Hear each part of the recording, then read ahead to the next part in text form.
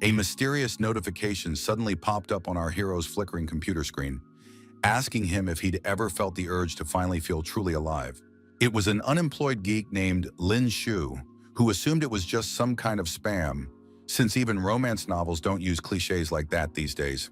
A young man who hadn't yet managed to find a suitable job, but considered himself sensible enough not to fall for dubious offers on the internet. For this very reason, he closed the pop-up window with a confident click of the mouse, having not the slightest intention of delving into the nature of this strange joke. However, suddenly, inexplicable and terrifyingly sharp sensations pierced the young man's entire body, making him feel as though reality itself in the room was beginning to rapidly distort. Right before the astonished young man's eyes, the monitor turned into a glowing portal that sucked him inside, leaving him no time to comprehend the impossibility of what was happening. Only at that moment did Lin Shu realize with soul-chilling horror that all of this was happening in real life, and that the mysterious notification was not, in fact, just a regular pop-up ad. Then the system congratulated the stunned owner on his successful choice, promising to provide him in the future with a full range of God-level services and capabilities. The young man, whose body was now hurtling at tremendous speed through endless, dark space, was in a state of complete bewilderment and could not come to terms with his new reality. Lin Shu was overcome with intense indignation that some unknown force was dictating his fate, for he himself had not consented to this insane and dangerous flight into the unknown.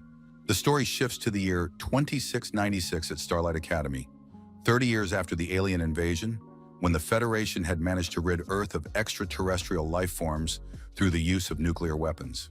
However, the alien invasion left behind the deadly X-virus, which spawned hordes of zombies and mutants, but at the same time opened the way for survivors to achieve military excellence and eternal honor.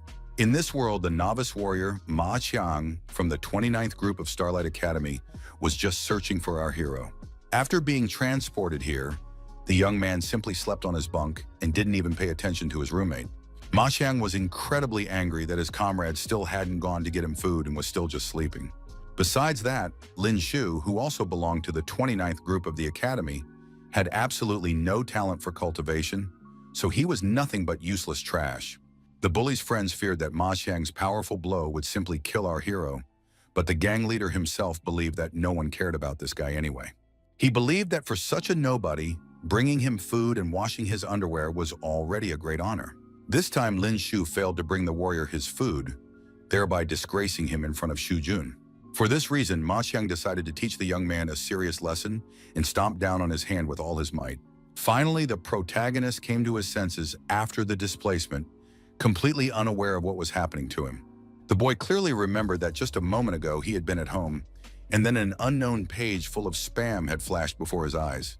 The young man looked up and saw a stranger standing before him, who gazed down at him with obvious superiority and showered him with scathing mockery and taunts. Then Lin Shu finally found the strength to overcome the heaviness in his body and get to his feet. Ma Qiao merely noted that the guy was quite resilient for an ordinary piece of trash. He realized he hadn't finished off our hero yet, so he punched him in the stomach with renewed force. It was only at that moment that Lin Shu finally realized the incredible truth. He had indeed traveled through time. Hitting the wall again, the boy wondered what kind of creature could have subjected him to such a miserable journey. The protagonist was completely unable to stand up to such a powerful opponent, so he continued to lie helplessly on the floor. He was the target of ridicule for all the academy bullies, because they believed that some talentless scum with no potential for improvement had no right to take resources from them. The teachers also believed that the young man wouldn't survive even 3 days outside the academy, where zombies and mutants ran rampant. Everyone wished the boy dead, because he was incapable of becoming a warrior. Yet he still had the audacity to drag out his existence in this world. Lin Shu also had all these memories in his head and couldn't believe that people were truly that cruel.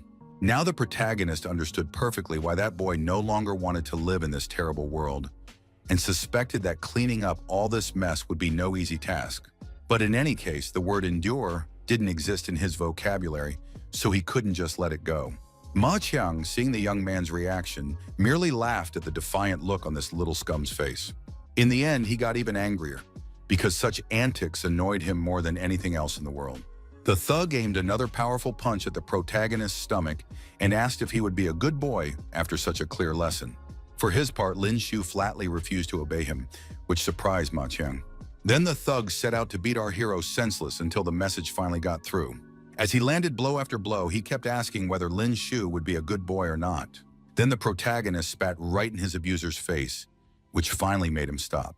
Lin Shu declared with confidence in his voice that even if he died, the young man would never submit to a scoundrel like him who used force to oppress the weak.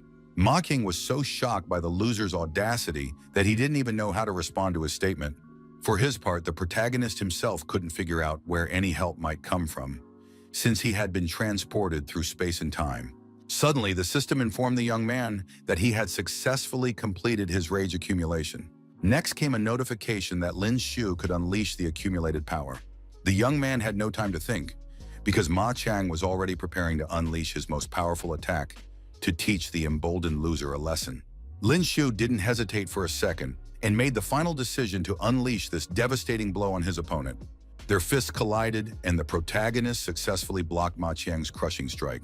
The young man's power was so immense that it penetrated his opponent's body and shattered the bones in his arm. After that, the thug flew past his stunned companions at full speed. The guys looked at Chen's brother in fear, not expecting the scum to be capable of such a thing. In desperation, his friends rushed to Lin Shu and began frantically trying to revive him, begging him not to leave this world.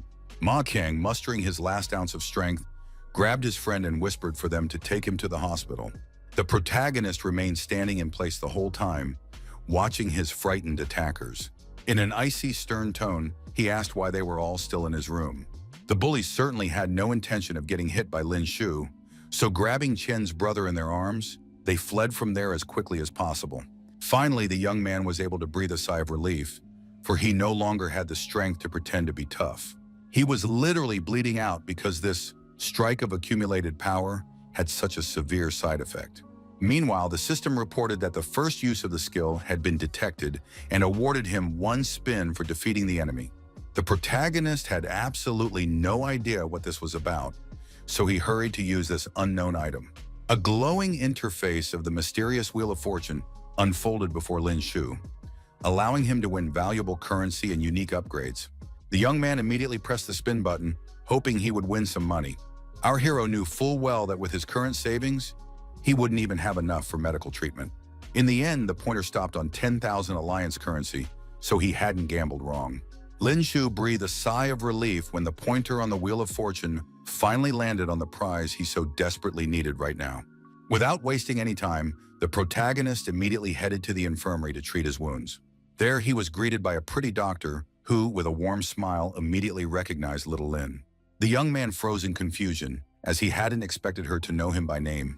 She then explained that everyone at the academy knew little Lin, the lowest-ranked student in the Starlight rankings. The protagonist, feeling embarrassed in front of such a woman, asked her to stop calling him Little Lin because it sounded somewhat unpleasant. The doctor didn't waste any more time and emphasized that they would figure everything out right away. She asked him to go into the examination room, take off all his clothes, and lie down on the medical bed for an examination.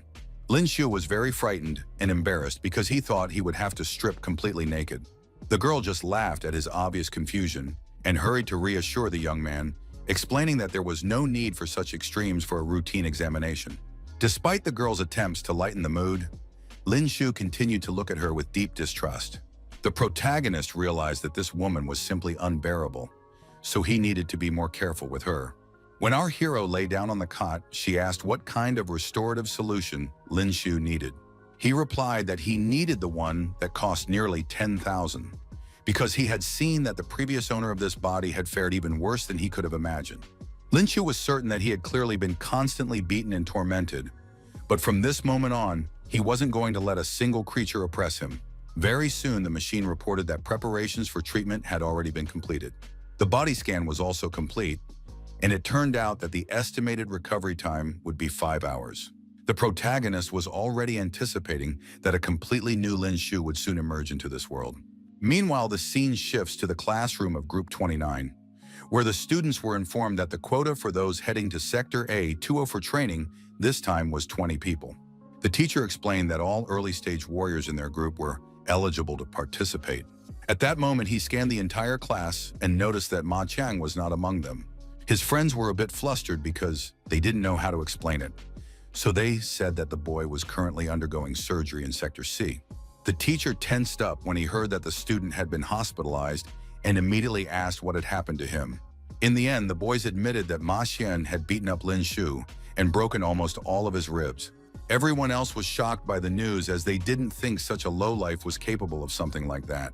The boy even had to prove that it was the absolute truth because he had seen it with his own eyes. The teacher accepted this fact and announced that Ma Xian would not be going to Sector A-20 for practical training this time.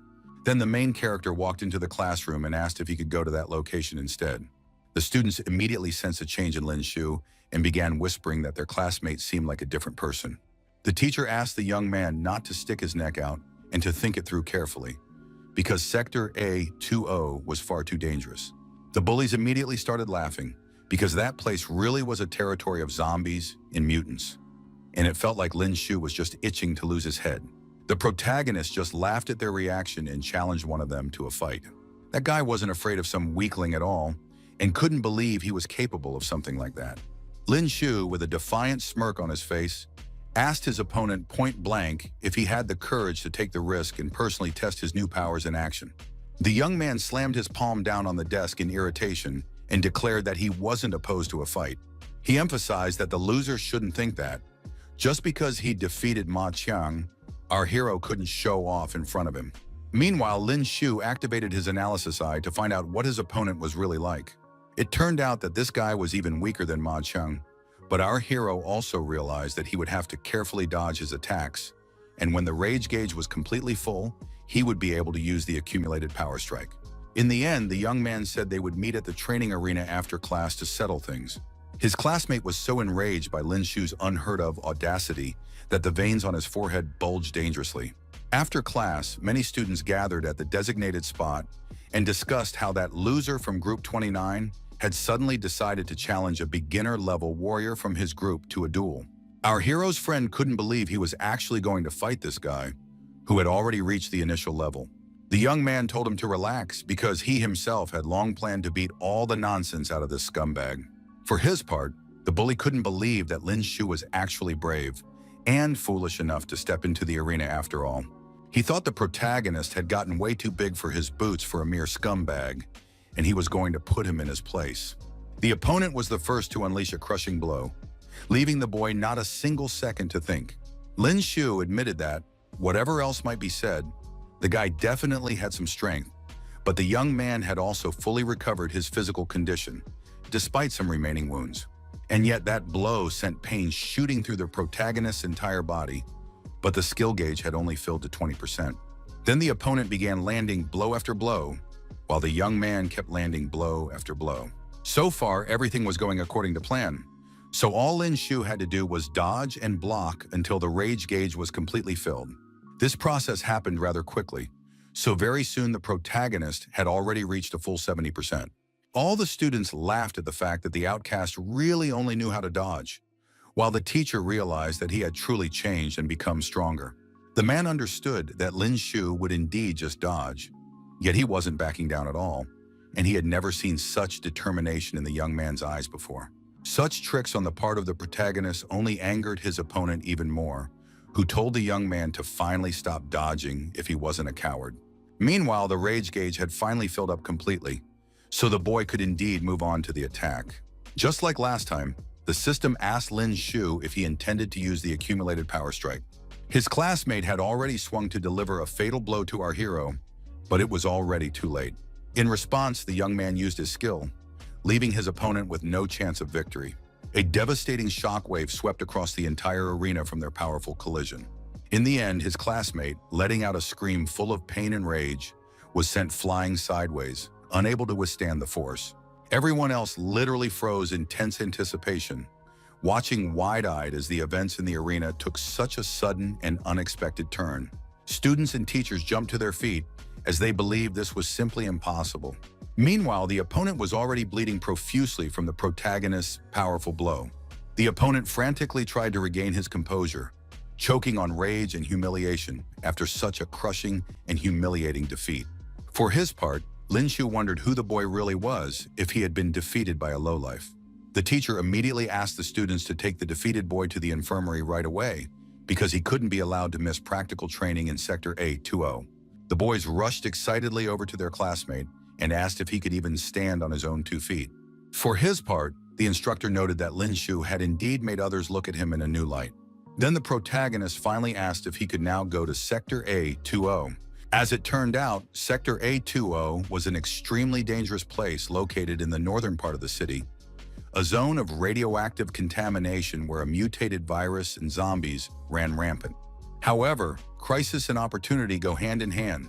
So many parts of the mutant beast's bodies serve as raw materials and resources in high demand. Moreover, the anomalous crystal contained in their brains is a priceless crystalline substance capable of aiding in the enhancement of warriors' special abilities. Before the students set out on their mission, the instructor reminded them that they all had extensive training experience under their belts, so they should have no trouble dealing with ordinary zombies and mutated beasts. However, this exercise also differed from all the others in that this time the students would have to face their enemies head-on. The instructor explained that above all, they must overcome their own fear, because during last year's combat exercises, some had failed to do so, and as a result, had been killed by top-tier zombies. A friend asked if the protagonist was afraid, since he himself was shaking pretty badly. But Lin Shu saw no reason to be afraid.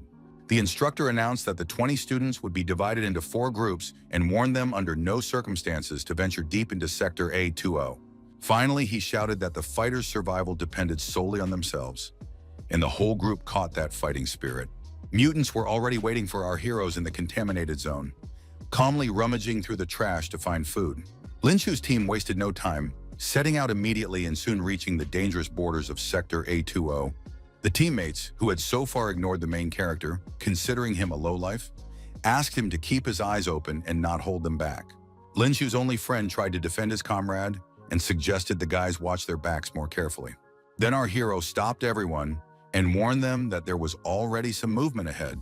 The students, who had been so boldly discussing him just moments ago, immediately quieted down and tensed up at the news. Thick clouds of dust instantly swirled around them, blocking the entire team's view. Finally, Lin Shu grabbed his blade, realizing that their enemy was already approaching. Then through the thick veil of gray dust, a silhouette did indeed begin to emerge. It turned out to be a first-rank zombie, characterized by low mobility, sharp teeth, and the virus. The protagonist used his eye of analysis to study all the information about the enemy while it was running toward them at full speed. Lin Shu saw that the first-rank zombie's combat effectiveness was higher than his own, which stood at only 29. The rest of the guys also tensed up, facing a monster head-on for the first time. The protagonist gripped his weapon tighter, as he had no intention of retreating and needed this invaluable experience. Lin Shu, casting aside his last doubts, lunged forward with a sudden burst of speed. He instantly swung his blade, and the steel sliced through the air with a distinctive whistle. Then the system reported that the player had successfully destroyed a first-rank zombie, for which he received 200 experience points and had already reached level 2. While Lin Shu was deciding which stats to improve, he didn't notice another monster appearing nearby. Fortunately, the protagonist's partner spotted the enemy and immediately shouted for him to be careful. It turned out the zombie wasn't alone, and 3 more monsters pounced on the protagonist, but he saw them at the very last moment. Lin Shu's partner could no longer stand by and, with a loud shout, rushed to his aid. In just a couple of seconds, with a few lightning-fast and precise strikes, the young man cut down all the zombies. After that, he stood calmly and watched as all those lifeless fragments fell to the ground. His partner praised Zhang for a job well done, while the protagonist and his friend watched it all from the sidelines. The young man breathed a sigh of relief and, with a hint of teasing in his voice, asked his partner which of the two was now more afraid. Lin Shu, for his part, paid no attention to the teasing at all because he was incredibly angry that his experience points had been taken away. In the end, he didn't say anything in response, and, sighing calmly, simply suggested that the team move on. The guys set off to further explore Area A20, which continued to look utterly inhospitable. They looked around carefully to avoid any sudden attacks at all costs. At that moment, the deathly silence of Area A20 was shattered by someone's heavy footsteps. The protagonist sensed danger again, so he told his companions to stop. Then another zombie stumbled heavily out of the darkness and dust toward the group. They assumed it was the same kind of enemy as their previous ones and were already preparing to deal with the monster. Meanwhile, Lin Shu had already figured out that this was a first-rank zombie leader, one that possessed great speed, sharp fangs, and the ability to summon other first-rank zombies. Our hero's companion also urged him to deal with this enemy quickly, but the young man stopped him and advised him not to approach the monster. The zombie leader also noticed the uninvited guests on his territory and prepared to clash with them. The guys had no idea yet that they were facing an unusual monster, so they eagerly awaited the battle. Then the opponent lunged forward suddenly, moving much faster than the other Walking Dead. Only at that moment did his partner realize, with chilling horror, that this zombie was strikingly different from all the creatures they had encountered so far. In the end, he was unable to stand up to this monster and fell helplessly under its attack. The leader opened its monstrous maw wide, letting out a foul stench, and prepared to devour its easy prey.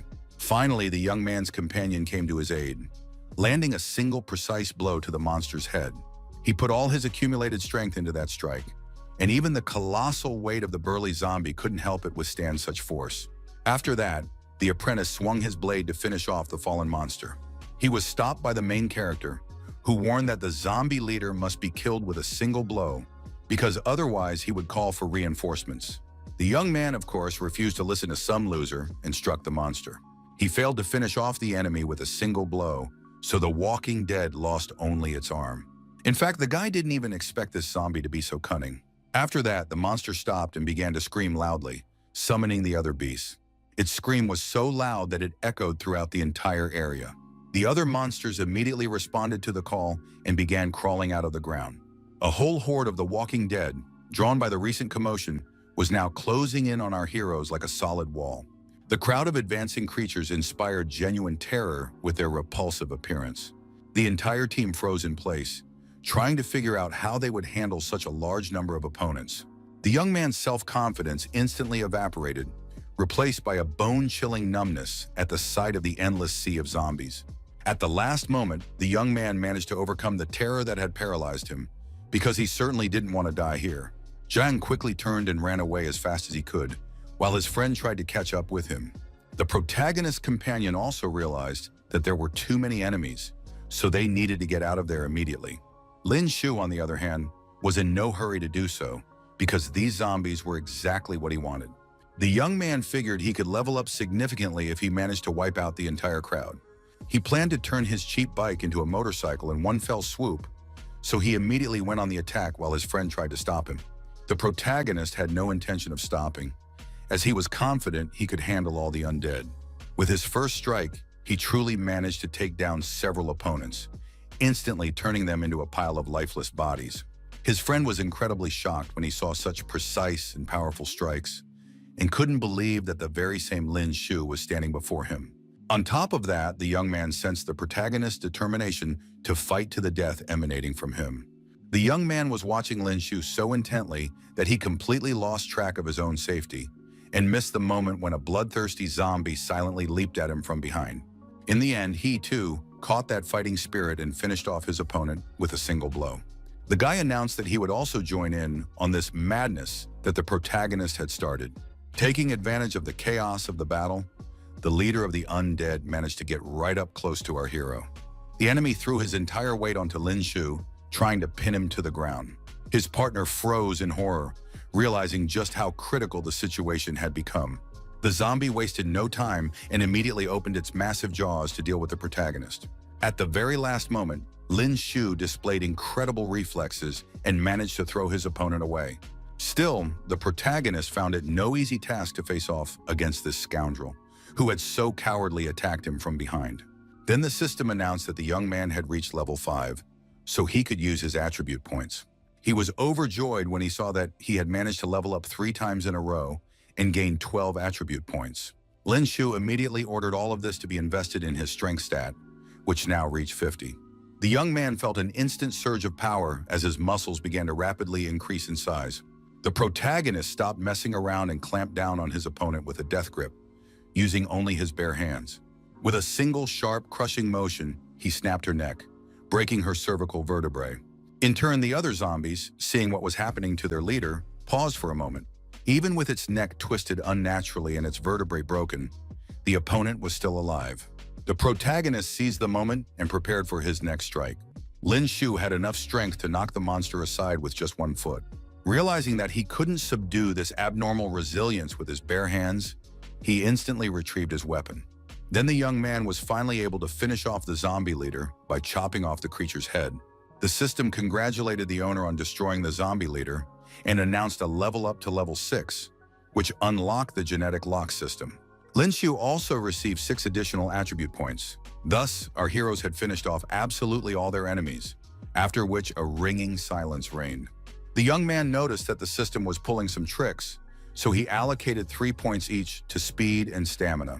Besides, he had already read about genetic locks and knew that a significant portion of the human genome consists of genes that humans cannot utilize. It is precisely for this reason that humanity is unable to fully realize its potential. And, according to legends, if a person manages to unlock the genetic locks in their body, they will be able to reach the peak of their potential. Lin Shu couldn't wait to find out how much stronger he would become after unlocking the first lock. He didn't wait and decided to quickly unlock the new skill to see the changes in himself. Then the system warned the protagonist that his current level was below 15, so unlocking it was impossible for now. The guy hadn't expected there to be any restrictions in this system at all. In the end, he resigned himself to the fact that he would have to kill more monsters to meet the unlock requirement. Meanwhile, his friend decided to ask if the person standing before him was really the same Lin Shu he'd known from the very beginning. It seemed to him as if the guy had suddenly become much stronger, and he'd also taken care of the zombie leader practically on his own. The protagonist tried to act as if nothing special had happened, since it was just a zombie leader. In the end, Lin Shu suggested they continue exploring the area. After a while, they came to a warning sign stating that early-stage warriors were prohibited from going further in. The young man assumed this was the very forbidden zone that Teacher Luo had mentioned, and his partner noted that they really shouldn't go there after all. On the way here, they hadn't encountered a single zombie, so our hero had absolutely no opportunity to gain experience, which made Lin Shu wonder whether they should continue on. At that moment, his friend broke the silence with a trembling voice and called out to the young man in a frightened tone. His friend pointed tensely in a certain direction and explained that there was a snake there. The protagonist, seeing the reason for his partner's reaction, was also seriously frightened. It was a third-rank allochronic python, but Lin Shu couldn't discern its specific traits or overall combat capability. The young man quickly realized that they were facing an evolved beast. The problem was that the eye of analysis didn't work on this opponent, so the protagonist couldn't figure out what was wrong with it. Meanwhile, the enormous python had already opened its jaws and lunged forward at terrifying speed to attack the boys. At the last moment, the boys jumped out of the way to avoid the snake's strike. The protagonist realized they couldn't handle such an enemy, so he shouted for his friend to run away as fast as he could. The python, however, had no intention of stopping and immediately gave chase. His partner was somewhere behind them, but the monster was specifically chasing Lin Shu. The young man, who now had to run for his life, couldn't understand why the monster had targeted him and was ignoring his partner. Meanwhile, his friend was finally able to stop and catch his breath. The young man was glad that they had managed to break away from their pursuer, but he had no idea yet that he was completely alone here. The next moment, his partner realized that Lin Shu had swiftly disappeared into the depths of the ruined buildings. For his part, the protagonist had indeed rushed into the thick of the forest, hoping that the dense undergrowth and ruins would help him escape the giant python chasing him. Peering cautiously from behind a wall, the young man made sure that, it seemed, he was no longer being chased. However, he still couldn't let his guard down, because this snake was capable of changing its color to match its surroundings. Suddenly, someone aimed a crossbow at Lin Shu and ordered him not to move. It was a group of bandits who wanted to know why the guy was hiding there. Their leader immediately recognized our hero's clothes and realized he was one of Starlight's students. The protagonist tried to appear as friendly as possible and explained that he was just passing by. He understood perfectly well that he was facing a group of adventurers who specialized in hunting zombies and beasts for valuable materials, and that each of them already officially held the title of warrior. Meanwhile, one of the bandits immediately grabbed Lin Shu's blade, as he had long wanted to get his hands on a weapon from Starlight Academy. He suggested that the protagonist leave his sword there and walk away peacefully, but the latter immediately pointed out that they would simply be sending him to his death if they did so. Then the bandit didn't bother with small talk and was about to finish the guy off with his own weapon. At that moment, Lin Shu pointed behind the stranger, causing him to turn around in annoyance and take his eyes off him. The bandit was annoyed that the protagonist was distracting him, but then he realized a huge python had appeared behind them. The snake wasted no time and, in the blink of an eye, seized the flustered bandit. He screamed in terror, while the python had no intention of letting him go. The adventurers immediately recognized the alachronic python, an evolved beast of the third rank, so they were now on high alert. The leader asked his partners not to panic and reminded them that they could make over $1 million for the anomalous crystal and the skin. The bandits were immediately interested in such a haul, so they were already preparing to finish off the monster. The protagonist managed to hide behind the ruins again and watch the strangers, who had now completely forgotten about him. He saw that greed was indeed destructive, because a group of first-rank warriors would certainly not be able to kill a third-rank beast. Lin Shu understood that as soon as the opportunity arose, he needed to grab his weapon and make a run for it. Meanwhile, the snake had finally sustained its first wound, causing it to let out a deafening scream. Enraged by the sudden pain, the python whipped its powerful tail like a lash with lightning speed and flung the hapless adventurer toward a tree with crushing force. Then another warrior wasted no time and leaped right onto the writhing body of the snake, raising his blade high to bring it down on the beast. The monster was no slouch either, so it immediately spewed a jet of venom toward its opponent. The poison was so potent that it corroded the armor and skin on the man's body. The leader reacted immediately and ordered them to focus their attack on the enemy's head. The remaining adventurers immediately rushed forward to finally claim all the rewards for defeating the mutant. Finally, one of the team managed to take down the python by plunging his blade into its head. The warrior joyfully informed his comrades that the creature was finally dead. Meanwhile, the protagonist began to act cautiously in order to leave as quickly as possible. The gang leader immediately noticed strange movements behind his back. He saw Lin Shu reaching for his weapon and immediately remembered that it was this young man who had brought the creature here. The old man immediately ordered the boy to skin the python and extract the anomalous crystal, threatening him with death if he made a mistake. Our hero immediately thought the man was out of his mind, since the gangster was alone and wounded, yet still acting like some kind of big shot and giving orders. In the end, the young man told the adventurer not to worry about any of it, since he himself intended to skin the snake and take the crystal as his own trophies. The gang leader's face twisted with rage when he realized that Lin Shu had dared to set his sights on his loot. He immediately lunged at our hero, intending to finish him off for such audacity. The young man wasn't afraid of such an opponent at all, because he understood perfectly well that the gang leader's strength was already running out, and he didn't even intend to take him seriously. Leaping to the side, the protagonist was able to attack the gang leader without any trouble and knock the weapon out of his hand. The man himself screamed loudly from the incredible pain and became even more enraged at Lin Shu. After that, he asked if the young man knew what they could do to him for daring to attack someone from the Zhang family. The protagonist didn't care at all, because he had never heard of these people and knew only that they were going to take his weapon and condemn him to death. That is why Lin Shu warned him that he could expect no mercy now. The system informed the young man that he had earned 2,500 experience points, which meant he had already reached level 7. He also now had 1 spin as a reward for his first kill of a warrior.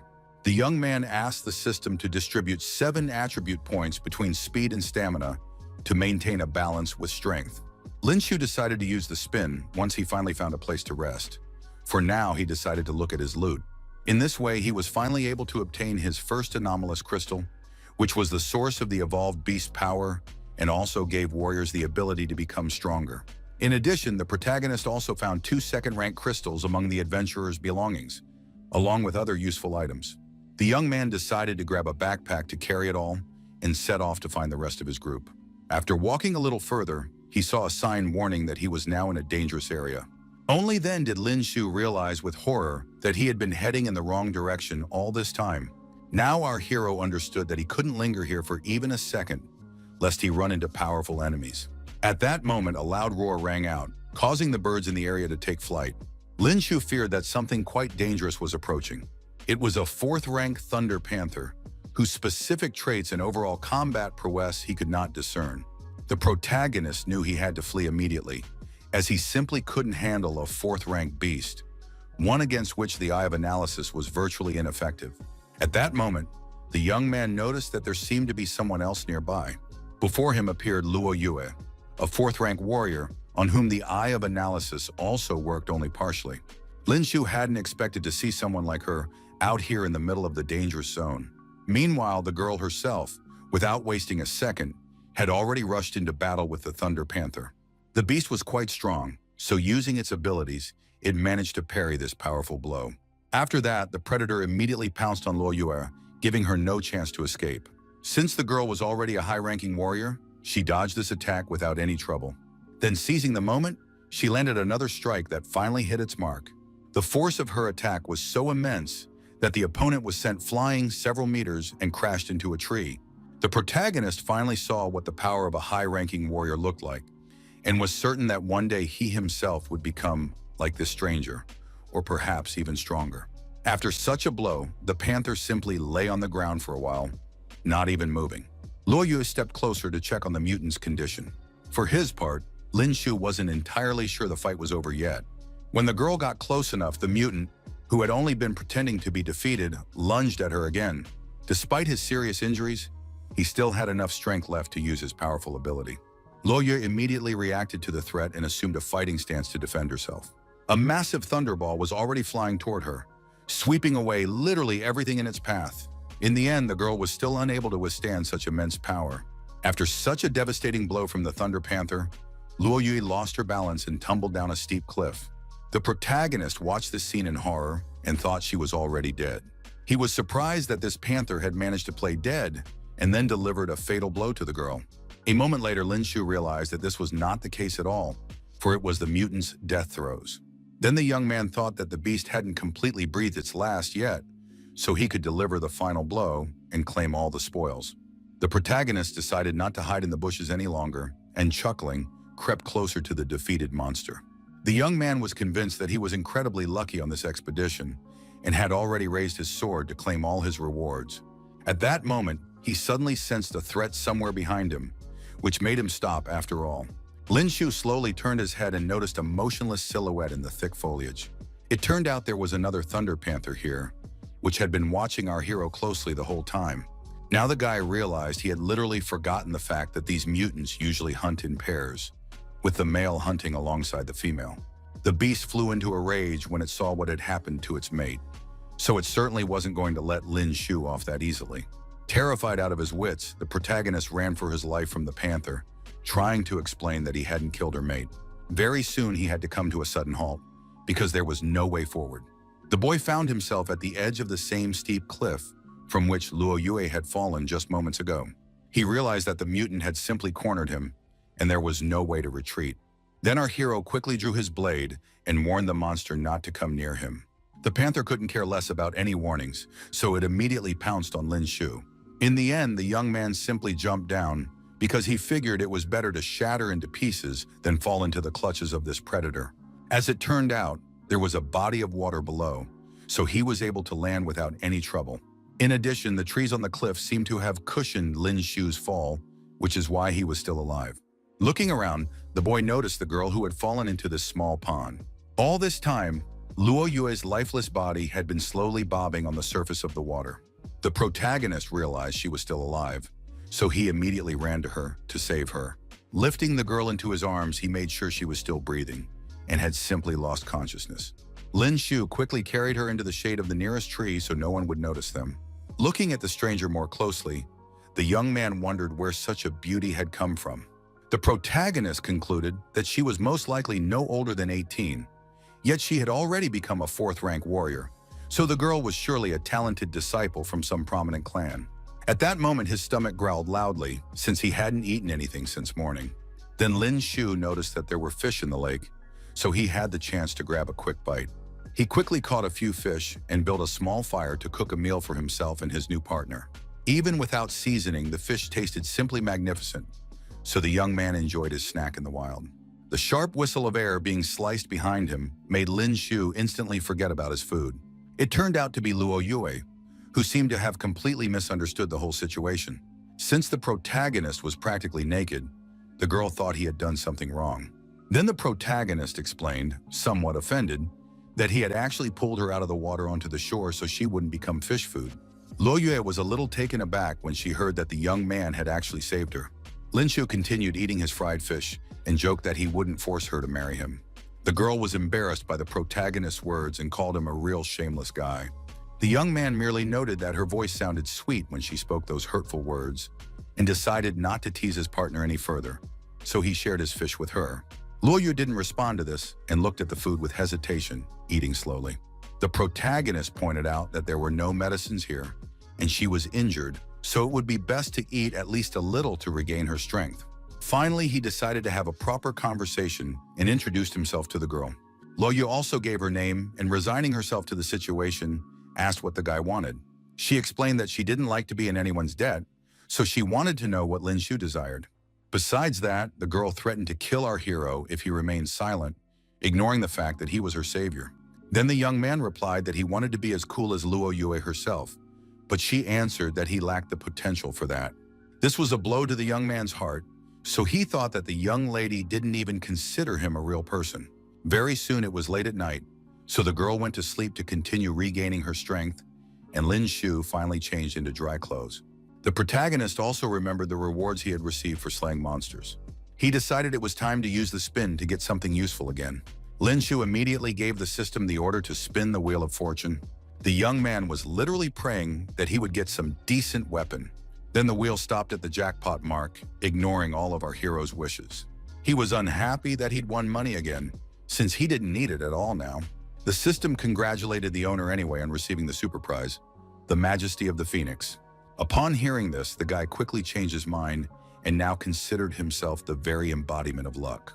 He had obtained a combat skill card, which granted him experience in mastering the specified skill and knowledge about the process of improving it. Based on their power, combat skill cards were divided into bronze, silver, gold, and diamond tiers. But Lin Shu received the lowest one, so he thought the system was making fun of him. On top of that, the card was for spear techniques, which were the most difficult to master. Eventually, our hero realized that it had a development property, making it more valuable than those in the diamond category, as it was capable of changing as its owner's strength grew. Now, the guy understood that the system hadn't wronged him at all, and now that he had received the combat skill card, his next logical step would be to get a suitable spear. In the real world, Luo Yue watched from afar as he giggled to himself the whole time. Then the girl decided to ask what the fool was laughing at, which immediately snapped our hero back to his senses. The young man cleared his throat and replied that there was nothing to it, trying to hide his skill card. It turned out she had woken up because she heard some strange sounds, which is why she approached Lin Shu to ask if he had heard anything similar. Listening closely, the protagonist also concluded that some people were approaching them. The girl crouched near a tree and noted that it must have been another group of adventurers. The group he had encountered while fleeing from the giant python immediately came to mind. Finally, he snapped out of it and shouted that they needed to leave immediately, since it was unclear whether they were friends or enemies. The young man noticed that Luo Yue was having a hard time walking, as her wounds hadn't fully healed yet. He immediately picked up his partner in his arms, even though she really didn't want to be carried like that. The protagonist noted that he could simply leave the girl here, since she couldn't bring herself to do it, and then who knows what those adventurers would do to her when they saw such a beauty. Luo Yue resigned herself to having to ride on the young man's back, but still shouted irritably for him to shut up. It turned out there really were some bandits here who immediately realized that someone had been in this spot very recently, and that person certainly hadn't gotten far. Their leader was delighted when they found the tracks of other warriors and ordered them to kill all the victims right on the spot. For his part, Lin Shi had to work hard to carry his partner, who wasn't exactly light. He suggested that Luo Yue drop a couple of kilograms, which made her very unhappy, since that was the weight of the sword on her back. Suddenly, the protagonist stopped, as if he sensed something was wrong. The girl immediately asked tensely what was going on, because a cloud of dust had risen in front of him. The young man used the eye of analysis to see who was blocking their path. It was a second-rank winged red snake, a venomous species prone to nocturnal activity. Then the protagonist told Luo Yue that they had stumbled upon an evolving beast. The young man explained that it was second rank, though its combat effectiveness wasn't particularly high. Then his injured partner handed our hero a sword so he could use it against the opponent. Lin Shu immediately noted that it was a decent weapon for dealing with the snake. Suddenly, the weight of the weapon pulled the young man toward the ground. Our hero decided to ask what materials the sword was made of. He wondered how strong the girl must be to wield it with just one hand. Then Luo Yue asked him to stop chatting and let her go quickly so he could defeat the monster. Lin Shu obeyed his companion and gently setting her down on the ground, prepared to deal with the obstacle. The girl warned him that winged red snakes were highly agile and most dangerous at night. She asked the protagonist not to rush in headlong and to heed her warnings. Meanwhile, the enormous snake had already spotted Lin Shu and was about to pounce on him. Now the young man was certain that this mutant was so fast he couldn't even keep up with it. A few seconds later, he realized the problem was simply the night's effect on his focus, and decided to deliver a slashing strike from the left. The snake immediately tried to catch the protagonist, opening its terrifying jaws wide, filled with sharp teeth. Lin Shu reacted quickly to its movements and was now about to stab it from behind. The young man's plan worked, so the sword plunged straight into the enemy's head. Our hero rejoiced at his easy victory and asked his companion if she had seen that move. For her part, Luo Yue wasn't surprised at all, because she could clearly see that the boy wasn't capable of handling even a single second-rank red snake. The young man was offended to hear such words, so he decided to take out all his anger on the snake, which now couldn't bite him. Suddenly, the reptile's flesh began to tear apart strangely. It turned out that the mutant could detach its own head to attack its opponent before dying. The teeth sank into Lin Shu, who immediately began to panic at such sorcery. Eventually, the young man managed to break free from the grip and fling the severed head away from him with all his might. After that, he thoroughly stomped the snake with his foot to ensure it was definitely dead. The system congratulated Lin Shu on defeating the red-winged snake and awarded him 2,500 experience points for it. Only now did he realize he'd been careless and had completely forgotten about the system's reminder regarding the enemy's death. Furthermore, the protagonist began to suspect that Luo Yue clearly knew that red snakes were capable of detaching their heads from their bodies and hadn't warned him about it. But the girl emphasized that no one had asked her about it. At that moment, Lin Shu felt his bitten hand begin to ache incredibly badly. He remembered that the Eye of Analysis had said this reptile was poisonous, and realized he had completely overlooked that fact. The protagonist couldn't understand what was happening to him at all, because he felt his entire body drying up and burning. Luo Yue only now realized that she had completely forgotten about the nasty properties of the red-winged snake's venom. The girl saw that the poison had indeed begun to take effect on her partner, who was now staring at her with wild eyes. In the end, Lin Shu, whose mind had finally snapped, lost control and lunged at her. Luo Yue recoiled in horror and screamed for our hero not to come near her. Then the boy stopped, realizing that something strange was happening to him, and asked what had poisoned him. He felt his mind growing increasingly foggy, which was why he couldn't control himself. Eventually, the poison took full effect on the protagonist, causing him to lose his mind.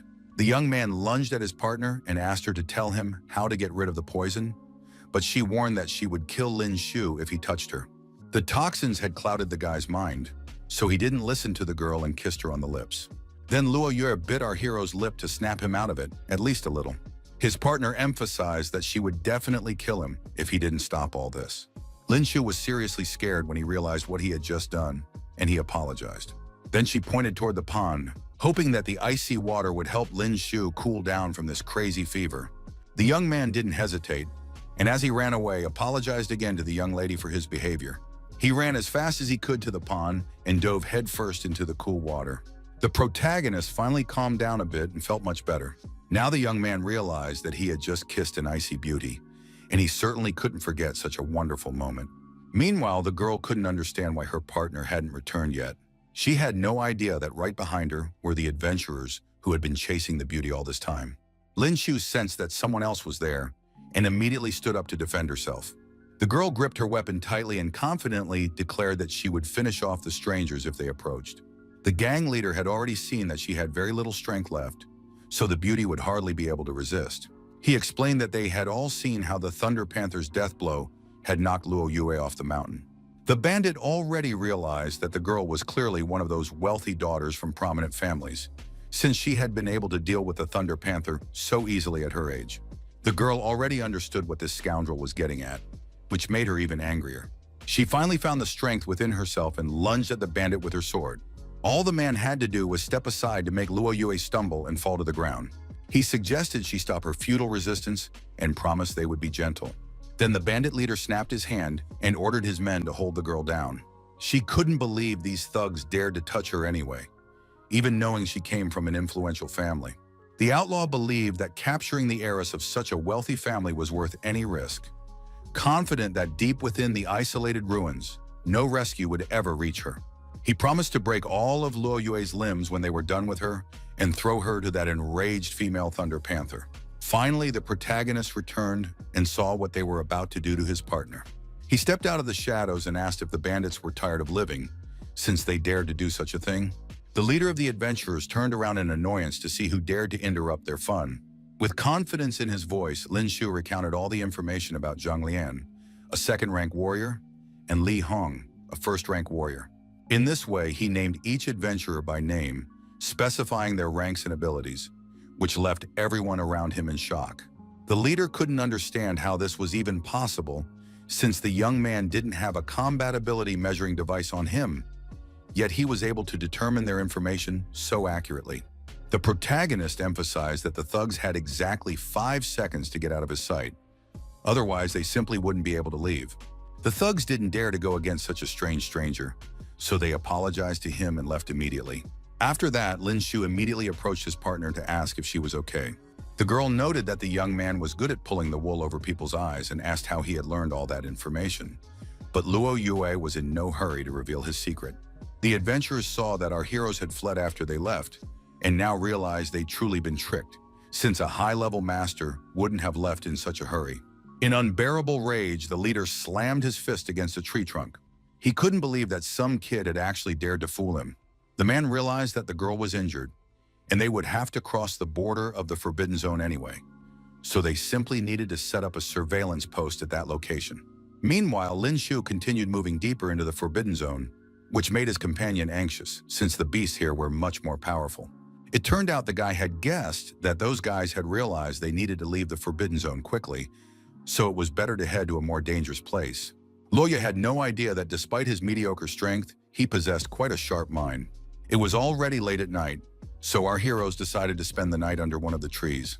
Thus, the girl fell asleep on the protagonist's shoulder and slept like that the whole time. Lin Shu was the first to wake up. He couldn't figure out when he'd managed to wrap his arm around his partner and realized she'd kill him on the spot if she found out. Then Luoya finally woke up, so the protagonist immediately tried to catch his breath, but she didn't pay any attention because she sensed an evolving beast nearby. The guy was surprised when he heard this, since there was no one nearby, but the girl was certain there could be no mistake, because she had already caught its scent. Lin Shu thought his partner must have been born in the year of the dog, since she had such a keen sense of smell. Luoya, who seemed to have recovered, wasn't going to wait any longer and asked our hero to get ready for battle. It turned out the girl wasn't going to fight herself, since she would need about 2 more days, so she handed the sword to the young man. Lin Shu feared that even the weakest beast in this zone was surely at least second rank, but his partner asked how he intended to improve without facing strong opponents. Besides, the girl asked the protagonist not to worry about it, because for now she couldn't let him die. Finally, a second-rank Fang boar appeared before them, boasting high defense and ramming attacks. The young man's suspicions were confirmed, and Luo Yue warned that this beast was strongest in direct attacks, so its strikes weren't hard to predict. At that moment, the boar let out a furious, deafening roar, preparing to attack our heroes. The protagonist gathered all his strength into his fist to face such a powerful opponent. They spent the entire day at this pace, and the next day, Lin Shu continued to battle beasts, earning extra experience points. During this time, the young man managed to kill a full 30 beasts and grew stronger and stronger. In fact, the girl was guiding our hero, because at such a young age, she knew the habits and vulnerabilities of all kinds of beasts like the back of her hand, so under her guidance, he rose to the 9th rank. He asked if Luo Yue was sure she didn't want to take the anomalous crystals, since they were a valuable resource. The girl replied that she didn't need any of it and said she had already fully recovered, so it was time to say goodbye. The protagonist immediately tried to stop her, because she also bore some responsibility, and those thugs were surely waiting for Lin Shu at the exit of the Forbidden District. Luoya thought this was solely the young man's concern, but he reminded her that, in fact, those thugs wanted to settle the score with him precisely because of her. Lin Shu also asked what the girl planned to do once she left, and she told him she intended to go in search of the Thunder Panther. The protagonist was shocked to hear that she was also planning to kill that creature, but the girl was certain she wouldn't fail this time. On top of that, Luo Yue promised to kill the young man if he didn't surpass her in strength the next time they met. The guy couldn't believe that his partner was so ruthless and intended to repay all his kindness in such a way. Before parting ways, Lin Shu decided to find out where the girl was from, and she replied that she was from the sacred realm. Very soon, the main character reached the border of the Forbidden Zone on his own. The young man hoped that the group of thugs had cleared out, since 2 days had already passed since their encounter. Then Lin Shu heard the whistling of a weapon somewhere nearby, so his hopes were dashed. At the last moment, the protagonist managed to crouch down, so the blade missed him. The young man quickly turned around and tried to figure out what silhouette was hiding behind him. It was, after all, one of the gangsters, who was glad that they hadn't stopped watching him after such a long time. Only now did the adventurer realize that our hero wasn't with the girl who had been their main target. In the end, he didn't dwell on it because his first priority was to show what happens to those who take them for fools. Lin Shu understood that this guy was here alone and was only a first rank, so he needed to deal with him before the rest of the gangsters showed up. The adventurer wasn't about to give up so easily either and wanted to finish off the protagonist at any cost. Then he used the bronze skill White Snake's sting and attacked the young man with lightning speed. The protagonist had to work hard to withstand such an attack. The force of the blow sent him flying a couple of meters, and he crashed into a cobblestone that blocked his path. Lin Shu had already managed to build up 90% of his rage, but all he could think about was how a spear would come in handy right now. The thug believed our hero was nothing more than a nobody in the early stages, who hadn't even mastered a single combat skill, and that such a little punk dared to mock their gang. He stopped talking and was now about to pierce our hero's heart to teach him a lesson for such audacity. The young man managed to react in time to his opponent's lunge, and in the meantime, the rage meter had already filled completely. The system immediately asked if the owner intended to use the accumulated power strike, and he agreed without hesitation. The protagonist quickly decided to concentrate all his energy in his legs. After that, he aimed right between his opponent's legs to strike the most vulnerable spot. The adventurer thought this was just child's play and was about to block the blow with his hand, still unaware of the consequences. The bones in the man's body immediately cracked under such incredible force that he simply couldn't withstand. The unfortunate bandit screamed frantically from the pain, which was literally unbearable. Exhausted, he collapsed to his knees, letting his weapon fall from his hands with a dull clang. The protagonist intended to see it through to the end, so he gripped his weapon tightly to deliver a fatal blow to his opponent. In this way, he once again defeated a first-rank warrior and received 2,300 experience points for it, raising his level to 10. For this, Lin Shu unlocked access to Rage Burst, which allowed him to boost all stats for 10 minutes. But after the skill's effect ended, the user would remain in a state of extreme exhaustion for 5 minutes. The young man was overjoyed when he saw that a new ability had unlocked before him and asked the system to invest all his attribute points into his speed. At that moment, he heard other adventurers rushing over, having witnessed what had happened to Zhang San. They all surrounded the protagonist on all sides and were preparing to avenge their defeated comrade. The leader noted with a hint of apprehension in his voice that the kid had dared to kill one of his men. Lin Shu tried to distract his enemies with conversation, while he himself realized he didn't stand a single chance against 4 first-rank warriors and 1 second-rank warrior. The gang leader could no longer tolerate our hero's presence, so he ordered his companions to attack together and kill him. The guy realized that these monsters didn't give a damn about military honor, so they could easily attack him as a whole mob. In the end, Lin Shu resigned himself to the fact that all he could do now was use his newly acquired skill. He successfully activated Rage Burst, and a rather powerful explosion thundered through the Forbidden Zone.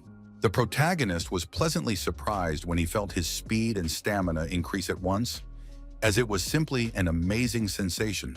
The gang leader immediately sensed that the boy's aura had suddenly intensified, and he couldn't figure out what had caused it.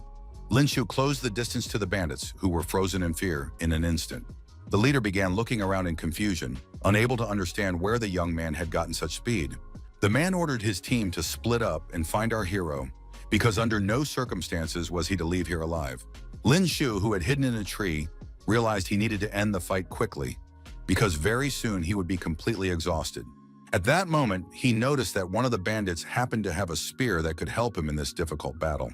The adventurer had no idea that someone had been watching him the whole time, so he didn't have time to react to Lin Shu's sudden attack. With a single precise strike, the young man managed to knock his opponent down and take his weapon. After that, the protagonist immediately sheathed his academy blade, which he wouldn't need for the time being. The young man believed that to defeat this entire mob, he didn't need anything more. At that moment, another adventurer spotted him and froze in place for a moment, not expecting to see such a scene. The thug then hurriedly reported to the boss that he had found their target. The leader immediately ordered him to hold the protagonist back until they and the others came to help. The young man didn't hesitate for long and used Storm Surge against Lin Shu to buy time for his comrades. Recently, the young man himself had also mastered one of the bronze skills, so he wasn't afraid to face such a warrior. Swiveling his spear quickly, our hero unleashed the powerful ability, Phoenix's Majesty. The opponent immediately froze in place upon seeing Lin Shu's true power, as he hadn't expected the young man to be capable of such a feat. In the end, our hero pierced the adventurer right through, who hadn't even had time to react to the threat, and earned another 2,000 points. The rest of the bandits had just arrived at the scene and watched in horror as the boy destroyed yet another of their comrades.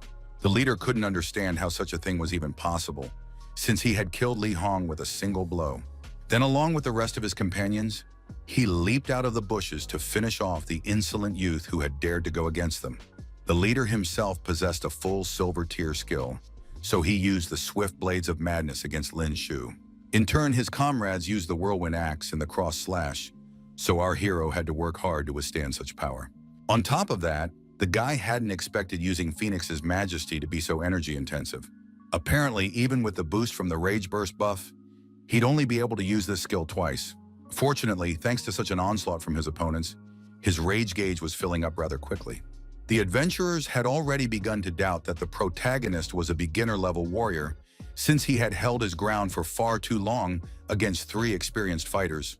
The leader suspected that the young man was using some secret skill that provided a force boost, and he understood that such abilities usually had a limited duration as well as strong side effects. Meanwhile, Lin Shu had finished building up his rage, so the system asked if he wanted to use the accumulated power strike. The young man agreed without hesitation, and now wanted to see how this scoundrel would handle the accumulated power strike under the Rage Burst buff.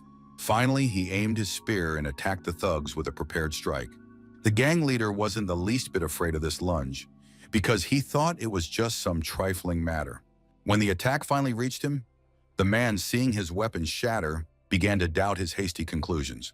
In the end, the spear shattered the adventurer's blade into tiny pieces, leaving him completely defenseless. The man had underestimated our hero, so he hadn't expected this strike to be so powerful. Lin Shu, seeing that his opponent had survived his ability after all, was about to use his new spear. Enveloped in the flames of the Phoenix's Majesty, the protagonist quickly lunged toward the adventurer. Seeing such powerful energy, the gang leader thought the young man was actually using a golden skill. The spear still pierced his body, no matter how hard he tried to dodge that swift thrust. The only problem was that such a flimsy weapon couldn't withstand the Phoenix might either. The protagonist was shocked to see that the weapon had broken at such a crucial moment. The guy realized that it was all over for him now, because the effect of the Rage Burst had ended, and now he didn't even have the strength to hold the weapon in his hands. The wounded thug immediately noticed that something was wrong with the protagonist when he helplessly collapsed to his knees. A broad smile instantly spread across his face, because now the advantage was entirely on his side. The man laughed loudly because he believed that the heavens weren't ready to take him yet. He wasted no more time, and his face contorted with rage, prepared to finish off Lin Shu. At that moment, someone else intervened in their duel, firing a bullet right between the thug and our hero. It turned out to be a nurse, who immediately asked since when even insignificant second-rank warriors had become brazen enough to attack Starlight's students. The man was slightly taken aback when he saw her and tried to find out who she was. The girl replied that a thug like him wasn't worthy of asking her name. With confidence in her voice, she ordered all the hunters to get out of there and emphasized that she wouldn't mind killing a bunch of scoundrels, even though she currently had to tend to the injured students. Meanwhile, Lin Shu used his Eye of Analysis to discover that Dr. Xiao Jishui was a 4th-rank warrior. When they first met, the young man had thought she was an ordinary person, so he hadn't used his ability. Then the girl turned to the young man himself and noted that she had indeed underestimated him, but now he had managed to defeat 3 first-rank warriors. Finally, Lin Shu decided to ask how the nurse had ended up in this place. Xiao Jishui reminded him that, as the academy's doctor, she was supposed to be here to treat injured students. She noted that the protagonist's body was covered in wounds, so she asked him to take off his clothes so she could tend to his injuries, which made the young man very embarrassed. Then the doctor asked if the protagonist was really okay, and didn't need her help, and he confirmed that he was fine. In any case, the girl was going to escort Lin Shu to the exit since the students had already begun gathering. For his part, the young man felt too uncomfortable around her, so he declined this help as well. Meanwhile, the teacher was busy counting the crystals that all the students had managed to collect. In addition, he praised the students for the fact that, after several days of practice in a real combat situation, each of their strengths had increased. Then the old man finally noticed that someone seemed to be missing from the group of students. He turned to Yang Tian and asked if he had seen Lin Shu, who was the only one missing.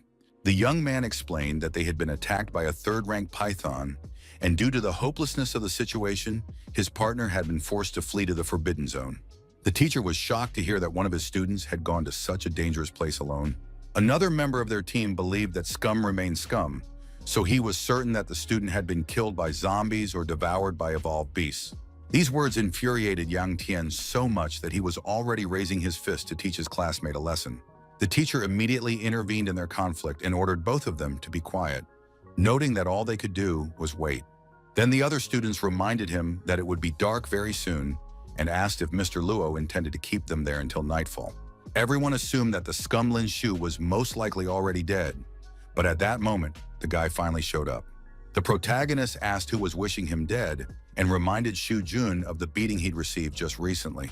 Yang Tian was overjoyed to see that his comrade had returned from his foray safe and sound after all. In turn, all of the young man's enemies were displeased with this news, as they had hoped he wouldn't survive. Everyone was surprised by the fact that not only had Lin Shu managed to survive, but he was also unharmed. The teacher asked if our hero was okay, and he proudly replied that he was in the best of health. The rest of the team, however, thought that Lin Shu had been hiding in the bushes the whole time and hadn't killed a single beast. The boy knew full well that he had outperformed his classmates, so he asked how many monsters they had managed to kill. A classmate immediately boasted that Zhang Yi had actually killed a total of 8 first-rank monsters. Everyone else immediately began to admire the group leader, who had outperformed all the others. In turn, Lin Shu asked if they really all thought that 8 first-rank beast crystals was a large number. Then he demonstratively emptied his backpack, dumping a whole pile of trophies out of it. The teacher quickly counted 16 first-rank crystals, 5 second-rank crystals, and to his surprise, spotted a third-rank crystal. He was shocked to see that the young man had indeed managed to defeat the highest-ranked beasts. The students were shocked when they realized that Lin Shu had actually achieved such tremendous success.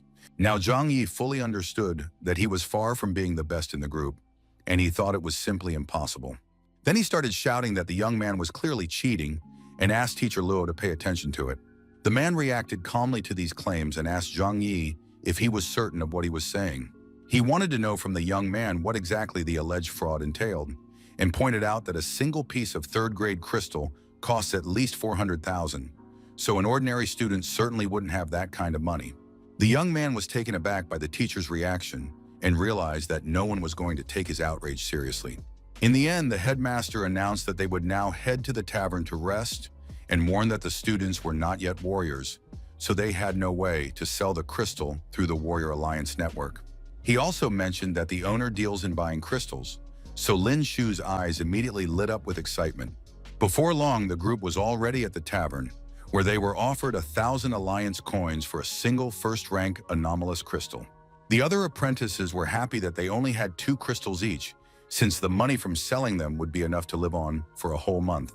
The protagonist was unhappy that he had somehow ended up at the very back of the line, but his friend explained that he had too many anomalous crystals, so he would have really annoyed everyone if he had been at the front. Very soon, it was Lin Shu's turn, and he showed the buyer his entire massive haul. The man immediately noticed that the student had managed to get his hands on 3 third-rank crystals. Our hero immediately asked what the price per piece was, and the tavern owner said he was willing to pay 500,000 each.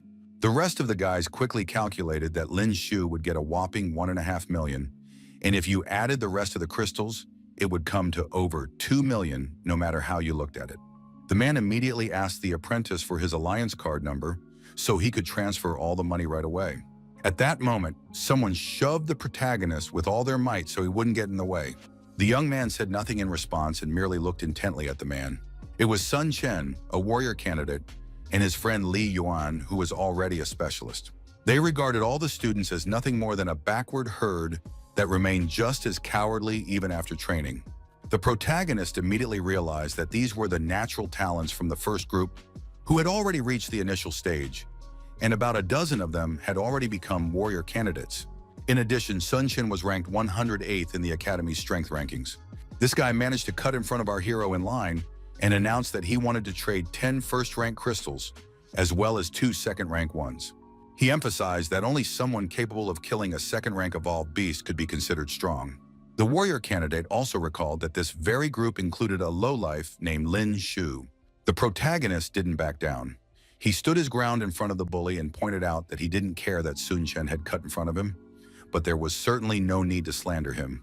The guy promised that the loser would teach this guy a lesson if he didn't apologize right now. Sun Chen couldn't believe that some loser dared to make such threats to his face. He was going to teach our hero a lesson so that he would remember forever where his true place was. Lin Shu wasn't afraid at all and was the first to swing his fist to strike his opponent. The candidate was merely amused that the young man was so bold, and he clearly wasn't scared at all. A moment later, the guy's fists collided, sending a shock wave rippling through the tavern. Suddenly, Sun Chen felt an incredible pain and now couldn't understand where such physical strength had come from in a weakling. The injury only enraged the young man even more, so he intended to maim the protagonist by trying to kick him. Lin Shu dodged his blows with ease, as he was well acquainted with all these tricks. The young man managed to drive his knee with all his might straight into Sun Chen's ugly face. The students from Group 29 enthusiastically cheered on our hero, urging him to avenge all the insults directed at them. His opponent even admitted that Lin Shu had some skill after all, but he had no intention of giving up. The protagonist finally infuriated Sun Chen, so he used his ability. The guy possessed a bronze-level skill called Swift Fist, which he immediately used against the young man. Lin Shu was agile enough to dodge all those blows, and his anger gradually built up. Zhang Yi, who was watching their fight closely, couldn't believe that his partner had become so much stronger in just 3 days of combat training. Meanwhile, Sun Chen grew even angrier because our hero did nothing but dodge.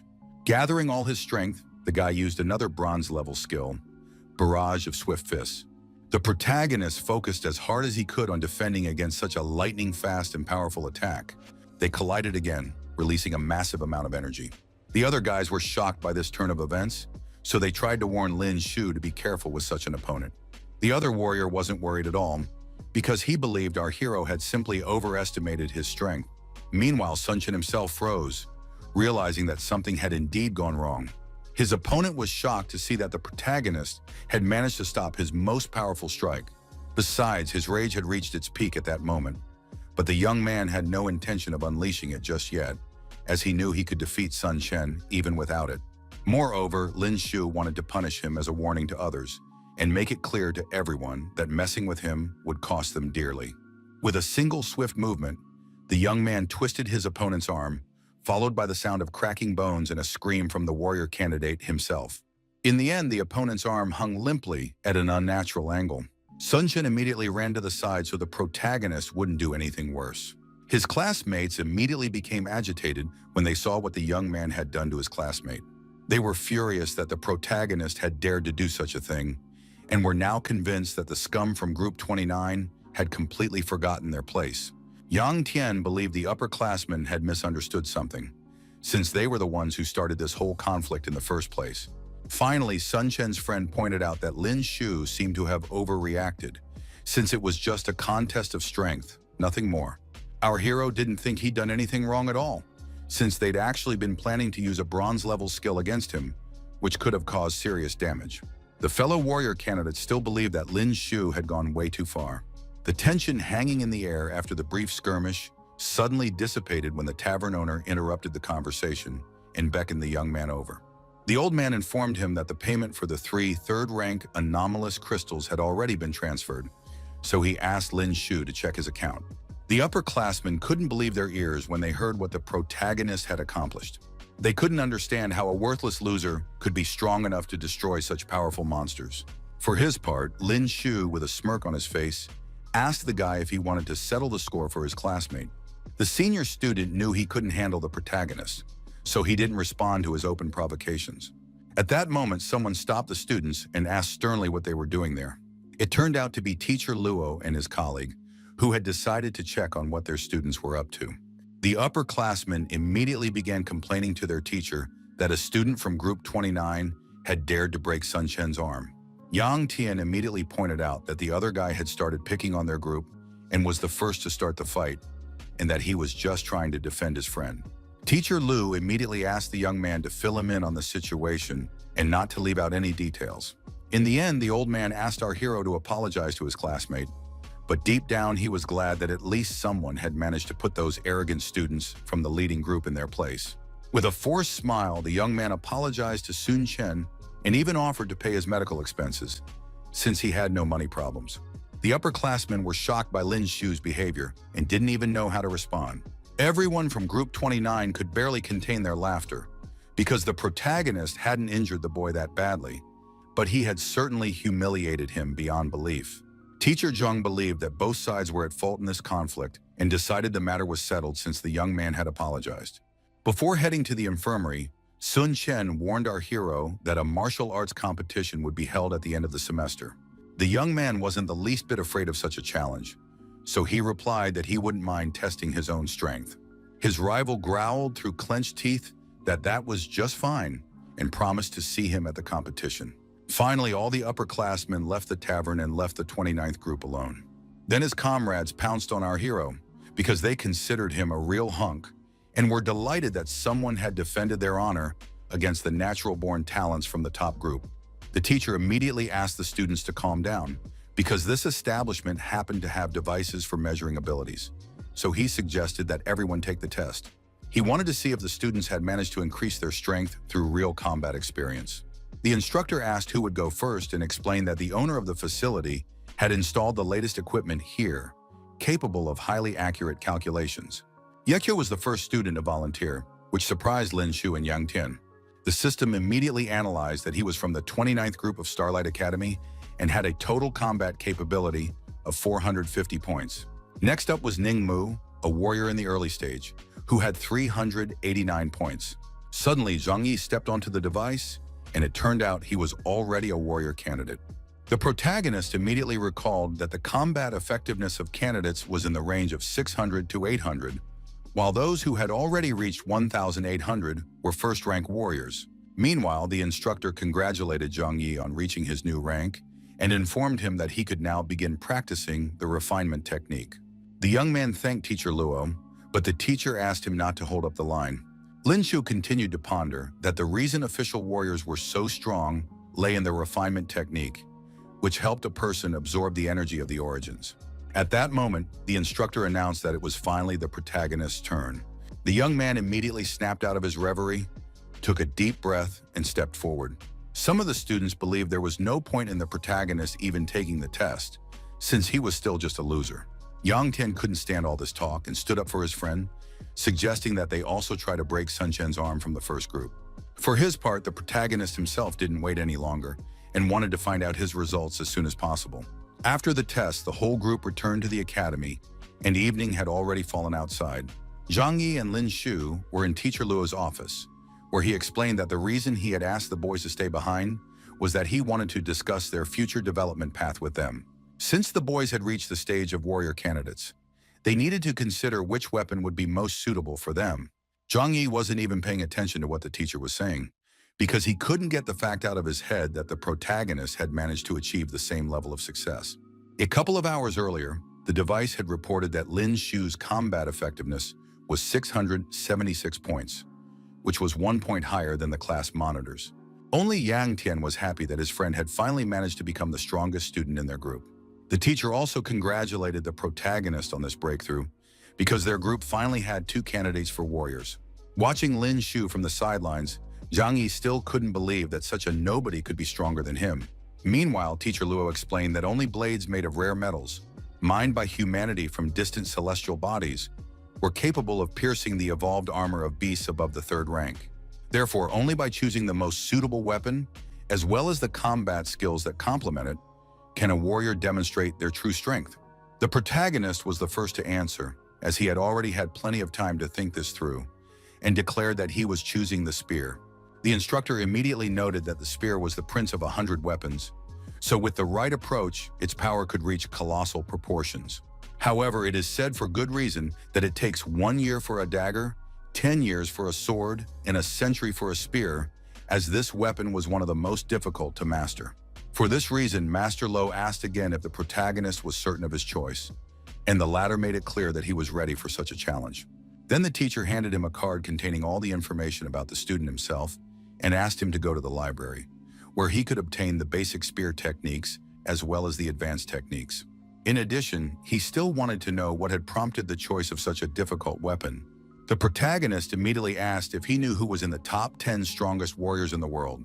The old man knew perfectly well that first place was held by Dongfang Hua, who used a halberd, and second place went to Torsten from the country of Mi, who wielded a two-handed sword. Then the young man finally explained that it seemed to him that the world's top 10 rankings were still missing a single warrior who used a spear. Only now did the teacher notice this detail and agree with his student.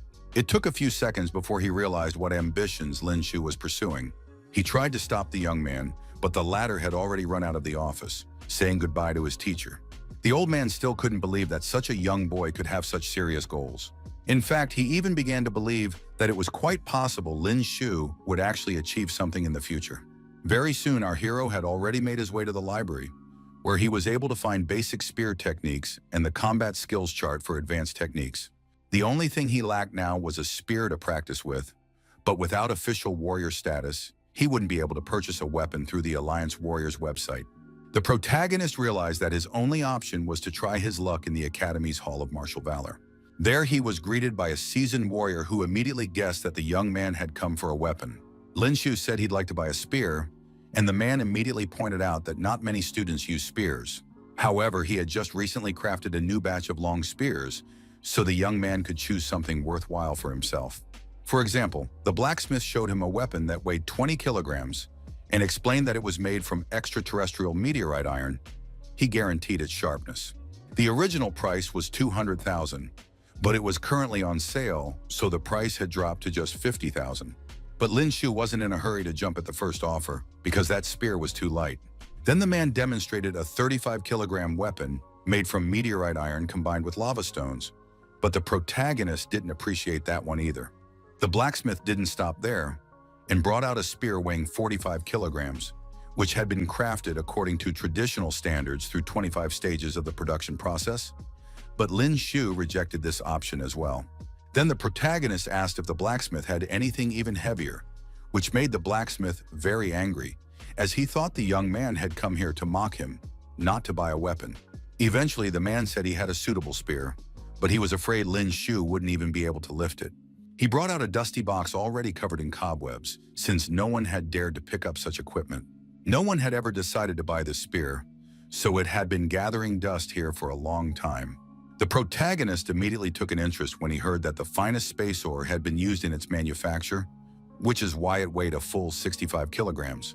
Not only was it heavy, but it was also sturdy and sharp, and since ordinary space ore couldn't be used to create such a model, it was called the Silver Spirit.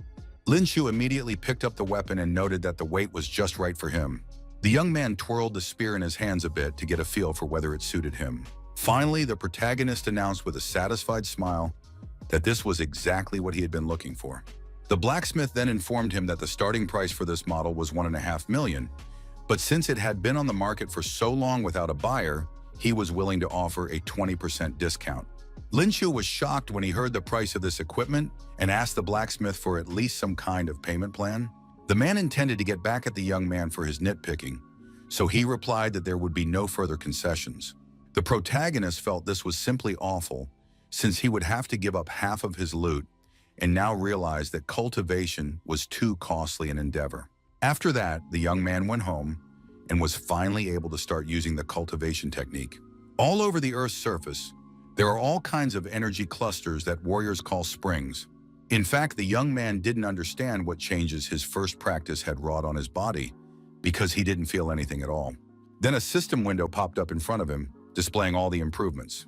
Now Lin Shu saw that his strength and stamina had increased by a full 2 points. After that, a sudden notification popped up, startling the young man and informing him that with the start of the new month, his chance to participate in the lottery had been refreshed. The protagonist remembered that, in addition to various rewards, the system grants one chance to participate in the draw every month. He had recently spent over $1 million on weapons, so he prayed that the system wouldn't give him that kind of reward. In the end, the pointer on the Wheel of Fortune stopped on the gift for rapid growth. Lin Shu was happy with such a useful prize, so he ordered the system to open it quickly. Inside, various pieces of equipment awaited him, but for now he didn't understand what they were for. The system immediately asked if he wanted to activate the new items right away. The protagonist was a little confused, but agreed, so he was asked to don the rapid growth protective gear.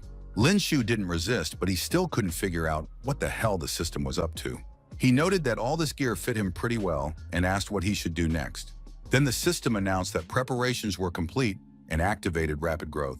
Suddenly, Lin Shu felt an unknown force pulling him down somewhere. Eventually, the protagonist collapsed to the floor because he felt an incredible weight on his body. It turned out that all those shin and wrist guards, along with the vest, weighed a total of 130 kilograms. The guy was not at all happy that he hadn't even been warned about these conditions, so he declared that he refused to participate. He thought the broken system was trying to kill him with such strange gear, rather than help him level up. Then a warning notification popped up stating that the rapid growth procedure wasn't over yet, so the set was off limits. The owner was strongly advised to focus on adapting to the set today, because otherwise he would have to crawl to the academy tomorrow. In addition, they had forgotten to inform him that upon successful completion of the rapid growth program, there was a chance to gain as many as 25 attribute points. Upon hearing of such a reward, the protagonist became interested in this kind of leveling up and now tried to move while lying down.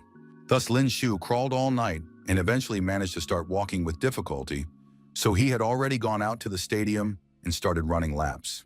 The young man was wondering why, after all this effort, he still had so far to go before finishing, when someone tapped him on the shoulder.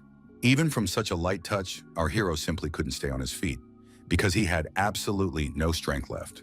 Irritated, the protagonist immediately turned around to see which smart aleck had suddenly tapped him on the back.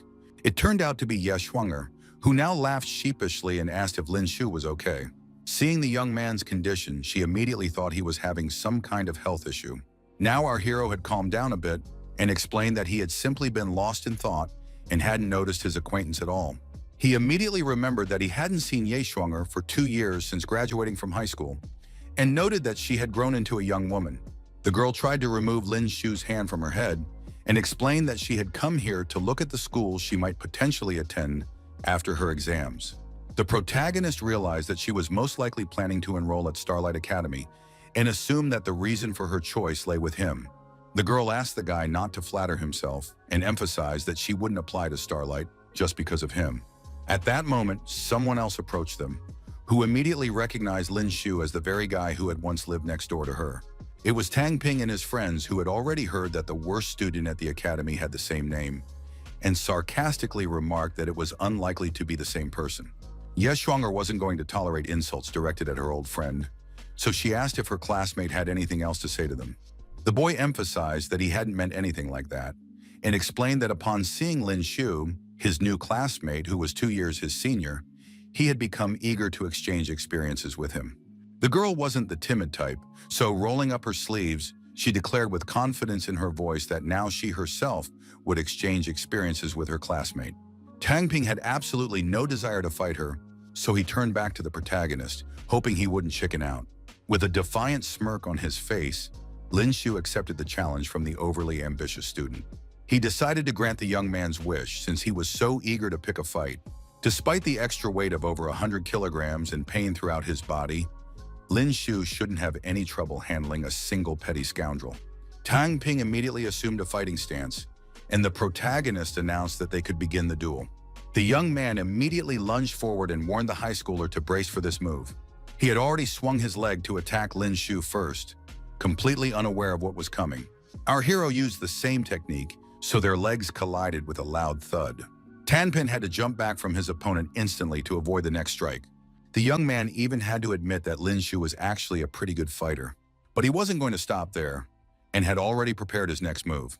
It was one of the bronze skills called Swift Palm. The protagonist didn't even have time to react to this strike, because the speed was truly impressive. Under normal circumstances, Lin Shu would still have been able to dodge, but with his current condition, he didn't stand a chance. The other guys just laughed at this, because they knew perfectly well that Tang Ping was, After all, a genius who had almost attained the rank of warrior candidate. But Ye Shuanger believed that her friend wouldn't lose. The student himself understood that all this time, the protagonist had been doing nothing but fending off attacks and retreating, but there was no way to knock him out. Tang Ping realized that this simply wouldn't do, because he absolutely had to defeat Lin Shu in front of Shuanger. He finally seized the right moment to deliver the fatal blow and turn the guy into a complete loser. But it wasn't that simple, because the protagonist managed to stop even such a powerful attack. The young man watched in astonishment as Lin Shu simply grabbed his arm. Looking into his opponent's eyes, the protagonist asked if he was aware that an assassin must always be prepared to meet the same fate. Tang Ping was frightened by these words from the upperclassman and desperately tried to stop him. Lin Shu decided to be ruthless with such a scoundrel and, with one sharp movement, twisted and broke his arm. The boy immediately fell to his knees in excruciating pain, clutching his broken limb. For his part, the protagonist didn't stop there and kicked his opponent squarely in the face. The blow sent Tang Ping flying several meters, causing his companions to immediately rush to his aid. His friends tried to check on the young man's condition, as the attack had been quite severe. Despite this, the guy still vowed to finish off the protagonist, who turned out to be a tougher opponent than expected. With a smug grin on his face, Lin Shu challenged him to do so, still unaware that he was about to be attacked from behind. Hearing rapid footsteps approaching, the young man turned around to see who was rushing toward him. The stranger didn't bother explaining anything and immediately struck our hero, who managed to block the blow just in time. Tang Ping watched all this in surprise from the sidelines, not yet understanding who had decided to come to his aid. Although Lin Shu managed to withstand such a powerful blow, his whole body was shaking after such a forceful attack.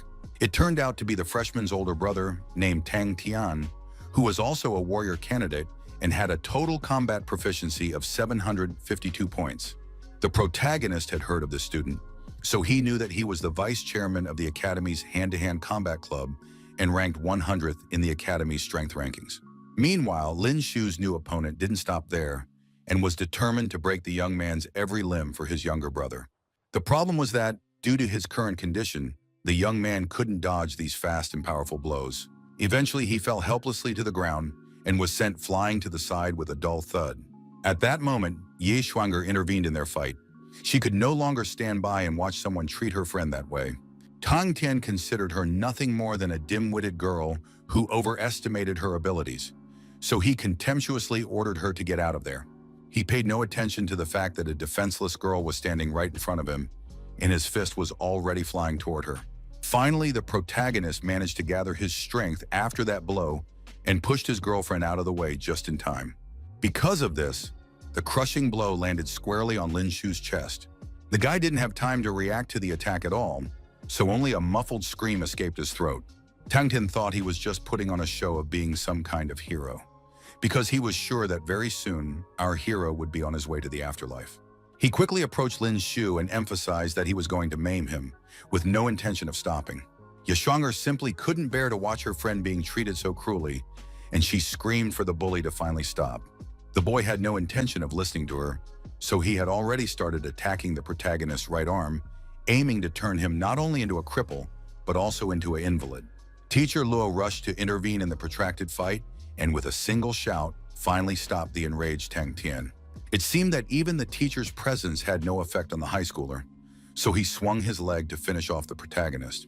This behavior greatly angered the old man, because he knew full well that every single member of the Tang family was a true scoundrel. Tang Tian resigned himself to the fact that he wouldn't be able to take out the young man, causing him to click his tongue in displeasure. Frowning, Teacher Lu demanded an explanation from Lin Shu in an icy tone for such insolent behavior toward a second-year student. The boy told a story about how our hero had first dislocated his younger brother's wrist, which is why he had to intervene. Then Ye Shuanger came to Lin Shu's defense, emphasizing that Tang Ping himself had suggested exchanging techniques and was about to take a life-threatening shot at his rival, disregarding the rules. In the end, Master Luo announced that the matter of who was right and who was wrong would be settled at the academy. Before leaving, Tang Tian advised our hero to keep his eyes open when he went out on the street, because he couldn't hide forever. Lin Shu wasn't afraid of the bully at all and told him not to worry about it, since he was planning to face him in the combat arena in 3 days. The instructor was worried about his student, so he asked him not to do anything foolish, because the young man hadn't yet reached the level of a third-year student, and battles in the combat arena could be deadly. Yishuanger also tried to stop her friend, but the protagonist emphasized that she had nothing to worry about and that nothing would happen to him. Finally, he addressed Tang Tian directly and asked if he had the courage to accept this challenge. The young man saw no threat in our hero at all, so he promised to maim him in front of all the teachers and students of the academy when the time came.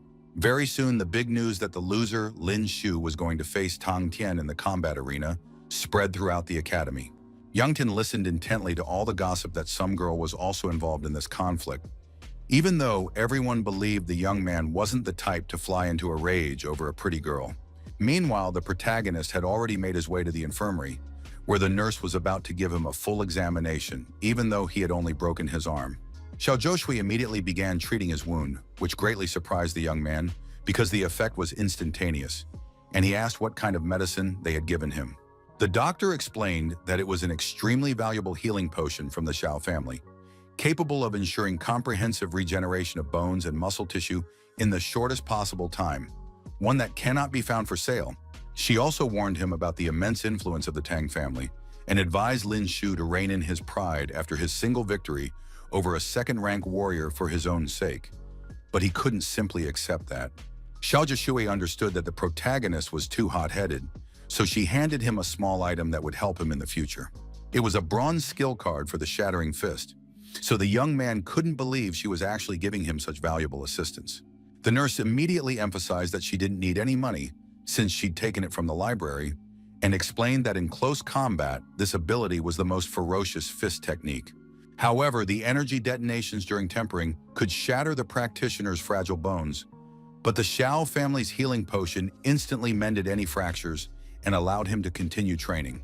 The protagonist was very grateful to Xiao Zhoushui for such substantial help. The girl asked him not to thank her for it, because she believed that sooner or later he would become hers, so she couldn't let the guy die so easily. Lin Shu immediately went to train because he understood that at his current level, he could only inflict superficial damage for now. This time, his persistent training allowed him to level up, so the additional 11 attribute points would let him increase his strength a little more. However, the problem now was that the rapid growth system program was still incomplete. Although Lin Shu had already adapted to the weight of the set, he could only use a fraction of his strength while fighting in that state. A few days later, the entire academy gathered in the combat arena to watch the thrilling battle between Tang Tian and Lin Shu. The crowd chanted the third-year student's name furiously, urging him to teach that insolent scum a lesson immediately. The senior-year instructor asked his colleague to calm down, as he had instructed Tang Tian to hold back and not inflict fatal injuries on Lin Shu. Meanwhile, the start of the fight had already been announced, so the opponent first suggested that our hero get down on his knees and admit defeat after all. The young man clearly had no intention of doing anything of the sort, even if his opponent admitted defeat himself. Tang Tian realized he wasn't going to give up that easily, so he lunged at him with the bronze-level skill instant slash. The referee immediately noted that no one had expected the third-year student to start the fight with a lethal move right away. Although this skill was meant to strike down the opponent before he could react, the protagonist managed to block the blow in time with his weapon. But even so, the attack didn't pass Lin Shu by so easily, and he sustained a small cut on his neck. The young man immediately realized that this was the energy of the sword, which was why Tang Tian was certain he simply couldn't handle such a weapon. The opponent had no intention of holding back and wanted to unleash dozens of sharp blades at the protagonist. Lin Shu desperately tried to fend off all these attacks, but there were so many projectiles that it was nearly impossible. The sharp blades easily sliced through the fabric and pierced his unprotected body, leaving long, bleeding streaks on his skin. Despite such painful wounds, the protagonist remained calm. Yang Tian was very worried about his friend, but Zhang Yi reassured him, because despite Tang Tian's fierce onslaught, his attacks couldn't inflict serious damage. The high schooler himself also noticed that our hero had withstood all his strikes, despite the power of the sword energy he had unleashed. Then he upped the ante and tried to use the bronze-rank skill, Blazing Flame Strike. Lin Shu saw that this attack looked extremely fierce, so he wouldn't be able to withstand it like the others, and the accumulated power strike wasn't ready yet. The young man had only one choice left, though he had originally planned to save this move and use it after the rage gauge filled up. It was the Phoenix's Majesty skill, which unleashed a powerful stream of fire toward his opponent. Master Luo couldn't understand how Lin Shu had managed to use such a powerful combat skill, and on top of everything else, the flame he released contained the energy of the source. He couldn't believe that in just a few days the protagonist had managed to master the technique of perfection. Even with such achievements, the young man still couldn't withstand his opponent's counterattack. For his part, Tang Tian was only slightly injured and remained standing calmly. He acknowledged that despite the defeat, our hero deserved credit for managing to land a hit on him during the fight. His friends and teacher Luo desperately tried to shout at the protagonist to get up and continue the fight. Lin Shu suddenly stood up and happily announced that he was perfectly fine, which scared his entire support group. Finally, the system reported that the rapid growth program had been fully completed and the accumulated power strike was now available. The young man quickly ordered the system to allocate 21 points to strength and 4 to stamina, removing all his gear for leveling up. Teacher Luo immediately realized that the student had been wearing weight-bearing gear the whole time and fighting with an extra burden. Tang Tian wasn't the least bit fazed by this fact and boldly asked what our hero planned to do next. The weights clattered to the ground with such a crash that it was obvious just how much strength they had been draining from Lin Shu. Yang Tian also noted that, judging by the sound, these accessories clearly weighed quite a bit, and thought that something was clearly wrong with his friend, while Teacher Luo admitted that things were only getting more interesting and the rest of the fight promised to be spectacular. Freed from the weight, the protagonist warned his opponent that this had merely been a warm-up, and the real fight was only just beginning. Tang Tian realized that all this time, Lin Shu had simply been toying with him, which angered him even more. Finally, he lunged at the young man again, intending to make him pay for his smugness. At the last second before the strike, the protagonist literally vanished into thin air, so his opponent's blade missed its mark. Tang Tian was completely bewildered, as he couldn't fathom what had just happened. It turned out that the boy had already moved to the other side as fast as possible and attacked the high schooler. The opponent still managed to react to the threat and raise his sword in front of him just in time. He saw that Lin Shu's speed and strength had increased significantly and began to suspect that the reason lay precisely in that equipment. The protagonist reminded his opponent that he'd had his fun recently, but now it was his turn to have some fun. All the spectators realized that by discarding that gear, the young man had become a completely different person. For his part, the head of the upperclassmen couldn't believe that all this was really happening and watched the fight intently. Lin Shu had already assumed a fighting stance and was preparing for another powerful strike against his opponent. He instantly combined the destructive energy of the Phoenix Majesty with the accumulated power of his strike, creating a devastating torrent of flame. Tang Tian couldn't fathom how such an insignificant scum could possess such formidable combat skills. Using his weapon, he tried to stop the protagonist's fiery bird. Despite this, Lin Shu continued his attack before his opponent could recover. The speeding spear finally broke through Tang Tian's defense and plunged deep into his blade. Thus, the protagonist was able to snap the sword in two, and his opponent was sent flying far to the side. The spectators couldn't believe their eyes when they realized that the Academy's worst student had actually defeated a man ranked in the top 100. But it wasn't that simple, because Tang Tian still had the strength to continue the duel. He simply couldn't afford to lose. He drank some unknown potion that was supposed to help him stand up to Lin Shu. The mysterious medicine took effect immediately on the high school student, whose eyes widened at the sudden surge of strength. Tang Tian's muscles instantly swelled and became as hard as steel, and a network of pulsating veins emerged all over his body. In the end, he turned into a true mutant giant with a mad gleam in his eyes. Lin Shu was shocked by this sudden transformation into a Hulk and suspected that his opponent had taken some kind of performance-enhancing drug. Tang Tian, with a smirk on his face, promised that he would finish off the protagonist no matter what. Then the senior didn't waste any time and used the bronze-level skill, Shattering Fist. The force of the blow was simply colossal, so Lin Shu was lucky to have managed to jump out of the way of his opponent's hand in time. Now the protagonist had to come up with a new plan to counter Tang Tian. The young man considered his opponent to be a real rat and tried to take revenge for his dirty trick. The high schooler couldn't care less about all these threats because all he had to do was grab the spear with his massive hand. Tang Tian merely laughed sarcastically at the protagonist's pathetic attempts and announced that today would be the day of his death. Snatching the weapon from Lin Shu's hands, the giant kicked him aside with all his might. The young man was powerless to resist such force, so he took the blow. After that, the senior student hurled the spear at the protagonist himself, intending to finish him off with his own weapon. Lin Shu had to muster every ounce of his strength to escape such a relentless attack. In the end, he had to resort to his last resort, the bronze-rank skill, Shattering Fist. The young man directed all his power directly at the weapon, which was flying toward him at full speed. At the last moment, Lin Shu managed to muster his remaining strength and with a powerful jerk, flung the heavy spear aside. It landed not far from the ring, while the protagonist struggled to stay on his feet. Master Lu immediately suspected that Tang Tian had decided to use arpies to defeat his student. Yang Tian was terrified when he heard these allegations and tried to find out what their teacher was talking about.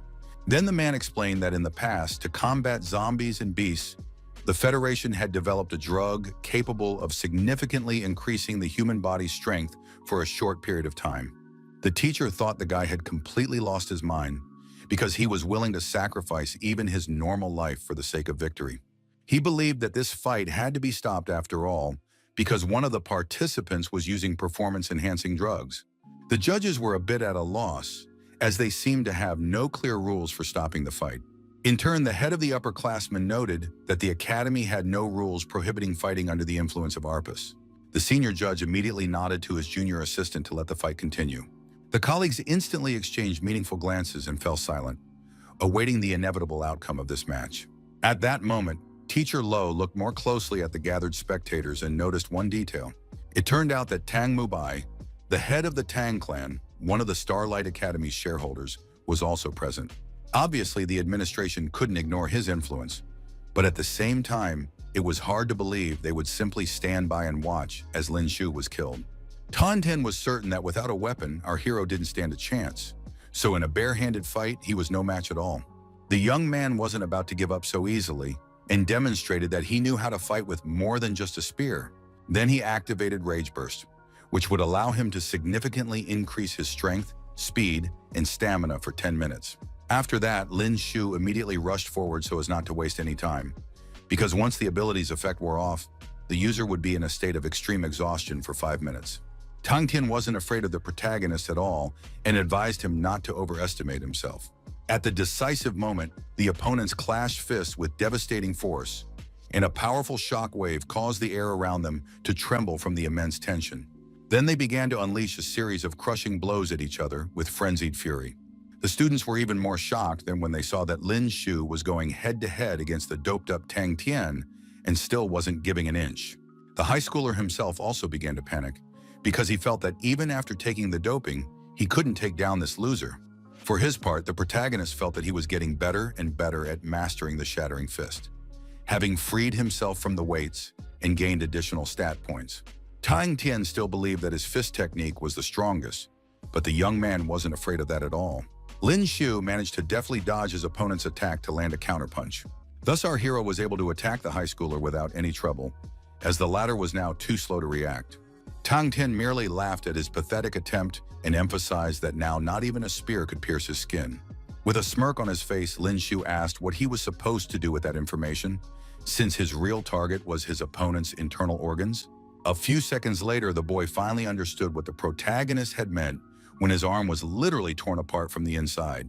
The students immediately recognized this technique, which was comparable in power to silver-level skills. Tan Tian was trembling with pain, but his only concern was how Lin Shu had managed to master the Shattering Fist in just 3 days. Lin Shu apologized to him for telling the truth and informed him that, in any case, victory was already his. His opponent was already so enraged that he couldn't let our hero win so easily and lunged at him with the stump of his sword. The young man decided to grant Tang Tian's wish, since he so desperately wanted to meet his end. At that moment, someone finally intervened in their duel and was about to stop Lin Shu. With a single wave of his hand, this man sent the protagonist flying to the side. Master Luo and the young man's friends were incredibly frightened for his well-being after such a powerful blow. They immediately rushed over to Lin Shu to help him up while the teacher stepped in to defend him. It turned out to be the head of the Tang family, who asked if it was true that the youngster had dared to set his sights on the life of a member of the Tang clan. The young man merely laughed at the fact that the people of their clan were unable to rely on themselves even in the arena, and the teacher reminded him that both sides had agreed that the fight could continue until one of them died. Tan Tian's father said nothing more and merely warned our hero that he would remember him. Lin Shu sensed that these words were not empty threats, so he did not respond to this influential man. Finally, the judges announced that the winner of the battle in the arena was Lin Shu, a second-year high school student from Group 29. The story then shifts to the next day, when Teacher Luo came to check on the main character. The boy was unhappy that he had come, because yesterday in the combat arena, he had had a rough time and had almost no strength left. The man with a serious expression said that he had come to deliver some good news and some bad news. The protagonist replied in an indifferent tone that he could start with the bad news. Then the teacher told Lin Shu that the academy had decided to punish him. The young man became incredibly angry when he heard this, because he had no idea why on earth they would punish him. Mr. Luo explained that the Tang family was one of the shareholders of Starlight Academy, and this time our hero had broken Tang Pin's arm and nearly killed Tang Tian. He emphasized that for people clothed in power who place themselves above others, this was a grave insult. But since Tang Tian had taken performance-enhancing drugs in plain sight of everyone in the arena, they couldn't pin this incident on the protagonist. For this reason, they decided to blow the broken arm incident out of proportion, and under the pretext of a junior student being bullied, they pressured the academy to punish Lin Shu. It was hard for the protagonist to keep his composure, but he pulled himself together and asked what punishment had been assigned to him. The teacher sighed heavily and explained that now Lin Shu, along with the Starlight City Army garrison, would have to take part in the annual cleanup of the Fortress of Light. This place was a large military structure located north of the city, where all the soldiers and civilians had mutated due to a serious nuclear accident that had occurred earlier. Now, this didn't scare our hero at all, because he was thinking only that the number of zombies and beasts in that area must be much higher than usual, so a huge wave of experience was literally coming right to him. With confidence on his face, the young man announced without any hesitation that he didn't mind going on this mission. Teacher Lo tried to make him understand that this was no joke, because the mortality rate of soldiers participating in the annual expeditions to the Fortress of Light was as high as 70%. He promised to do everything possible to mitigate the protagonist's punishment, but the latter asked him not to worry about it and inquired about the good news mentioned earlier. The man was so worried about his student's punishment that he had completely forgotten about it. With a smile on his face, he explained that it had completely slipped his mind and reached into his jacket pocket. Teacher Luo congratulated Lin Shu on entering the top 100 of the rankings, for which he received his first reward, a silver skill card for the spear technique, Pear-Colored Gale. The young man was overjoyed when he saw such an expensive and useful gift before him. Meanwhile, the teacher explained that the creator of this combat skill was a great spear master of the past named Bo Li Jue. It was also said that this warrior could deliver 100 strikes per second, so Lin Shu was already imagining himself doing something similar. At that moment, Teacher Luo turned to the protagonist, gripping his shoulder firmly. He could see that the young man was improving by the hour, so he asked him to make sure he returned alive from the fortress so that the world wouldn't lose such a promising talent. The protagonist asked the teacher to relax, as he was certain he would definitely return alive.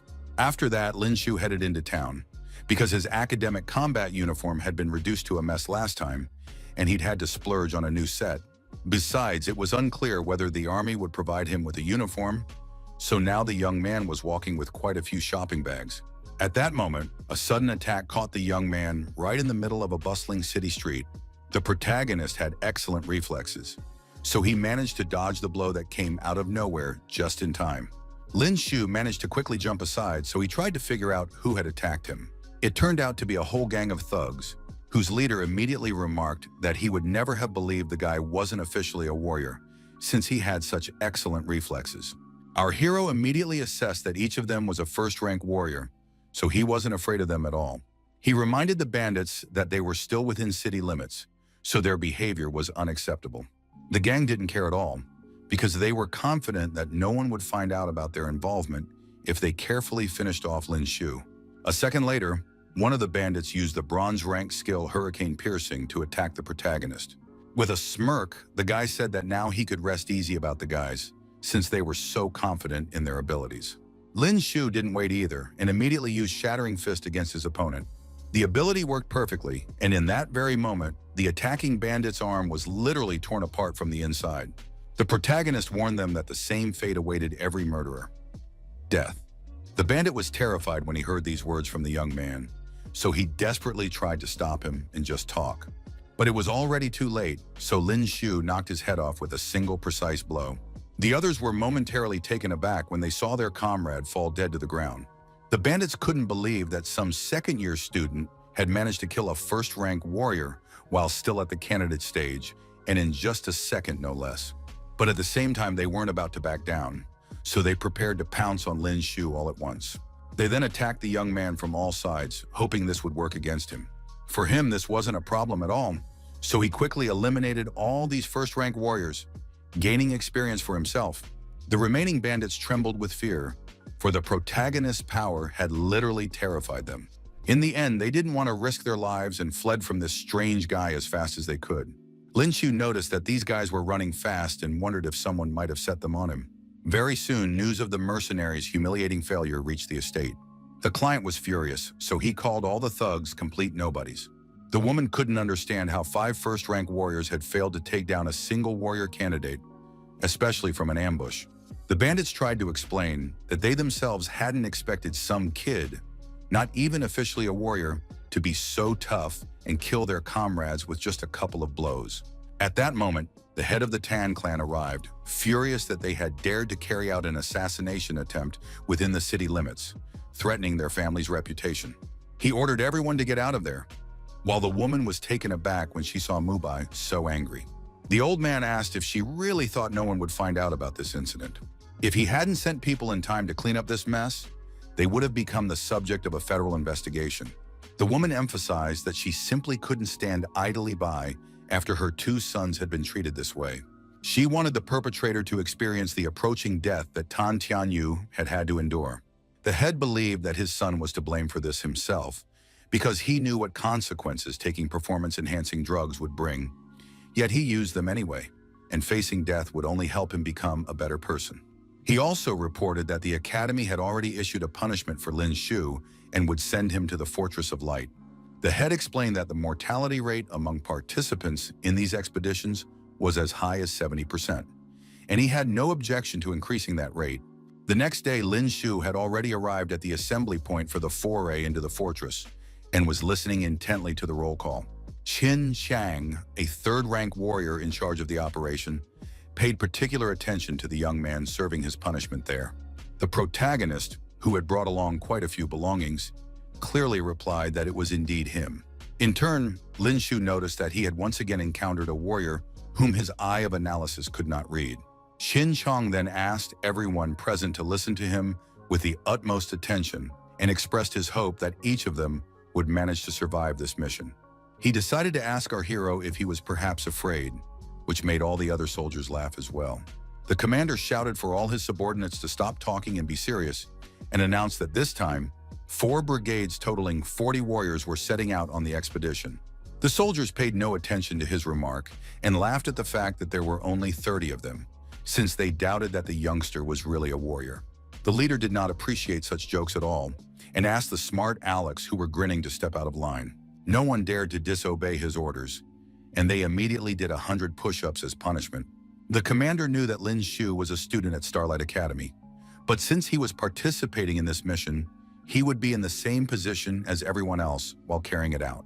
That was precisely why he advised the protagonist not to let his guard down and to always keep his eyes peeled, because death would be lurking on all sides. After that, the man announced that the entire team was present, so they had to get their gear in order and set off in 15 minutes. Immediately after takeoff, all the expedition members gathered intently in the transporter's training compartment. They were all training actively, while Lin Shu sat off to the side, meditating calmly. One of the guys, named Li Yi, approached our hero and noted that he too had once studied at Starlight. The protagonist immediately broke his meditation and, without saying a word, looked at his partner. This soldier pointed out that Lin Shu hadn't even finished high school, so it was strange that he had been sent on the mop-up mission to the Fortress of Light. With a smile on his face, Lin Shu sighed heavily and replied that he had simply been forced to do it. Li Yi immediately guessed that all of this might be because the young man had angered some big shot connected to the academy. He was about to say that in that case, he certainly didn't envy our hero when a can of cola flew their way. These were the very same bullies who couldn't understand why their friend was skipping training and instead chatting idly with the young man. Li Yi still stood up for Lin Shu and asked them not to go too far, since he was his classmate from elementary school. The bully immediately shoved him aside and remarked that his voice had suddenly become way too high-pitched over the past couple of days. In reality, he wanted to know what kind of box the protagonist had been lugging around all this time, and he wanted to see if there was anything valuable hidden inside. The protagonist was in no hurry to show his belongings to some random soldier, so he stopped him right away. Lin Shu assumed that the older guys hadn't taught this kid that you shouldn't take other people's things. The bully smirked at that reaction and remarked that the kid was pretty feisty. The rest of the thugs just laughed and asked Jin Hai to see what the kid was hiding in that box. The young man was still completely unafraid of them, so he asked if they knew the saying that curiosity killed the cat. The soldier finally ordered him to get down and warned that he wasn't even going to ask him. With incredible effort, Jin Hai lifted the box, unaware of what heavy object lay inside. The protagonist had been watching him closely the whole time, waiting for the right moment to act. Finally, he kicked the bottom of the box with all his might. The soldier couldn't hold it back, so a spear burst out and shot high into the air. Lin Shu deftly grabbed his weapon and was already preparing to teach his attackers a lesson. Jin Hai couldn't understand what had just happened at all, so he didn't even have time to react to the guy's trick. He couldn't move because he was terrified of the sharp blade right at his throat. The protagonist added that he had completely forgotten to warn his assailant that when the silver spirit gets involved, blood is spilled. All the other soldiers also tensed up when they saw how far the situation between these two had escalated. In the end, Lin Shu calmly moved the spear away from him, as he had expected much more from a so-called first-rank warrior. Holding his neck anxiously, the soldier asked the boy to repeat what he had just dared to say. Our hero still wore a mocking smile as he put his weapon back in the box. Then he explained that all this time he had simply been trying to make it clear that Jin Hai was nothing but trash. These words drove the soldier into a white-hot rage, causing him to clench his teeth with all his might and remain speechless. In the end, he couldn't stand such blatant insolence from Lin Shu and lunged at him with his fists. Our hero was much faster, so he was able to land a punch right in his opponent's face without any trouble. Jin Hai couldn't even stay on his feet, so he fell to the ground with a short cry. The other soldiers and the bully himself immediately rushed toward the young man to avenge their comrade. Finally, the commander intervened in their argument, ordering them to stop in a stern voice. With icy composure, he watched as his subordinate once again began to torment the new recruit. One of the soldiers immediately complained that it was this kid who had knocked Jin Hai to the ground first. The commander asked if it wasn't humiliating enough for a first-rank warrior to be knocked down by a senior-year student.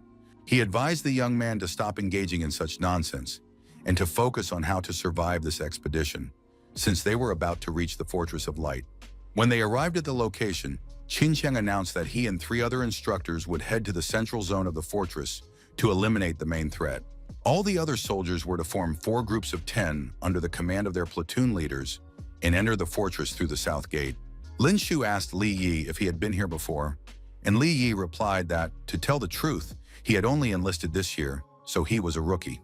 Before leaving, Jin Hai turned to the protagonist and asked him not to just go and get himself killed. The young man replied with a smirk that she could relax and not worry about it, because he was more concerned about whether a loser who couldn't even beat a high school student would live to see tomorrow. At that moment, a girl joined them and ordered Jin Hai to stop talking. It was a platoon commander named Xu Wen, who asked the guy not to cause any trouble from now on. She didn't want the rest of the group to be put in danger because of their petty squabbles. After that, the girl turned to Lin Shu and announced that they were heading out on a mission right now. As soon as the squad went deeper into the fortress, they encountered the first Walking Dead. But that wasn't a problem at all, since the experienced warriors easily dealt with the monsters. Xu Wen explained that there were quite a few small settlements in the vicinity of the Fortress of Light, and their squad would be tasked with clearing out this specific location. Jin Hai walked at the front of the line, since there were only first-tier zombies here, which made him feel that the difficulty of this mission wasn't even close to what he had expected. The commander warned that they were currently only on the outskirts of the settlement, so high-ranked zombies and evolved beasts were further in. After dealing with the first wave of enemies, the entire group headed deeper into the abandoned settlement. Xu Wen suddenly stopped when she spotted a sizable crowd of enemies in the distance. These were already second-tier zombies, characterized by their high speed and sharp teeth. They were also virus carriers, meaning that a bite would turn the infected into the same kind of monster. Jin Hai remarked that these Walking Dead still didn't impress him, while the protagonist tensed up, having never faced such opponents before. The soldier felt no fear at all, so he was the first to rush forward to deal with all the zombies. The monsters didn't waste any time either, and immediately leaped toward him. The guy hadn't expected these zombies to be so fast, so he froze in confusion. He tried to dodge the infected one's attack, and only then realized he had seriously underestimated his opponent. At that moment, Lin Shu intervened in their fight, quickly positioning himself behind his partner and piercing the monster with his spear. Jin Hai looked over his shoulder warily, seeing that our hero wasn't the least bit afraid of the new enemies. He couldn't ignore the fact that the protagonist had just literally saved his life, so he thanked him for his help with some embarrassment. The young man, on the other hand, was getting more and more fired up because these second-tier zombies were simply a goldmine of experience points. Seeing such a bold person who so easily charged at them, the undead only grew angrier and wanted to tear him to pieces. But the protagonist wasn't afraid at all and destroyed the enemies one by one, earning 2,000 experience points for each. Li Yi began to doubt that this guy wasn't already an official warrior because he couldn't shake the feeling that he would be tougher than all of them, the first-rank warriors. Then Xu Wen ordered everyone to stop standing there like statues, because she also suspected that this was a second-rank zombie and asked everyone to be careful when destroying them. The soldiers accepted the order without the slightest hesitation and rushed to Lin Shu's aid in a coordinated formation. The commander wielded her blade masterfully, so any zombie in her path was killed quite quickly. Li Yi and Jin Hai didn't stand idly by either and tried to clear the area as quickly as possible. At that moment, a completely different, piercing roar was heard, causing the entire team to be distracted from the battle with the zombies. This strange sound came from literally all directions, which only put more pressure on our heroes. Only Lin Shu immediately realized that it was the zombie leader, summoning the rest of the undead here. The soldiers had no idea about this, so they were shocked when they heard such terrible news from their partner. Meanwhile, the mutants were indeed closing in on them. Only this time, the crowd was even larger. The ring of the dead was relentlessly tightening, cutting off their retreat and surrounding the heroes with a solid wall. In just a couple of moments, Xu Wen's entire squad was surrounded, so all that was left was to fight. Finally, the commander ordered her subordinates to set aside their panic and use their firearms before the enemies got too close. The soldiers obeyed her without question and immediately drew their guns to fight the undead from a distance. The zombies advanced on them in a massive horde, completely ignoring the gunfire directed at them. It seemed these creatures weren't afraid of bullets at all, so they didn't stop for a moment. With every passing second, they were getting closer to our heroes, so soon the firearms would become useless. Lin Shu held onto his gun until the very end, because he had managed to take down a few undead after all. As a result, his combat effectiveness had already exceeded 700, so he asked for half of the attribute points he received to be allocated to strength and the other half to speed. In just a second, his combat effectiveness rose to 800, so the protagonist finally reached the rank of first-rank warrior. He could only use accumulation of rage 3 times a day, and the ability's cooldown was a full 8 hours, so he hoped that the rank bonus would increase his usage limit. The zombies were already very close, but the soldiers didn't stop firing, trying to hold back this wall of rotting flesh any way they could. In the end, Xu Wen finally gave the order for her teammates to prepare for close combat. After that, she immediately drew her blade and was about to use her combat skill. Her ability was Heavenly Slash, against which enemies were simply helpless. The other soldiers immediately picked up on their commander's fighting spirit and rushed into the attack. But the protagonist was the first to act. He was now thinking of nothing else but gaining as much experience as possible and earning another level up. Lin Shu leaped right into the crowd of zombies and finished them off with a couple of precise and deft strikes. At that moment, one of the soldiers reported that there was another massive wave of undead behind them.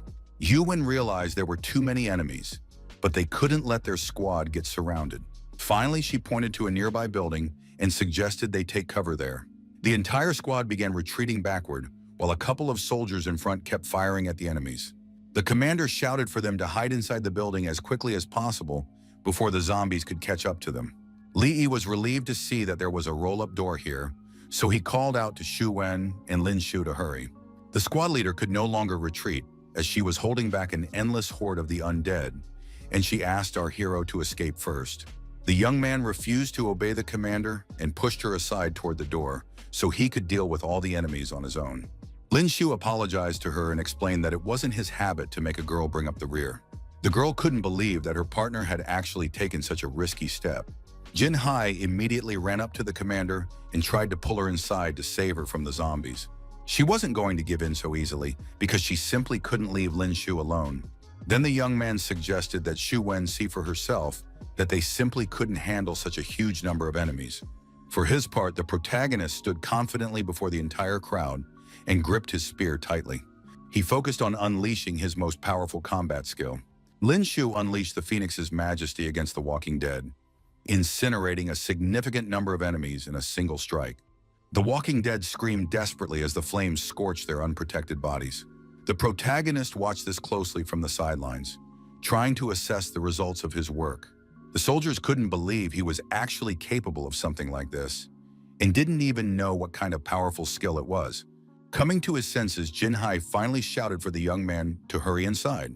Our hero, of course, didn't waste any time or risk the lives of others and quickly rushed into the building. His teammates still had to struggle to close the rusty roll-up door, but the guys managed to do it, so silence reigned in the building for a while. It didn't last long, because very soon the mutants reached the entrance and began pounding furiously with their powerful hands. Under the pressure of their bodies, even the metal began to deform, so this shelter wasn't entirely reliable.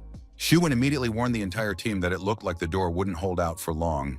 Then one of the soldiers reported that at the entrance leading to the second floor, there was a rather massive barrier gate with a narrow gap between its slats, which was advantageous for defense. Meanwhile, the rolling door was already at its limit, buckling under the weight of the rotting zombie corpses. Eventually, the metal gave way, and the entire horde of monsters burst into the building. The protagonist was frustrated that the door was so flimsy, and Shu Wen shouted for everyone to run to the top floor. With a terrifying scream, the monsters rushed after our heroes, determined not to let their prey escape. The commander was running last, so it fell to her to close the gate to the second floor. By the time the zombies reached it, the girl had already bolted it shut, so the entire squad was safe. The monsters tried to reach the guys with their clawed paws, but their attempts were in vain. Then Shu Wen gave the order to go upstairs and scout the floor to clear it of any potential threats. The guys did just that, slowly making their way to the next level of the building.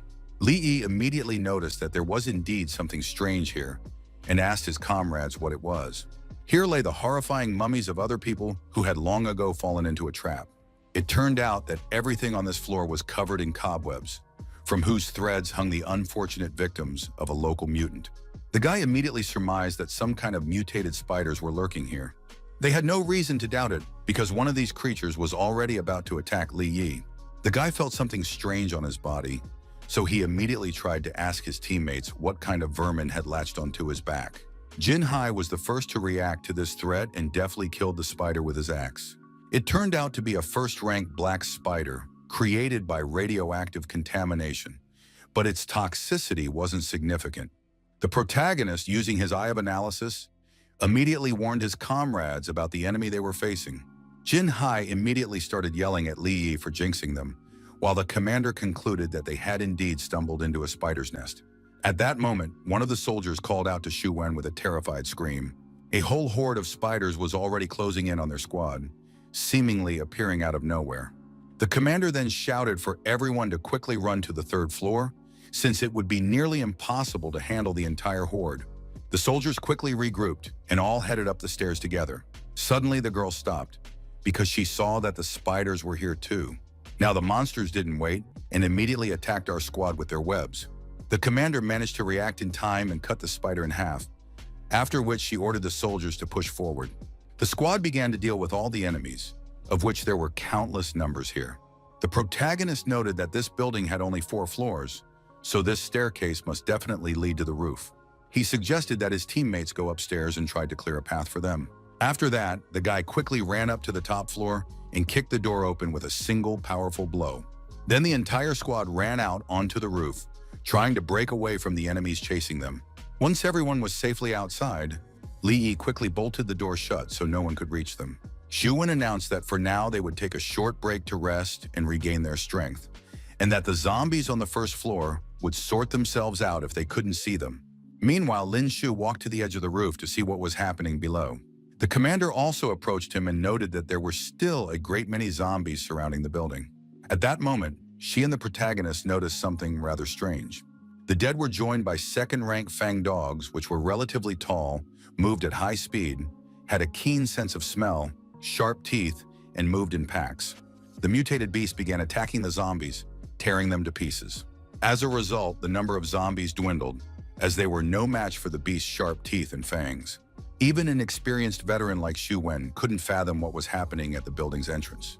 Our heroes had no idea that the Fang dogs and the zombies could fight each other. The zombies immediately forgot about the squad of soldiers and turned to attack their new opponent. Xu Wen immediately thought that this commotion was meant to lure the zombies away from the first floor, which could be their chance to retreat.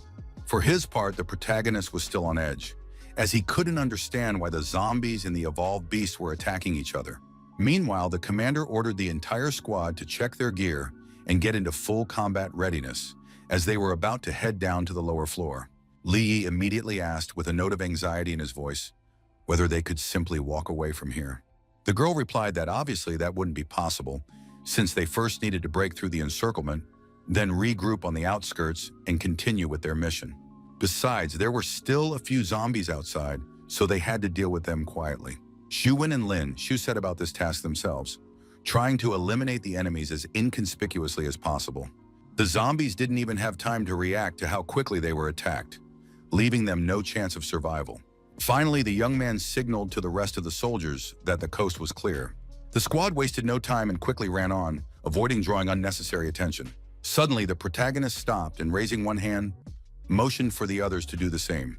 He watched as the dead and the mutants fought fiercely with one another, right in the middle of the village street. At that very moment, the Fang dogs seemed to sense a foreign presence and immediately turned their gaze toward our heroes. Lin Shu warned his teammates that things were looking bad, since they had been spotted after all. One of the beasts growled ferociously when it saw living people in front of it. The protagonist wasn't even scared of such terrifying enemies, so he quickly finished off the first opponent with his spear. Xu Wen also immediately rushed into battle, destroying enemies with Heavenly Slash. The rest of the soldiers followed their commander's example and dealt with both the zombies and the dogs. Very soon, all team members reported that they had cleared their section of enemies. The protagonist wasn't in a hurry to say anything of the sort, because he sensed that this wasn't the end yet. Then a third-rank Fang dog emerged from the dust cloud. It was enormous in stature, possessed blinding speed, a keen sense of smell, razor-sharp teeth, and the special ability, Bloody Slaughter. Xu Wen also looked toward this serious threat and immediately guessed who they were dealing with. The protagonist confirmed her guess and explained that now they would have to face the leader of the Clawed Dogs. This beast was incredibly ferocious, so it flung zombies in all directions with a single lunge. Lin Shu warned his comrades to be careful as the dog was heading straight for them. With one sharp lunge, the mutant covered the last few meters and was already looming over the soldier. The guy managed to dodge at the last moment and immediately noticed that this monster was faster than the previous dogs. The protagonist tried to warn his partner that he needed to retreat, but the latter didn't listen and tried to attack the enemy. The soldier's blade did manage to hit its target, but it had almost no effect on the dog. The guy immediately realized his mistake, because until then, he hadn't even suspected that the mutant was so tough. Then the beast didn't hesitate and grabbed his arm with its powerful jaws. In doing so, it simply tore off the soldier's limb, causing him to let out a piercing scream. This greatly angered Xu Wen, as she couldn't bear to watch something like this happen to her subordinates. She used Heavenly Slash again to try to finish off the monster. The Fang dog was so nimble that it easily dodged the strike and continued running toward the commander. In no time, it was right next to the girl and had already opened its jaws to grab her. The protagonist managed to intervene just in time and finally stopped the mutant with his spear. The commander thanked him for saving her life, and Lin Shu warned that this dog had thick skin and strong defensive capabilities, so everyone needed to stay on guard. Then the young man began to deliver countless blows to his opponent, wielding his weapon with mastery. The mutant hadn't expected anything like this at all, so he didn't attack him for a while. The protagonist saw that his opponent had managed to withstand his attack after all and decided to try another skill. Lin Shu used the accumulated power strike, which finally managed to hit the Clawed Dog. The young man had to exert a considerable amount of strength to use this ability. He landed a follow-up strike, after which his opponent finally flew off to the side. Hope immediately arose among the soldiers, as it looked like they would indeed win this battle. The protagonist wasn't celebrating yet, and watched closely the cloud of dust that rose after the Clawed Hound fell. Lin Shu noticed that the system notification hadn't popped up, meaning the creature wasn't dead yet. His strike had indeed wounded the mutant's impenetrable hide, but it was still able to stand on its paws and continue fighting. The dog's eyes burned with rage, which did not bode well. In the end, it used its special ability, Bloody Slaughter. Lin Shu hadn't even suspected that evolved beasts that had reached the 3rd rank would possess such powerful special abilities. He then warned his teammates to quickly scatter and dodge the attack. A moment later, a deafening explosion rang out, blinding everyone with a bright flash. The soldiers hadn't managed to retreat to a safe distance, so they were knocked about by the shockwave. Even the protagonist couldn't withstand such power, so he crashed into the nearest wall at full speed. He couldn't withstand the crushing force of the blow, so he coughed up blood. Lin Shu was glad he had system notifications. Otherwise, he simply wouldn't have survived this time. The other soldiers were also in more or less decent shape because the guy had warned them of the danger. The Clawed Hound had no intention of stopping after using its special ability, so it kept its eyes fixed on our heroes. The enraged monster let out another deafening roar that made everything around it tremble. At that moment, it leaped high into the air to try attacking the squad again. The dog used Bloody Slaughter once more, not intending to let its victims go so easily. In fact, the protagonist hadn't expected their enemy to be able to use its special ability so soon. But even that didn't scare Lin Shu, so he prepared to attack the mutant again. Gripping his spear tightly, the young man once again unleashed the powerful Phoenix's majesty. Then another explosion rang out, scattering sharp shards in all directions with a deafening roar. As a result, Lin Shu was also caught in the devastating shockwave and slammed his back against the concrete wall with tremendous force. Despite this, our hero still managed to defeat the 3rd-rank Fanged Hound, for which he received 8,000 experience points. The young man was covered in wounds, but he was glad that the enemy was finally dead. The soldiers couldn't believe that their partner had actually killed a high-ranked beast, and the commander tried to find out if he was okay. The only problem was that behind them, they heard the screams of a new monster. In the distance, a terrifying silhouette with ominously glowing eyes suddenly appeared, slowly and inexorably approaching our heroes. It was a 2nd-rank zombie leader who seemed to have been biding his time to attack the squad. The protagonist warned the team about their opponent and explained that when they were surrounded by hordes of zombies, there had been a similar roar. The mutant looked with interest at the defeated Clawed Hound, his former rival. For now, he ignored the squad of soldiers, as he intended to deal with the beast first. It turned out the zombie was searching for the anomalous crystal, which was located in the dog's brain. The mutant leader intended to consume this crystal to become even stronger. The commander immediately recognized this valuable mineral and kept her eyes fixed on their opponent's strange gesture. None of our heroes had ever seen anything like this before, so they had no idea that a zombie could swallow another mutant's crystal. Now, the 2nd-rank zombie leader was in the process of evolving, triggered by the absorption of a 3rd-rank anomalous crystal. Lin Shu, seeing this through his eye of analysis, warned his teammates about what was happening to their opponent. Xu Wen couldn't believe until the very end that such a thing was even possible in reality. Then the protagonist sprang into action, realizing he had to finish off the monster before it completed its evolution. It seemed it was already too late, as the zombie leader's eyes glowed with a dangerous and entirely different, icy radiance of pure hatred. Then he let out an even louder roar, summoning mutant reinforcements. Just a second later, the team of heroes was surrounded by a tight ring of new zombies that had quickly gathered from all around. All the soldiers instantly stood back to back, forming a tight defensive circle and preparing to face the onslaught of the horde surrounding them. The protagonist asked the commander to hold off the approaching zombies while he dealt with the leader for the time being. The young man explained that the mutants would only disperse if they managed to kill him, and if he successfully evolved, their team wouldn't make it out of there alive. Xu Wen agreed to help the young man and asked him to be careful in this fight. Lin Shu rushed forward as quickly as possible to save himself and his team. The leader also attacked our hero, intending to tear him apart with his claws right on the spot. The young man turned out to be much quicker, so his spear had already reached its target. But the problem was that this zombie's hide was even tougher than that of a 3rd-rank Fanged Hound, which led Lin Shu to believe it was due to the absorption of the anomalous crystal. The protagonist didn't stop there and used the majesty of the phoenix to try attacking the leader with flames. The mutant had also become much more agile, so it easily leaped aside. A barrage of fire rained down on the rank-and-file undead, whom the cunning leader had used as a human shield to cover his maneuver. Obeying their leader's furious command, the frenzied mutants rushed en masse at the protagonist, seeking to tear him to pieces. Lin Shu had already used up all his accumulated power strikes, and Phoenix Majesty, despite its high power, consumed too much energy, so he urgently needed to find a way to deal with the crowd of zombies. The young man remembered the card from Teacher Luo, which he had given him for reaching the warrior candidate level. Besides, our hero had already become a first-rank warrior, so he would surely be able to master the combat skill of this silver card fairly quickly.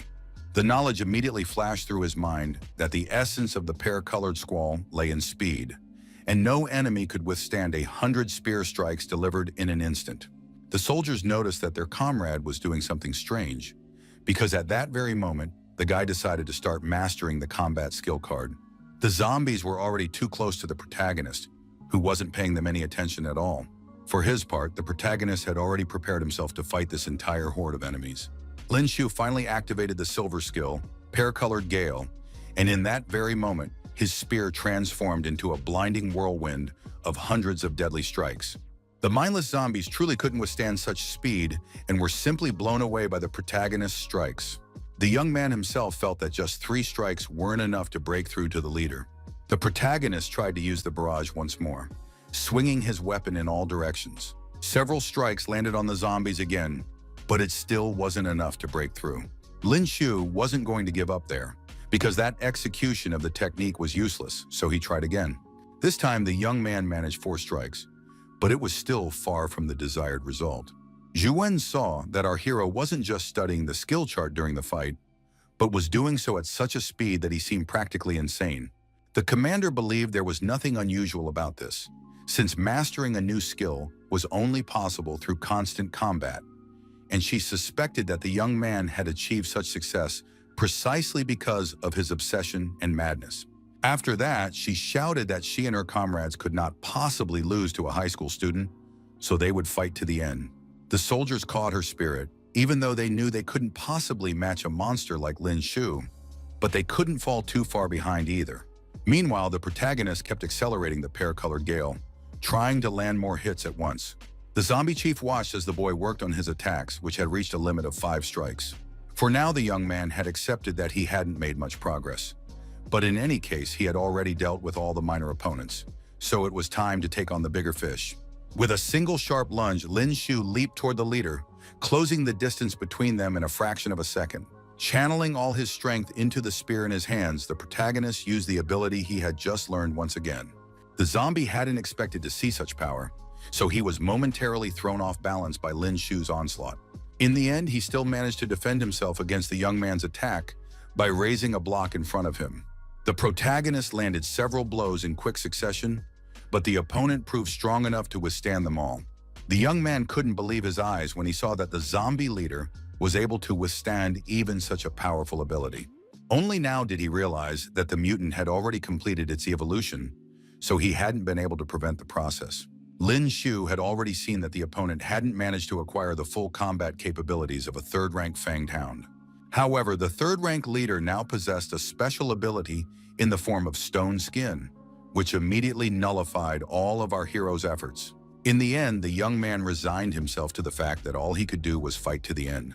The zombie was confident in his new powers, so he wasn't the least bit afraid of the young man's confidence or considerable strength. In the end, they charged toward each other to clash in a fierce battle.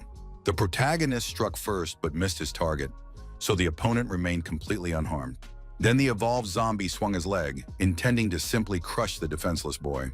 He slammed his limb into the ground with all his might, but Lin Shu managed to react to the attack and leap aside. The young man understood perfectly well that if he couldn't quickly destroy the zombie leader, it would continue to summon reinforcements, and their team situation would only get worse. In the end, the protagonist realized he had no other way out of this situation and decided to use Rage Burst. Zhu Wen sensed that the aura around them had suddenly intensified, and Jin Hai immediately realized it was coming from their partner. The protagonist decided to try an enhanced version of the Pear Squall on the zombie chieftain, since he had handled the regular version so easily.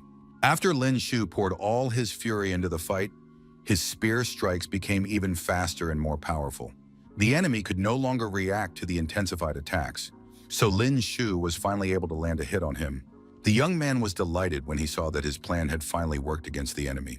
Besides that, he noticed a strange sensation after entering a state of rage, as if he and the spear had become one. The protagonist decided it was time to confirm these feelings and use something more powerful. Then Lin Shu applied deep insight, directing the blade straight at the target. Seeing this move, the zombie chief had already prepared in advance and raised a block in front of him. With renewed strength, the young man once again unleashed the pear-colored barrage. Xu Wen, who was watching from the sidelines, couldn't understand how a single attack that Lin Shu had launched this time turned out to be more than twice as powerful as the 5 instant strikes he had delivered before. Finally, he managed to destroy the third-rank zombie leader, for which he received 8,000 experience points and reached level 13. The young man was happy to see another level up and immediately asked the system to invest all the points into strength. But the protagonist wasn't going to stop there and was already preparing to wipe out all the remaining stragglers in one fell swoop. The young man began circling through the crowd of the Walking Dead, moving from one enemy to the next, and gained a bit more experience. Very soon, the entire ground around him was covered with the lifeless bodies of zombies. Jinhai noted that he hadn't fought so enjoyably in a long time, while Li Yi emphasized that if Lin Shu hadn't killed the zombie leader, surely none of them would have survived. The protagonist assured them that everything was fine and announced that from now on, they would all be brothers and sisters until death. The commander feared that he had enhanced his strength using drugs that could have serious side effects, but the young man assured her that it was merely a special combat skill. The girl could clearly see that everything had been different with that last strike, so she couldn't understand how the same combat skill could have become so much more powerful. Lin Shu pretended that he himself didn't understand what had happened at that moment, and that he had merely felt himself become one with the silver spirit. The commander immediately thought that this might be the deepened insight that the young man himself had never heard of. The commander then explained that this ability unleashes the peak power of a combat skill once it has reached the necessary level of mastery and refinement. Even low-level bronze skills, when they achieve deep insight, are capable of unleashing power on par with silver skills.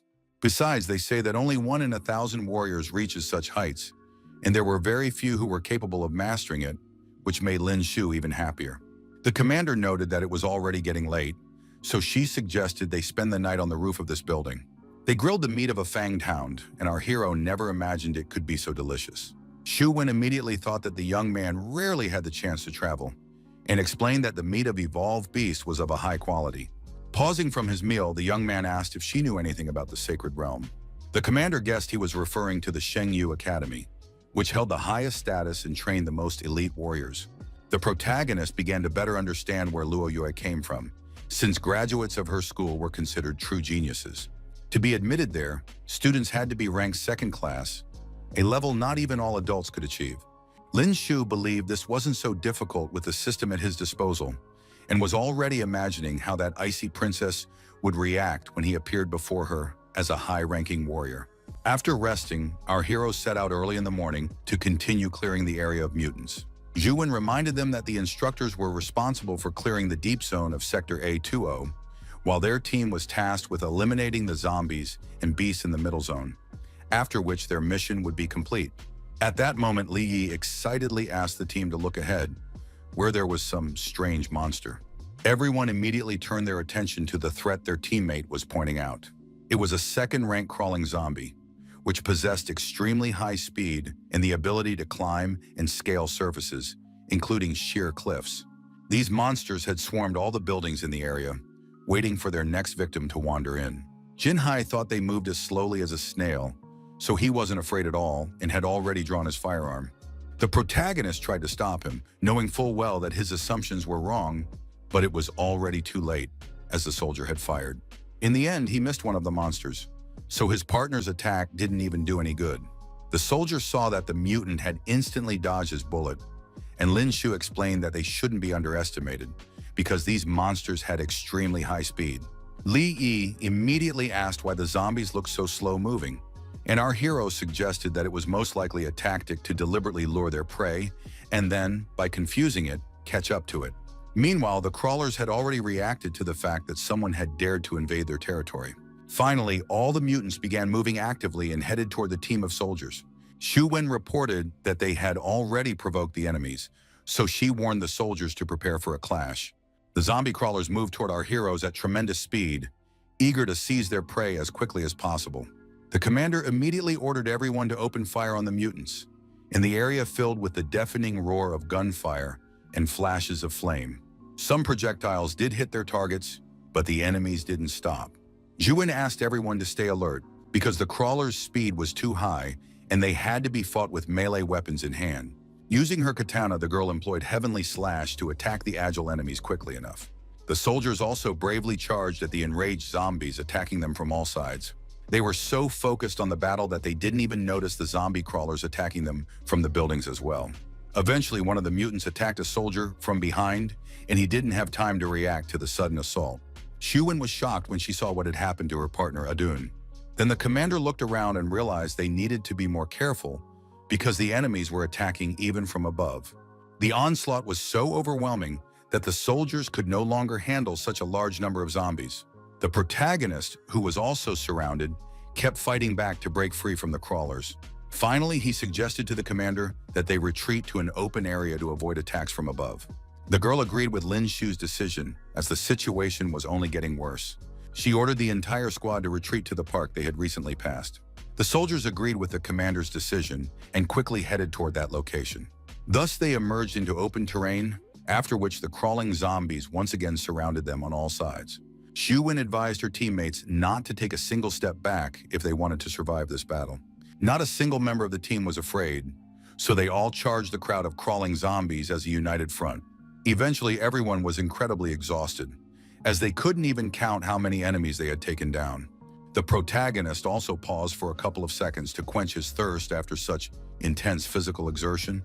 He felt like he was literally dying of exhaustion, but for that many experience points, it was worth the effort.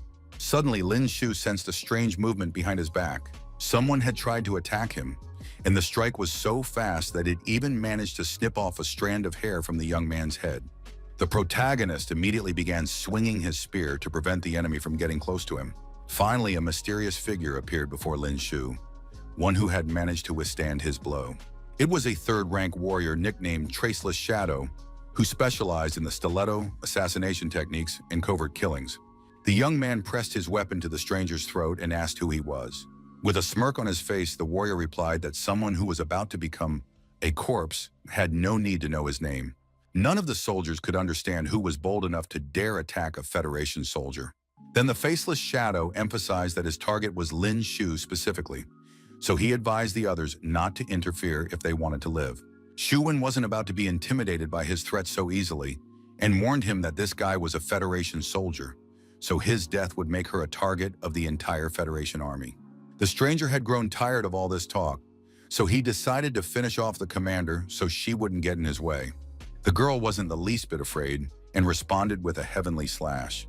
Their colossal forces collided, causing a rather powerful explosion right in the center of the hall. The shockwave knocked Shu Wen off her feet, sending her flying far to the side. The soldiers were genuinely terrified when they saw what had happened to their commander. In the end, they all pounced on the monster who had dared to attack their boss. Then Shadowless used the silver skill Hyperspeed Spin so that no one could get close to him. Now the men realized they were facing a formidable opponent and suspected he was a third-rank warrior. Because of all the commotion, no one was paying any attention to the main character yet.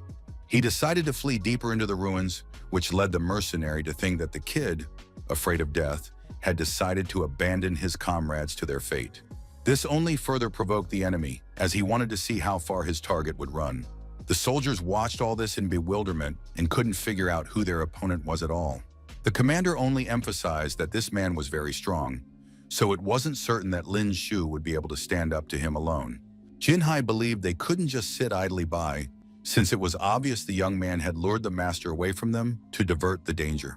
The girl thought it was all just empty talk, because of course they wouldn't stand by and do nothing. She was incredibly angry that the warrior had dared to attack their man in the presence of Starlight City's soldiers.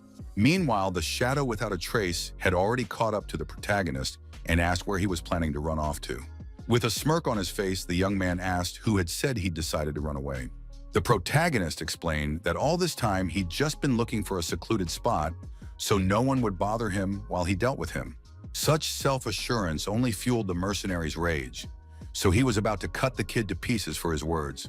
In fact, Lin Shu had already guessed that the Tang clan had sent this man here. Traceless Shadow merely laughed in response and asked what difference it made to the boy, since he was already as good as dead.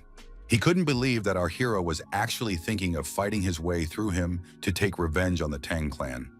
But the young man himself immediately confirmed that this was exactly what he planned to do. But before that, Lin Shu had to deal with his opponent, who had just barely managed to dodge the first strike. With eyes full of horror, the mercenary realized that the speed was truly impressive. Now the bandit himself had to step back slightly so the protagonist couldn't land a follow-up strike. Traceless Shadow suddenly felt his heart flinch for a moment at the determination the young man had just displayed. For his part, Lin Shu noted that the man had a rather strange evasion technique and surmised that it was a combat skill from the rare category of movement techniques. At that very moment, our hero gripped his weapon tighter, as that feeling greatly annoyed him. The mercenary also decided to use his blade, as the young man proved to be far from an easy target. In the end, neither of them managed to land a successful hit, as both masterfully blocked the strikes. Despite this, the opponent managed to graze Lin Shu again, cutting off a small strand of his hair. The protagonist reacted quickly to Traceless Shadow's movements and ducked low, dodging his next strike. Then he spun around, and the sharp spear was already nearly at the mercenary's throat. At the last moment, the opponent managed to jump back from Lin Shu's dangerous and sharp lunge. Traceless Shadow admitted that he hadn't even expected his target to be capable of such a move. But even that didn't scare his opponent, because he believed that such skills weren't enough to defeat him. Jumping high into the air, the mercenary spun his weapon and prepared to use a silver skill. It was an ability called Falling Petals, which summoned a vast number of rapid magical projectiles. The protagonist noticed that this skill bore a striking resemblance to his pear-colored squall, due to the profusion of gleaming blades, some of which were illusory. Lin Shu didn't lose his composure and was already about to show his opponent what a real lethal move looked like. A second later, the streams of projectiles collided with one another, trying to suppress each other's power. In this way, the young man managed to protect himself from the attack and was already moving toward the shadow without a trace. This didn't scare the mercenary at all, since he had managed to observe our hero's battle against the zombies and study every detail of his power. Lin Shu believed that an outstanding third-rank warrior was nothing but a nobody, since he had to struggle so hard to defeat a first-rank warrior. Each time, the young man continued to use the pear-color barrage to at least graze his opponent. The shadow without a trace easily parried all these attempts and kept insisting that it was all too futile. Then he stopped holding back and this time used the silver skill, Twin Wing Thrust. This time, the protagonist couldn't dodge his attack, so he hung defenselessly in his arms. Thus, the mercenary pinned him against the wall of the building, with no intention of letting him go. Lin Shu could only stare at the thug in fear, unable to break free from this trap. A smug grin immediately spread across Shadowless's face, for he was certain of his victory. The young man, however, declared that he would still argue with him on that point.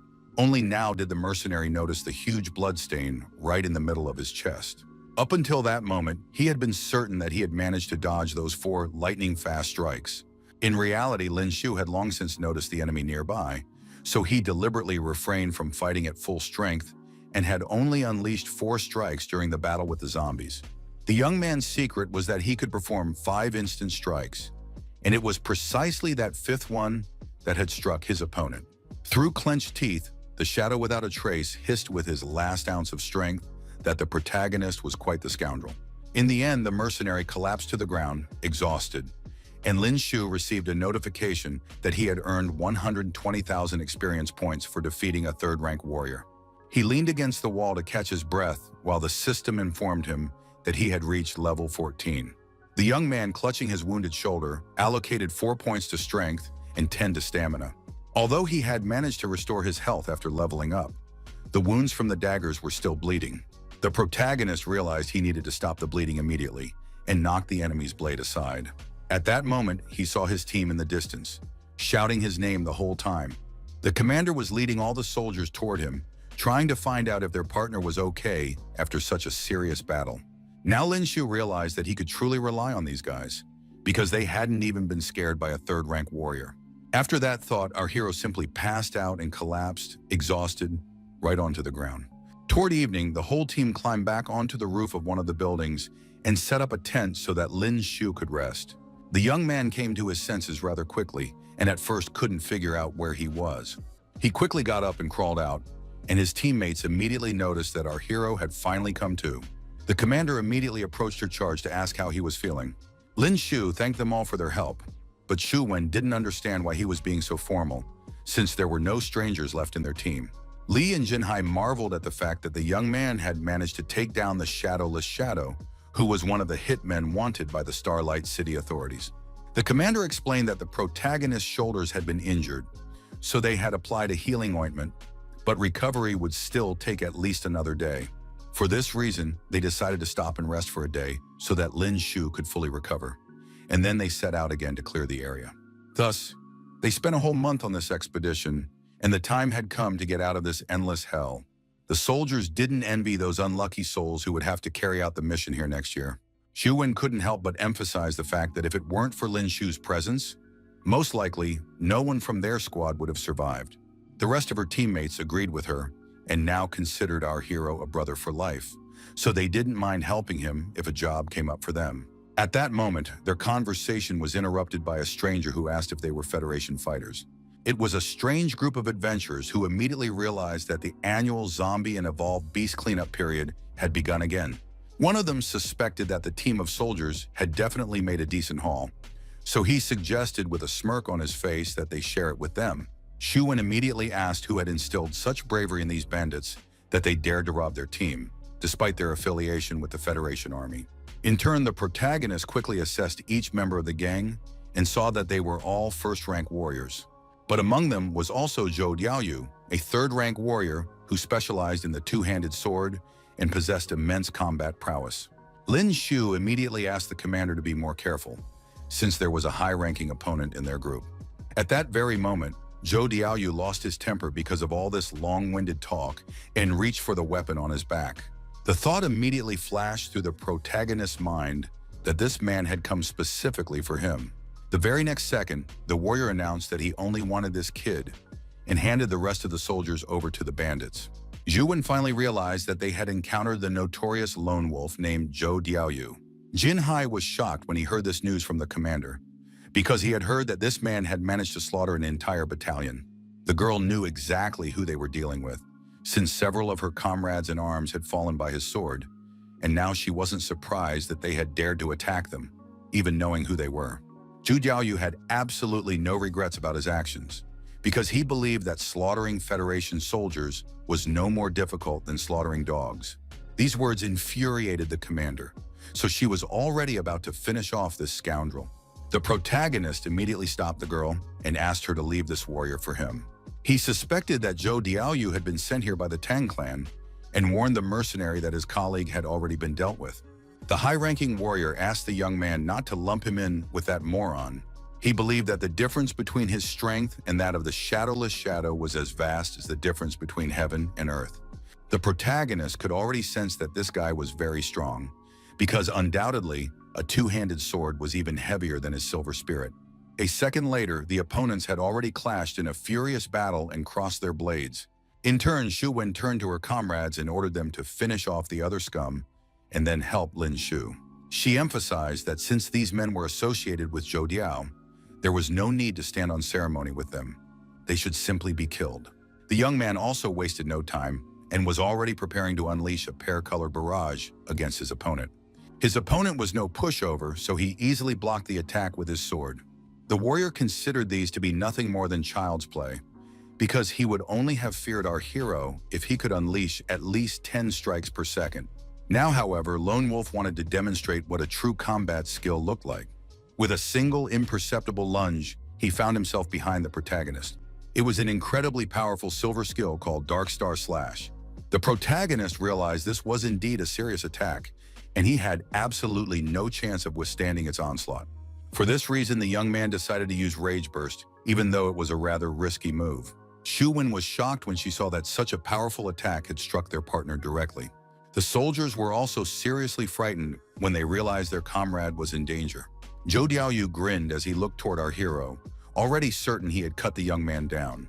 Amid the cloud of dust that rose after the blow, the silhouette of the young man was visible, and he seemed to still be standing on his feet. The protagonist agreed that this guy was too tough, So if he hadn't activated Rage Burst in time, he would most likely have been cut in two by now.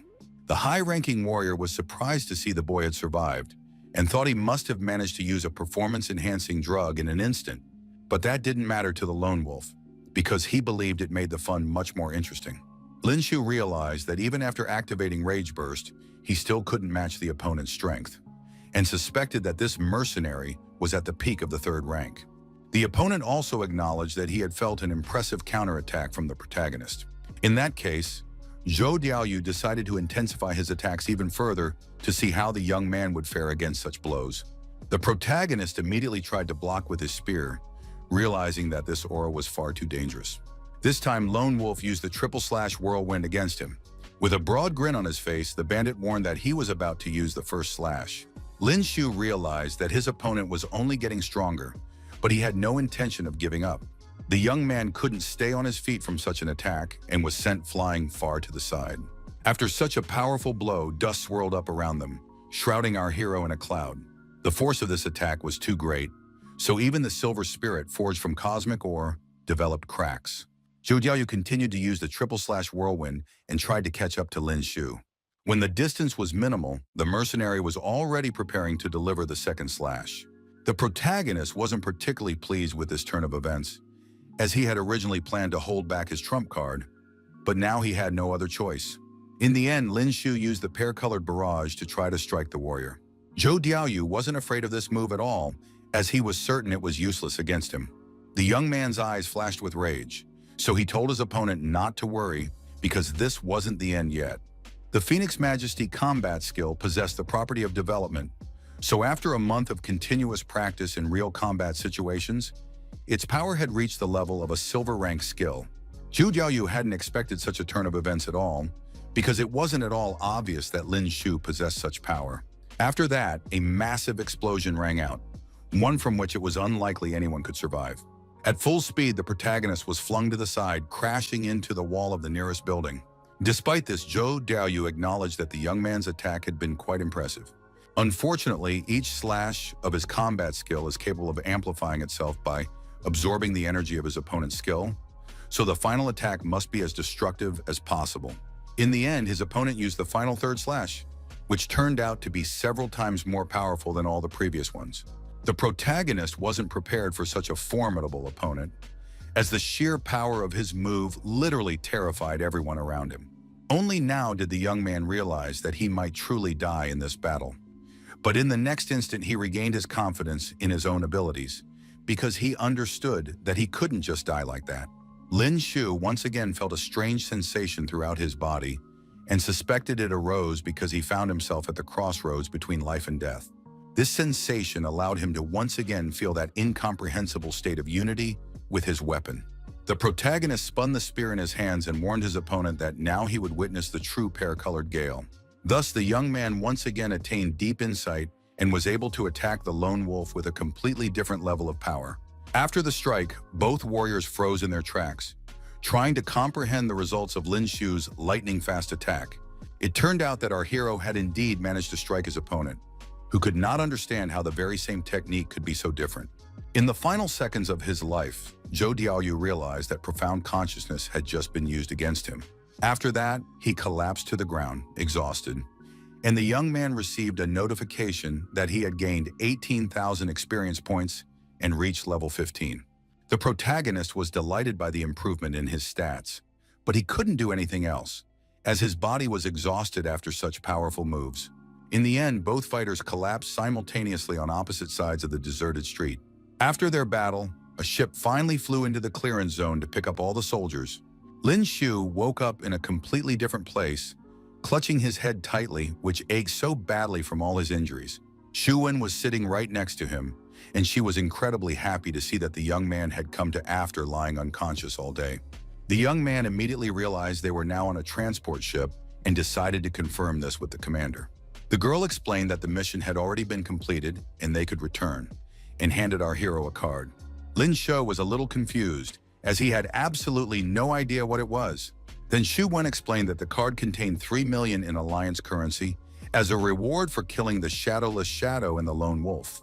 The guy was incredibly happy because, With this money, he would be able to upgrade his gear again, and the commander hinted that he could at least thank her, since she had to go through quite a bit of trouble with this request. Only now did the protagonist realize that this hadn't looked very good on his part, and he asked how he could thank Shu Wen. The girl immediately reached for Lin Shu's hand and at first said that nothing even came to mind. Then she finally suggested that the young man personally keep her company, but he immediately reminded her that he was just a high school student and shouldn't fall in love prematurely. Zhu Wen had no idea the boy would turn out to be such a hard-to-crack guy. At that moment, the protagonist abruptly changed the subject and asked what day it was today, and the commander replied that it was already the 12th day of the month. Lin Shu immediately remembered that he was supposed to have his final semester exam today, but the girl quickly reassured him that it was only dawn, so he would make it to the academy in time. Very soon, they had already flown to the military airfield in Starlight City, after which the counting of the casualties in each group began.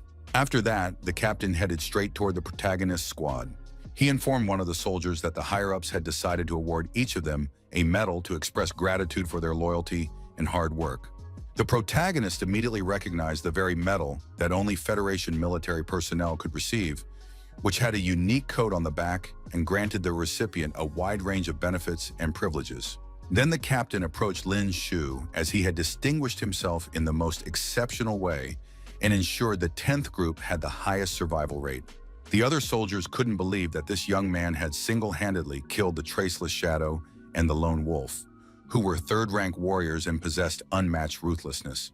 The instructor, for his part, also noted that just a month ago, the young man's strength hadn't even reached the first rank, but now he was already close to the second, a level of improvement that was truly astonishing. He also offered Lin Shu a position in the Federation's military, but the young man had to decline because he was still just a high school student. The man laughed out loud, having simply forgotten that the boy was still a student, but he still asked him to get in touch after graduating from university if the offer still interested him. Zhu Wen also agreed that for now, he was just a high school student running late for his final exam. Yet at the same time, he already possessed the strength to hold his own against third-rank warriors. Before finally heading off to the academy, the protagonist said goodbye to all his teammates, who had spent a whole month with him. Shu Wen, who was now interested in the young man, waited for him to hug her. The girl didn't wait for our hero's response and remarked that on the battlefield, he was a force to be reckoned with. Yet now he had become so shy. She asked the protagonist not to forget to visit them when he had free time, and to always remember the comrades with whom he had gone through thick and thin. Meanwhile, the final semester competitions had already begun at the academy, so the top 20 students were invited to the arena. Teacher Luo was worried that Lin Shu still hadn't arrived, since he had already missed the written exam. But if he missed the practical portion, he would simply be expelled from the academy. He was worried that the young man might have perished on his mission, while Yang Tian had no idea where his comrade, who had been absent for a whole month, had gone. The man tried to remain completely calm, so he asked the student to just wait a little longer. Meanwhile, the first battles had begun in the arena, and the air was filled with the shouts of the students and spectators. Doctors were stationed everywhere, rushing immediately to the losing contestants.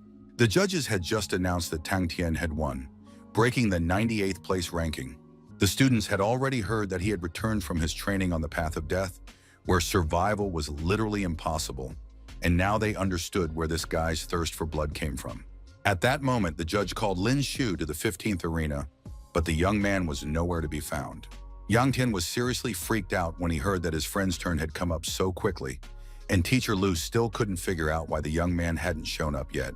The referee called out the protagonist's number and name again, asking if he was present in the stadium. The guy who was supposed to fight against Lin Shu was already upset, because he wanted to test what the guy who had defeated Tang Tian was capable of. Meanwhile, the observer had already started a 10-second countdown, after which our hero would be automatically disqualified. Finally, Lin Shu himself appeared in the arena and told the teacher that there was no need to bother with the countdown. The young man leaped high into the air so that everyone could see that he had, after all, made it to his exams. The students immediately recognized the young man who had become famous for his exceptional abilities. Teacher Luo was also incredibly delighted when he saw that this rascal had managed to arrive on time after all. Yang Tian merely noted that his friend was far too fond of being late and was evidently still that show-off. For his part, Tang Tian, who had so easily dealt with all his opponents, was shocked to see that his greatest enemy hadn't died in the Fortress of Light. In any case, the guy didn't see this as a problem because he was going to kill Lin Shu with his own hands and succeed this time without fail. Meanwhile, the referee of Lin Shu's match asked both sides to prepare for battle. Chen Xiao was certain that some scum from the 29th group wouldn't be able to put up a fight against him, despite his victory over Tang Tian. The protagonist was well aware that in the Academy's combat rankings he was somewhere above the 100th spot, but the young man himself was no longer impressed by such a level. His opponent was shocked to hear such bold words from Lin Shu, so much so that he didn't even have time to respond. A second later, the referee waved his hand between them, announcing that the fight was starting right now. In the end, the student simply dismissed our hero and was already preparing to chop him in half with his massive axe. The young man was already so strong that all he had to do was hold his hands out in front of him to stop the weapon.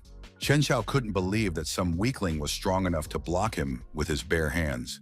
In this way, the protagonist was able to stall his opponent and now deliver a powerful blow straight to his stomach. The young man flew helplessly to the side, unable to respond to Lin Shu, who was already on a completely different level. But he wasn't about to give up so easily, so he replied that this was mere child's play to him. Quickly gathering his strength, Chen Xiao used a bronze-level skill called the Nine Forms of November. His weapon immediately burst into bright flames, and he tried to strike the protagonist. Even so, Lin Shu wasn't afraid at all, and with a smirk on his face, announced that now it was his turn. The protagonist didn't even intend to use his weapon and continued to fight hand-to-hand. He decided to use the Shattering Fist, which had proven effective before, but his opponent managed to block the strike. Chen Xiao was surprised because he hadn't expected the young man to have such a powerful punch. The guy got even angrier at the fact that the former outcast was looking down on him. He stopped messing around and now switched to using the silver skill, Starfall. The students watching from the stands were surprised, as they hadn't expected Chen Xiao to be forced to use such an energy-intensive skill in his very first battle. Meanwhile, Lin Shu caught himself thinking that he was growing increasingly fond of techniques from the Nine Form series and the like, because all it took was dodging one such move for his rage gauge to fill up completely. Besides, he would only have to fight once a day, so he didn't have to worry about recharging the gauge at all. For this reason, the young man immediately enhanced his Shattering Fist with a power surge, leaving his opponent no chance at all. Chen Xiao realized this was too dangerous, so he immediately tried to gather himself to defend against the attack. Any resistance was futile, as the crushing power of this technique was simply overwhelming. In the end, the boy simply collapsed in the middle of the arena and seemed unable to continue the fight. Finally, the referee announced that number 1024 Lin Shu had secured his first victory. Master Luo hadn't expected this young man to have grown so much stronger that he could defeat Chen Xiao without even touching his weapon. After that, he and his students immediately went to our hero to congratulate him on his return and his powerful defeat of his opponent. Yang Tian decided to ask where his friend had disappeared to for a whole month, and Lin Shu explained that the place he had gone to was quite dangerous. In addition, the young man hinted that his companion would have been nothing but a burden to him, which even made Teacher Luo laugh out loud.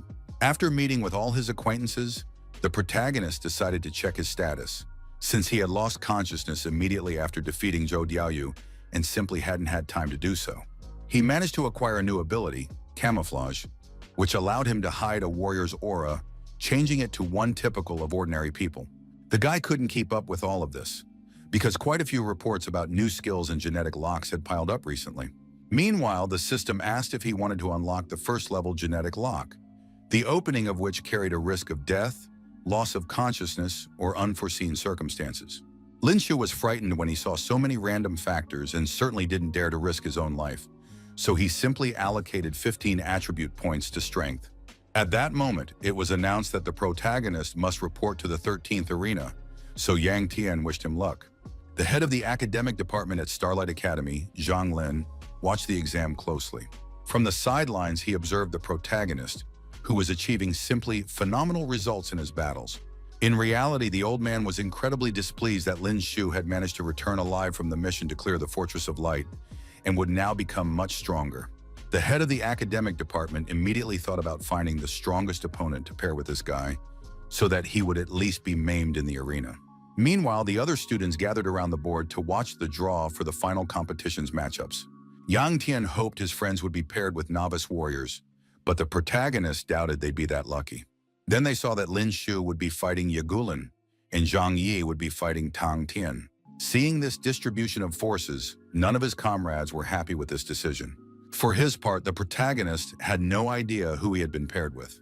Yang Tin explained that this guy was a third ranker, ranked 4th, and regularly trained in high-risk areas. Zhang Yi was also worried about his opponent, who had just returned from training on the path of death, and whose strength had already reached the 1st rank. Master Luo acknowledged that they had been dealt difficult opponents and asked them to be careful. Meanwhile, the spectators were distracted from the matches because Mr. Ye had arrived. They all immediately jumped to their feet to greet such a respected figure. The old man briefly greeted all his gathered colleagues and smiled sincerely in return. The teachers noted that this time he had arrived early, assuming he wanted to see the strength of their academy students as soon as possible. One of them asked Mr. Zhang to bring a chart with information about their top students and let Mr. Yi review it. The old man emphasized that he just wanted to enjoy watching the competition, so the instructors needn't trouble themselves about it. At that moment, Zhang Yi and Tang Tian entered the arena, and Tang Tian immediately recognized the student from the 29th group. His opponent immediately took an interest and emphasized that the young man could forget about surrendering, because he had no intention of sparing anyone from the 29th group. The boy wasn't intimidated by Tang Tian's threats, so he suggested they see who would come out on top. He decided not to wait long and immediately landed the first blow, but his opponent was able to easily jump out of the way. Then in a flash, Tang Tian found himself behind the young man and grabbed his arm firmly, preventing him from landing the next strike. In this way, he was able to easily twist the boy's limb, causing him to let out a piercing scream. Because of the pain, Zhang Yi dropped his weapon and it clattered to the floor. His opponent was in no hurry to let go of the young man, as he didn't want to end the fight so easily. With a maniacal grin on his face, Tang Tian declared that he would gradually break every single one of his bones. At that moment, he heard some strange shouts from the spectators, which distracted him from his goal. It turned out that Lin Shu had climbed into the arena, unable to stand by and watch his comrade being beaten. The young man's eyes immediately burned with even greater fury, for his arch-enemy had finally appeared before him. Our hero emphasized that he dared not lay a finger on his classmates, and suggested he do the same to him if he had the guts. Tang Tian told him not to worry about that, because he planned to break every bone in his body when they officially faced off in the arena. He wanted to make sure the young man knew what real pain was before he died. The protagonist also intended to settle the score with his rival for everything, and wasn't afraid that his daddy would show up here. Finally, the referee intervened in their conflict, reminding them that one couldn't just barge into the arena and interrupt the fight whenever the mood struck. Lin Shu replied irritably that, in fact, it was the teacher's responsibility to make sure the students weren't killed in the arena. The judge was taken aback by the young man's self-assurance. His words, it seemed, were actually true. He noted, somewhat flustered, that Zhang Yi hadn't actually conceded defeat, but had nevertheless asked to be taken to the doctor for an examination. Xiao Zhishui immediately appeared nearby and asked little Lin to hurry up and help his friend get down. Then the judge announced that number 208, Tang Tian, had won. Meanwhile, the protagonist decided to ask why he hadn't seen the nurse for the past few days. The girl immediately snuggled up to the young man, hoping he had missed his big sister. She explained that today was the day of the competition among the 100 finalists, so it was quite obvious that the intensity would rise. Then their conversation was interrupted by Zhang Yi, who touched the protagonist with a trembling hand. There were tears in the young man's eyes because he hadn't blocked a single one of his opponent's attacks, which was simply devastating him. He asked Lin Shu to be more careful if he ended up facing Tang Tian as well. The protagonist replied with confidence in his voice that he would definitely avenge his comrade. At that moment, an announcement rang out in the stadium that Ye Gonglen and Lin Shu were to enter the arena. Lin Shu then told his comrades that it was now his turn to test his own strength. Everyone immediately rallied behind our hero and wished him luck in this crucial match. Before stepping into the arena, Lin Shu studied his opponent closely. Zhuanglin kept his eyes fixed on the arena, as he expected such an opponent to finally finish off the young man. Ye Gonglen met his gaze and, with a smirk, made it clear that he would handle this task with ease. After that, he greeted our hero, who was already so well known among the academy students. At the age of 18, this young man had already reached the 2nd rank, and moreover, his overall combat prowess was almost on par with that of the lone wolf, Zhou Diaoyu. The prodigy, known as the Starlight Tiger, clearly didn't hold the 4th spot in the rankings for no reason. Finally, the referee asked both sides to get ready and announced the start of the match. At that very moment, Ye Gonglen lunged forward, intending to finish off Lin Shu.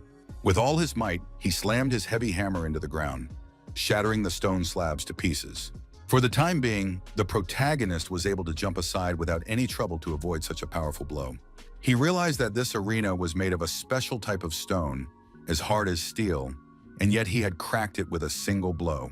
Ye Gonglen immediately noted that Lin Shu was quite a nimble lad, but even that didn't make him doubt that he would still crack the protagonist's skull. His opponent guaranteed that the protagonist wouldn't even feel a thing after his strike. The commentator immediately announced that Ye Gonglen was delivering a truly ferocious blow and wondered if Lin Shu would be able to fend off the onslaught. One of the students laughed at the fact that our hero had drawn such a strong opponent and was already certain that he was definitely doomed. The tense Yang Tian and Xiaozhou Shui immediately attacked him and advised him to just keep his mouth shut. The students still believed it was obvious to everyone here that Lin Shu was doomed to defeat. One of them promised to eat a piece of the arena if this guy could win, so Xiaozhou Shui was already eager to see it happen live. Meanwhile, Ye Gonglen raised his hammer above his head once more to try again to strike the protagonist. Once again, the young man deftly dodged the dangerous attack, feeling the enemy's weapon fly past him by mere millimeters. Finally, Lin Shu managed to land a counterattack, but it wasn't that simple. With a single swing of his hammer, Ye Gonglen knocked the young man away and laughed at the fact that the kid seemed to have forgotten to eat that morning. In fact, the protagonist hadn't even expected the power of his hammer to be so great, so the young man had no choice but to use Rage Burst. Lin Shu immediately dismissed the idea, since the final round had only just begun, so he couldn't use that skill yet due to its long cooldown. Ye Gonglen was already about to finish off our hero, assuming that all he knew how to do was act smart. The young man didn't respond to his snide remarks at all and tried to successfully use pear-colored barrage against his opponent. For a moment, the opponent froze in surprise as he hadn't expected Lin Shu to possess such powerful techniques. This greatly angered Ye Gonglen, so he began furiously swinging his hammer in all directions to fend off all of the protagonist's attacks. Even so, it wasn't enough, and one of the blows finally hit its mark, striking the opponent's shoulder. For the first time, the guy had to step back slightly to prevent the protagonist from inflicting further injuries. The students who were on Ye Gonglen's side couldn't believe their eyes when they saw that he had actually been wounded. Xiaozhou Shui was glad that the truth had finally dawned on them, and she reminded them that just a short while ago, they had claimed that Lin Shu was doomed to defeat.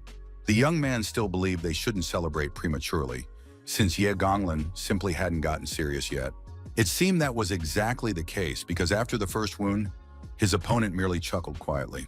Gripping his shoulder, he praised Lin Shu for fighting him quite well. Our hero's success only further provoked Ye Gonglen, who could now take things a bit more seriously.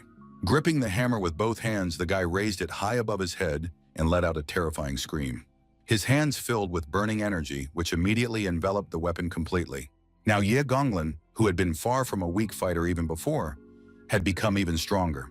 The protagonist immediately tensed up, as he instantly realized that this was a concentration of source energy. Meanwhile, the opponent didn't wait any longer, and with a single sharp leap, attempted to attack Lin Shu. The opponent intended to use a silver rank skill called Crash of Mount Tai, which was nearly impossible to dodge. The waves of Eastern energy emitted by the Warhammer proved capable of overwhelming the protagonist. The situation was so dire that the young man even lost the ability to move. In the end, he realized he would have to respond with everything in his arsenal, since there was no way to dodge it now. Lin Shu immediately enhanced the Paralight Barrage with the Phoenix's majesty and attacked his opponent in return. Zhenglin couldn't figure out what kind of combat skill this was, while his colleagues surmised that it was an attack combining two combat skills. Mr. Ye was also shocked when he saw that this boy was indeed capable of something like this. In the end, the energy streams of both students collided, trying to counter each other. Thus, Ye Gonglen was finally able to strike the protagonist, who barely managed to stay on his feet. The opponent laughed loudly at his success, as he considered his attack to be simply magnificent. He hadn't felt such joy from a battle in a long time. So as a reward for Lin Shu, he intended to crack his skull and grant him a painless death. The protagonist, regaining his composure, saw that his opponent was already preparing to use an even more powerful skill against him. It was Fierce Tiger Descending the Mountain, which was also a powerful silver rank skill. A massive clawed paw reached out toward Lin Shu to grab him and finally finish him off. The spectators cheered when they saw that Ye Gonglen had finally used his trump card and were already certain that the young man was simply doomed. Xiao Zhishui and Teacher Lo immediately began shouting for our hero to jump off the arena as quickly as possible and dodge the blow. A second later, the huge tiger's paw had already engulfed the protagonist. The upperclassmen were already discussing how Lin Shu was just a naive fool and hadn't dodged after all, so all that was left of him was mincemeat. Meanwhile, our hero's cheering squad froze in silent shock, refusing to believe what they had just seen. Xiao Zhishui kept her eyes fixed on the arena, trying to figure out if the young man could have survived such a blow. Ye Gonglin laughed maniacally and asked his opponent if he was dead this time. When the dust settled, a whole Lin Shu appeared before them, having been forced to activate Rage Explosion after all. His opponent was completely taken aback when he saw that the young man had managed to survive his strongest attack. The protagonist merely laughed at his surprise and apologized for disappointing him so much. With confidence in his voice, Lin Shu declared that the warm-up was now over. Now that Rage Burst was active, it was the young man's turn to show off his skills. Ye Gonglin thought our hero was going to use the same skill and emphasized that such techniques were useless against him. Rage completely filled the young man, and he began swinging the heavy hammer around him with frenzied force. The protagonist had no intention of stopping either, and thrust his spear toward his opponent. Ye Gonglin used the hammer storm, so he easily parried every blow from the young man. Their furious clash went on for quite a while, but in the end it led to no conclusion. Despite his strength, the opponent had to work hard just to stay on his feet. He couldn't understand at all what was wrong with the protagonist, who turned out to be such a strange fighter. The young man, seeing the damage to his weapon, had no idea how Lin Shu had suddenly become so much stronger. Despite this, he still couldn't afford to lose, so he used the hammering hurricane once again. The combatants were giving it their all to defeat each other, so from the sidelines it looked incredibly terrifying. Master Luo also noted that the two were fighting almost to the death, and Yang Tian feared for his comrade, as the latter was literally bogged down by Ye Gonlin's attacks. Only Xiao Zhishui remained fairly calm and asked the young man not to talk nonsense if he didn't understand anything. The girl seemed certain that Ye Gonlin was headed for defeat, while the young man himself had also begun to fear it. For this reason, the opponent decided to go all in and use the skill, Fierce Tiger Breaks Out of the Cage. The protagonist merely laughed at his pathetic attempt, as he was certain his opponent had no strength left. Thus they clashed, unleashing their strongest attacks at each other. Lin Shu proved to be much stronger and more agile, so the blade of his spear quickly found itself at his opponent's throat. With a smug grin on his face, the young man informed Ye Gonlin that he had lost after all. The stands roared when they saw that our hero had defeated the fourth-ranked fighter. In turn, the nurse laughed at the student, whom she now called a food blogger, and asked how he planned to eat the arena. The high schooler looked away in embarrassment because he had no answer for her. Zhonglin, for his part, was shocked to see that Ye Gonlin had indeed lost, which meant his plan had completely fallen apart. Meanwhile, the referee had already led the protagonist to the center of the arena to present the winner of the match to everyone. Ye Gonlin couldn't bear to watch such a humiliating scene, so it seemed he had something up his sleeve. He hurled some mysterious projectile at Lin Shu, intending to send his rival straight to hell. The protagonist didn't have time to react to the sudden threat, and only realized at the last moment that it was a mini-bomb. At that very moment, a figure rushed toward the arena from the judges' table. In the end, a fairly powerful explosion did ring out in the stadium. Ye Gonlin was also caught in his own move and flew far to the side, hitting the hard ground hard. He laughed loudly because he was already certain that Lin Shu would definitely not survive such an attack and would receive a vivid lesson for his audacity. It turned out that Old Man Ye had come to our hero's aid, shielding him with his shield. The young man quickly realized that this was an advanced technique for utilizing source energy, one that only warriors above the 6th rank are capable of using. After that, the old man turned to him and asked if Lin Shu was all right, and the young man thanked him for his help in response. The old man was glad that the young man was fine and asked him to keep up the good work because he truly had faith in our hero.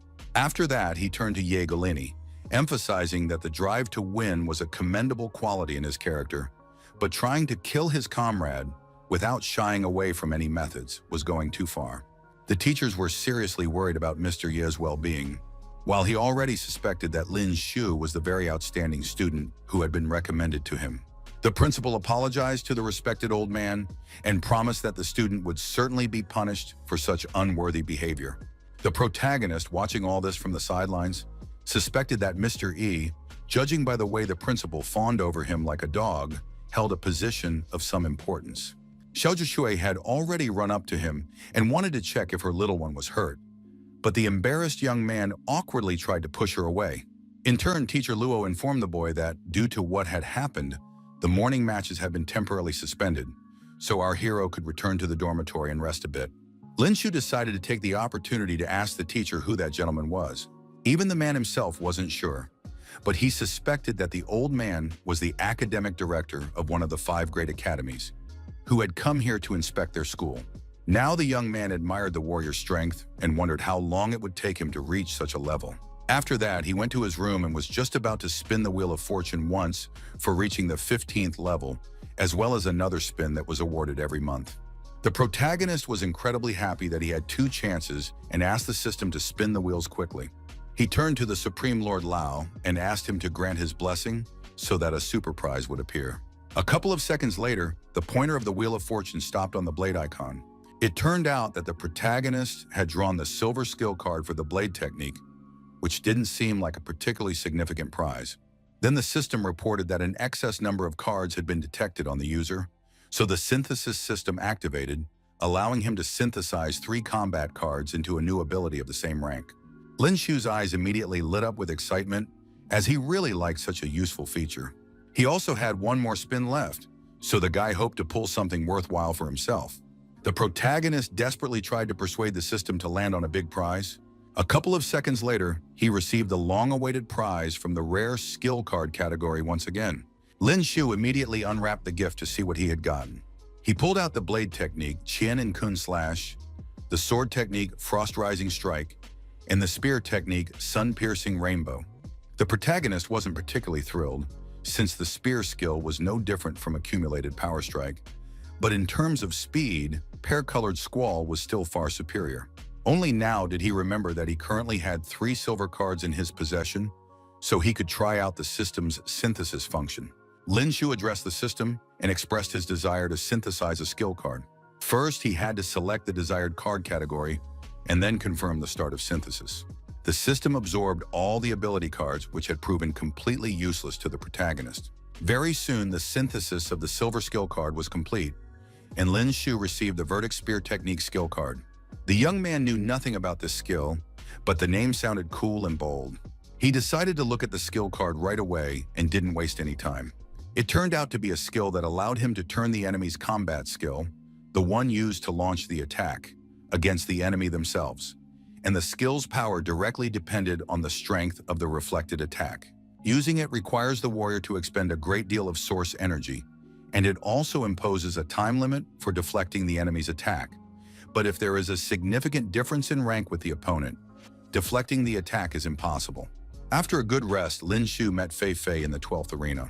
She was a girl who became interested when she saw the well-known student as her opponent.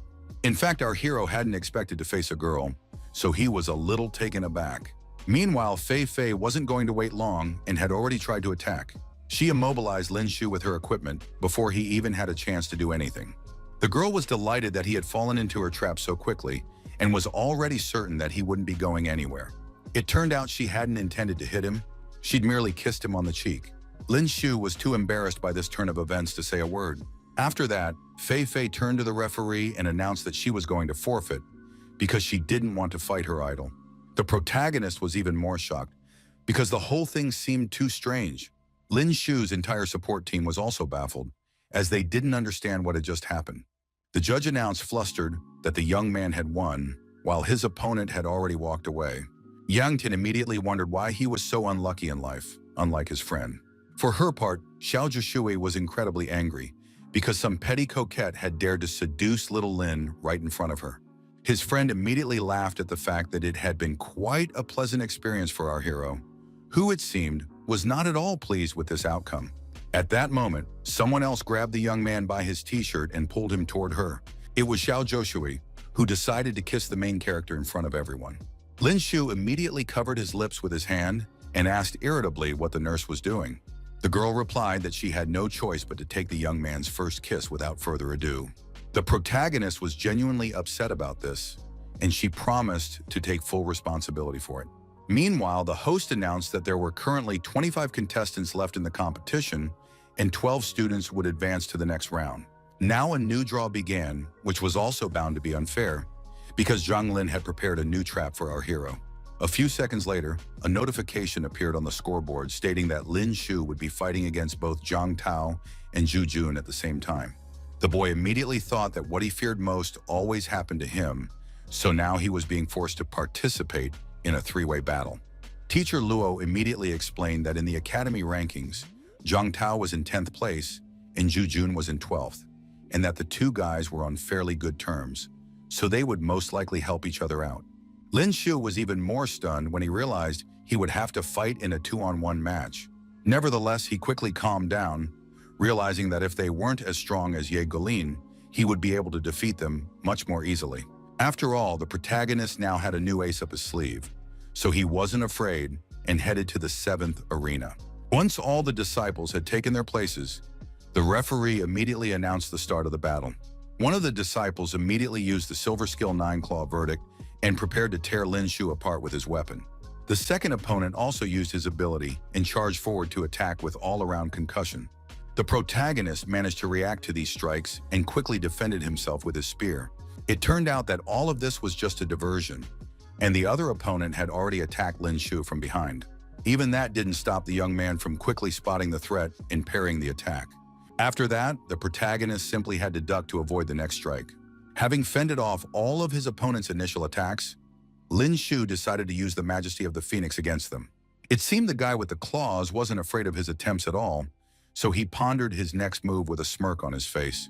He decided to use Lightning Vortex to simply dispel Lin Shu's ability. The protagonist was no longer so confident in his own abilities, because his opponent had managed to break through his Phoenix Majesty after all. The guy laughed at his reaction and explained that his Lightning Vortex skill creates a high-speed rotation capable of deflecting numerous attacks from other combat skills. He and his friend had also studied Lin Shu's combat skills and now knew that Phoenix Majesty could counter his ability. Furthermore, they knew that Pear-Colored Squall could only be directed at one of them. After that, the opponent confidently declared that our hero's defeat was inevitable and used Cross Slash. Then the second disciple joined his comrade and began rapidly spinning his weapon. In the end, he also used a silver tier skill called Spinning Iron Staff. The spectators realized that these two abilities were the strongest in their arsenal, so the battle was quite fierce. Xiao Zhoushui believed that these two had absolutely no shame, because not only did they gang up on him, but they also unleashed their strongest skills right from the start. For his part, the protagonist wasn't afraid at all and became intrigued when he realized his opponent could parry combat skill attacks. Just recently, the young man had managed to acquire a new skill, so he was also capable of such a feat. On top of that, his opponents had no idea about this silver skill, since our hero was about to use it for the first time. Verdict worked perfectly, and Lin Shu was able to defend himself against the powerful attacks using Verdict. A second later, Cross Slash was already flying back toward his opponent. Zhang Tao was shocked by this turn of events and couldn't understand how it was even possible. Thus, he suffered from his own attack, which had backfired on him. Zhu Jun feared for his partner when he saw him fly far off to the side. For his part, the protagonist didn't hesitate and was about to move on to the next opponent. He amplified the Pear-Colored Barrage with a power strike and directed all that energy at the remaining Zhu Jun. All these strikes hit their mark, so Lin Shu neutralized his second opponent as well. In the end, only the protagonist remained in the arena, having managed to defeat two enemies at once. Zhang Tao lay motionless on the cold floor, unable to move even a finger due to his severe injuries. Zhu Jun was also unable to help his comrade, as Lin Shu's attack had been too powerful. The referee took his time announcing the results and checked the defeated students once more. Very soon, he raised the protagonist's hand and announced to everyone that our hero had won. His friends marveled at how the protagonist had single-handedly taken down two opponents at once.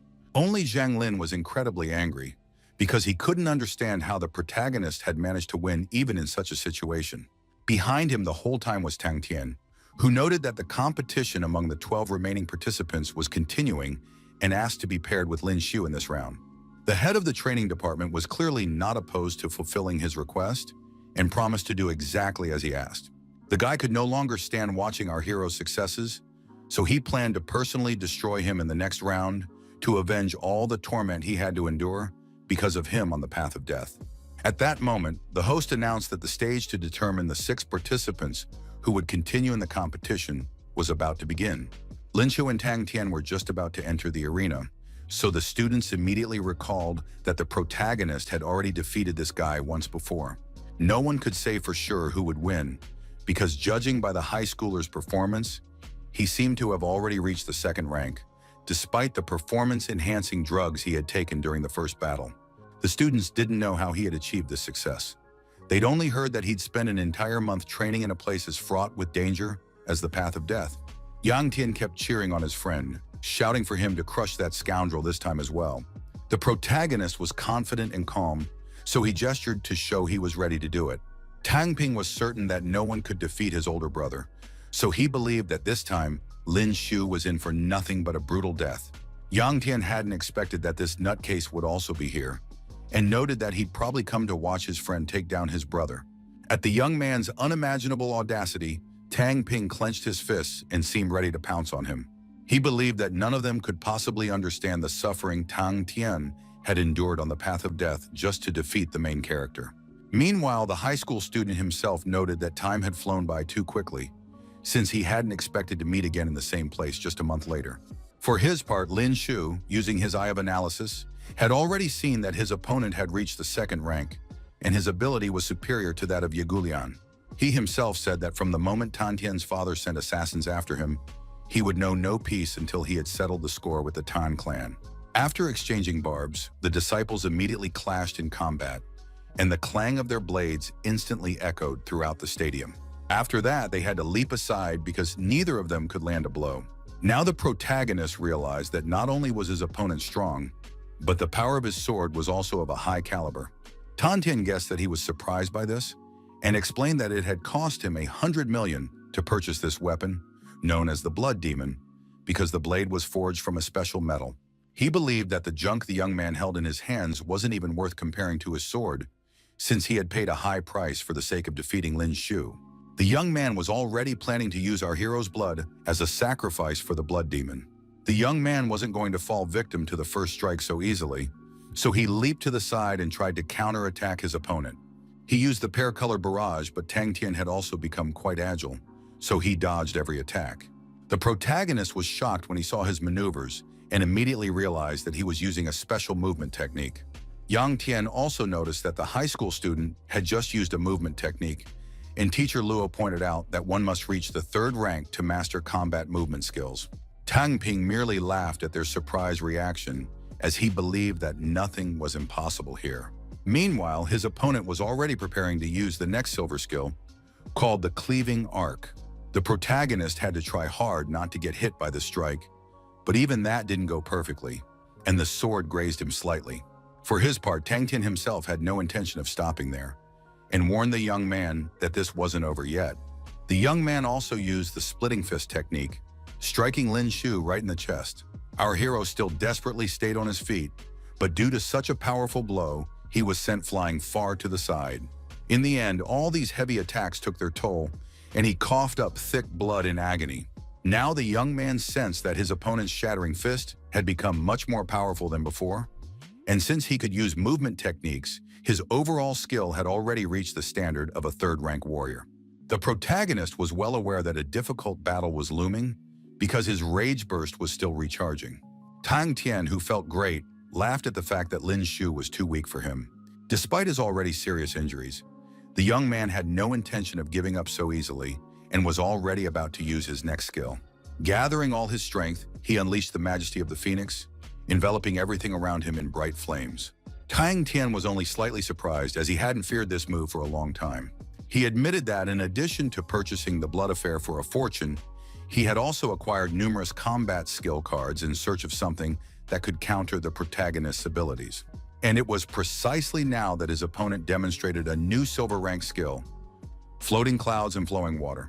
He froze in place and waited until the phoenix's majesty had closed to within maximum range. Seizing the right moment, Tang Tian swung his sword and effortlessly dispelled Lin Shu's ability.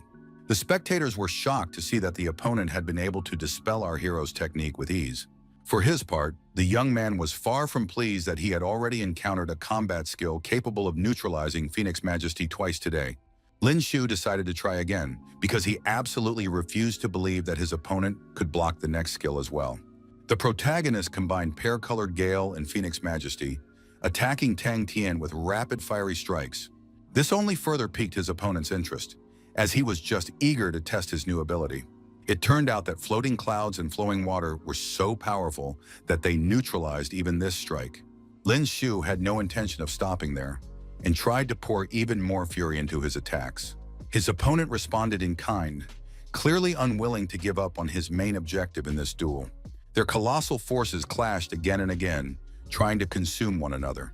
Because of this, absolute chaos reigned all around, and the entire arena was hidden behind a cloud of dust, through which the combatants were completely invisible. Only now did the protagonist accept that his opponent had, after all, managed to dispel his enhanced skill. Tan Tian chuckled briefly at his luck and was already preparing to take the next step. Swinging his sword, he leaped high into the air and was about to pounce on Lin Shu to finally finish him off. Now the young man used a skill called Life Drain, leaving our hero no chance of survival. The young man reacted quickly to this serious threat and used Verdict to turn the skill against his opponent. In this way, the protagonist was able to create a barrier in front of him to stop Tang Tian. Suddenly, the spear literally crumbled in Lin Shu's hands, leaving him without any defense. Tang Tian's powerful attack managed to break through the barrier after all, and was already heading his way. The protagonist's entire support group was seriously scared for him, because the whole situation looked far too dangerous.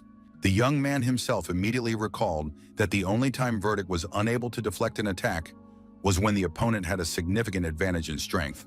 Meanwhile, Tan Tian, his eyes blinded by rage, was flying at full speed toward our hero to strike him with his sword. Lin Shu had no way to defend himself, so he took a serious wound right in the shoulder. Despite this, the young man still had the shattering fist technique, which he enhanced with a strike of accumulated power. He finally managed to strike his opponent, who hadn't expected such a turn of events and now dropped his sword from his hands. Tang Tian was sent flying a couple of meters to the side, giving our hero a moment to catch his breath. The man himself remarked that Lin Shu would have been better off not dodging his attack, as then he wouldn't have had to suffer even more. He quickly attacked our hero with his fists and vowed to break every bone in his body. Tang Tian's splitting fist technique was far more powerful, so he attacked our hero from nearly every angle with lightning speed. Lin Shu's comrades were already shouting for him to admit defeat quickly, because otherwise they would simply kill him. The protagonist refused to give up under any circumstances, as that was completely against his principles. He immediately felt the consequences of his decision, taking a powerful blow to the face. His friends realized that the young man couldn't withstand such force and feared it might end badly for him. Finally, the referee intervened in the fight, trying to stop the restless Tang Tian. The teacher pointed out that the protagonist was already unconscious, so there was no need to finish him off. The young man finally listened to him and admitted that killing someone with so many people around wasn't exactly a good idea. For his part, Lin Shu realized he'd really screwed up this time and feared that death was now certain. At that very moment, the system asked the young man if he wished to activate the genetic lock, despite all the serious risks. He was willing to take the risk because he understood that he had to win this competition and crush the Tang clan at any cost. Then the system announced the initialization of the first-rank genetic lock, which meant that all of the carrier's physical attributes would soon increase. In the end, Lin Shu was congratulated on the successful unlocking of the lock, which improved his strength, stamina, and speed attributes, as well as his promotion to a second-rank warrior, for which he received a considerable number of spins. The judge was about to announce the winner, with Tan Tian standing beside him, a smug grin on his face. It was at that very moment that the protagonist snapped out of it and raised his hand to show that he wasn't about to stop there. His friends immediately turned to their teacher to draw her attention to the fact that Lin Shu had stood up. He then looked over his shoulder and saw that the young man was indeed preparing to continue the match. The young man himself was experiencing an incredible sensation, as if every cell in his body were saturated with explosive power. Mr. Ye immediately took an interest in this turn of events, especially since he could see that our hero hadn't taken any performance-enhancing drugs, and he didn't sense any excitement from the use of any combat skills. He still couldn't believe in Lin Shu's success, because just a few months ago, he had been a failure in every respect, and now his physical conditioning was almost on par with that of third-rank warriors.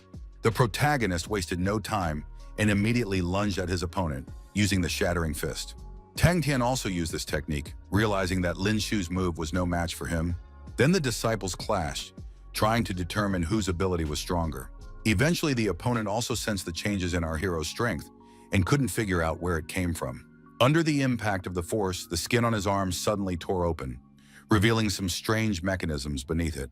Lin Shu's precise strike instantly disrupted the complex workings of this mechanism inside his opponent's body, causing a series of short circuits and bursts of bright electrical sparks. The protagonist was surprised to see that all this time, Tang Tian had had a semi-mechanical arm. The young man explained that he had become a half-human, half-mechanical monster after he went to train on the path of death, where the monsters there had damaged all his limbs. Although these changes allowed Tang Tian to attain the strength of a third-rank warrior, this was now his limit, and he would never rise higher in this lifetime. He believed that all of this had happened precisely because of Lin Shu, so a mad thirst for revenge instantly filled his head and drove out the last remnants of his sanity. Tang Tian, grabbing his sword, tried to strike the protagonist again, but the latter had become more agile, so he dodged without any trouble. In the end, he was also able to counterattack his opponent and kicked him right in the stomach. I'll emphasize that the guy got what he deserved. Lin Shu's strength had increased so much that his opponent was now sent flying high into the air. Literally a second later, our hero was already right next to him, which left Tang Tian incredibly surprised by his speed. Then the young man began landing countless blows that the high schooler couldn't defend against. His friends were thrilled to see him beating up this scoundrel and tried to cheer him on. In turn, Tang Ping shouted for Lin Shu to stop immediately and leave his brother alone. The protagonist completely ignored all these shouts and landed blow after blow on his helpless opponent. The attacks didn't stop for a second, and Tang Tian could no longer defend himself due to his numerous injuries. Lin Shu was taking out all his anger on this scoundrel, so he had no intention of stopping anytime soon. Finally, he stopped striking and knocked his opponent to the ground, causing him to hit the floor hard. At that moment, the referee intervened again, warning the protagonist that his opponent had already lost consciousness, so he had to stop. Lin Shu immediately heeded the referee's warning and stepped away from his opponent. Finally, the referee announced to all the spectators that the young man had indeed secured his victory in this fight.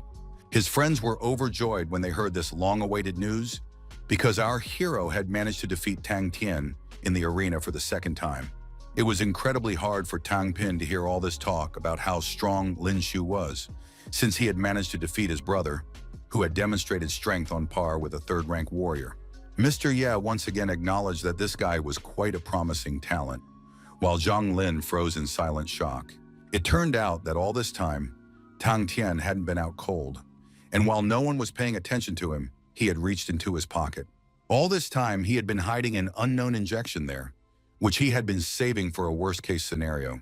The high schooler was determined to take the protagonist's life at any cost, so he lunged at him again. The protagonist reacted quickly to his lunge and grabbed his arm right next to him. He explained that it was a special gift he had brought for Lin Shu from the path of death, namely the AMZ virus, which was supposed to turn him into a monstrous zombie. The judge desperately tried to stop the student, as he was committing a real crime. Tang Tian could no longer hear anyone at all, because he saw only one single goal before him. The protagonist wasn't scared at all and merely smirked, emphasizing that his opponent had asked for even greater cruelty.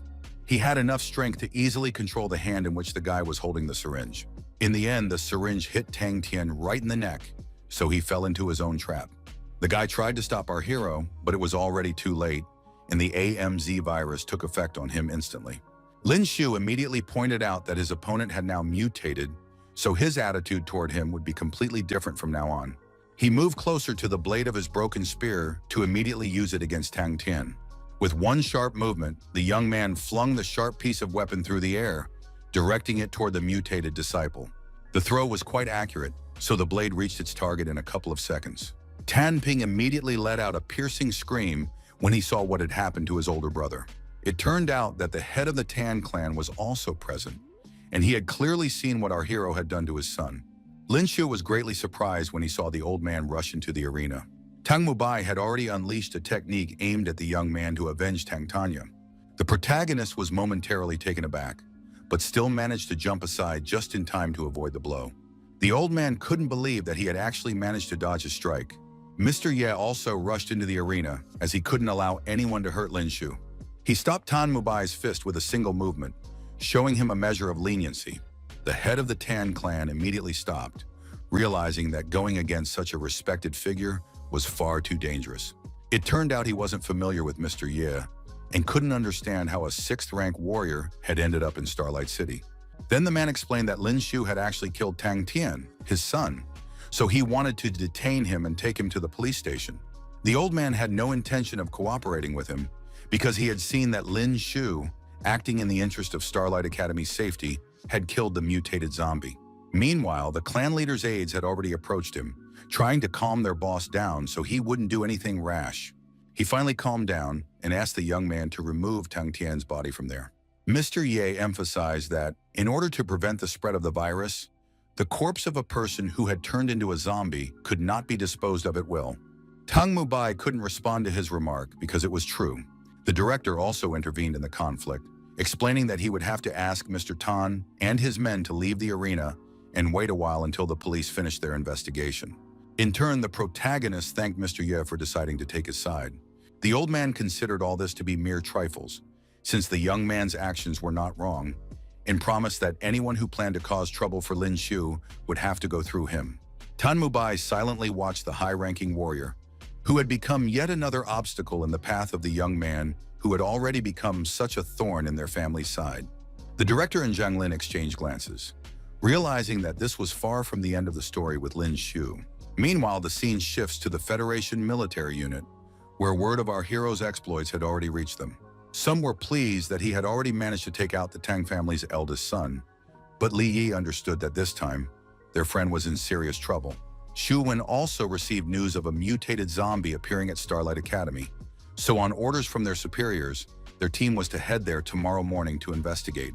The soldiers immediately jumped to their feet and accepted her order without hesitation. Jin Hai was delighted by this news, as he had been racking his brain over how to help his brother Lin Shu, and Li Yi didn't mind taking a look at his alma mater. For her part, Xu Wen suspected that our hero had no idea he would be seeing his older sister so soon. Then came the early morning of the next day, and Lin Shu heard a sudden knock on his door. The protagonist was just resting after the battles, so he was quite annoyed that someone had come to see him so early. It turned out to be Zhang Lin, who had already brought a police squad to the young man. The man introduced himself to the young man and stated that he was suspected of murder, so he had to go with them. Our hero wasn't scared and just laughed at the fact that the man had jumped to conclusions so quickly, suspecting that all the attempts to kill him had come from an academy employee. Such insolence greatly angered Zhang Lin, who was displeased that a student would dare to speak to a teacher in such a manner. Lin Shu responded in kind and asked how a scoundrel like him could consider himself worthy of being called a teacher. Then a police officer interrupted them. Not wanting to waste any time, he ordered his men to handcuff the young man. The protagonist immediately informed them that he held the first star order, meaning his arrest was outside their jurisdiction. The police officers hadn't expected such a turn of events at all, because now they really couldn't arrest him. Zhang Lin looked at the police officers in confusion, because he himself hadn't realized this fact either. In the end, he asked them not to listen to the crazy ramblings of Lin Shu, who was just a high school student and hardly likely to have achieved such success. The protagonist wasn't afraid of all these threats and advised them to think through the consequences of their actions. Meanwhile, military vehicles drove onto the academy grounds, ready to deal with the zombies. A second later, the heavy footsteps of soldiers echoed through the dormitory hallway. Xu Wen managed to stop the arrest just in time and shouted that they'd all completely lost their minds. The commander confirmed that they had indeed dared to attack a Federation soldier decorated with a medal and shouted for everyone to stand at attention. Zhang Lin couldn't believe his ears when he heard those words from the commander's mouth. Meanwhile, the soldiers had already aimed their assault rifles at them and were preparing to defend their comrade. The teacher couldn't understand what the Federation soldiers were doing there, and the police immediately began to justify themselves by saying that they were simply on duty and doing their job. Xu Wen promised that she would contact their superiors and emphasized that they would definitely release all the officers if no one had abused their authority.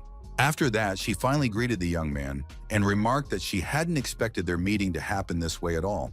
Li Yi and Jin Hai also surrounded the young man and explained that upon seeing the news, the instructor had immediately sent them to the academy to stop the Tang clan.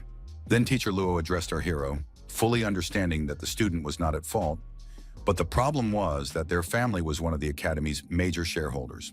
He also mentioned that, under pressure from the clan, the academy had issued an order regarding yesterday's incident, so Lin Shu wanted to know what they planned to do.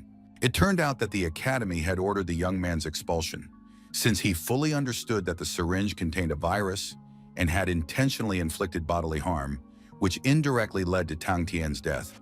The young man clenched the envelope containing the order tightly in his hands, trying to contain his anger at such terrible news. Teacher Luo apologized to his student, explaining that his options were limited and he had been powerless to stop it, but he promised to arrange for the young man to transfer to another institution. Our hero thanked him for his good intentions, but he fully understood that for an expelled student, transferring to another academy was practically an impossible task. Xu Wen immediately agreed with him and pointed out that there was no point in wasting his energy where he wasn't appreciated, adding that the instructor had sent her to deliver an official invitation for Lin Shu to join the military. The young man admitted that there was no way he could get into college without finishing his senior year of high school, and in that case, it would be better to join the Federation Army and tear zombies to shreds shoulder to shoulder with his brothers. At that moment, Mr. Ye approached them and remarked that none of this was necessary. The protagonist and Xu Wen looked at him in surprise, not expecting to see this respected figure there at all. The old man warned Lin Shu that he actually had one more option. He handed the young man an envelope and explained that he could now enroll in their school. Xu Wen was annoyed that some old man had cut in front of her, and the guys asked her to calm down since he seemed to be quite an influential figure. The girl was incredibly irritated by their chatter, so she told her companions to keep their mouths shut. At that moment, they were distracted from their conversation because they suddenly heard Lin Shu's surprised cry. The guy had already finished reading the message about his acceptance to Shengyu University and the request to come for registration. All of the protagonist's friends were shocked when they heard that he had been accepted to study at this very institution. This was the very place everyone called the Sacred Realm, and Mr. Ye explained that he was a professor at this university and was in charge of admitting students through a special recruitment process. He said he had been observing Lin Shu for some time, and given the young man's talents, he fully qualified to be enrolled at Shengyu under special circumstances. Mr. Ye also added that the young man wouldn't have to take the graduation exam or complete his third year of high school, so he only needed to come on September 1st to register. The protagonist was incredibly delighted to hear such favorable terms and promised to definitely show up. Now, he understood that you can never predict where you'll find something or where you'll lose it. Besides, the boy immediately remembered little Luo Yue, who was also from the Sacred Realm. He then decided to ask where Shengyu University was located, since he had previously tried searching online, but hadn't found any information about it. Mr. Ye explained that once the young man reached the end of the path of death, he would be met and escorted to Shengyu. The companions were seriously frightened when they heard that the protagonist would have to go to that place. Lin Shu himself also tensed up when he realized he would have to take such a huge risk. The path of death was not a road, but a special area densely populated by zombies and high-rank evolved beasts. According to rumors, the strongest evolved beast, having reached the 10th rank, also dwelled there. There were also various secret laboratories in that place, relics from wartime. Mr. Ye, seeing Lin Shu's reaction, began to suspect that he was, after all, frightened by such a challenge. The protagonist immediately dismissed his doubts and explained that he was simply a little nervous about such a task. The young man understood that he had no reason to fear the path of death, because the more beasts and zombies there were, the more experience points he would be able to earn. The old man appreciated the protagonist's approach and asked what he planned to do next. Lin Shu explained that he first planned to go to Heihai City to obtain a warrior's license, then proceed to register. After Mr. Ye confirmed that he was doing everything correctly, he wished him good luck. All his friends immediately began congratulating the young man on the fact that he would indeed become a student at Shengyu University. Xu Wen immediately thought that they should celebrate such an important event and get completely drunk. Li Yi also didn't forget about Teacher Luo and asked if he wanted to join them. He didn't refuse and decided to invite a few more friends. The protagonist, of course, didn't refuse his mentor and noted that the more people there were, the more fun it would be. That evening, they all gathered together, and Xiaozhu Shui also came to the get-together, wishing her little Lin a sky-high future. Everyone happily toasted the main character's boundless prospects, clinking glasses full of alcohol with one another. The The nurse also promised that she would definitely join little Linyu as soon as he got into university. Schwanger echoed her words and vowed that she would definitely follow in the young man's footsteps and do her utmost to skip a grade and enroll in Shengyu as soon as possible. Young Tian admitted that his friend was a true role model, since such beautiful girls had gathered around him. He also hinted that an attractive woman in military uniform was sitting off to the side, wondering how she could get close to Lin Shu. The commander lost her temper and scolded the boy for continuing to spout such nonsense about her. Then she decided she wouldn't just sit back and watch all this flirting with the main character, and asked when he planned to head to Heihai. The girls cornered Lin Shu between them, and Shu Wen offered to give him a ride into town, since she felt quite confident behind the wheel and could help with that. The guy refused because he wanted to go there on foot by himself and gain some experience along the way so he could later pass the path of death without any problems. The next day, the protagonist set off for the outskirts of Starlight City, pondering along the way that, unfortunately, his silver spirit had been shattered into pieces, which is why he had to buy a regular spear. Lin Shu planned to register on the Alms Warriors website as soon as he received his warrior's license, because then he would finally be able to buy himself a decent weapon. At that moment, he sensed someone else's aura, and it wasn't zombies or evolved beasts, but people, and most likely warriors. In fact, the protagonist hadn't even expected anyone to give him a chance to gain experience so quickly. The opponent immediately tried to attack the young man, but he sensed the threat right away and ducked just in time. After that, Lin Shu immediately filled his fist with energy to strike back at the enemy. He used the shattering fist to strike the warriors who were trying to ambush him with all his might. The protagonist managed to hit the guy without any trouble, so he flew helplessly into the nearest tree. The rest of the thugs immediately pounced on Lin Shu to avenge their young master. The mercenaries were certain that the young man wouldn't escape today, even if he grew real wings. Then Lin Shu used the shattering fist again and noted that the thug was definitely not the kind of person who should be talking about such things. Another opponent fell to the ground, causing the rest of his companions to start panicking a little. The mercenaries couldn't understand how our hero possessed such strength, since they could clearly sense that his aura was weak. The young man merely laughed at their confusion and at the fact that the Tang clan was still restless. The protagonist no longer intended to hold back and reached for his spear to finish off all his opponents. The bandits also wasted no time and rushed forward to finish off the overly bold youngster. Lin Shu responded by unleashing the Phoenix's might, attempting to simply incinerate them all. In the end, the mercenaries were simply swept aside by this powerful wave of flame. With a smirk in his voice, the protagonist emphasized that he was now done with the small fry, so he suggested they bring out the bigger fish. Then the leader of the group appeared before him, unable to believe that such a large number of people had been unable to handle a high school student. It turned out to be Tang Mubai himself, who believed his men were nothing but a bunch of freeloaders since they hadn't been able to stop Lin Shu. For this reason, he had to step into the fray himself and finally finish off our hero. With confidence in his voice, the man declared that today, the scoundrel would finally pay for his son's death. In turn, the protagonist declared that he would send the old man to the afterlife as well, so he wouldn't have to worry about his Tang Tianyu being alone now. These words greatly angered the clan leader, so he immediately struck the young man first. Tang Mubai proved to be a skilled warrior, so Lin Shu had to work hard to stop his nimble blade.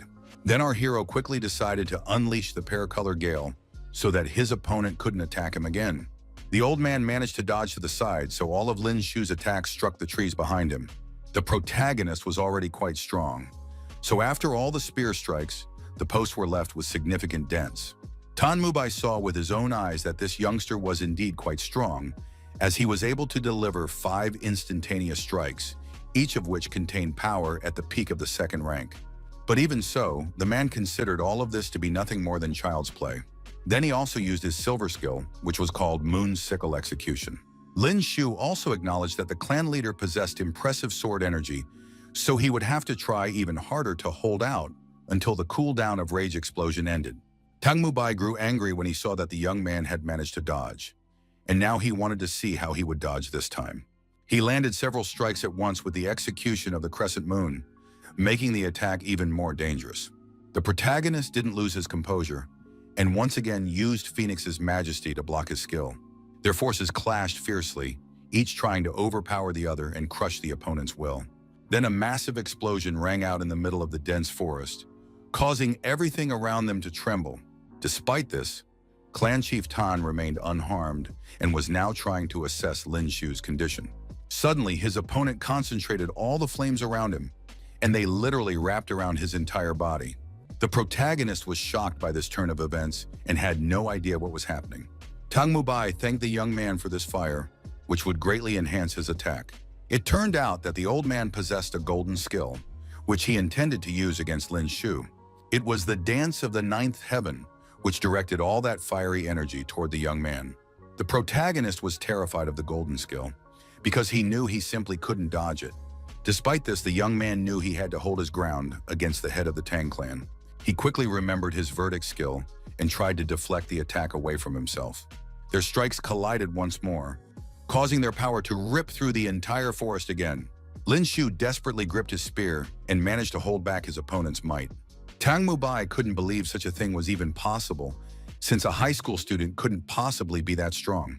Despite this, our hero's weapon couldn't withstand such pressure and began to slowly shatter. In the end, Lin Shu was unable to hold his ground against his opponent, and the full force of the blow struck him.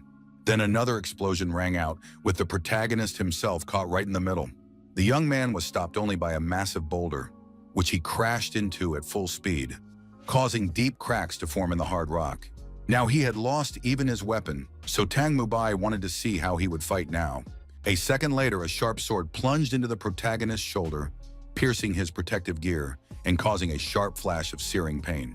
The old man's eyes filled with blood as he began to anticipate the fact that he could send his family's enemy to hell.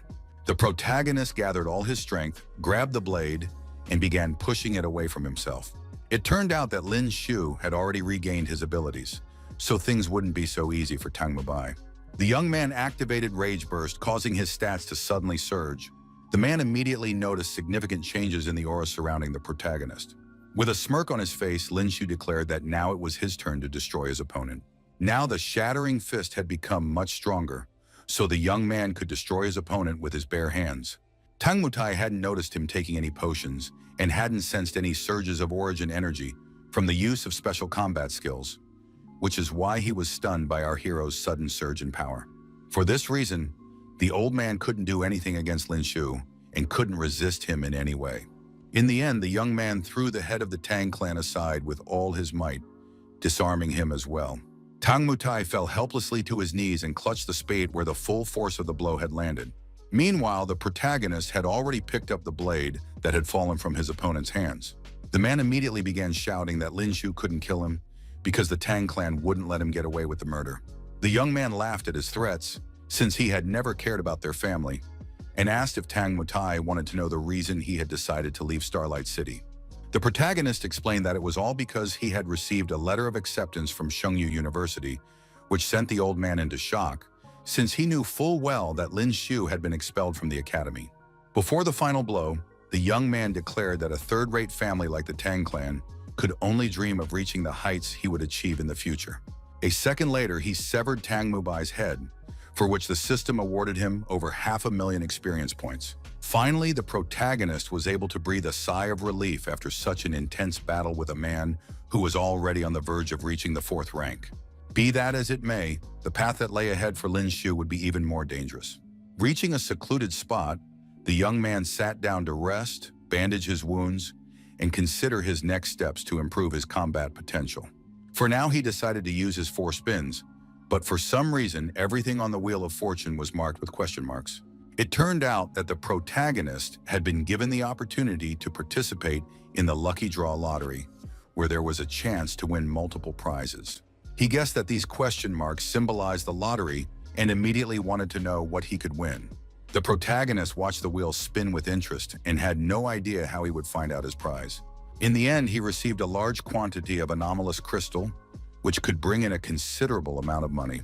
The young man realized that he now had 3 third-rank crystals, 5 second-rank crystals, and 10 first-rank crystals, which weren't particularly useful but could still bring in some income.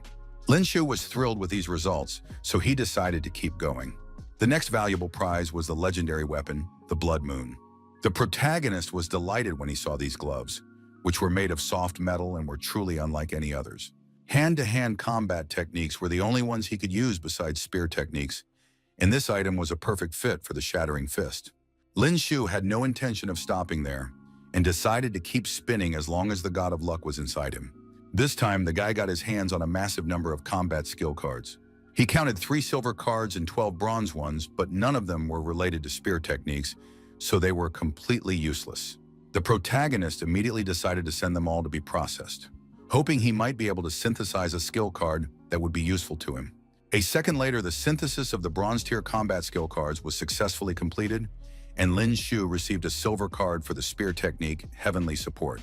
In fact, the guy hadn't expected the bronze cards to be able to transform into a silver one, and immediately thought that if he synthesized 3 silver cards, there was a guaranteed chance they would transform into a gold one.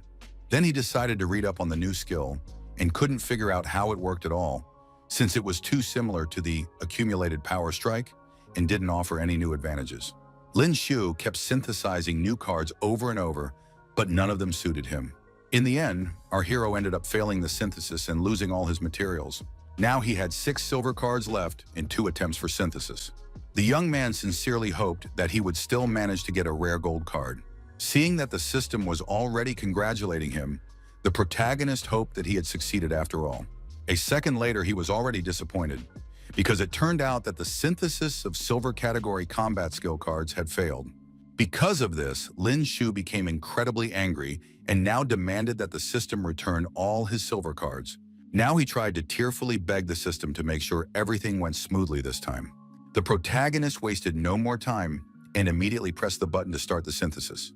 Finally, he managed to obtain a gold spear technique card called Milky Way Fall. The special feature of this combat skill lay in its speed, as well as the rapid flow of a colossal amount of energy. Now the protagonist had one more spin of the Wheel of Fortune left, so he hoped something would come up that would surprise him. Then a huge second-tier rapid growth gift suddenly appeared before him. These were weights again, and they were even heavier this time, so the guy figured the system just wanted to finish him off. In the end, Lin Shu resigned himself to the fact that he would have to go through the rapid growth system again, after which he would receive 50 attribute points. He immediately felt just how heavy all the items in this set were, and he still had to keep walking and walking forward. Very soon, amidst the ruins of an abandoned city, he encountered another warrior fleeing from an evolved beast. The protagonist immediately came to his aid and knocked the mutant's head off with a single punch. After that, the huge bear crashed to the ground with a thud and posed no further threat. Now the young man felt that this legendary weapon was amplifying the power of the Shattering Fist, though he hadn't even imagined it would be so easy to destroy a second-rank beast. Lei Liang, whom the protagonist had just saved, immediately ran up to him to thank him for his help and introduce himself. The young man didn't pay him much attention, so he simply introduced himself in return and headed straight for the body of the defeated bear. The warrior suspected that our hero was also heading to Heihai, and he couldn't fathom why his aura matched that of a warrior candidate when he had killed an evolved second-rank beast with a single blow. In turn, Lin Shu explained that he was indeed planning to obtain his warrior license there. At that moment, Lei Liang's teammates ran up to them, deeply worried about him, since the young man had nearly let the beast corner him. The warrior grumbled that he had killed so many beasts today that he had absolutely no strength left. He also spoke of Lin Shu, thanks to whom he had survived, and noted that the young man was also heading to Heihai to take the warrior license exams. Lei Liang pointed out that they were all going there for the same purpose, so he suggested they travel together to look out for one another. The protagonist wasn't opposed to the idea at all, so he agreed to join their group. Then the young man sheepishly pointed out that there were actually 5 of them, since there was another person they'd met along the way, just like Lin Shu, but her behavior was a bit eccentric. He pointed to one of the tree branches and explained that he was referring to that gloomy young princess. Eventually, Lei Liang revealed that this strange girl's name was Boli Howlin. Finally, the girl came down to her group because she wanted to meet the main character. She walked right up to the protagonist, waiting for him to introduce himself to her. Boli Howlin acknowledged that our hero possessed considerable strength and met the criteria for her to accept him as a disciple. With a smile on her face, the girl offered Lin Shu the chance to become her disciple after all. The protagonist couldn't understand why she was bringing this up on their very first meeting, but Lei Liang explained that she had started with similar conversations with them as well. The young man had no intention of agreeing, since he had no plans to take on a teacher. But the girl wasn't going to give up so easily. Eventually, they continued on their way through the abandoned city. Lei Liang noticed a whole mountain of human bones lying nearby. Seeing such traces of evolved beasts, our hero concluded that these were second-rank man-eating birds. The protagonist explained to his companions that these mutant predators lived in packs and attacked humans. The others couldn't understand how the young man knew this, since it was possible that a giant beast was responsible. Bolly Hallen thought the guy was a complete idiot, since there were clear marks from bird beaks on the bones. Her partner got incredibly angry at those words directed at him, and emphasized that he wouldn't care that she was a girl when he gave her a beating. She simply ignored his words and praised the protagonist for his extensive knowledge and for truly meeting her criteria. At that moment, everyone looked up and saw a strange silhouette in the sky flying straight toward them. It turned out to be that very mutated bird, which was already about to attack our heroes. The warrior reacted quickly to this threat and hurled his dagger at the suddenly appearing opponent. He was a rather agile fighter, so the blade severed the bird's head. The young man just laughed, saying that was all a second-rank beast was capable of. The main character immediately dampened his enthusiasm and warned that this was only the beginning. A second later, the evolved birds filled the entire sky above the team like a dense cloud. Lin Shu asked his comrades to be careful as the mutants flew toward them at full speed. The young man pointed out that the enemies were closing in on them and had already prepared to defend himself. He still hadn't used a weapon and was fighting the mutants hand-to-hand.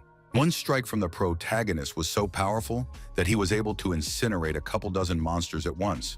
Bolly Hallen admired his physical conditioning and realized that he was increasingly meeting the criteria to become her student. Lin Shu asked her to stop talking about it and asked her to demonstrate her own strength since she wanted to recruit students. The girl immediately lit up with excitement when she realized that he would join her if she managed to kill those birds. After all, she didn't mind if the protagonist witnessed the power of his future teacher. Lin Shu was worried for his partner, so he tried to stop her. The girl had no intention of listening to him and focused on her attack. The protagonist immediately sensed her powerful, murderous aura and now wanted to find out who this girl really was. Meanwhile, Bolly Hallen swept through the mutants like a whirlwind and completely wiped them all out. A couple of seconds later, the girl had already landed on the ground with a smug smile on her face. She immediately turned to Lin Shu and asked if he would now agree to become her student. Our hero admitted that she was quite strong, and Lei Liang couldn't stop marveling at how his little sister had wiped out the entire pack in an instant. Another guy suspected that Bolly Hallen had some extraordinary blades and immediately wanted to know where he could buy them. The girl replied that such weapons couldn't be found anywhere because her mother had forged them. It seemed that only Lin Shu understood that they were looking at an exceptionally rare weapon, while the other two had absolutely no idea about anything of the sort.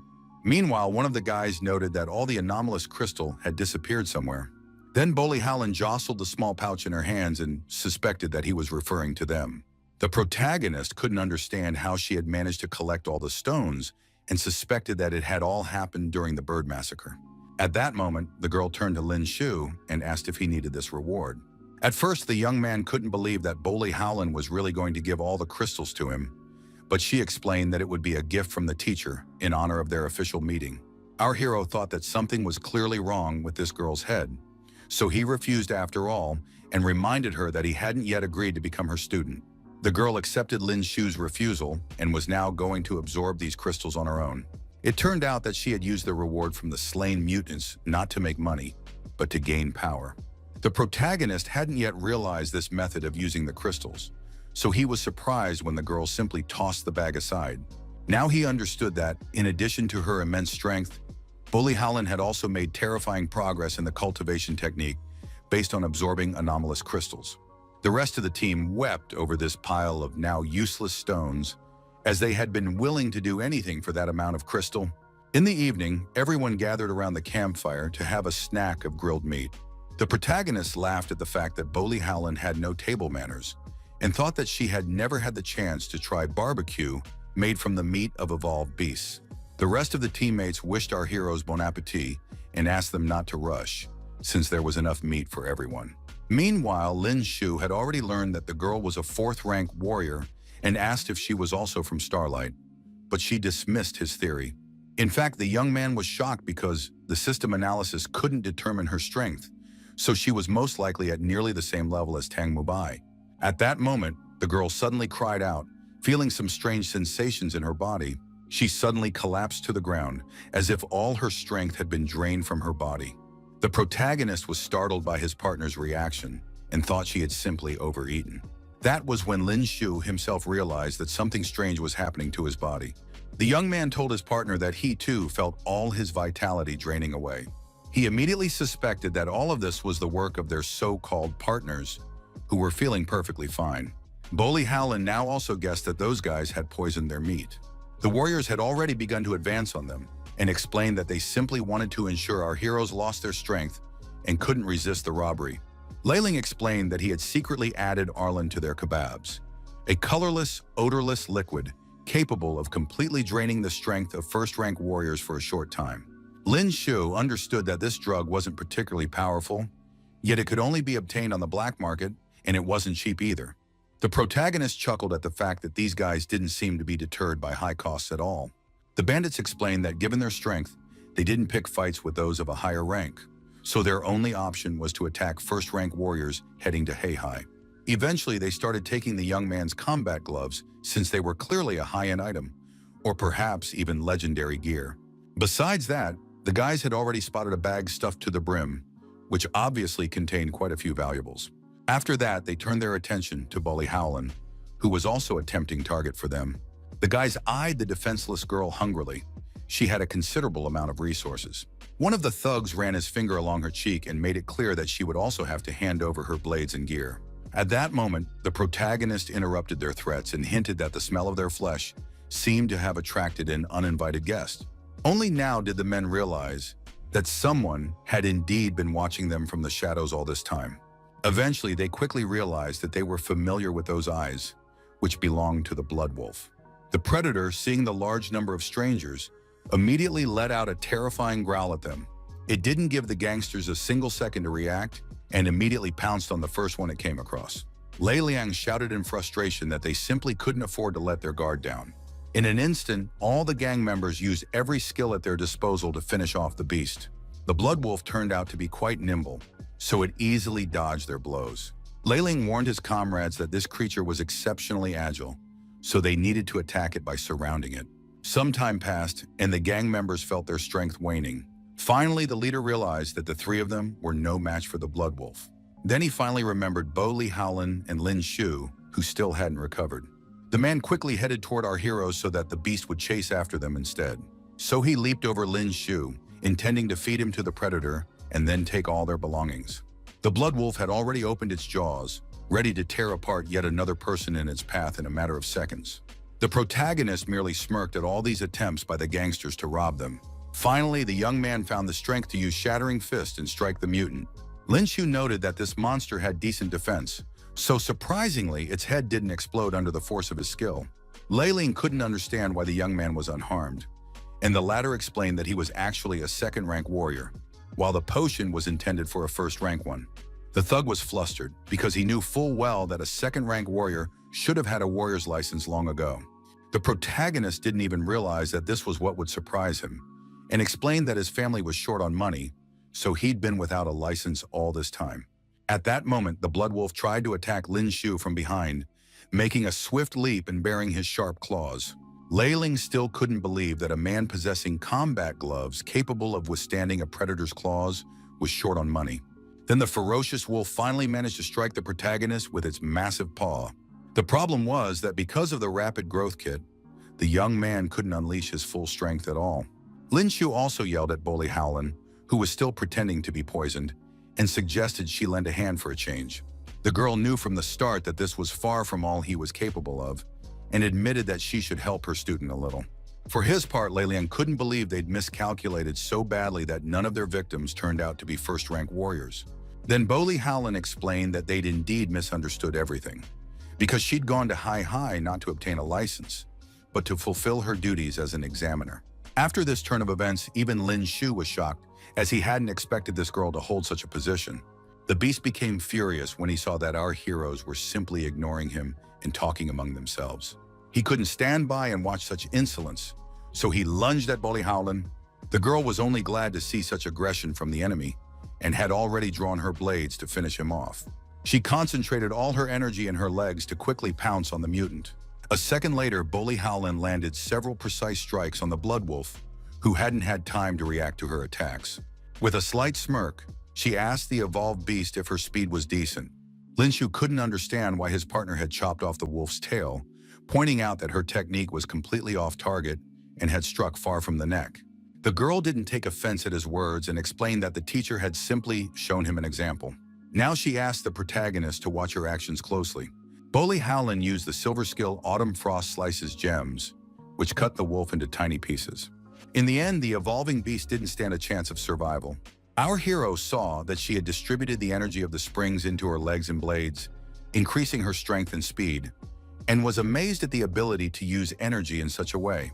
Meanwhile, the girl herself remembered the foolish bandits and now decided to address all matters concerning them. The bandits, who had been hiding behind the bushes all this time, were incredibly frightened when this strong girl turned her attention to them. They decided to treat Bolly Howlin with respect from now on and begged for mercy on their knees. For a few seconds, the girl silently stared at the thugs with her piercing gaze, pondering what to do with these scoundrels. In the end, she suddenly and without warning slit Lei Liang's throat, instantly ending his life and causing his body to collapse limply onto the cold ground. The guy's companions were shocked by the young woman's ruthlessness and didn't even have time to cry out. The remaining thugs trembled in fear of death and tearfully promised to change, vowing never to repeat such behavior. Bolly Howlin admitted that she herself had no burning desire to kill them. However, this man had repaid her kindness with black ingratitude, yet she still let the other adventurers go. The guys ran as fast as they could, as far away as possible from the stern girl, and promised never to cross her path again. The protagonist approached Lei Lian and even regretted that things had turned out this way. The girl immediately reminded him that this guy had actually been planning to kill the protagonist, and that one must show no mercy to murderers, not display feminine compassion. Lin Shu turned away from her in irritation and explained that he simply regretted not being the one to finish off that scumbag and take his experience points.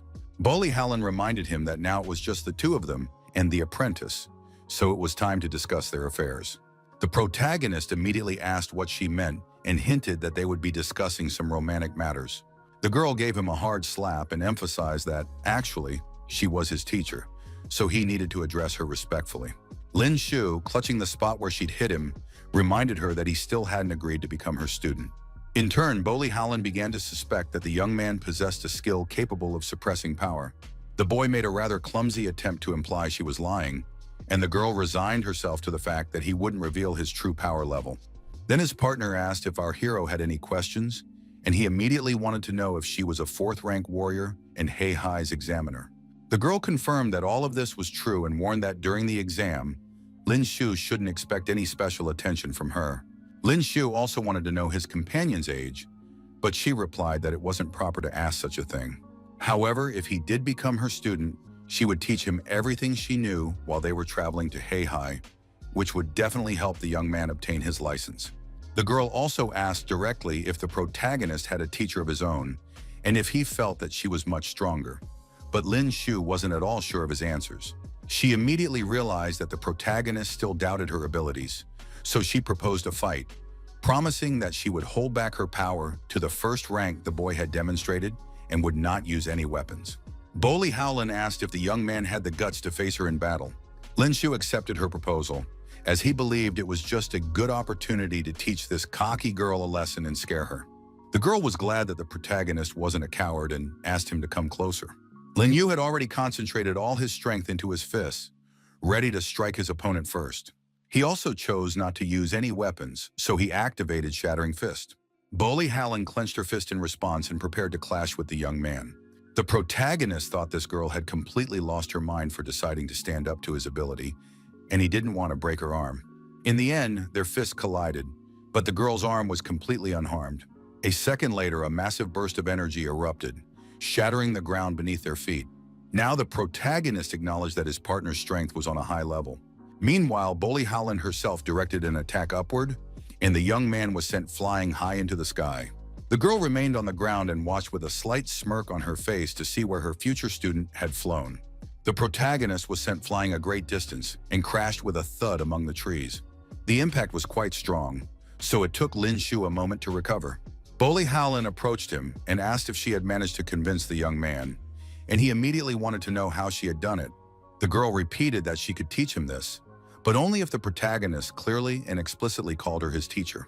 Lin Shu understood that she truly possessed great skill, since she had managed to defeat his shattering fist. In the end, the young man accepted her terms, since nothing bad would happen to him if he did call Bully Howlin his teacher.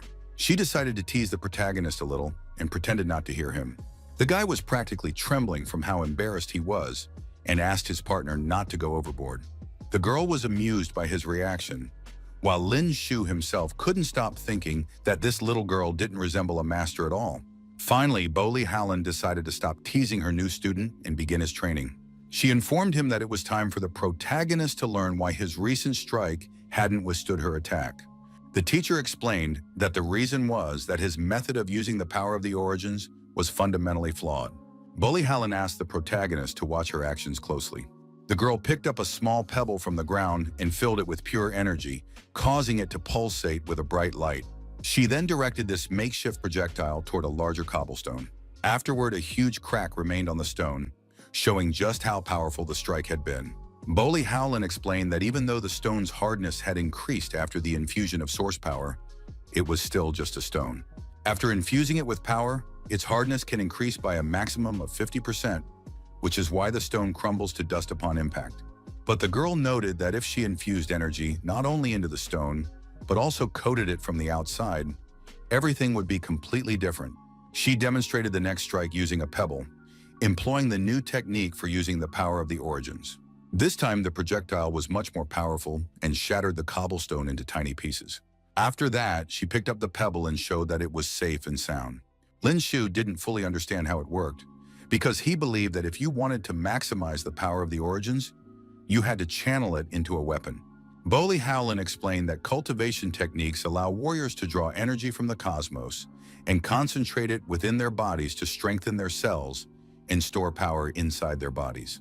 It is this internal energy that is called the power of the origins, which was infused into the weapon, thereby comprehensively enhancing its performance. The protagonist still couldn't understand why he didn't notice any changes in the blade, since only a faint layer of power was visible on its surface. Bully Howlin immediately suspected that, apparently, Lin Shu had never had the chance to apply the power of the origins before her eyes, and suggested he try doing so. Lin Shu obeyed his mentor and concentrated on his inner powers. Gradually, all the energy of the streams began to rise toward the young man's head. A couple of seconds later, it had already reached the protagonist's eyes, which blazed with a blue flame. Bully Howlin immediately explained that only by doing this could one more clearly perceive the power of the sources in other people. She explained that the sources of 1st to 3rd rank warriors were blue, those of 4th to 6th rank glowed purple, those of 7th to 9th rank were orange, and all ranks above that shone gold. She also added that her mother had forged this blade from the most ordinary material, but when imbued with origin power, its sharpness would rival weapons worth millions. The protagonist still couldn't understand why warriors would strive to obtain high-grade weapons if the teacher's words were true. Bully Howlin emphasized that the boy simply didn't understand, because to maintain balance, a weapon must both be coated with the power of the source and have that power infused into it. Every weapon has different quality indicators, and despite the outer coating of the source's power, every strike and the vibrations it creates can damage the weapon's interior. Suddenly, it dawned on Lin Shu that before the fight, she had promised to suppress her power to the 1st rank level. Yet the source energy channeled into her fist clearly exceeded that limit.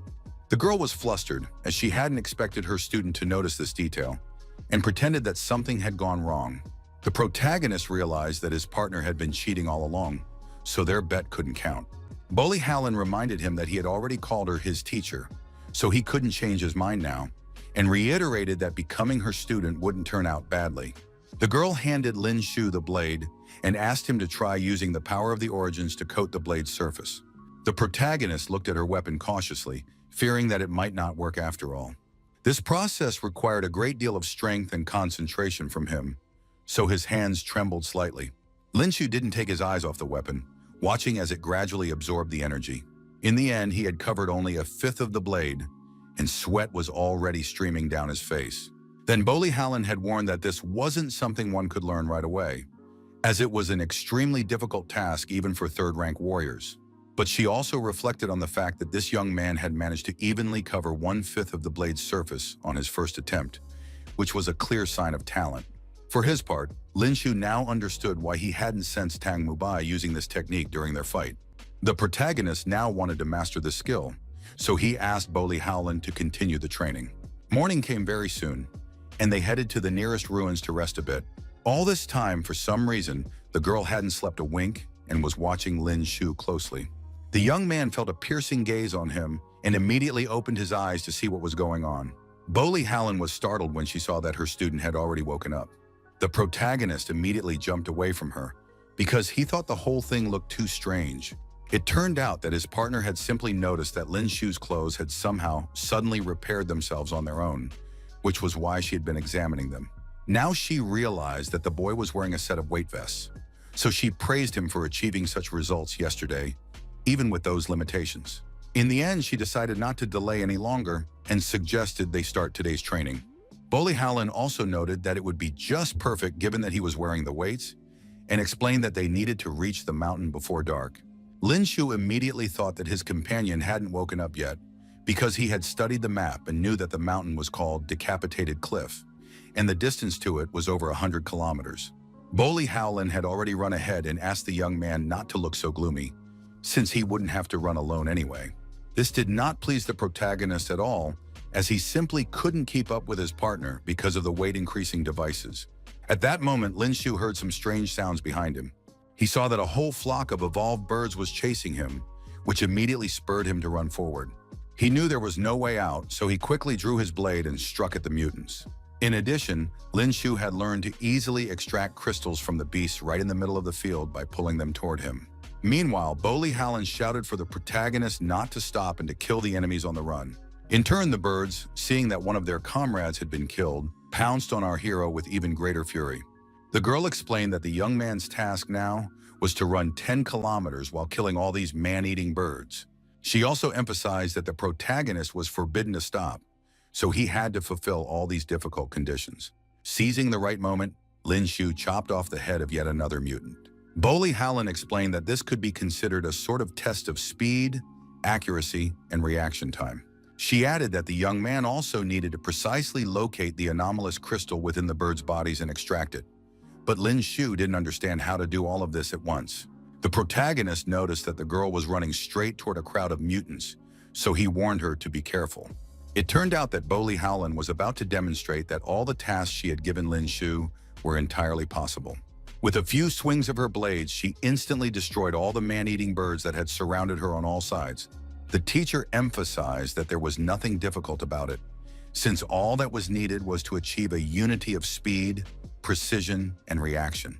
Opening her palm, she displayed all the crystals she had managed to obtain from the defeated enemies. The protagonist didn't waste any time and immediately tried to replicate his mentor's feat. In the end, he could only look with dissatisfaction at the shards of anomalous crystal left behind by his inaccurate strike. This greatly angered the young man, as he couldn't believe he hadn't managed a single precise cut. After the protagonist had dealt with all his enemies, he collapsed to the ground from sheer exhaustion. Lin Shu begged his teacher to let him rest a bit, because it felt like they had run a full 50 kilometers. His partner finally let him rest for 10 minutes, so the young man decided to ask why the birds had attacked only him. The girl replied that it was simple. While her student was sleeping, she had rubbed his clothes with something that attracts these birds. The protagonist was shocked, because he hadn't even suspected that his mentor had such a devious plan. He immediately decided to check the condition of his clothes, not believing that Boli Howland would have come up with something like that. Only now did Lin Shu realize that he did indeed smell strange, and noted that the young woman seemed to have gone too far.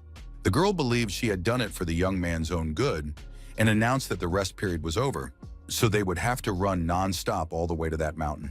The protagonist hadn't even had a chance to rest, so he thought only 2 minutes had passed. Then Boli Howland pressed a blade to the boy's throat, causing him to fall silent immediately. She warned that if she said 10 minutes had passed, then that was the case, so Lin Shu had better be smart and start moving his legs. The protagonist resigned himself to the fact that he couldn't go against his teacher, so he got up from the ground.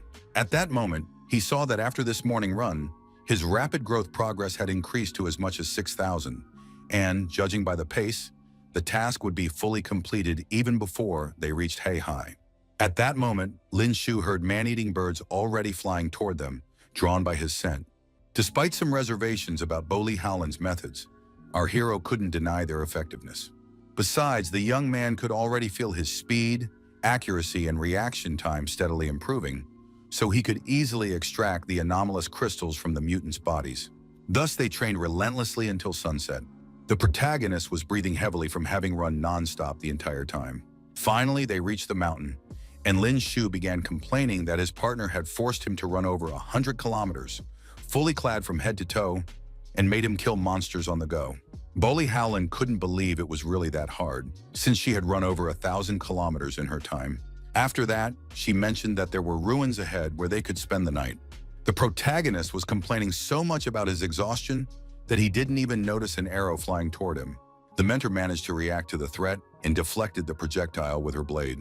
The boy cried out in surprise and spun around sharply to see what was happening. It turned out that Bolly Howlin had known from the very beginning that someone had been following them for a full 5 hours. The bandits were surprised that she had managed to spot them and admitted that they had planned to finish off the boy with a single blow once he was completely exhausted, and then take special care of the girl herself.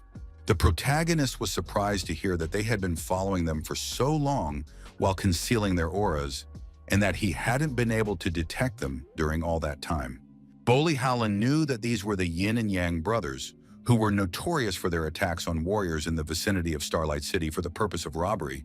The Federation had issued a warrant for these men, and the bounty on their heads was 50 million. One of the adventurers admitted that he hadn't expected the young lady to be familiar with them. Luo Yin asked her to be smart about it and just hand over all her belongings. Using the Eye of Analysis, Lin Shu discovered that they were both 4th-rank warriors and realized they would be in trouble in this fight. Meanwhile, Bolly Howlin asked her student to open his eyes wide and watch closely as she dealt with the enemies using the power of the origins. Now, the protagonist could see that the power of her origin energy far surpassed that possessed by Luo Yin. Luo Yin had already rushed at them with his swift arrows, which were filled with energy. The girl proved to be much faster and had already landed the first blow on her opponent. The thug couldn't withstand her strength, so he was sent flying by a single precise kick. Luo Yang became incredibly angry when he saw what this girl had dared to do to his brother. Bolly Howlin managed to react in time and blocked his attempt to attack her from behind. She laughed at his pathetic efforts and asked if that was really all he had. The girl easily held off her opponent's onslaught with her blade. Then Luo Yin turned to his brother and suggested they use their combined skill. The boys immediately exchanged glances, signaling to each other that they were ready. The bandit declared that the power of their combined skill was capable of reaching the level of a 5th-rank warrior. Luo Yang shouted that Bolly Howlin simply had to accept her death. They began to combine their skills to activate an ability called, "With you, I will gaze at the meteor shower." Luo Yang's blades merged, binding everything together with the energy of the origins. In turn, Luo Yin fired several of his arrows, which were meant to pass through this ring. After that, the number of projectiles suddenly increased, and the entire barrage was directed toward Bolly Howlin. The protagonist watched all of this from the sidelines with fear, because the attack truly looked terrifying. Lin Shu had never seen a so-called combined combat skill before, one that required 2 or more people to use. For her part, the mentor merely smiled contemptuously, considering all these furious attacks and complex techniques to be mere child's play. The girl protected our hero with the dome, a defensive combat skill. Thus, all the arrows simply crashed into this barrier and failed to reach their target. Lin Shu was surprised when he saw this dome and suspected that the girl was actually at the 6th rank. He had heard that some high-level warriors, upon reaching a certain level of mastery, were capable of forcibly shrinking their bodies. For this reason, the protagonist began to suspect that Bolly Howlin's sister was actually Bolly Howlin's aunt. The Luo brothers couldn't understand how this was even possible, since only greenhorns heading to Heihai to obtain a warrior's license were supposed to walk this path. Meanwhile, the mentor declared that it was now her turn to attack the enemy. The girl focused and was about to unleash her powerful golden skill. This ability bore the proud name of 13 lunar slashes and instantly pierced through the enemies. Afterward, Bolly Howlin looked at the result of her work with a smirk. In the end, the unfortunate opponents were simply torn to shreds by the most powerful strike, leaving them not a single chance of survival in this merciless battle. The protagonist was shocked when he saw what the true power of a 6th-rank warrior looked like. He also noticed that these 2 were still alive, so he could try to last hit them and claim the experience points. Lin Shu tried to discreetly draw his blade to put his plan into action. After that, he simply thrust the sword into the body of one of the brothers, finishing him off. Bully Howland noticed what the protagonist was about to do with their enemies' bodies and remarked that she hadn't even suspected his hobby. The young man paid her no mind, as he couldn't understand why nothing had happened.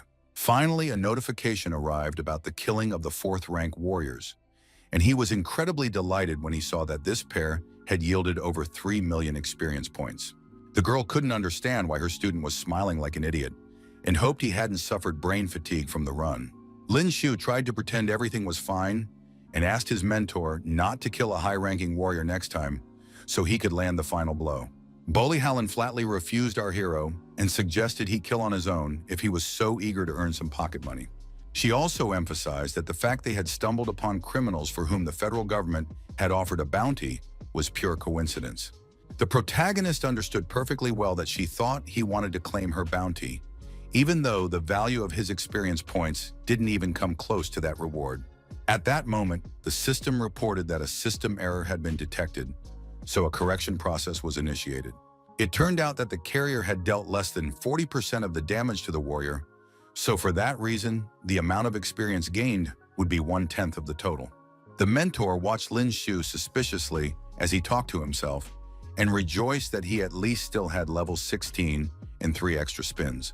Then the girl decided to check our hero's temperature, thinking he might be sick, but he replied that there were no problems. In that case, she suggested they continue their run since they needed to reach Heihai by nightfall tomorrow.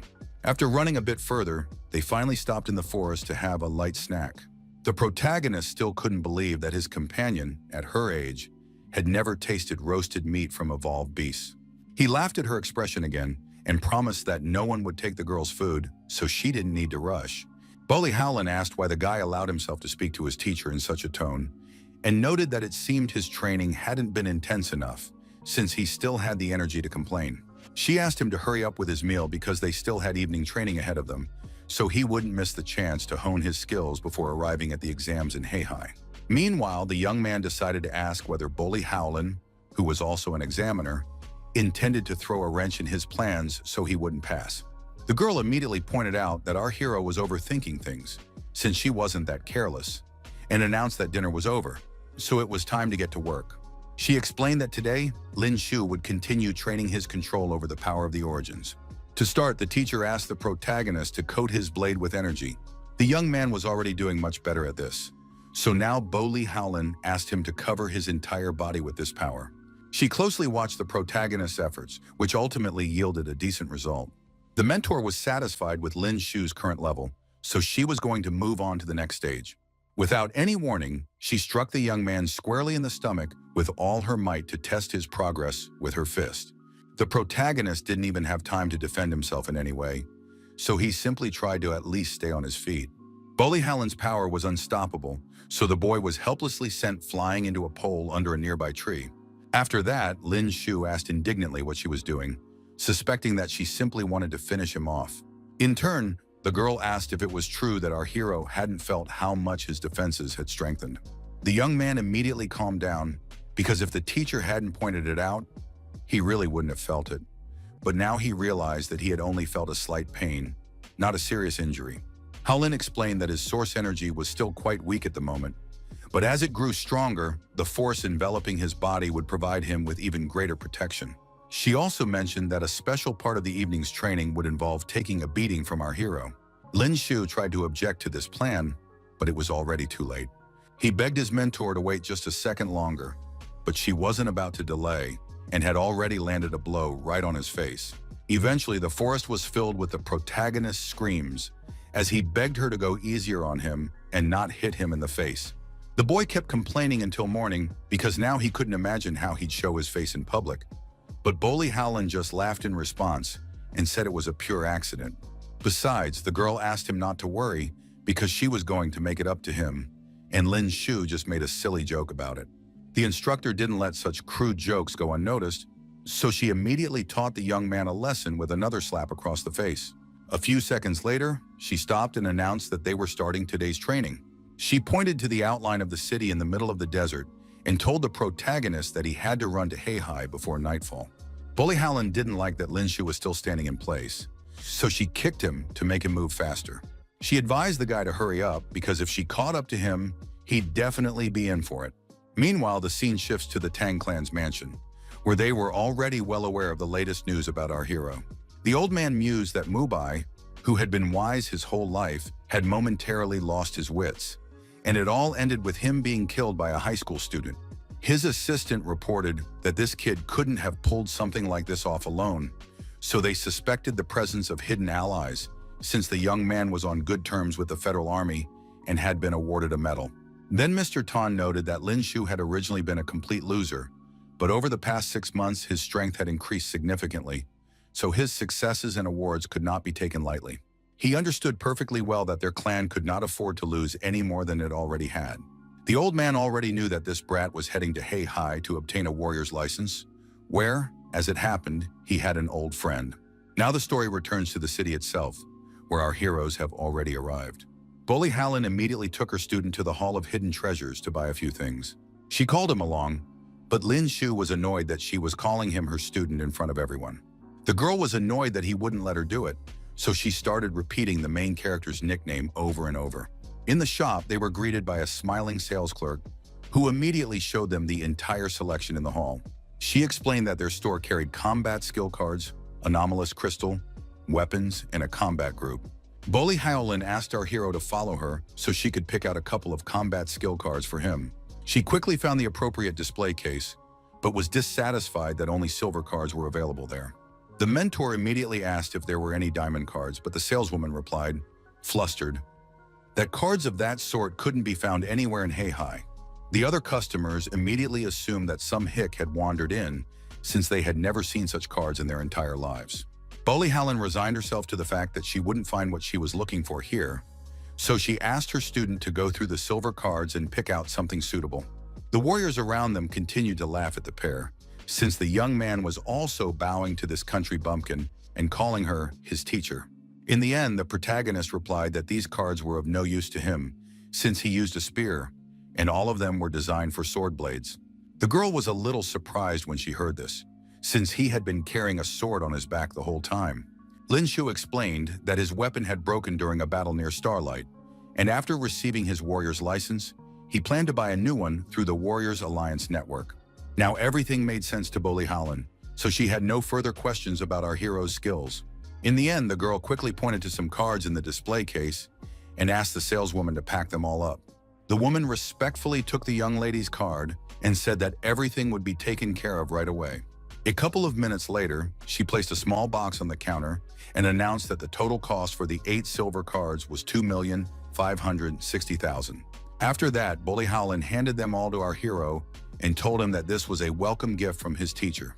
Lin Shu saw that the set included Fist of Power, Chain of Strikes, Flaming Palm, and 5 more spear categories, which were unlikely to surpass his existing skills, so he thought she had gone a bit overboard with her selection.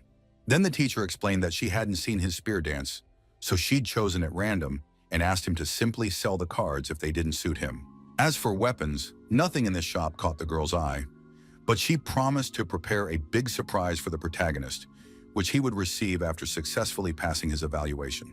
Now the other customers were kicking themselves, because they saw that she had simply gone and gifted cards worth over 2 million and hoped that she needed more students. When evening came, our heroes checked into a hotel, and Lin Shu couldn't stop wondering who this young woman was, who without a second thought had gone and booked 2 deluxe suites costing $500,000 per night. He wondered how much time he could save on fighting and endless hardships if he had such wealth, and once again tried to guess how old the mentor was. In the end, the guy decided to study the 3 hand-to-hand combat cards since the spear-type cards were useless, so he planned to use them for synthesis. The protagonist quickly reviewed all 3 silver-tier skills, which would once again enhance his melee combat. He already suspected that with the boost from Fist of Power, he would be able to increase the power of his attack while using Shattering Fist. In turn, using Flaming Palm after striking the target with Shattering Fist, or just a split second before, would create an element of surprise and destroy the opponent's arm with a single blow. At that moment, his training was interrupted by a knock on the door, which startled him. He couldn't figure out who could be coming so late. In any case, Lin Shu hoped that this girl hadn't gotten it into her head to set up a new training session for him. Approaching the door, the protagonist asked who it was, and the person replied that his friend had ordered a late-night snack for him. The young man was delighted by the news, as his teacher had turned out to be very thoughtful. It turned out to be a trap, however, and a mercenary was hiding under the table, attempting once again to kill Lin Shu. The protagonist immediately spotted the knife heading his way and tried to jump back. It turned out that an old man was hiding under the tablecloth, who was surprised to see that the young man had been able to anticipate his attack. Lin Shu used chain strike and kicked the table with the mercenaries away from him so they couldn't attack again. His opponent was quick on his feet, so he quickly jumped to the side and pushed off the wall. The protagonist kept a close eye on his opponent, so he tried to strike again, but the attempt was unsuccessful. Now the old man was right above Lin Shu's head and tried to launch a surprise attack. The mercenary was already certain he would be able to take down such a careless fool. The young man understood perfectly well where the threat was coming from, so he concentrated the energy of the sources on his back, creating a solid defense. The opponent was shocked by this turn of events, as he hadn't suspected that a second-rank warrior could possess such formidable defense. Meanwhile, Lin Shu himself was already reaching out toward him with his hand, using the flaming palm. As a result, the old man simply burst into flames and could do nothing against this predatory fire. He decided to jump back from the protagonist after all, who turned out to be a rather experienced fighter. Now the mercenary realized they had really screwed up, because the information about this guy had turned out to be unreliable. While the old man was putting out the flames on himself, he didn't even notice that Lin Shu was about to attack him again. The young man used the shattering fist, which landed squarely on his opponent's head. In the end, the protagonist managed to finish off his opponent, who turned out to be a second-rank warrior and yielded 150,000 experience points. For his part, the old man's assistant couldn't understand how this was possible, since the file stated that this guy specialized in spear combat. After that, Lin Shu remembered the other mercenary, who had been standing on the sidelines the whole time. The man was terrified when he met the gaze of the young man, who now looked quite grim. Our hero wasted no time and was already preparing to deal with the second opponent. Now the young man combined the accumulated power strike and the fist of power to destroy Lin Shu in one fell swoop. The mercenary couldn't figure out what kind of technique this was, since he was pinned down by a single burst of energy. He tried to stop the protagonist and warned him that he was a member of the Palace of Deification. The young man had no intention of listening to his opponent, who was also a second-rank warrior. Lin Shu's strike was so powerful that it simply slammed the man into a stone wall, causing deep, long cracks to instantly spread in all directions across the sturdy masonry. Our hero agreed that the Palace of Deification sounded like an impressive name. Besides, the young man realized that without the concealment of power granted by camouflage, he would hardly have been able to deal with him so easily. It turned out that Bolli Howland had been watching the fight the whole time, and she praised her student for his quick victory. The girl saw that in an instant, Lin Shu had managed to cover his vital points with origin energy, preventing the blade from piercing him. The protagonist immediately asked how long his mentor had been there. The girl explained that she had been watching from the moment that guy raised his weapon against her student. Lin Shu was furious that his teacher had calmly watched from the sidelines while two burly men tried to kill him. Bolli Howland saw nothing wrong with this, as she simply had faith in the young man, while our hero asked what they should do with the bodies now. She asked the guy to pack his things while she arranged for him to be assigned another room. The mentor told the protagonist not to worry about those two, since everything would be cleaned up here anyway. The next day, Lin Shu was already on his way to the Heihai City branch of the Warriors Alliance. All sorts of warriors had gathered here, eager to get their licenses as soon as possible. The administrator explained that the certification would begin at exactly 10 o'clock, so she asked those who had already registered to go to the other side to confirm their participation. Bolli Howland asked our hero to wait in line for now, while she went into the examiner's room to report her arrival. Now the young man was certain that his mentor was indeed one of the examiners. At that moment, a warrior burst into the branch, standing out from the others due to his enormous size. Some of the guys were annoyed by his audacity, but they tried to keep their complaints quiet so as not to draw his attention. In fact, this guy already held the rank of warrior, so the others definitely didn't want to mess with him. Only the main character ignored his presence and refused to let him cut in line. Lin Shu grabbed the giant by the arm and calmly asked him not to push and to get in line. The warrior hadn't expected that, of all people, there would be someone who dared to stand up to him.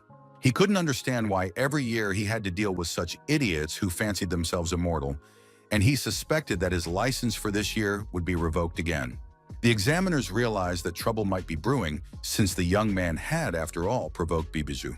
For a moment, the giant bore into the protagonist with his scorching gaze before attacking him. Finally, he lunged at Lin Shu with his fists, believing the boy had asked for a fight.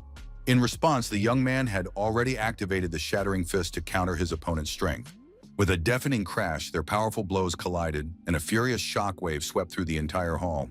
A broad grin spread across the protagonist's face, for he knew the giant would be no match for his skill. For his part, Bijou felt the skin on his hand begin to twist painfully. Lin Shu emphasized that just as the warrior had feared, he wouldn't be getting a license this year, because with injuries like that, he wouldn't pass anything.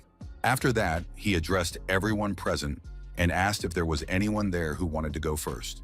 All the candidates immediately lined up in a straight row, just so as not to anger our hero. The warriors excitedly reported that they were decent people, so it wouldn't occur to anyone to commit such a despicable act. After that, they all began to go through the devices that measured their combat effectiveness. The protagonist was next in line. The young man had already noticed that the combat effectiveness of the warriors undergoing evaluation here averaged 800 points, meaning they had only recently reached the first rank. He wasn't sure if this equipment would be able to detect his true combat effectiveness if his camouflage was activated. In the end, Lin Shu didn't hesitate any longer and stepped inside to undergo the combat effectiveness analysis.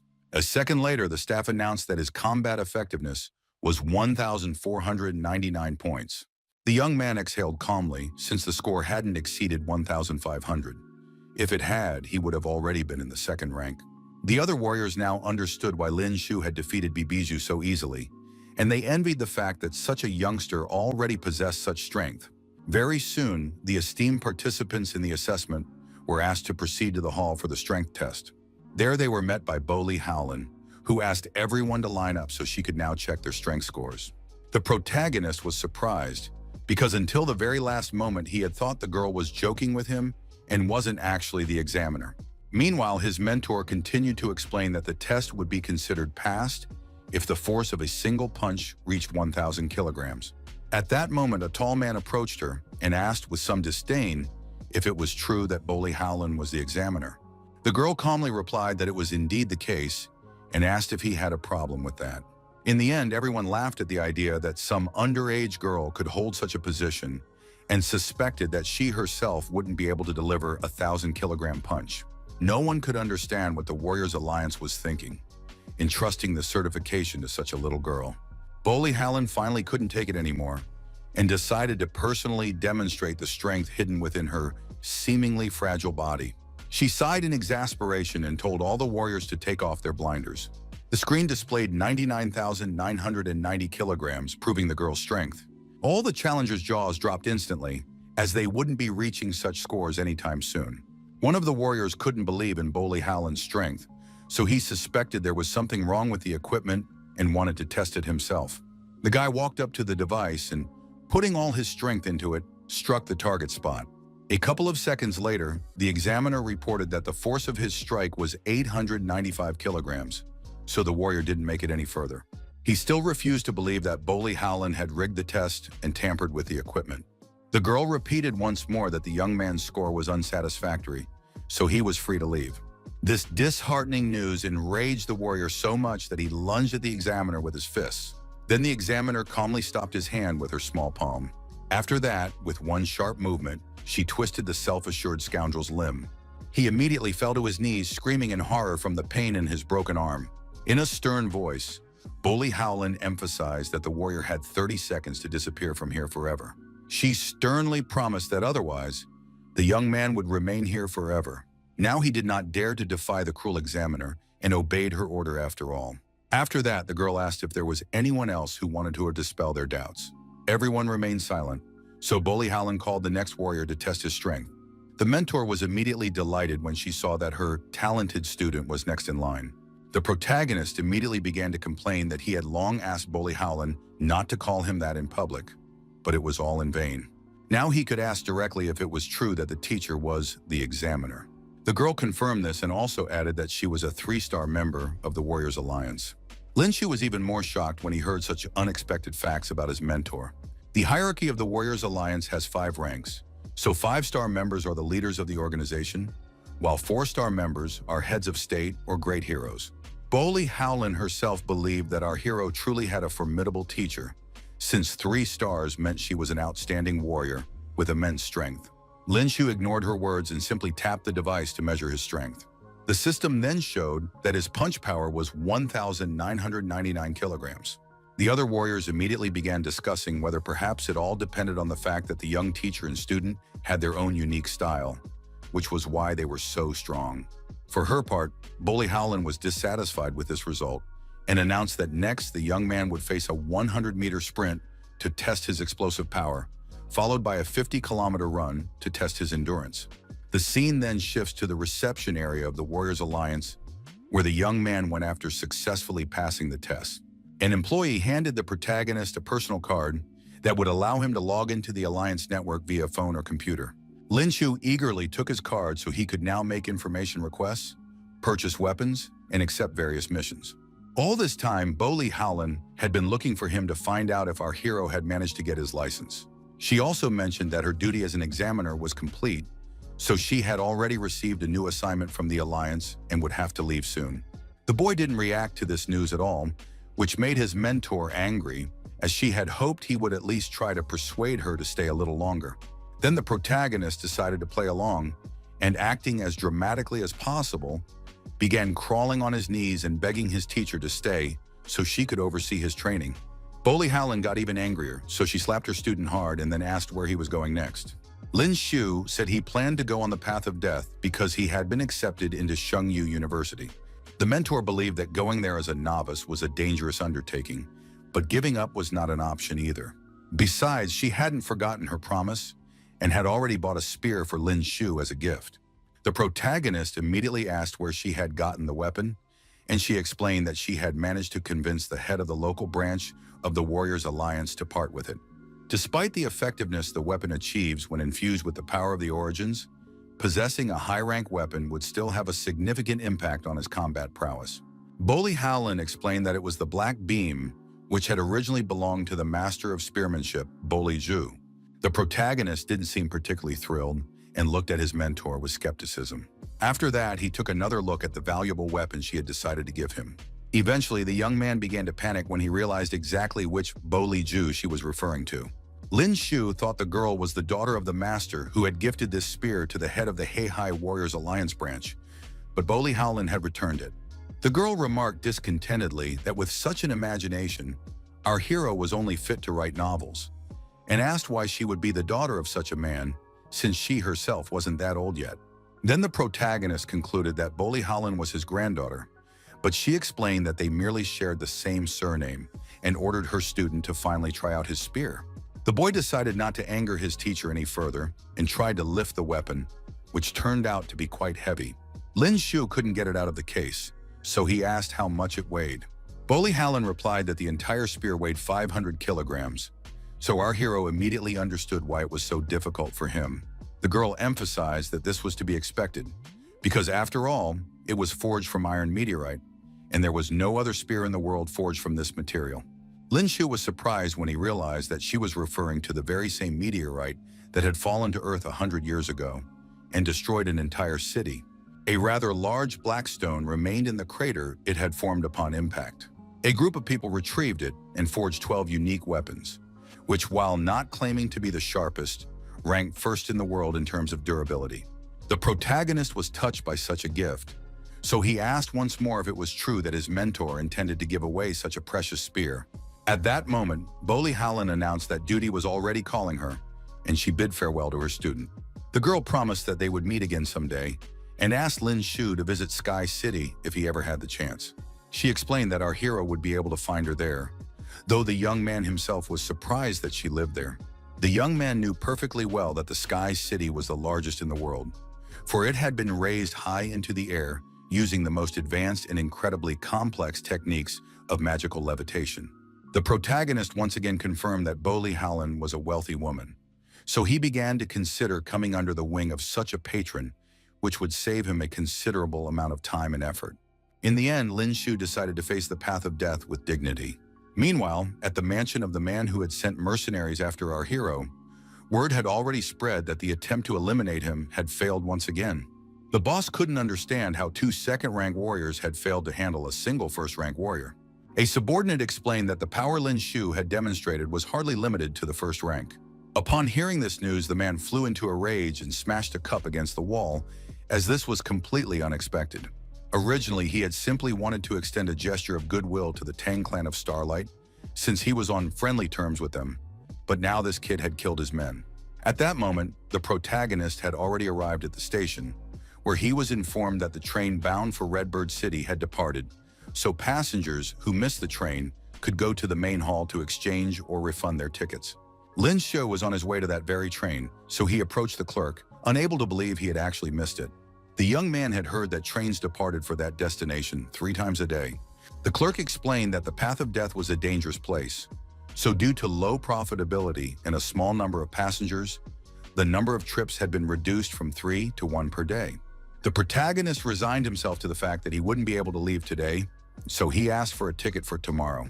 His train was leaving tomorrow morning, so he planned to spend the night at the same hotel, despite the high prices. Walking down the street, Lin Shu noticed he was being followed and immediately guessed it was the Palace of Deification. The young man didn't wait for them to catch up and ran ahead on his own. The mercenaries praised our hero's diligence and laughed at the fact that he went jogging even at night. Lin Shu, now surrounded on all sides, asked if they weren't tired of following him all the way from the train station. He had already seen that everyone who had come was a second-rank warrior, and there was also one third-rank warrior, indicating that the Palace of Deification was taking him seriously. At that very moment, the system announced the completion of the rapid growth objective. So the protagonist earned 50 attribute points. All the thugs watched Lin Shu closely and waited for their leader's orders. Their leader was Fan Zhen, who turned out to be that very third-rank warrior and specialized in the sword. Meanwhile, the young man finally shed his weight-bearing gear, freeing up some of his strength. The protagonist also invested all 50 attribute points into strength. The mercenaries, in turn, were shocked when they saw that he had been carrying such heavy gear. Fanjin wasn't afraid of Lin Shu because he believed the young man wouldn't be able to pull a fast one on them like that. So he lunged at him with his sword. He quickly closed the distance to our hero and tried to land the first strike. The opponent quickly realized that the young man had managed to dodge his powerful attack. It turned out that Lin Shu was already behind him and asked where the hired assassin had intended to strike. After that, the protagonist didn't wait any longer and used Swift Fist to neutralize Fanjin. The bandits were furious when they saw what this guy had done to their leader. He didn't forget about the other mercenaries either, so he quickly unleashed a chain of strikes on them. Lin Shu moved so swiftly that literally no one could escape his intentions. This was followed by a shattering fist, which finished off another second-rank warrior and earned him 150 experience points. The mercenaries grew increasingly angry at the protagonist, who dared to kill so many of their men. The young man easily blocked their attacks with his bare hands and wasn't afraid at all that he might get hurt. Upon contact with his opponents, he used the flaming palm to set them ablaze. Following this skill, Lin Shu delivered a single precise and powerful kick, obliterating the warriors. Now the bandits began to doubt that this resembled second-rank strength. Fanjin also admitted that this kid's strength was impressive. If not for his defensive technique, that kick could have broken his spine. In the end, the mercenary leader decided he would kill our hero at any cost and use soaring, one of his movement techniques. In an instant, Lin Shu was surrounded by the bandits' clones on all sides. The protagonist didn't hesitate, as the situation was dire, and immediately tried to attack the enemy. His fist passed right through Fanjin's body, so Lin Shu's attempt came to nothing. The young man was taken aback, as he hadn't expected his opponent's body to actually be fake. Meanwhile, the mercenary was already behind the protagonist and was about to attack before anyone noticed him. At the last second, Lin Shu managed to successfully dodge the enemy's furious attack. As the sharp blade whizzed past his face, the thug clicked his tongue in frustration, unable to land a hit on our hero. The young man himself watched the enemy closely while checking a small cut on his shoulder. Fanjin decided to unleash all his might against him, so he suddenly leaped into the air. The mercenary raised his blade high and gripped its hilt tightly as he was about to use the golden skill. It was an ability called Execution of 1,000 Illusions, which allowed the user to deliver countless strikes using his clones. The entire horde of clones pounced on Lin Shu in an instant, while the thugs shouted that he was about to cut the guy into 1,000 pieces.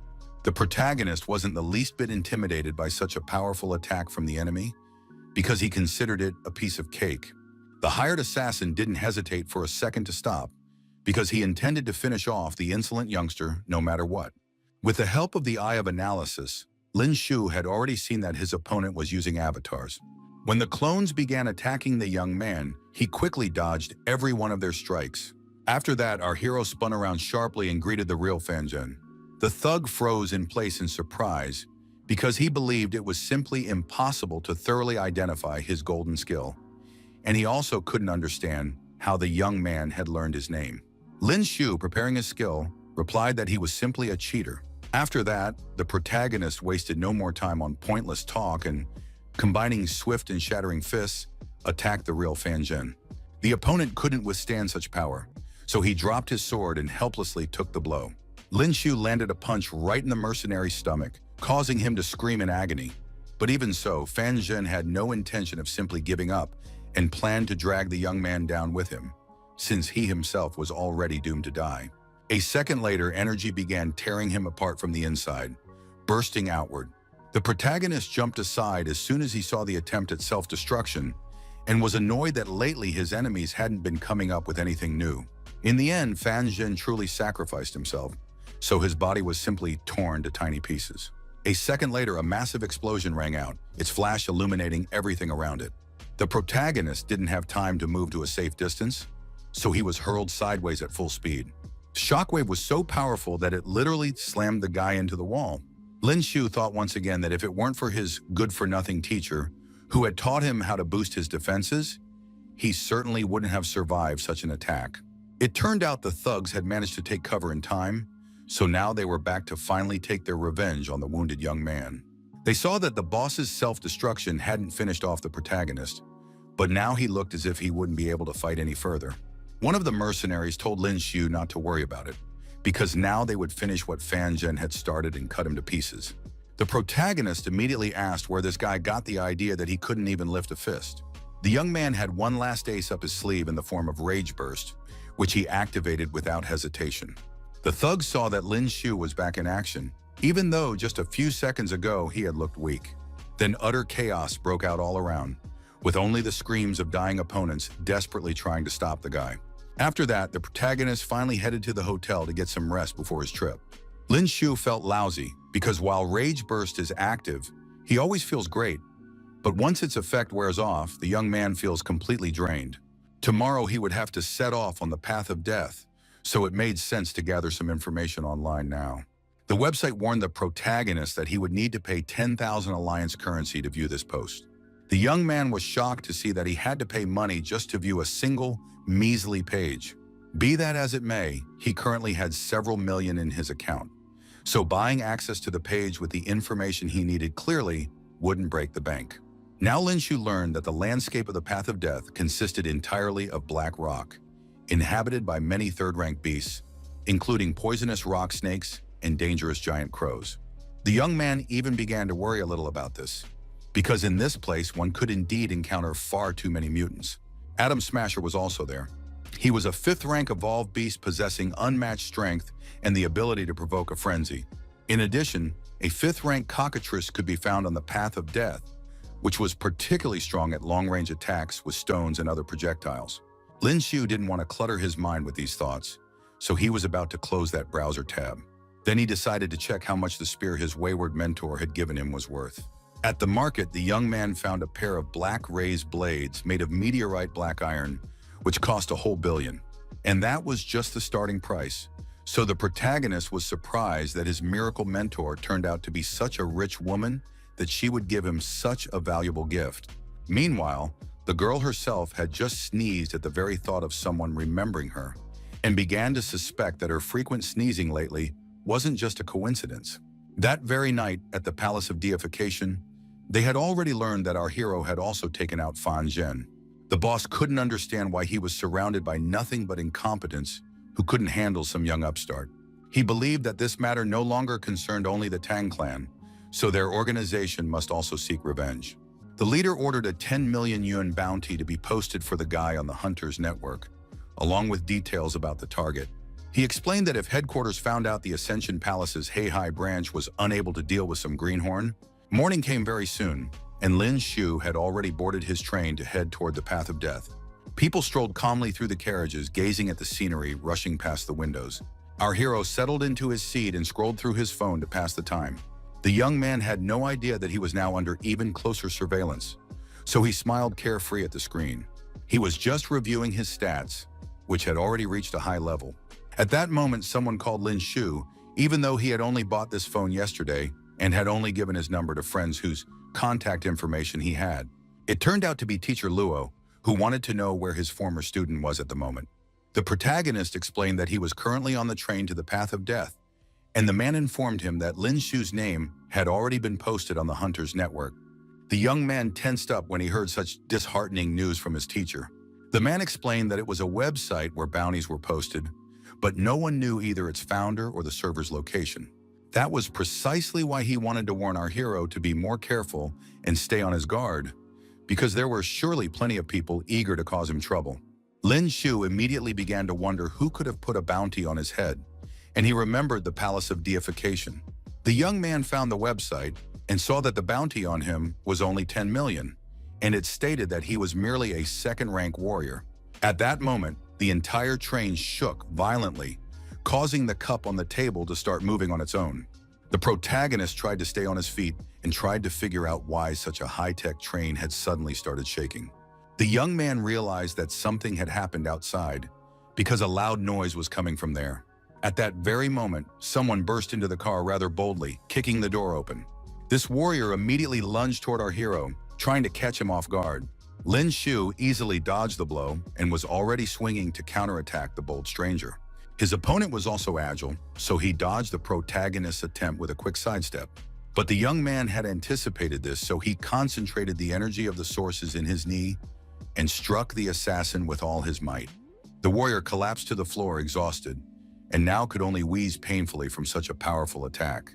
After that, Lin Shu saw that this man's accomplices had already stormed into the car, and he couldn't believe that someone had actually decided to hijack the train. The other warriors had already taken up defensive positions and were clashing with these bandits. But in such a confined space, fighters using large weapons were at a disadvantage. At that moment, fighter jets roared past the train with a deafening roar. Now the protagonist realized that the assassins had known about this and had prepared thoroughly. Meanwhile, the fighter who had attacked Lin Shu regained his composure and tried to attack him again. Lin Shu reacted with extreme ferocity to this audacious attempt and simply crushed his opponent. He gripped the fighter's limb tightly, with no intention of letting him go so easily. In addition, the young man used his ability to set the hired assassin ablaze. While the enemy was distracted by the pain, the protagonist used the shattering fist. The warrior didn't have time to react to Lin Shu's attack, which sent him flying to the other end of the train car. Thanks to his incredible reflexes and skill, the young man was able to quickly neutralize the dangerous opponent. After that, the protagonist heard that the rest of his opponents were behind him. The remaining mercenaries had already taken the train passengers hostage and were demanding money from them. Lin Shu used the shattering fist again and finished off this bandit. He calmly turned to the injured warrior and asked if he was all right. The man replied that he would survive and thanked the protagonist for saving him. Finally, Lin Shu tried to find out who all these people were who had suddenly appeared here. His new partner explained that they were the Black Tiger criminal gang, which specialized in robberies and scams. Now our heroes had to hold out until the arrival of Heihai's allied forces. The warrior asked Lin Shu to stand behind him, as he didn't want to risk the young fighter. But the latter clearly had no intention of doing so. In a matter of seconds, the young man took care of two bandits at once, so there was no cause for concern. The man was shocked when he saw the protagonist's brutal strikes, as he hadn't expected today's youth to be so strong. Meanwhile, more and more fighter jets could be heard overhead, having flown in to provide backup. The bandits understood this perfectly well, so they were planning to get out of there as quickly as possible. They all ran as fast as they could toward the exit to avoid encountering the armed soldiers. At that moment, one of the fighter jets was hit and began to plummet rapidly. In the end, the downed fighter jet crashed right next to the train with a deafening roar. The man was glad that the soldiers had finally arrived to help, but he noticed that the main character was running off somewhere. It turned out that Lin Shu had no intention of letting all these bandits go, because they were free, easy targets. At that very moment, Allied troops burst in and ordered everyone to stay where they were with their hands up. The man asked them not to shoot, explaining that they were just passengers. He also noted that the soldiers were a little late since Lin Shu had already dealt with all the attackers from the Black Tiger gang. The soldiers weren't so quick to believe our heroes, so they asked to see their tickets. All the passengers showed the necessary documents, so the Federal Army soldiers were reassured. The conductor apologized to them for all the commotion and reported that everything was under control now, since the brave soldiers of the Allied Army had already neutralized the threats. The man immediately asked what would happen to the soldiers who had died due to their negligence. The girl replied that the company would also pay compensation to their families, so our heroes needn't worry about that. Lin Shu felt no sympathy for any of these people, because he had long since come to terms with the fact that if you've chosen the path of death, you must be prepared to die at any moment. Upon hearing this, the man immediately seized the opportunity to go to that place alongside the main character, who turned out to be a rather strong warrior and introduced himself as Tianji. The young man introduced himself in return and asked what he could offer if they were indeed able to form a partnership. Tianji explained that 3 years ago he had already been there with a group of adventurers, so he knew the first half of the route well and could help avoid many hidden dangers. Upon hearing this, the protagonist realized that such a person would definitely be useful to him, so he asked why he had decided to go there. The man explained that he wanted to find a certain plant there, but the problem was that the area where it was supposed to grow was inhabited by powerful, evolved beasts. Lin Shu was already about to return to his compartment to think it over and asked to be found once they arrived at their destination. A couple of hours later, they reached the starting point, the only place on the path of death where people lived. Tianji found the young man and told him a little about this settlement, which was called Iron City. After that, they set off to explore the area a bit. At that moment, someone reached out to stop Lin Shu. This warrior believed that the path of death was no place for such young men, since any carelessness here would lead to certain death. So he offered our hero a deal: hand over everything of value in exchange for his dubious help. The young man understood perfectly well that this man was simply trying to rob them, and he was glad of this fact, because he could earn experience points again. While the guys were talking to each other, the first evolved beast had already attacked them. In the end, this second-ranked predator grabbed the warrior, who couldn't keep up with the main character. The mutant's jaws were incredibly terrifying, so the guy simply collapsed to the ground, unable to do anything about his fear. The warrior couldn't handle such an opponent, so the beast began to devour him. With a smirk on his face, Lin Shu recalled his words when he had warned that any carelessness would result in you kicking the bucket. At that moment, the bloodied predator finally tore its attention away from its prey and turned its focus to our heroes. As the mutant lunged toward them, the partner tried to warn the protagonist to be more careful.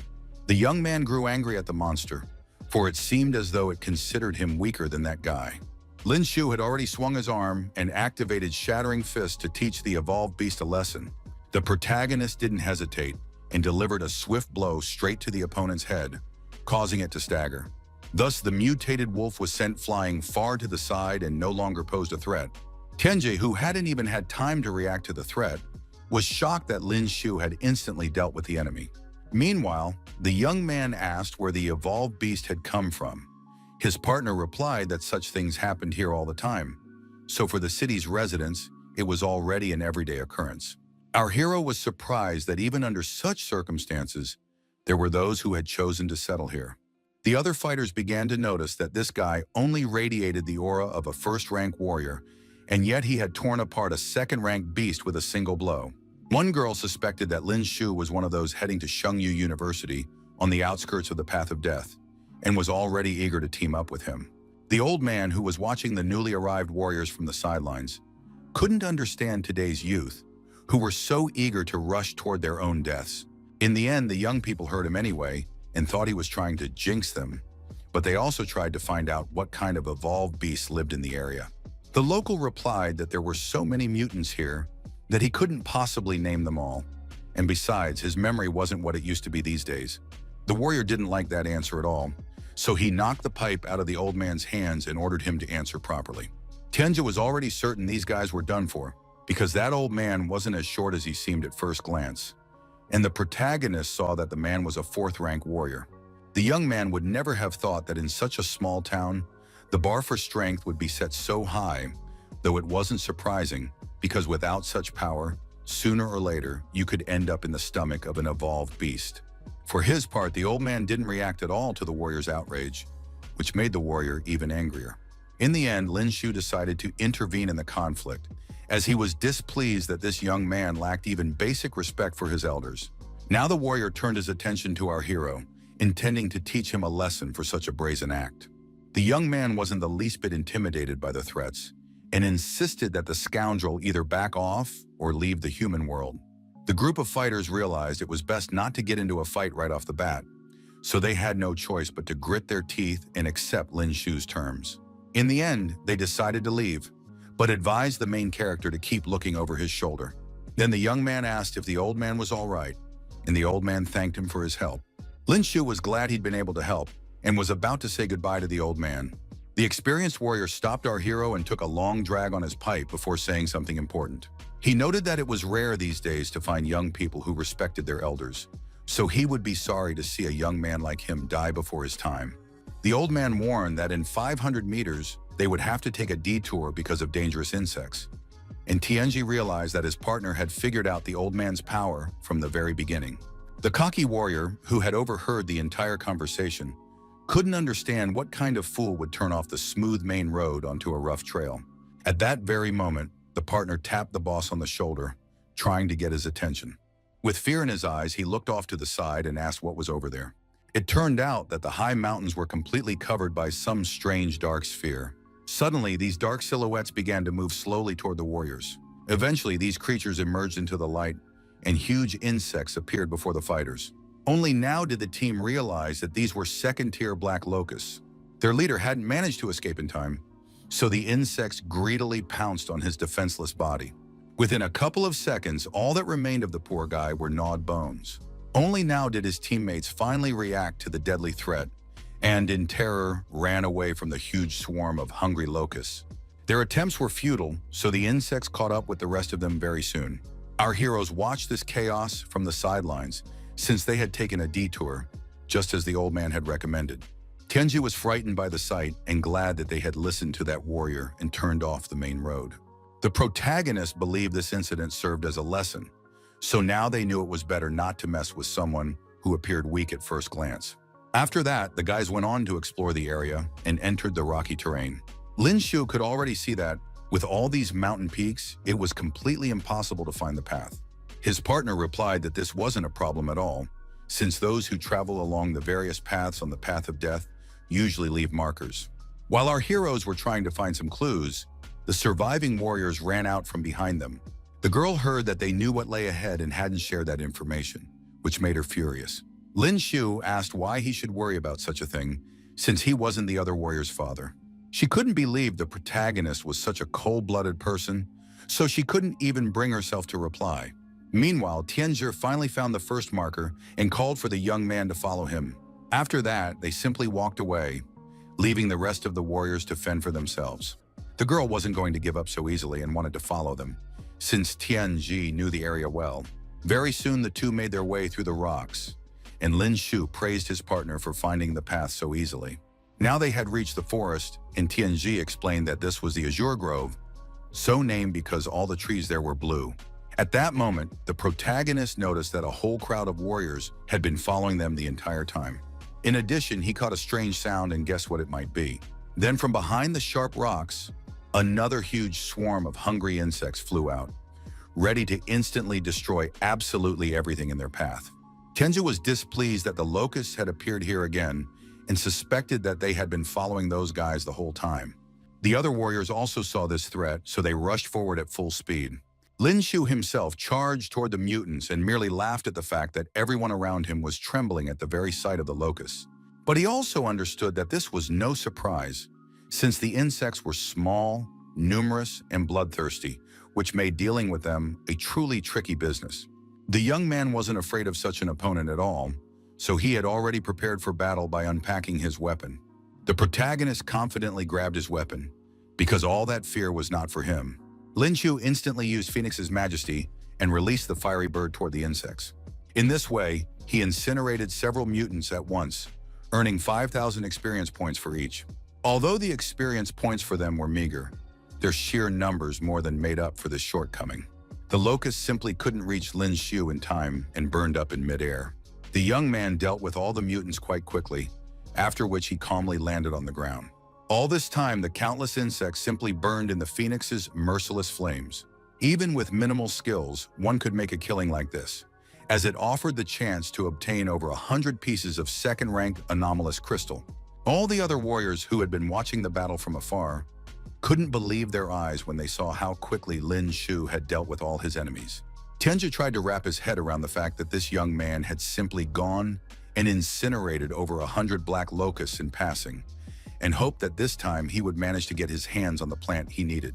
Meanwhile, the protagonists had already moved ahead and reminded them that they still didn't know what other monsters were waiting for them up ahead. When they entered the forest, Lin Shu decided to ask if the plant they were looking for was in this area. Tianjie explained that they would have to pass through the azure thicket and reach Black Lake, so quite a few evolved beasts still lay ahead of them. For now, the young man decided to see what rewards could be earned for collecting soil samples, the skins of mutated azure snakes, and salt crystals, for which the greatest reward was offered. For this reason, Lin Shu decided to ask his partner what these salt crystals were. The man had heard something about this mineral, which apparently could be found at the bottom of Black Lake, but it was also extremely rare, as it formed there only once every few decades. After hearing this, our hero began to consider trying his luck with this quest, since his companion's search was focused precisely on the Black Lake area. Suddenly, the young man interrupted their conversation, having sensed a thirst for blood somewhere nearby. A moment later, someone attempted to attack them from somewhere above.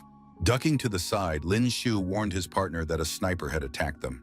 Then the enemy began firing shot after shot while the protagonist tried to pinpoint his location. He managed to pinpoint where the invisible enemy was firing from fairly quickly. The protagonist quickly leaped up and, dodging the bullets, rushed toward the enemy. It took Lin Shu just a few quick steps to easily climb a tall tree. In the end, he was indeed able to spot the sniper, who hadn't expected such a turn of events. The warrior froze in bewilderment and could do nothing against the protagonist. In the next moment, the young man's spear pierced right through the enemy's head. Besides, the protagonist sensed that this guy wasn't alone, so he was glad to earn some extra experience points. For his part, Tianjie immediately realized that these were members of the Black Tiger gang, but he hadn't expected them to be operating even here. Now even he had to fight, so he concentrated the power of the origins in his hands and grabbed his weapon. The man used a skill called Shimmering Slash to neutralize the enemy hiding nearby. It turned out to be extremely precise, so the other bandit could no longer attack. When the enemy fell from the tree to the ground, Tianjie prepared to use his abilities again. In this way, he decapitated the bandit with a single precise and lightning-fast slash. This brief skirmish had already drained a considerable amount of energy from Tianjie, so now he was trying to catch his breath. At that moment, he noticed that the main character had already dealt with all the remaining enemies. The man thought that Lin Shu's strength was truly terrifying. While he was dealing with one, Lin Shu had managed to kill 6. Then the young man returned to his partner and asked if the Black Tiger faction's base was located in this area. Tianjie wasn't sure, but nevertheless, the Azure Grove attracted many unscrupulous warriors, since it was easy to catch others off guard and rob them here. Lin Shu asked which way they should go now, as he had the feeling that the trees here looked exactly the same, both in color and shape, making the landscape too monotonous. The man had long been prepared for such a question, so he showed him a device that would help them with this.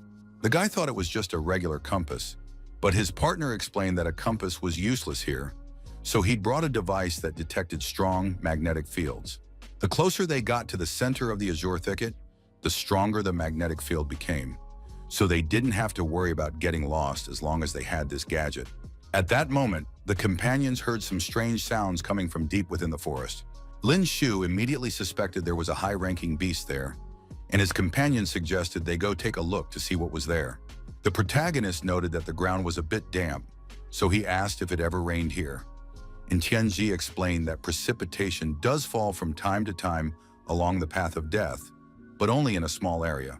Suddenly, the young man stopped abruptly, noticing something amiss ahead. Before him appeared the silhouette of some enormous evolved beast, the very one they had been trying to find. It was a third-rank royal leech, a rare species inhabiting the azure forest. The sight of this creature repulsed our heroes, so Lin Shu asked if his partner had any salt to scare the leech away. Surprisingly, Tianjie did have a little salt after all, which surprised the young man, since he always kept everything on hand. The protagonist didn't hesitate and immediately opened the jar to use it against the beast. A second later, he threw the entire contents at the royal leech, which hadn't reacted to their presence at all so far. Lin Shu managed to carry out his plan, so the salt crystals hit their mark. In the end, this only angered the evolved beast, so it lunged toward our heroes. The guys immediately prepared for battle, because they realized that salt alone wouldn't be enough here.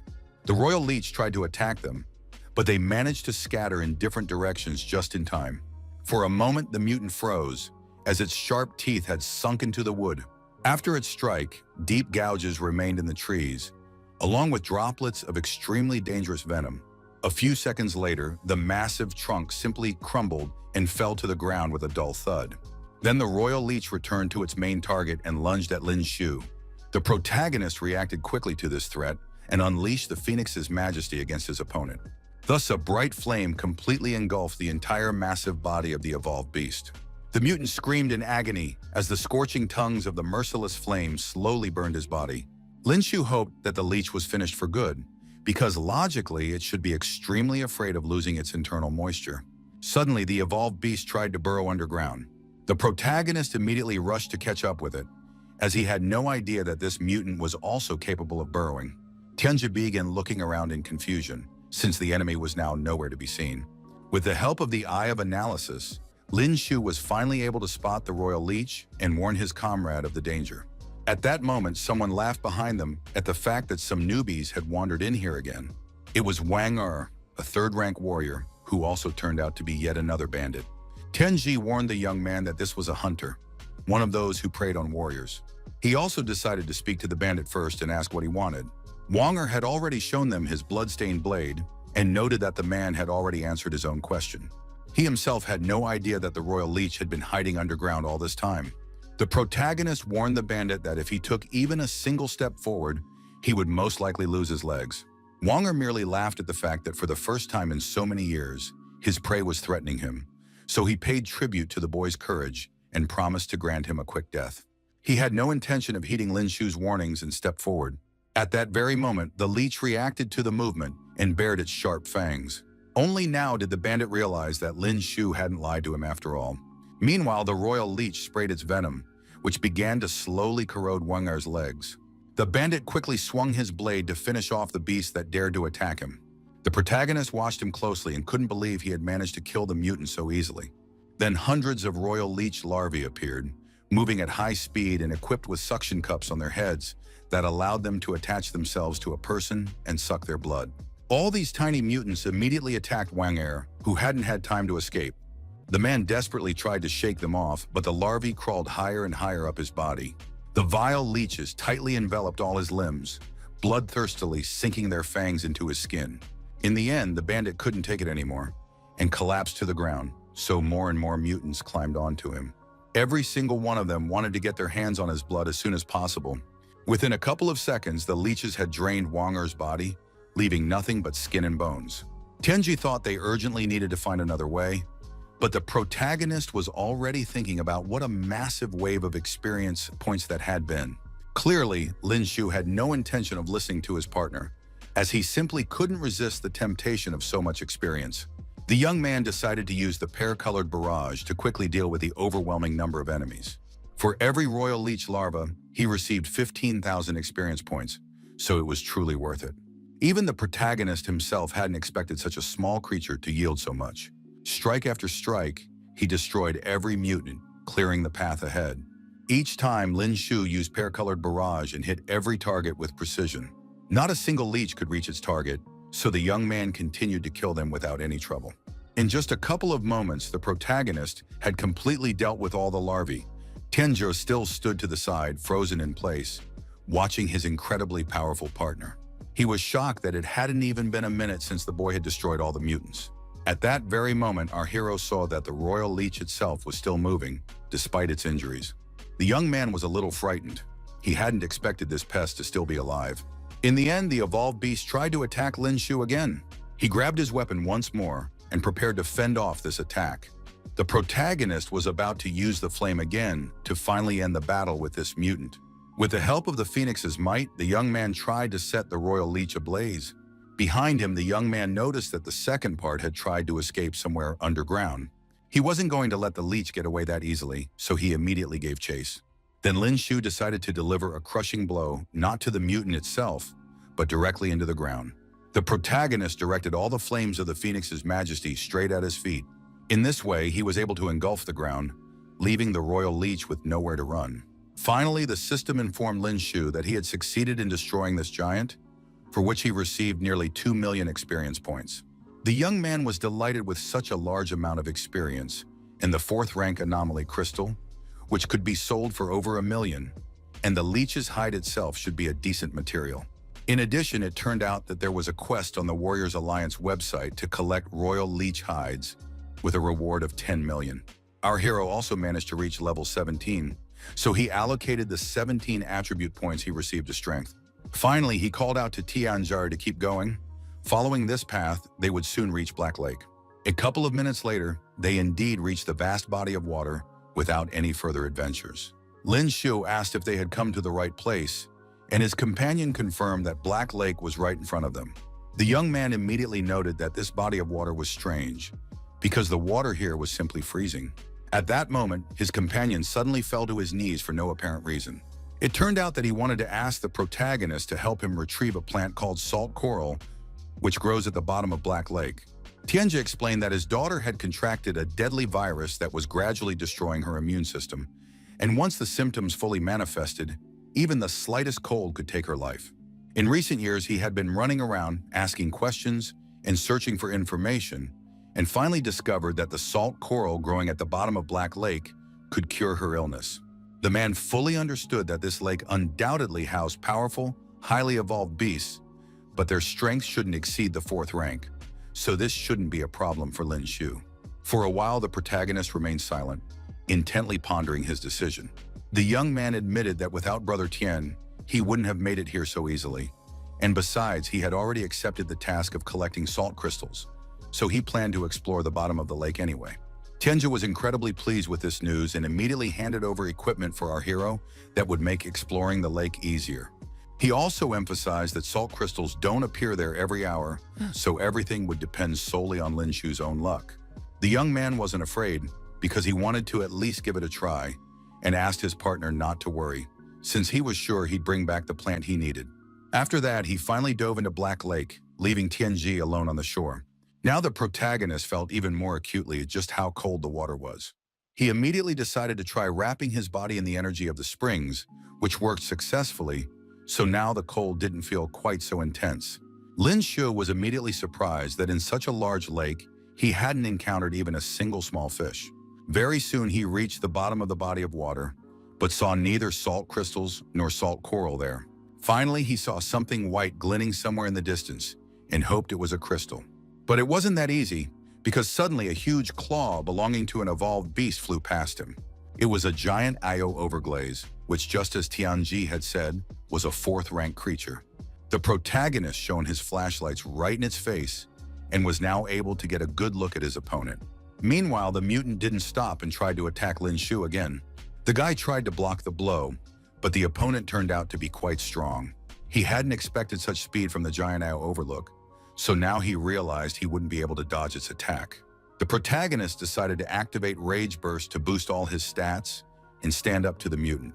This instantly increased his speed, allowing him to break free from the enemy's claw with ease.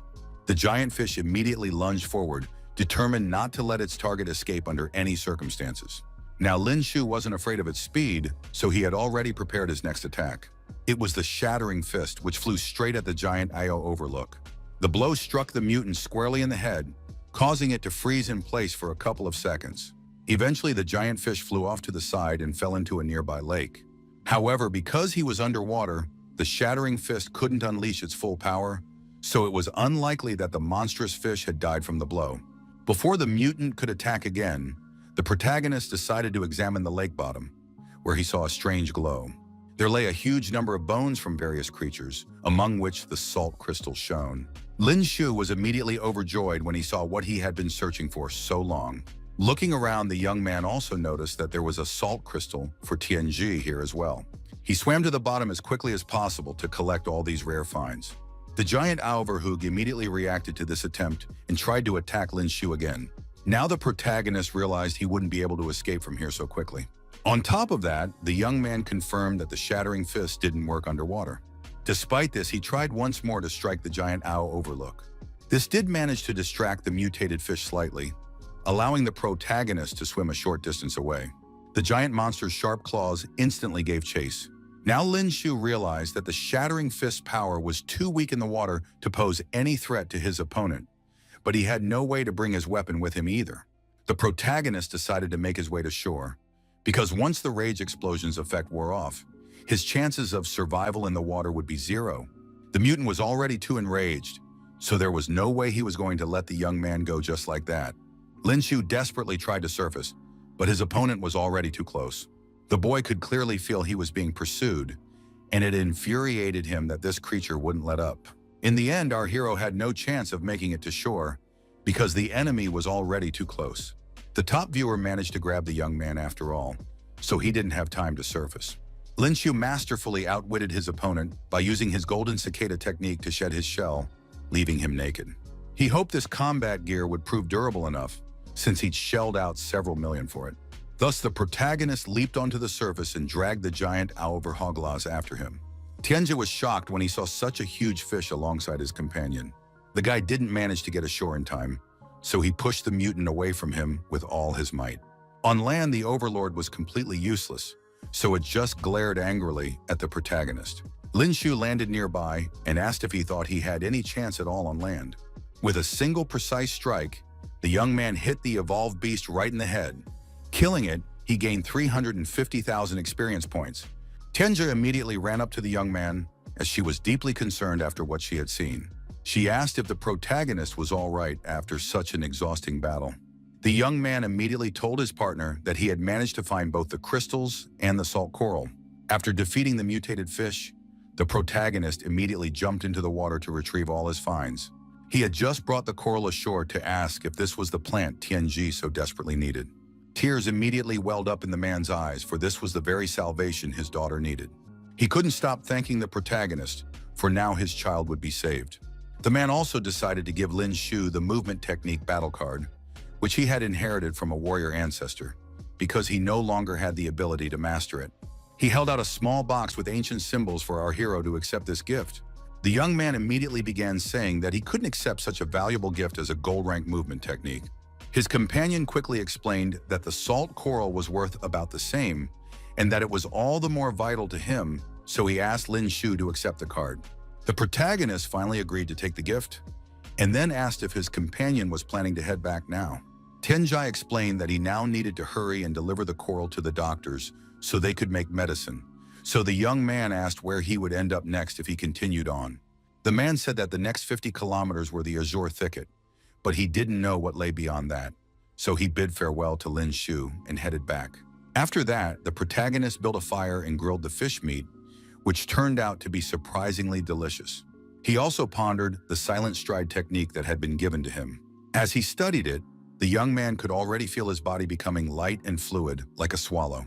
At that moment, a clap of thunder sounded overhead, heralding rain just as the protagonist had hung his clothes out to dry. The rain turned out to be too heavy, so Lin Shu began to doubt that he would be able to find a good shelter for himself. Then a girl ran out of the forest calling for help, as if she had been attacked by a high-rank evolved beast.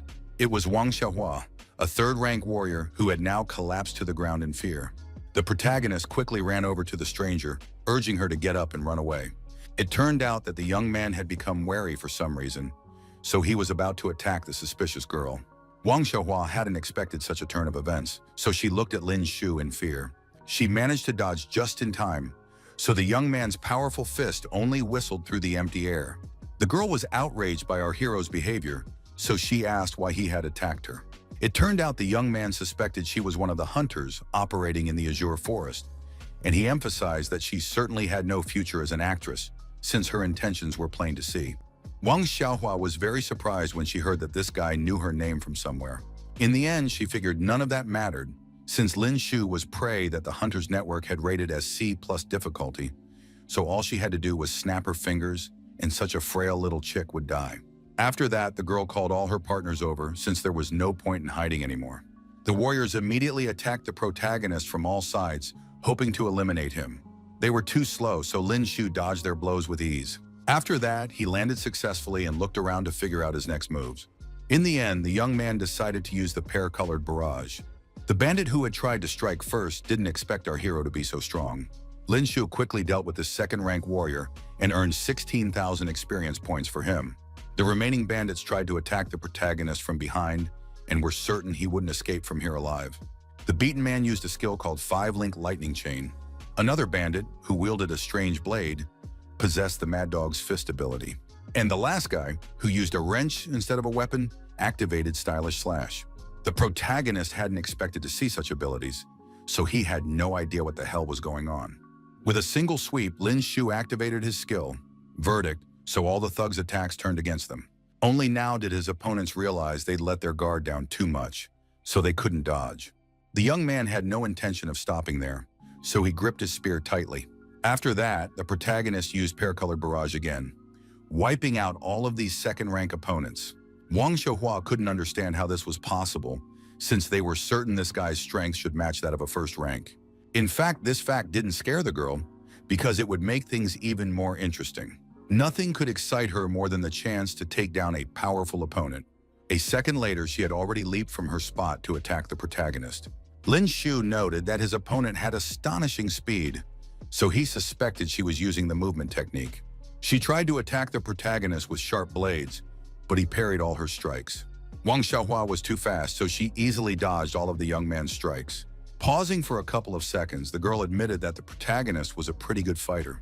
Then she realized that ordinary attacks wouldn't be enough here, so she used the fallen dragon's curse. Her energy coalesced into a massive dragon with blades in its jaws. The protagonist was genuinely taken aback by such overwhelming power, but he still managed to dodge it just in time. A smirk had already appeared on Lin Shu's face, as he was certain the attack was over. Only now did he realize that the dragon was returning and was about to attack him from behind. Our hero quickly spun around to block his opponent's next powerful strike in time. The sharp blade swiftly traced an arc through the air, turning toward Lin Shu. Again and again, Wang Xiaohua tried to break through our hero's defense, but he held the spear firmly in front of him. The young man didn't understand what was going on, because those blades wouldn't let go of him. The warrior laughed maniacally and explained that the more strength the protagonist put into his attack, the faster her weapon would bounce back. Lin Shu realized he wouldn't be able to overcome her skill, so he decided to deal with Wang Xiaohua herself first. The protagonist paid no attention to the deep cuts all over his body, and with a shout, lunged at his opponent. He tried to thrust his spear into the girl, but she dodged the attack with ease. Despite this, Wang Xiaohua also realized that the fight wouldn't be easy, since she'd run into a reckless kid. Now the gangster admitted that she hadn't given the protagonist his due after all. The girl used Crescent Slash to finally finish off Lin Shu. Our hero wasn't intimidated by this move, as he had already prepared the accumulated power strike. He also combined this skill with the pear-colored gale, leaving Wang Xiaohua with no chance at all. After his strike, a massive explosion rang out, sweeping away literally everything in its path. The warrior couldn't understand how this was possible, since the young man's power had suddenly surged out of nowhere. In the end, the explosion hit her as well, so the system reported the destruction of a third-rank warrior. After this battle, Lin Shu continued on his way and entered a vast desert. He found this region utterly bizarre, because right next to it was a dense forest where it was pouring rain, while here it was a parched desert, hot as hell. The protagonist knew he wouldn't last long here without water supplies, but fortunately, he had brought along a drink capable of maintaining his body's hydration. He calmly continued on his way, but suddenly stumbled upon quicksand. Lin Yu instantly leaped high into the air to avoid falling into the sand trap. Then the young man noticed that the sand had begun to move on its own, as if someone were sitting there. The protagonist realized that he had just accidentally encountered yet another evolved beast. This creature turned out to be the Almacina worm, a fourth-rank mutant capable of blending perfectly into the sand. The enormous beast was already looming over Lin Shu, preparing to pounce on him immediately and tear his victim to pieces. The young man reacted instantly to the enemy's advance and unleashed the Phoenix's majesty against it. Tongues of flame surged toward the Almacin worm, which hadn't expected such determination. Ultimately, the strike landed squarely on the mutant's snout. Due to its massive size, it couldn't easily dodge. After the very first attack, the enormous worm collapsed lifelessly to the ground and stopped moving. It opened its terrifying maw and simply trembled all over. The protagonist hadn't expected this enormous monster to die so easily, given its incredible size and terrifying strength. At that moment, he heard someone's loud laughter behind him, which distracted him from the Almason worm. It turned out to be a group of warriors who had spotted the desert monster from afar. One of the men stopped next to our hero and asked who had killed the giant. His partner believed there was no need to overestimate some insignificant first-rank warrior who was just looking to get a free ride. With confidence in his voice, the young man declared that this loot belonged to him, but the warrior refused to believe it. The man ignored Lin Shu and was already about to extract the anomalous crystal from the worm, then pull out its teeth, which would make top-grade material for forging weapons. Finally, another female warrior intervened in their conflict, asking them not to do anything foolish or lay claim to someone else's loot. That scoundrel wasn't about to listen to her either, since he thought she simply melted at the sight of that cute little guy.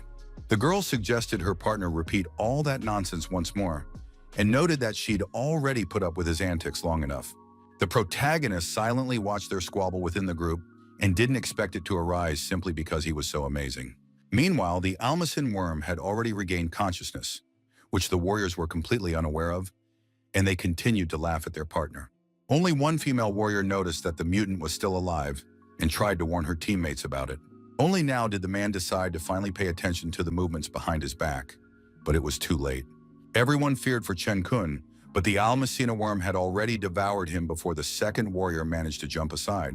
While all the other warriors stepped aside, the protagonist was angry only because that damn mutant had taken his experience points. The deceased man's friend lashed out at Lin Shu, thinking he knew the creature was still alive and kept quiet anyway. The young man reminded him that he had actually warned them that it was his prey. The warrior was greatly angered by such indifference on the part of our hero, so he attacked him. Lin Shu emphasized that they must be well aware that they were on the path of death, and since that was the case, they needed to be prepared to die at any moment, and simply finished off that insolent man. All the other team members were shocked by this turn of events. Then the protagonist turned to them as well, asking if they were going to attack him. The girl explained that they weren't with them, but had simply stumbled upon them by chance and decided to travel together. Nothing more. Another female warrior immediately warned Lin Shu that the worm was approaching again. The protagonist wasn't the least bit frightened. He was merely annoyed that the mutant hadn't been thoroughly roasted the first time. Lin Shu gripped his weapon more tightly and prepared to unleash another torrent of flame. His eyes literally burned with unwavering determination, so that the Almason worm didn't stand a chance against him. The young man unleashed the Phoenix Majesty with renewed strength, and a blinding torrent of fire instantly filled the entire space around him. This devastating attack once again proved effective against this terrible monster. The hideous mutant could not withstand the incinerating flames for long, so it fell to the ground in disgrace once more. The other warriors couldn't fathom what kind of combat skill this was, and they also sensed that this man's power was terrifying.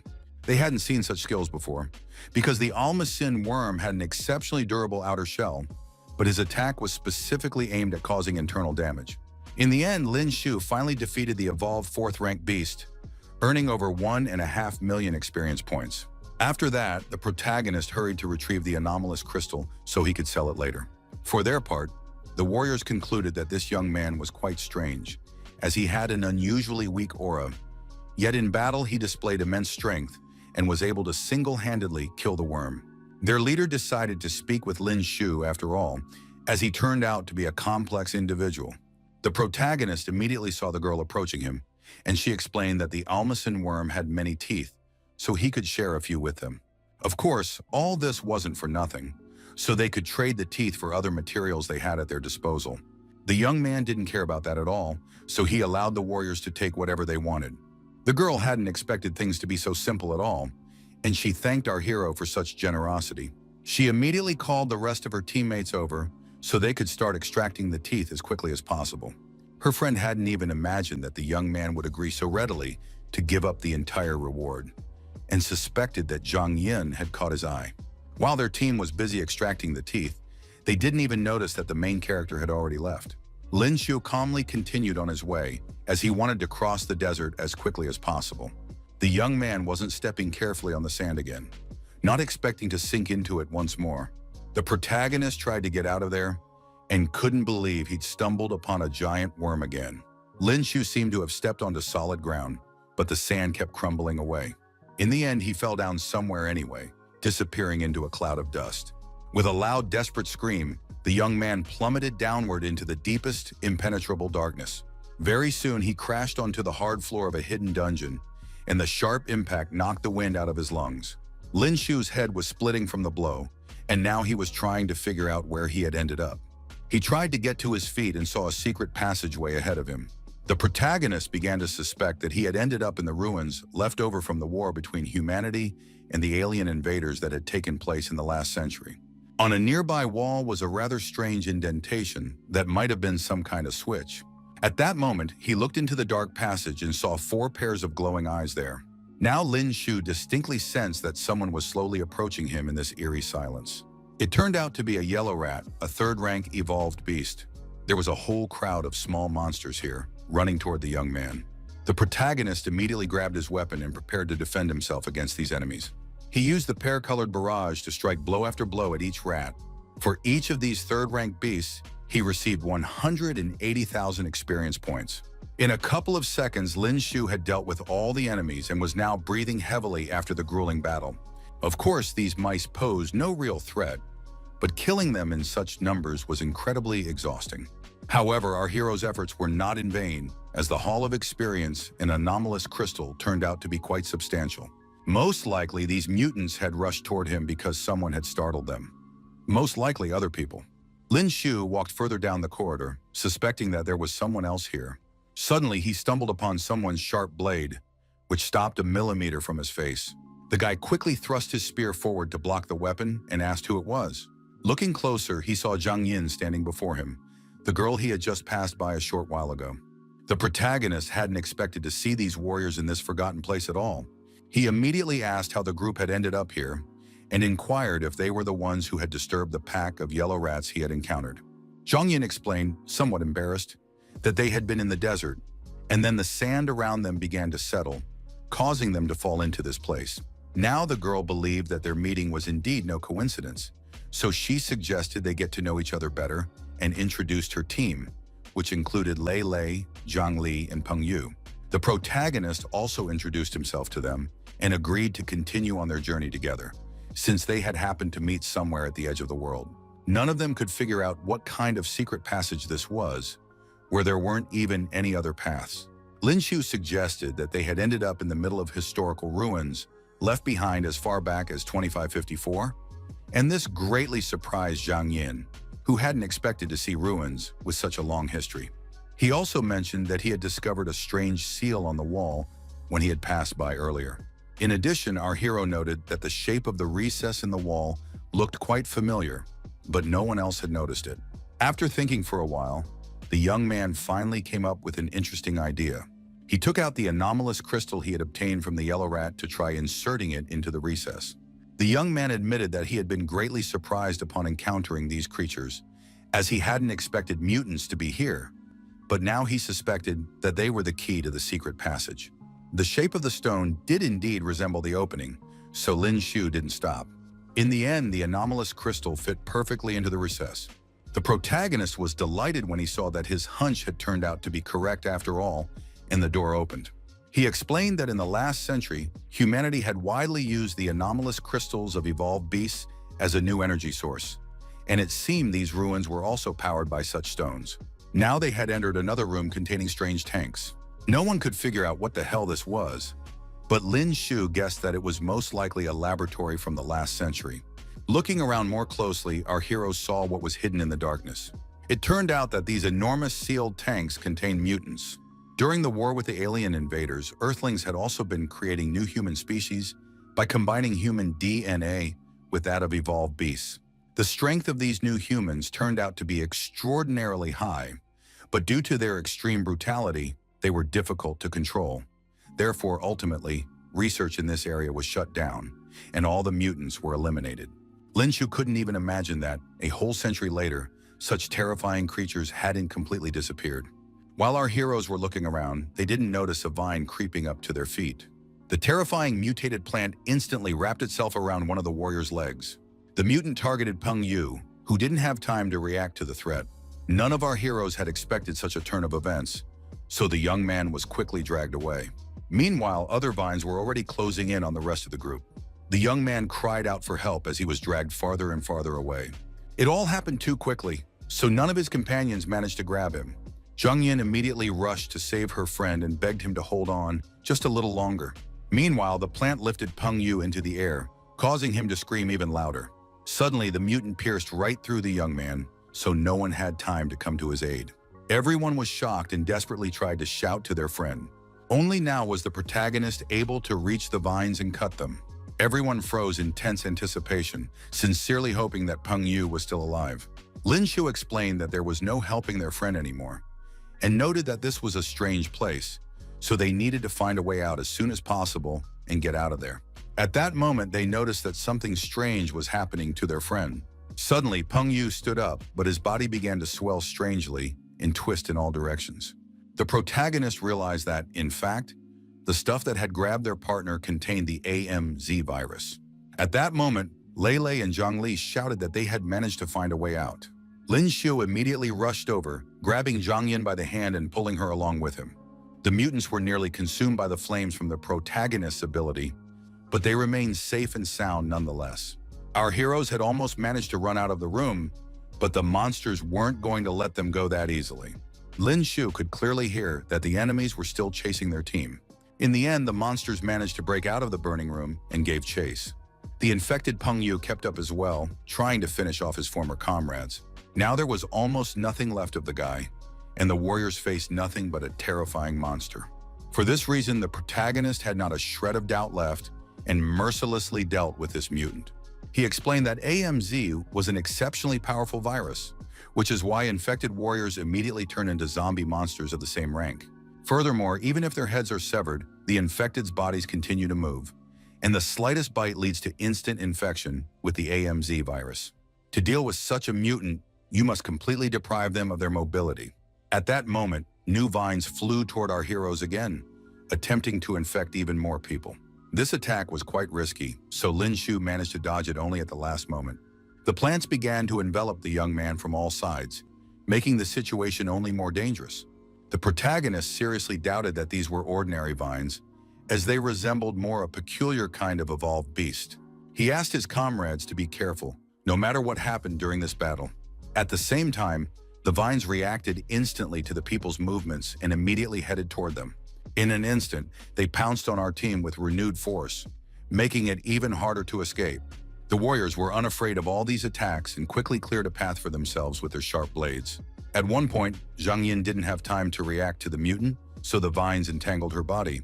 Lin Shu managed to help his partner in time and freed her from this trap. Seeing the endless number of vines, the protagonist realized it would be difficult for them to handle such an enemy. Now the young man decided to test whether these creatures, which at least outwardly resembled plants, were afraid of fire. He used the Phoenix's might, which did indeed work against these mutants. A smug grin immediately appeared on Lin Shu's face because his latest plan had worked. The protagonist knew he couldn't stop under any circumstances, so he unleashed the flames again. The thin vines continued to smolder slowly and no longer posed any danger to the squad. It turned out that things weren't so simple after all, and the mutated flora was about to smash the tanks containing the mutants and release them. The protagonist saw that this creature was too clever, so he asked his comrades to stop it. The experienced warriors quickly scattered in different directions to cut through all the infected vines as quickly as possible. This didn't help at all because the plant was squeezing the glass of the tanks tighter and tighter. In the end, the vines achieved their goal and the mutants broke free. For a moment, the monsters fell to the floor, trying to come to their senses after a long slumber.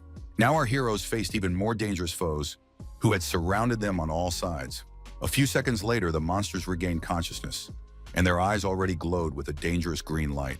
These were third-rank mutants, characterized by explosive strength, immunity to pain, and the ability to relentlessly pursue their target until it was destroyed. The protagonist, having assessed the enemy's characteristics using the Eye of Analysis, warned his companions of their power and urged them to run quickly toward the exit. Before Lin Shu could even turn to flee, the beast's clawed paw was already near his head. The mutant tried to strike the boy with its claws, but he managed to duck just in time. The young man himself was shocked when he realized he had come very close to death. After that, he quickly regained his composure and tried to land a few blows with the pear-colored squall. Lin Shu's audacity only enraged the monster further, so it pounced on the young man with renewed ferocity. The enemy delivered a crushing blow to the protagonist, sending him flying instantly into the nearest stone wall. Zhang Yin was seriously frightened when she saw what had happened to their partner. After that, the monsters pounced on our heroes with even greater ferocity. The warrior immediately responded with an attack using the skill, Slicing the Firmament. Her strike was quite powerful, but the monsters continued to charge forward madly. The girl couldn't believe that in the end, her efforts had had no effect. At that very moment, a new powerful stream of flame suddenly burst from behind her, unleashed by the main character. Finally, the mutants stopped, at least for a moment, so Zhang Yin was relatively safe. But this trick didn't last long. So after a couple of moments, the monsters resumed their pursuit of our heroes. Lin Shu shouted for Zhang Yin and the squad to leave first while he covered them. He was well aware that these ruins still harbored many unknown dangers, so he needed to conserve his strength and avoid using Rage Burst and Accumulated Power Strike. In that case, the young man decided to use the method his wayward teacher had taught him and coat his weapon with primal energy. Concentrating all his power around the black beam, the protagonist immediately used the pear-colored barrage and landed several sharp strikes on the enemy. Finally, he managed to hit his target and land his devastating blow right on the mutants. Now, Lin Shu had definitively confirmed that his power increased significantly when using this method. The protagonist then decided to channel even more energy into his weapon to ensure it would work effectively against such a powerful opponent. In this way, he was able to destroy the first third-rank mutant, which yielded nearly 600,000 experience points. The young man hadn't even expected such a decent reward for these monsters. For this reason, our hero was no longer afraid of his enemies. On the contrary, he wanted to gain as much experience from them as possible.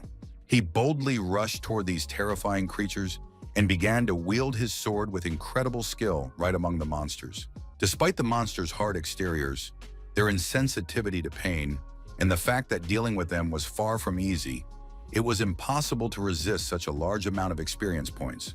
Moreover, due to the limited space, it wasn't easy for the mutants to surround the protagonist, and their numerical advantage didn't play a significant role. The other warriors watched from the sidelines as Lin Shu destroyed the powerful evolved beasts one by one. Lei was shocked, as she hadn't expected this young man to be such a fierce fighter. At that very moment, the protagonist took a blow to the face, causing the girl to begin doubting her partner's abilities. His comrades saw that Lin Shu was in danger and immediately returned to help him. At the last moment, Zhang Yin rushed to the young man's aid and blocked the blow just in time.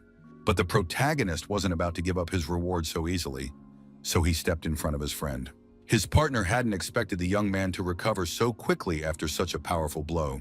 In this way, Lin Shu was able to level up to level 18, for which he received the corresponding number of attribute points. Our hero wasted no time and invested 12 points in strength and 6 in stamina. He immediately felt his strength increase significantly, so it was now much easier to swing the black beam. Zhang Yin couldn't figure out what was wrong with their partner at all, because it felt like his strength was only growing as the battle went on. Suddenly, all the warriors felt the entire dungeon shake violently. Immediately afterward, a powerful shockwave swept through all the long, gloomy corridors. Lei was shocked by this unknown phenomenon and immediately approached her friend to ask what on earth it was. The protagonist noted that the sound of an explosion had come from the other side of the passage, along with a kind of roar, undoubtedly emitted by a powerful, evolved beast. At that moment, all the mutants stopped and began screaming frantically, as if reacting to the presence of another monster. Eventually, they quickly disappeared around the dark bend of the long corridor. Lin Shu suspected that something had summoned the mutants, but he couldn't even imagine what kind of monster was powerful enough to command third-rank mutants. He suggested that the group move on and forget about the monsters, since they couldn't afford to stop. Our heroes walked further down the corridor and found new doors that led them into another dark hall. They paused for a moment on the threshold, hesitating to go inside. There were no enemies here, so the warriors went inside and, after looking around, realized that it was actually an entire armory. This place was stocked with old model laser cannons, as well as grenades, which could fetch a hefty sum. The protagonist reminded them that they needed to get all the weapons out of there first, but the problem was that they didn't even know if they'd be able to get out of there. Lei suggested to her comrades that they shouldn't argue, but listen instead, because the sounds of battle could be heard nearby.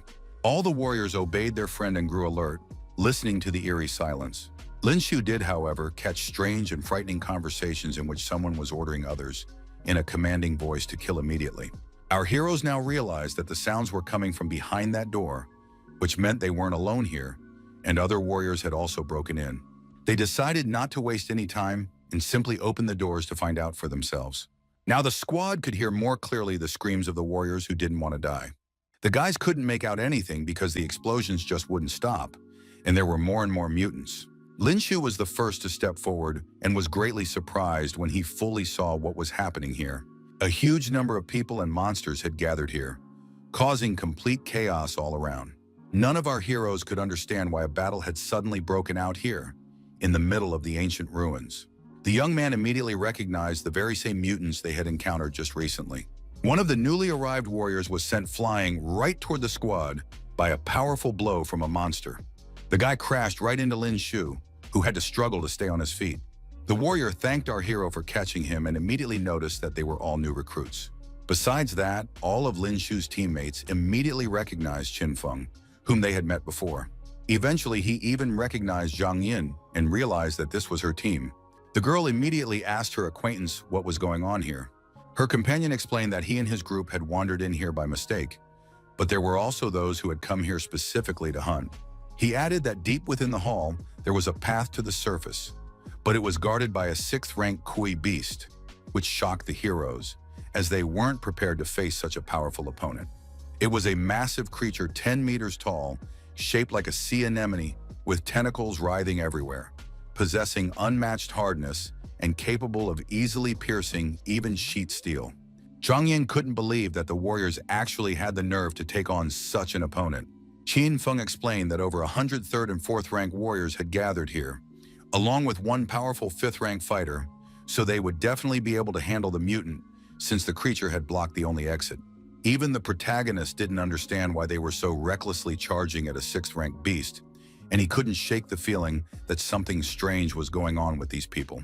Qin Feng, with a touch of madness in her eyes, suggested that the squad take fate into their own hands and finish off this beast, rather than wait here to die. Besides, their partner, Liu Chang, had the latest L2 model bombs with him, and he had surely already managed to inflict significant damage on this monster with them. Just then, the warrior threw one of the grenades, which hit the target dead on. The vines immediately began to writhe violently, as the bombs were indeed quite powerful and had managed to wound the enemy. Only now did Lin Shu notice that these were the very vines that had attacked them in the laboratory, and he was surprised that the tendrils could reach such distant places, controlling the entire area of the ruins. At that moment, a new wave of mutants rushed at the warriors, literally crawling out of every crack. Meanwhile, Liu Cheng suggested that the entire team split into 2 groups so that some could hold back the mutants while the rest, along with him, dealt with the beast itself. The warriors didn't go against their leader and pressed on, killing every mutant in their path. They were all in a rather combative mood, so no one was afraid to move forward. Each of the guys faced dangerous monsters, but managed to quickly finish them off with incredible ease. Lin Shu also prepared for the next clash and asked his friends to be careful, because these mutants were controlled by the beast Kui. The young man felt a strange sensation again, as an irresistible thirst for battle suddenly welled up inside him. At that moment, one of the evolved beasts finally noticed our hero, who was standing off to the side. It immediately pounced on the young man, opening its terrifying jaws wide to reveal sharp fangs. Lin Shu needed only a single precise thrust to pierce his opponent with his spear in a split second and finish him off. Zhang Yin also wielded her weapon with ease and disposed of her opponent without any trouble. The protagonist paused for a moment and watched the rest of his comrades closely. He noticed once again that Zhang Yin and her group had become just like the rest of the people in the hall. They all seemed to be overcome by a kind of euphoria, and on top of that, the combat effectiveness of all the warriors had suddenly increased. Very soon, the young man noticed that their large team had already dealt with all the mutants. Zhang Yin called our hero over and showed him that it seemed the beast Kui was already on its last legs. The monster's body was indeed trembling from all the wounds it had sustained, so the warriors shouted for everyone to keep up the pressure as victory was already within reach. With excitement in their eyes, they all rushed forward, eager to get their hands on the 6th-rank anomalous crystal. Zhang Yin also got caught up in the excitement and called out to the protagonist to follow her. Finally, the young man decided to stop her and asked if anyone had noticed anything strange. He explained that when they all found themselves in this hall, everyone inexplicably became extremely agitated, with the exception of Liu Cheng, who was most likely throwing around bombs containing a gas that stimulates adrenaline. Gas of this kind sharply increases adrenaline levels, and despite the short-term boost in combat effectiveness, it also has a detrimental effect on the body. Thus, all the warriors had simply become cannon fodder for Liu Cheng. And what's more, now he could just sit back and wait for the beast Kui and his companions to kill each other. At that moment, the mutant began to stir again and emitted strange sounds from its maw. The warriors realized the beast had only been playing dead, but they were certain the mutant didn't have long left anyway, and that they couldn't let up on the pressure. That was the fighters' mistake, because they were all instantly pierced by vines. Those who had stayed on the sidelines noticed that something strange was happening to their comrades, so they asked anxiously if they were all right. Due to contact with the vines, the warriors were instantly infected with the virus and became mutants themselves. Now they all saw that the beast Kui was actually a carrier of the AMZ virus. When Ye Liangchen's girlfriend pounced on him, he desperately tried to shout at her to stop, but it was all in vain. The soldiers simply couldn't bring themselves to fight their own close friends, so they were simply being killed by these mutants. Zheng Yin was relieved that they hadn't gone on the attack after all, since the enemy had deliberately lured the soldiers closer to create new puppets for himself. Lin Shu noted that in any case, judging by the beast's condition, it wouldn't last much longer anyway. Liu Cheng continued to direct the operation from the sidelines, shouting that these creatures were no longer their comrades. Meanwhile, the warrior himself used the mountain-splitting blade to attack the main target. His precise and devastating strike instantly sliced Kuya's beast in half, so that this once dangerous monster no longer posed any threat. The massive carcass of the defeated mutant crashed to the cold ground with a deafening roar, sending a cloud of dust into the air. Now all that remained before the warriors were the creature's entrails, among which lay the coveted 6th-rank crystal. The fighters' eyes lit up even more when they saw the crystal before them, which could bring them a huge amount of money. They immediately rushed forward, as they had no intention of sharing it with their teammates. Liu Cheng was the main contender for this crystal, so he had no intention of letting the others get any closer. With a single swing of his sword, he finished off all the warriors who dared to lay a hand on his prize. Zheng Yin asked our hero if they should fight for the crystal, to which he confidently replied that this scoundrel certainly didn't deserve anything like that. Meanwhile, Liu Cheng himself had already begun rummaging through the body of the beast Kuya and emphasized that no one should even try to compete with him. He laughed loudly, rejoicing in his enormous reward, and didn't even suspect Lin Shu, who was already flying in to attack him from behind. The boy gripped his spear tightly and swung it to finish off the warrior, who had so treacherously deceived everyone. Liu Cheng couldn't believe that some kid had actually decided to compete with him for the crystal. In the end, he managed to stop the young man by holding his weapon in front of him. With a smirk on his face, the protagonist noted that he had long since figured out the warrior's devious plan. The other fighters heard that they were going to be used as cannon fodder and asked Liu Cheng to explain what was going on. This made them furious, so they planned to kill their leader and take the anomalous crystal for themselves. The warriors surrounded the scoundrel on all sides and pounced on him all at once. Liu Cheng wasn't intimidated by their attempt at revenge, as he was confident he would send all these arrogant scum straight to hell. Lin Shu realized he wouldn't be able to fend off a 5th-rank warrior's attack using Verdict, but the warrior must have already expended a considerable amount of source energy, so his power shouldn't be too high. The protagonist decided to take the risk after all and use the skill against the high-ranking warrior. In the end, the young man's cunning plan worked, and his powerful opponent was instantly sent flying high into the air. Immediately afterward, a loud explosion rang out, its powerful sound instantly filling the entire vast hall, causing the stone walls to tremble.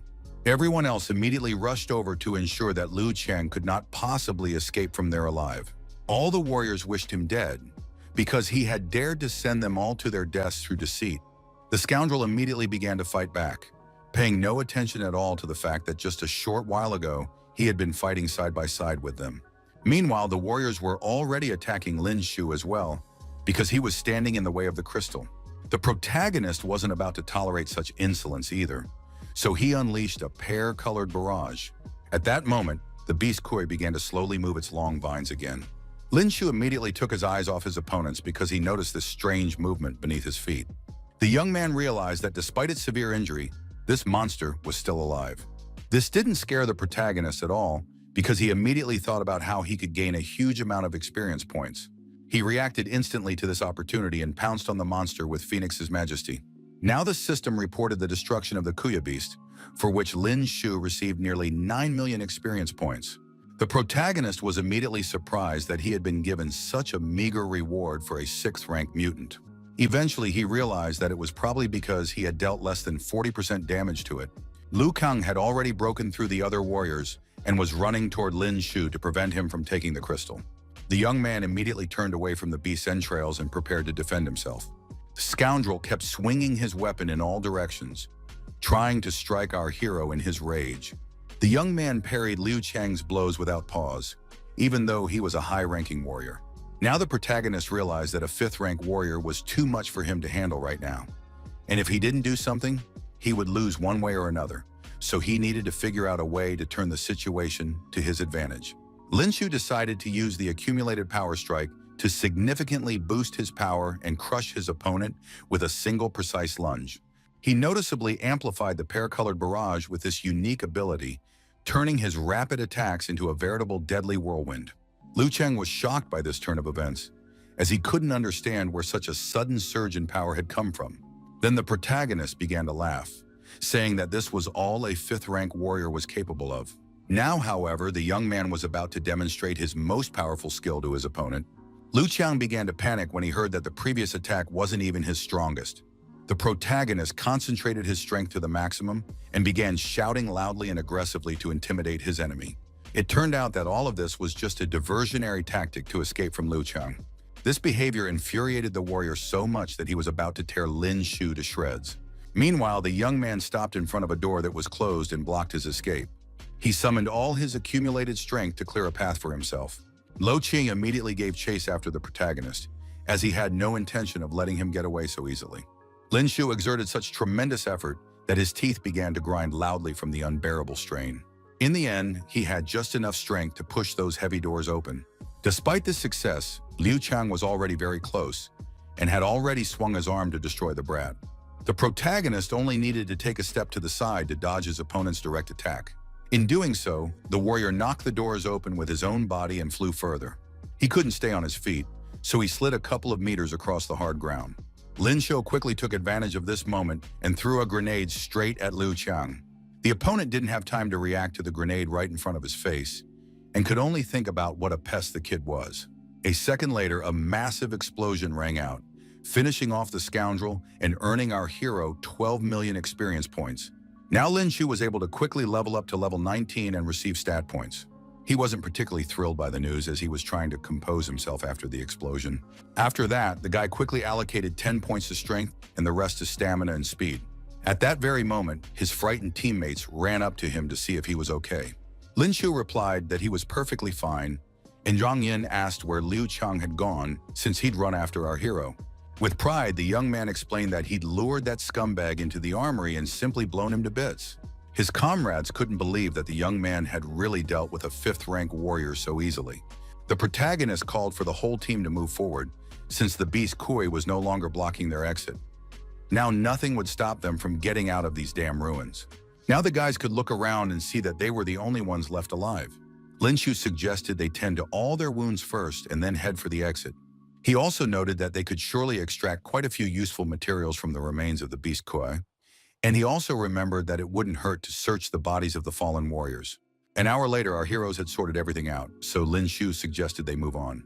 None of them knew for sure if they would be able to leave the ruins by walking straight ahead the whole time. Liu Chang assumed that this would indeed be the case, because before ending up here, he and the group had managed to explore the ruins from top to bottom and found no additional passages. Very soon, they came across another iron door, which made Lin Shu think that the creator of this place had completely run out of imagination. The group had to use some force to unlock the door and continue on their way. The protagonist was greatly surprised when he saw what was hidden inside. It turned out they had found a room containing a control panel. Zhang Yin immediately remembered that Qin Feng was supposed to be tech-savvy, so she hoped he could activate the mechanism. But he warned her that all the equipment here was ancient, and he knew absolutely nothing about it. The protagonist told them that everything in these ruins ran on anomalous crystals as a power source, so they needed to look for equipment with connectors for them. After examining the room, the guy quickly found a compartment that looked like just the thing. There were many slots here, so Lin Shu would have to use a considerable amount of crystal. Gradually, the protagonist began filling every empty compartment. For a moment, the guy paused to think, realizing he was spending his own resources. Eventually, he got really angry because this thing was eating up quite a lot of crystals.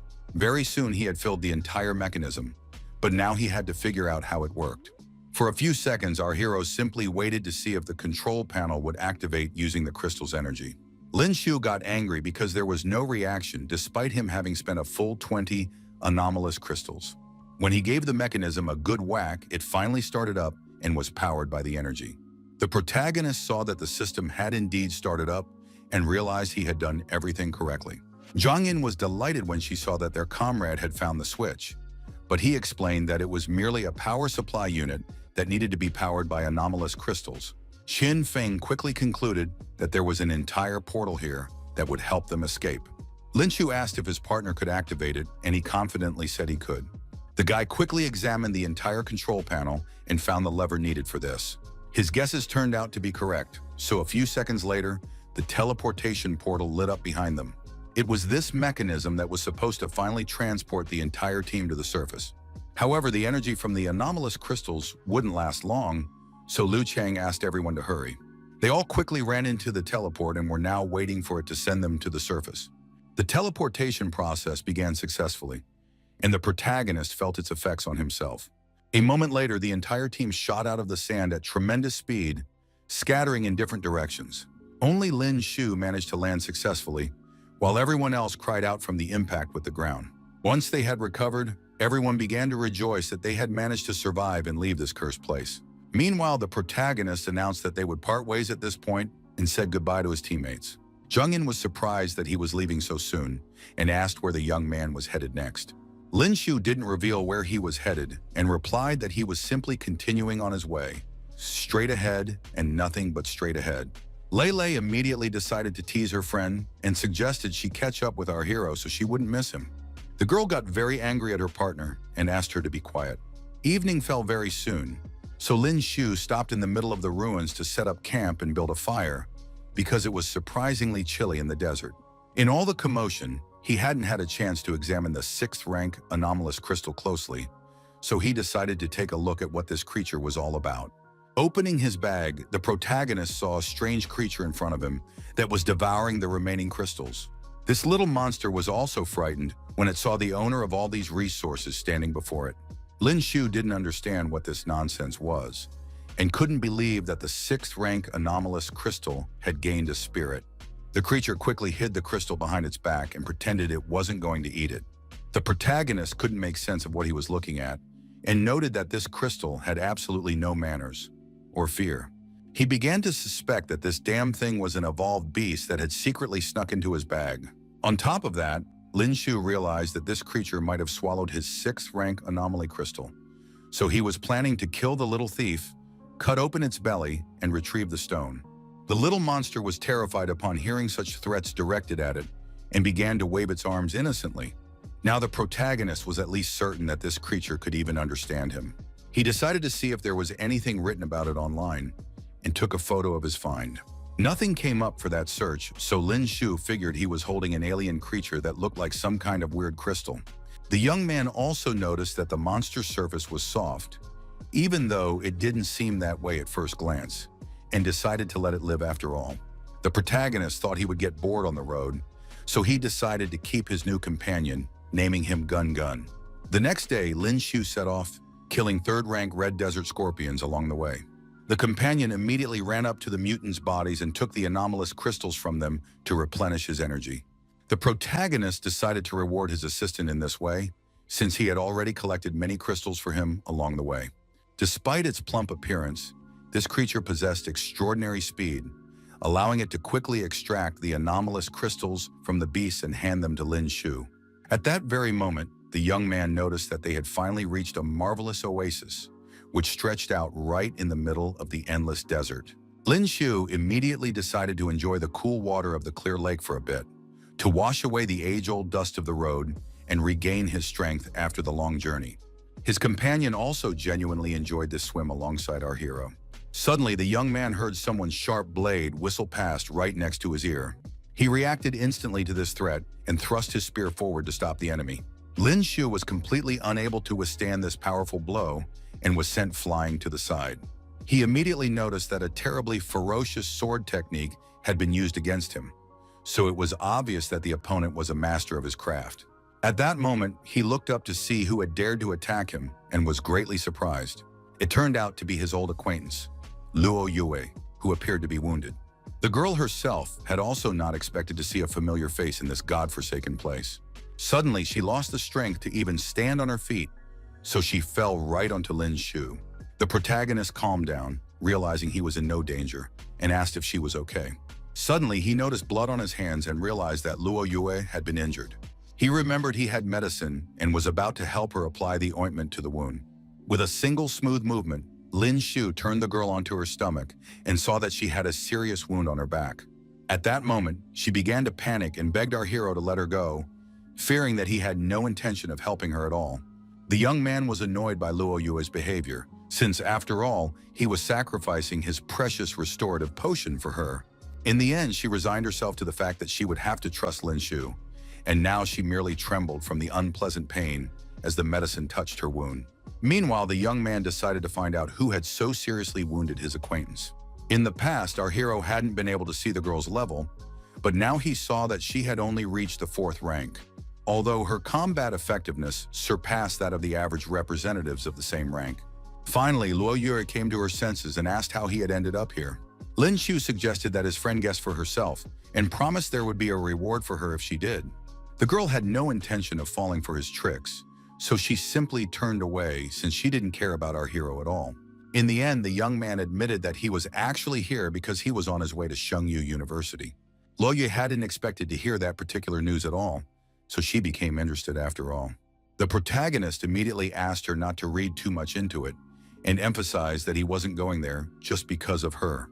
The girl resumed her usual indifference and slowly turned away from Lin Shu, her whole demeanor showing that she didn't care. At that moment, the young man sensed that someone was approaching them, and not alone.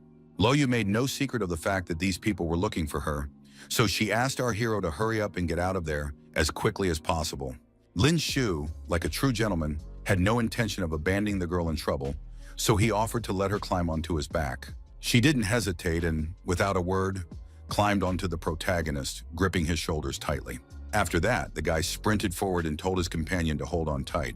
Gun also handed another bottle to Luo Yue, and his owner explained that it was another restorative potion. The girl paid no attention to the medicine at all, as she was shocked by the evolved 6th-rank beast. The protagonist explained that it was his pet, and emphasized that she had no right to even think about coveting the anomalous crystal inside its body. Luo Yue took the potion and replied indignantly that she had absolutely no need for that worthless crystal. At that moment, Lin Shu hinted to her that he had actually already drunk from that bottle. The girl didn't attach any significance to this fact, so our hero resigned himself to the fact that his partner was not at all sweet. Luo Yue decided to change the subject to something more serious, because she understood perfectly well that with her on his back, the young man simply couldn't get away. Looking back, she saw that they were already practically catching up to them, rapidly closing the distance between them. It turned out the girl had killed over 100 members of the Black Tiger gang, so they weren't going to let her get away that easily. At that moment, one of the bandits stopped and aimed his spear. The weapon flew right over our hero's head, so Lin Shu had to work hard to avoid getting hit. In the end, the guy managed to time his speed so that the spear stuck into the ground. More projectiles followed, but the protagonist had already accelerated and pulled away from the bandits again. But it wasn't that simple, because the enemies had blocked the road from this side as well, so the guys had fallen into an ambush. Lin Shu quickly activated the Eye of Analysis, and now knew that all his opponents were 3rd-rank warriors. He was surprised because he now realized that Luo Yue's strength was terrifying, since she had managed to break through their encirclement and kill over 100 people. The gang leader told the girl not to waste their time, since he was certain she couldn't escape now. She wasn't about to give up that easily, so she declared with confidence in her voice that they would all die. Then the gangster reminded her that after their recent attack, there wasn't a single spot left on her that wasn't injured, so they weren't about to be afraid of some little girl. He saw that Luo Yue had managed to dig out a pretty young lad as well, but he didn't think such a weakling could stop them. The man suggested the beauty hurry into his arms so he could give her plenty of rough love as soon as possible. The girl immediately asked the main character to let her go down so she could deal with these scoundrels. Lin Shu decided to simply accept that he wouldn't even be taken into account in this fight. The bandit leader was overjoyed when he saw that Luo Yue was, after all, going to fight them. In the end, he ordered his men to take the beauty alive, since it would be a shame to kill her and to kill the guy. All the bandits instantly rushed at our heroes, laughing loudly with delight at the battle. All this time, Lin Shu continued to stand motionless, waiting for the right moment. His opponent had already swung his machete to finish off the protagonist. At the last moment, the guy finally decided to act and quickly pulled his spear out of the case. The protagonist began to concentrate flames around his weapon to stop the opponent with a single strike.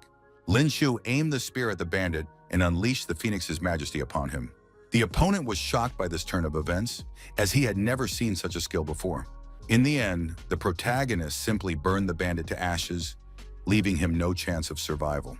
On the other side, Luo Yue was fighting several opponents at once. The bandit leader couldn't understand where the girl had gotten so much strength, since they had seriously wounded her just a short while ago. The nasty bandit wanted to be the first to reach the beautiful girl, so he could capture her and use her for his own devious purposes. He quickly joined the two spears together to switch to close combat. The warrior cowardly attacked the girl from behind, while she was desperately trying to fend off the other opponents. Lin Shu arrived just in time to help and blocked his powerful strike by thrusting his weapon forward. The young man immediately asked if his partner was okay, and she replied by asking if our hero could hold out any longer.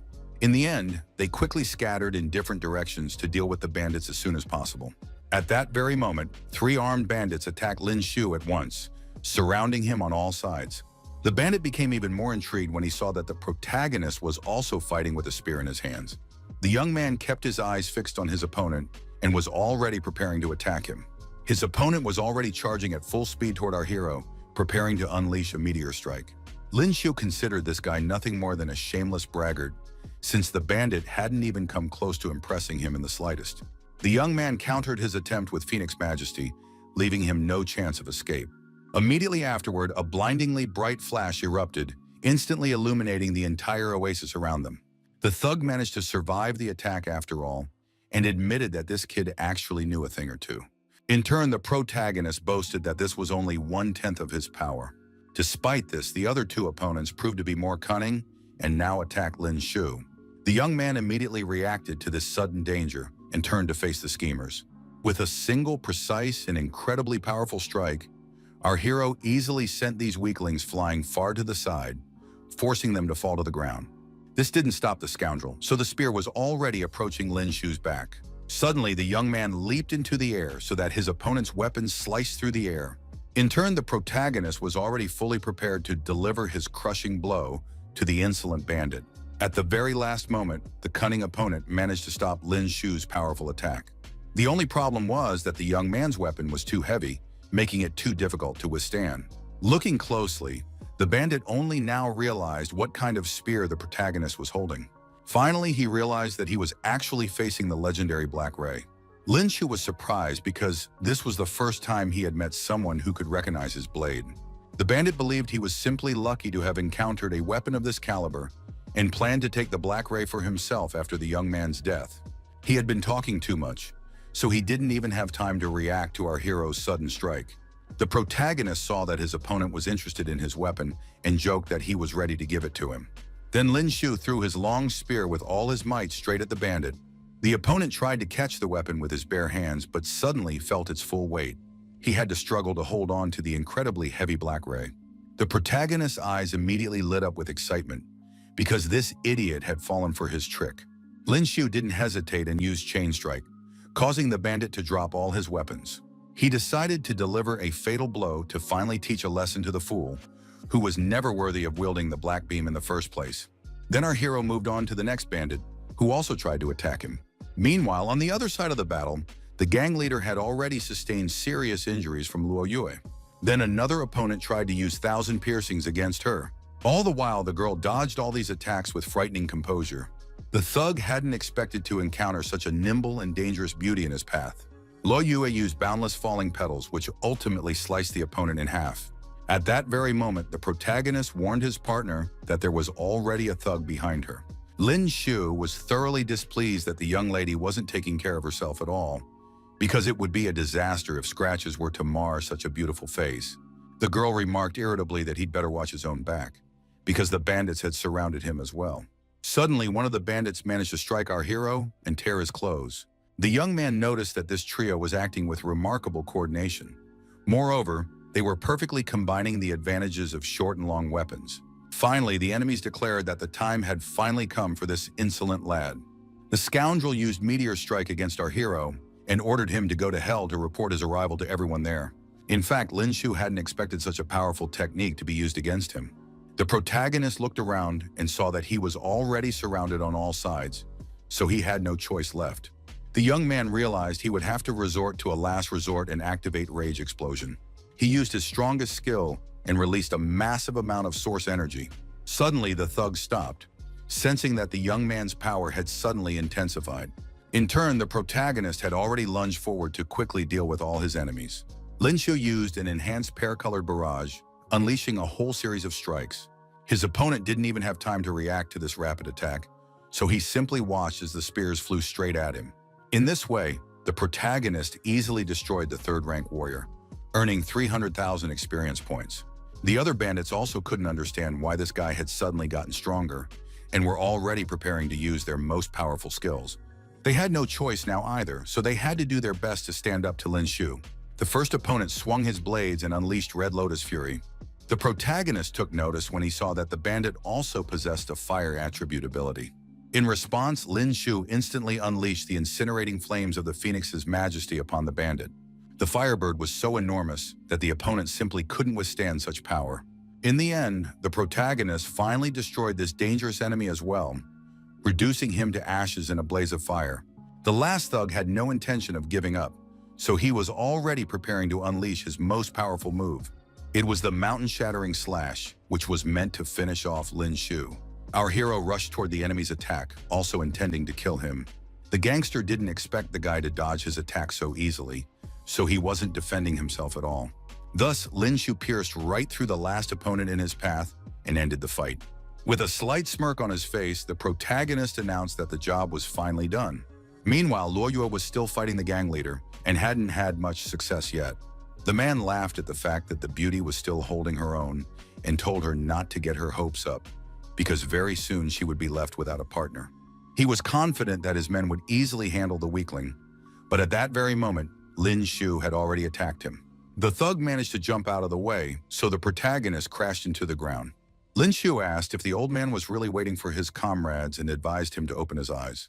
Now the gang leader realized that all his partners were dead, and he became furious with this trio of scum. Rage flared up inside the man, so he was ready to do anything to destroy our heroes. He poured all his strength into sending Luo Yue and Lin Shu straight to hell.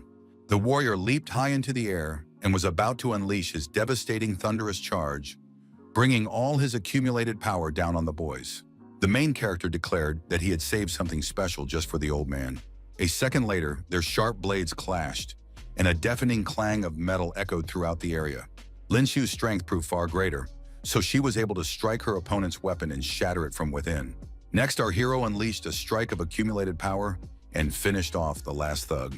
After dealing with the entire gang, the protagonist gathered all his belongings and returned to his rival. Together, they sat down on the ground to catch their breath a little after such a battle. Lin Shu handed the girl a bottle of medicine and asked his partner to drink it. The girl accepted his help without hesitation, as she now realized that the protagonist's rate of power growth had been quite rapid. The young man was very pleased with the praise and began to talk about his exceptional talent. Suddenly, his partner stood up and walked away, so Lin Shu asked in confusion where she was going. Luo Yue explained that she was going to Shengyu, so the protagonist immediately asked her to let him accompany her. The young man suggested she wait a little while so he could go with her after regaining his physical strength.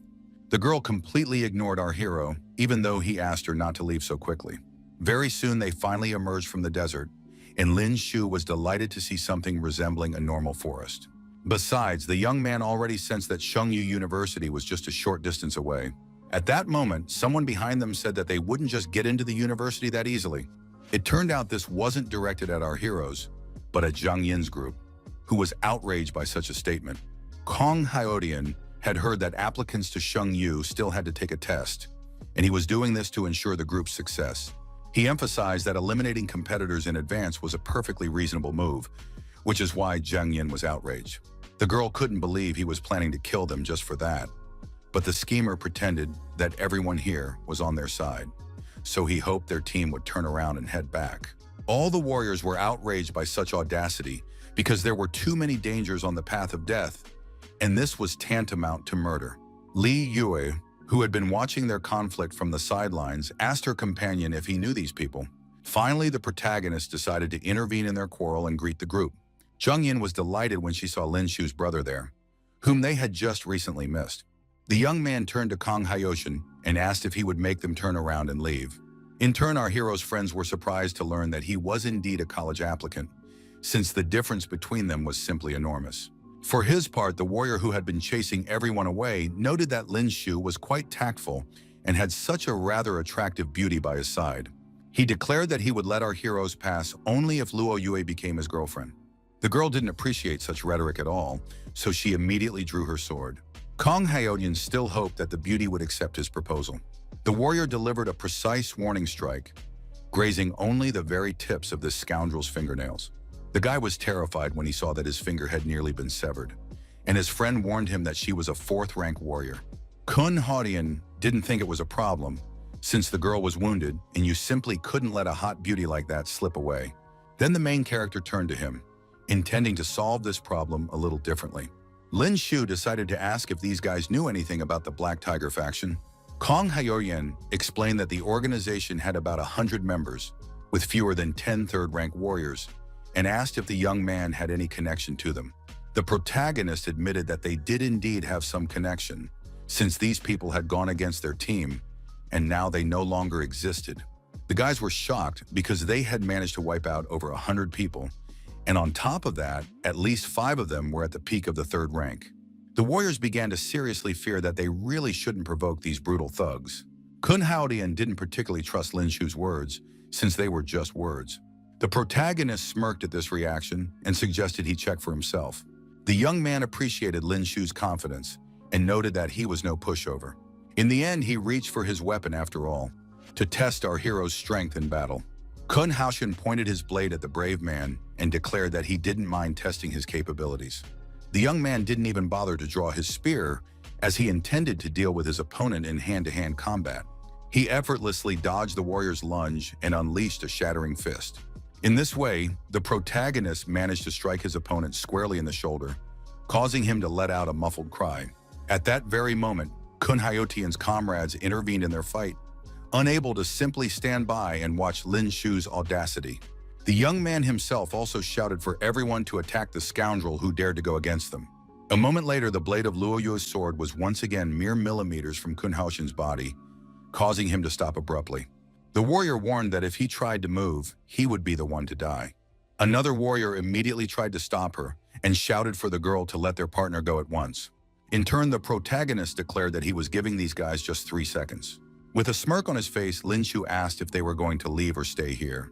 Zhang Yin and Lei Lei were also ready for a fight, so they had already reached for their weapons. Qin Feng and Zhang Li radiated confidence and were ready to battle such insolent fools who had so shamelessly blocked their path.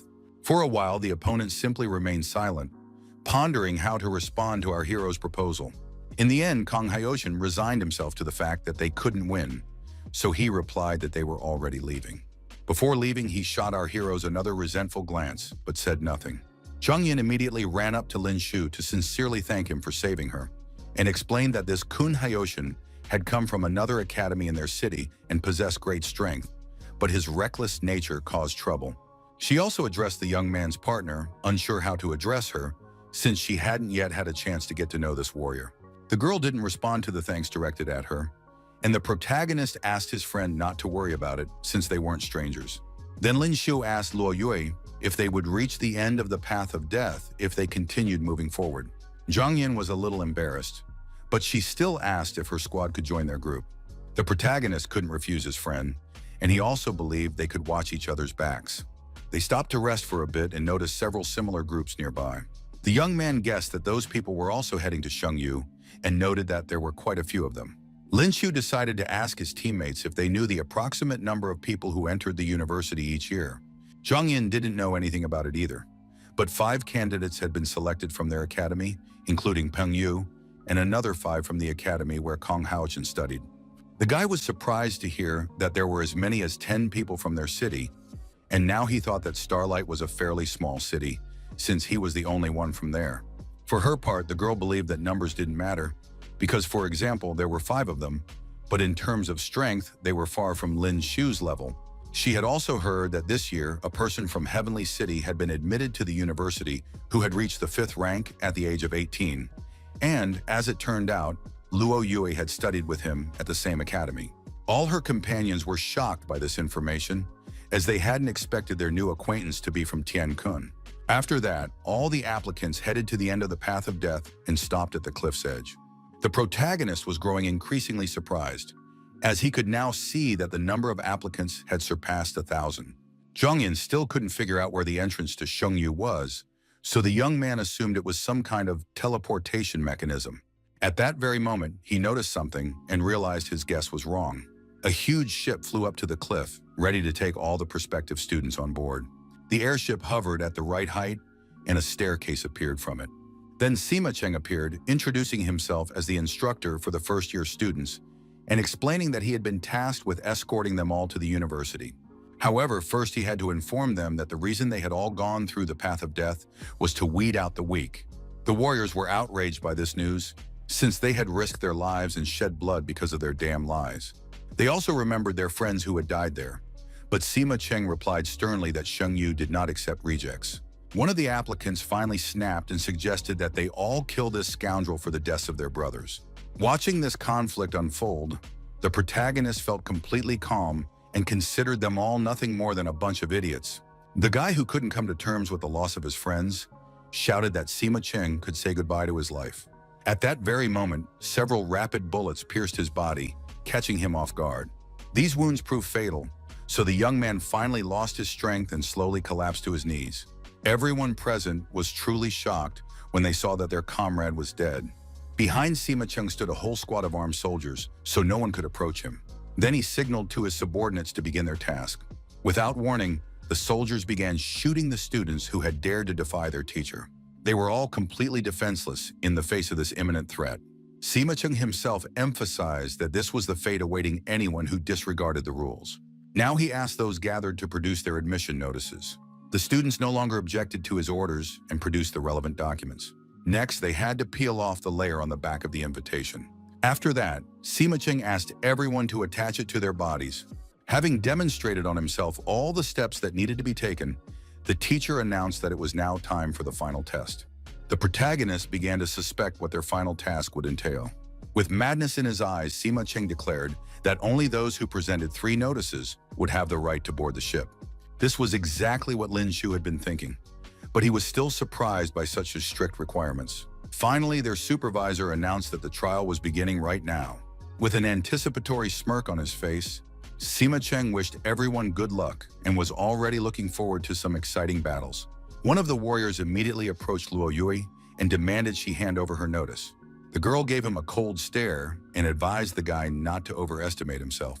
Then he tried to touch the beauty's face and still coaxed the document out of her. In the end, Luo Yue couldn't take it anymore and defeated several opponents at once with a single strike. In this way, she managed to keep her own notice and collect a couple more for herself. All the warriors around were truly shocked that a girl who seemed so fragile at first glance possessed such overwhelming strength. Meanwhile, Luo Yue handed the collected notices to the main character, but he refused her help. Then the girl decided to help Lei Lei, who hadn't expected such sudden help from a girl she'd known for only a few hours. Her partner's eyes immediately lit up with sincere gratitude, since now she wouldn't have to take any more risks. At that very moment, the defenseless Zhang Yin was already attacked, and her invitation was forcibly taken from her. Lei Lei immediately rushed to her aid and explained that Sister Luo Yue had given her so many invitations that there were enough for 3 people. Her partner was too stubborn, so she replied that she didn't need them and asked the girl to share them with Qinfeng and Zhang Li. Then Kong Haochen approached them, having already noticed that our heroes had many notices. He didn't stand on ceremony and also tried to forcibly take them from Lei Lei and then kill his rivals. Zhang Yin immediately stepped forward and blocked the blow with her weapon. The two warriors had already approached Sima Chen, who praised them for their impressive speed and asked them to present 3 notices. The prospective students didn't hesitate and handed over the required documents. It turned out that the second warrior to successfully pass the test was Zhao Qixin, a friend of Luo Yue. The girl didn't react at all when he tried to strike up a conversation with her. She simply walked on ahead. The young man wasn't particularly offended by her reaction and merely smiled calmly. He noted that Luo Yue remained as taciturn as ever and said goodbye to her, telling her he'd see her in Shengyu. Sima Chen informed her that she could also board the ship, but she wasn't in a hurry because she wanted to wait for her friend. Meanwhile, Kun Haotian was still trying to defeat Lei Lei, who had so far successfully dodged his attacks. Zheng Li saw that his partner was in great danger, so he was very worried about her and frantically searched for a way to come to her aid as soon as possible. At that moment, Lin Shu came to the rescue, using the Phoenix's majesty just in time. Kong Haotian had to work quite hard to avoid the protagonist's swift strike. Suddenly, something darted through the ranks of warriors, snatching the notices pinned to their chests. Our hero merely had to use a movement technique called silent stride to deftly deal with his opponents without even spilling a drop of blood. After that, he returned to his team and noted that, given what Luo Yue had obtained, there should now be enough rewards for all his friends. Kong Haotian was furious that some scoundrel had decided to show off in front of the girls like that, and he wanted to take revenge for such humiliation. The protagonist merely noted that he hadn't liked these guys since yesterday. One of the men had already rushed forward and was about to finish off Lin Shu with the god sickle. The young man responded with a pear-colored gale and quickly destroyed the warrior, who had been far too overconfident. Kun Haotian was genuinely frightened when he saw that our hero had managed to finish off his partner with just a single attack. The other warrior asked his senior to let him handle this task and lunged at Lin Shu, using forced advance. The protagonist merely laughed at the fact that he was wielding a spear despite having such laughable strength. Then the guy drew his weapon and invited his opponent to assess his skill. The warrior grew even angrier at Lin Shu's overconfidence and believed he could fight him on equal terms. Such audacity was the young man's undoing, as the protagonist easily finished him off with a single blow. Kun Haotian immediately ordered all his companions to prepare to attack the young man together. At that moment, the 3 of them used their strongest skills, trying to strike Lin Shu. Our hero believed that the number of opponents wouldn't change the outcome of their battle anyway. With a single sweep, the young man activated Verdict and turned all their skills against them. Kun Haotian hadn't expected Lin Shu to possess such abilities, so he didn't have time to react to his attack. Before the final blow, the protagonist advised his opponent to be more careful in his next life. The guy was terrified when he looked death in the eye and begged him to stop. Lin Shu used the accumulated power strike and finished off the gang leader. The others were shocked when they saw that the protagonist had killed 5 of them in one fell swoop, and they realized it was best not to mess with such a ferocious man. His friends immediately ran up to the young man to thank him for his help, and he replied that it was all just a small matter to him. At that moment, Lin Shu himself noticed an interesting detail. He saw that Luo Yue had been standing by the airship the whole time, waiting for him. The girl merely snorted indifferently and finally went inside, while Lin Shu thought she was just an extreme tsundere. Eventually, all the students took their seats, and Sima Chen announced that they had now officially been admitted to Shengyu University. He happily declared that from this moment on, they were all fellow students, so they must adhere to the main rule: do not kill other students. Our heroes remembered all too well that just a short while ago, they'd been forced to go for each other's throats, and now the teacher was acting like such a nice guy. Their advisor informed them that the journey to the sacred realm would take about 3 hours, so the students would have some time on board to catch their breath. Lin Shu was surprised that there wasn't a single porthole on this ship, and suspected that they didn't want them to know the exact location of the university. Luo Yue explained that while the 4 universities of the South and North were considered the most prestigious in the country by the general public, in reality, it was the mysterious Shengyu University that truly deserved the title of the highest. In terms of faculty qualifications and strength, research capabilities, and the caliber of its warriors, it stands at the pinnacle and is in no way inferior to the strongest universities abroad. The protagonist understood this perfectly well upon seeing how applicants were treated, because those considered geniuses at ordinary educational institutions wouldn't even be fit to be trash here. In a single sweep, they had weeded out the lion's share of the arrivals, And now Lin Shu didn't even know if those whose consciousnesses had been taken away would return safely. Meanwhile, their airship was already approaching a majestic building hidden somewhere among the mountains. There was a large landing pad here where the ship could land without any trouble. Finally, Sima Chung announced loudly that they had arrived at their destination. They all disembarked, and the teacher welcomed the new students to Shengyu University. At that moment, a huge bird appeared before them, its shadow blocking out the sun. The students immediately recognized it as a 9th-rank fire Xuanyao. The teacher explained that they had no reason to worry, as this evolved beast was a friend of Shengyu. Lin Shu had heard that Xuanyao was one of the 12 most dangerous evolved beasts living on Earth, but he hadn't expected her to be right here. Now, first and foremost, the university needed to collect data on the new arrivals. They were greeted by another of Shengyu's staff members, who asked everyone to line up and go through the scan one by one. The students obeyed and began approaching the designated spot so the machine could scan them. Each was given a university card with a number on it. The old man explained that this was their university ID and at the same time a points card, since the alliance currency wasn't used on Shengyu's territory, and they would be credited with 500 points every month. Only then did one of the students point out that they had been referred to as students from the southern regions, and asked if newcomers from other places would be arriving here. The teacher explained that in addition to them, there were 641 applicants from the northern regions, whose trials had begun a little earlier. Very soon, the protagonist also went through the scan and received his card. Then he decided to ask Luo Wei what the number on the card meant. They compared their cards, and the girl explained that it was the group number.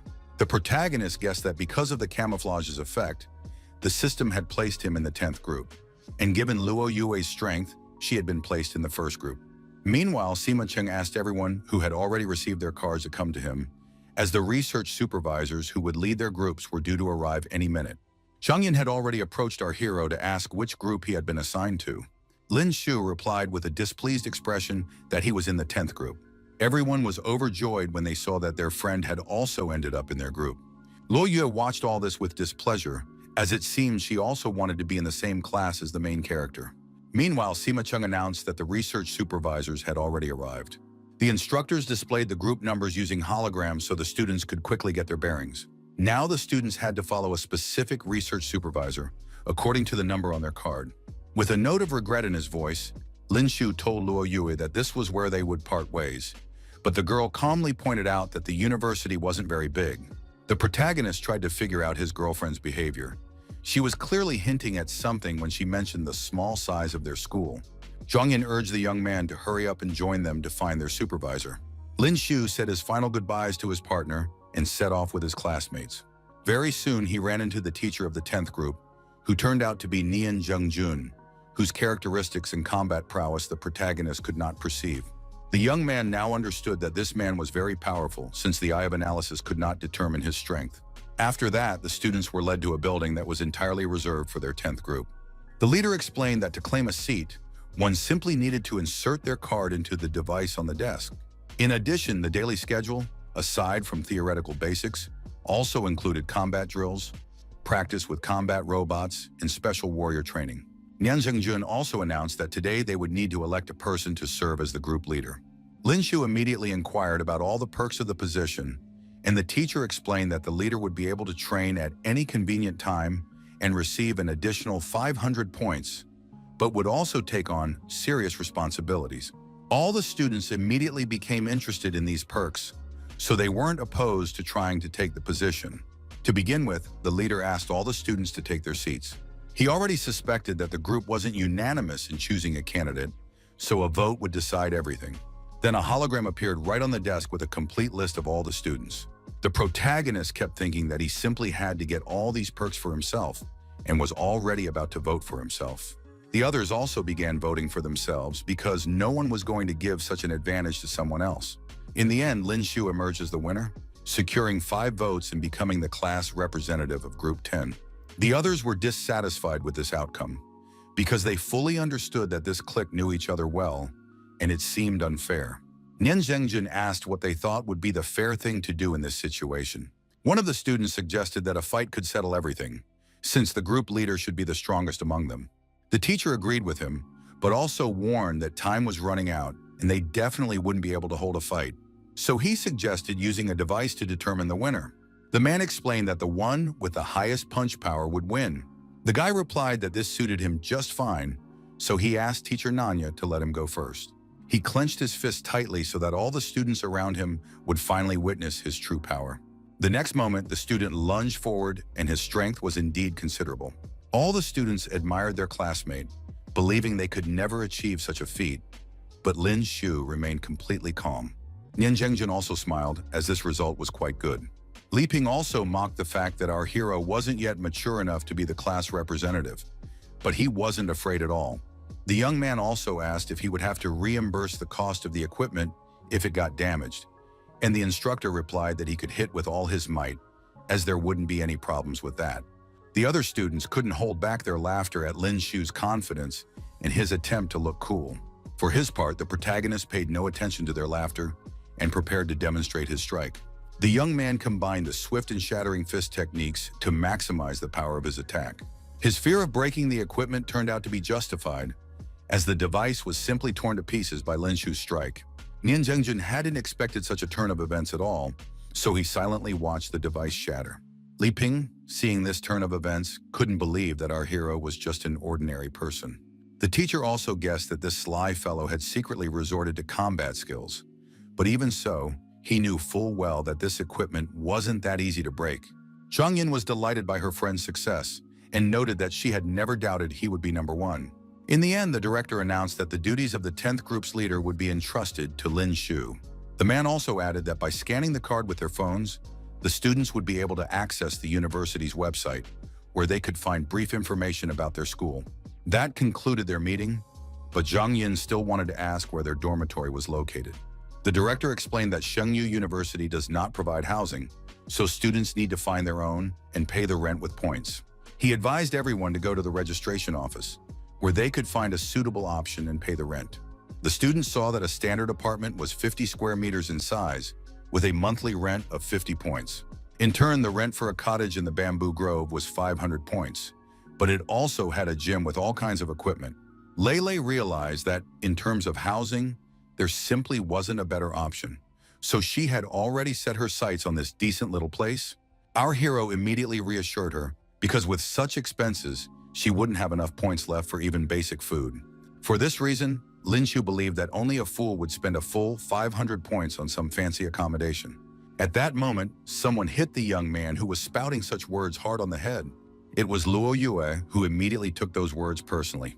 The protagonist couldn't believe that his girlfriend was actually going to pay such a price for a cottage. Then the girl asked if the guy had chosen a place for himself and asked him to hand over his card. Lin Shu didn't resist, but he still wanted to know why she had taken his card. Then Luo Yue finally explained that the cottage she had rented had 2 floors, so they could each chip in 250 points to live together. Our hero asked, bewildered, if that meant they would be roommates with his girlfriend. The girl didn't like that phrasing, so she promised to kill Lin Shu if he said a single word. After that, the two headed to the cottage they were now renting together. Lin Shu immediately admitted that this house was on a completely different level, and his points hadn't been wasted. For now, the guy decided to check out the university's website, where he found a map, a store, a ranking system, and a list of tasks. He could become a sparring partner for 150 points, clean the women's restrooms, participate in the Glory of the Dead event, or help inflate positive ratings. The protagonist didn't appreciate this list of completely silly tasks at all. Then he noticed there was also an exchange counter where Lin Shu could trade his items for points. The young man was already looking forward to his huge reward because he had managed to get his hands on all sorts of things on his way here. He didn't waste any precious time and immediately headed to the local exchange point. The place was quite crowded, and all the visitors were enthusiastically discussing their successes with one another. At that very moment, they noticed the protagonist and lowered their voices slightly as they discussed the newcomer. The news was spreading rapidly among the students, so they watched Lin Shu closely. The upperclassmen thought he looked foolish, so they no longer had high hopes for this year's freshman. The protagonist paid no attention to all this chatter and approached the staff member, who was surprised that the young man hadn't received his uniform yet, but had already acquired some items. He was also warned that purchases could only be made with points, but Lin Shu was already well aware of all these conditions. The old man's eyes lit up when he saw that they had brought him a royal leech hide, a rare, evolved 4th-rank beast to trade. for which he offered 10,000 points. The disciples couldn't figure out where the protagonist had gotten such resources, and some began to suspect that he had obtained it on the path of death. The young man himself agreed to this price and presented the next item. The old man immediately recognized the salt crystal, which was an incredibly rare item, so he agreed to pay 100,000 for it. No one could understand where such a novice had gotten the luck to acquire a mineral of that size and saturation level. But our hero's haul didn't stop there, and he presented something else. The center's employee couldn't believe that what lay before him was truly the flesh of a 6th-ranked beast.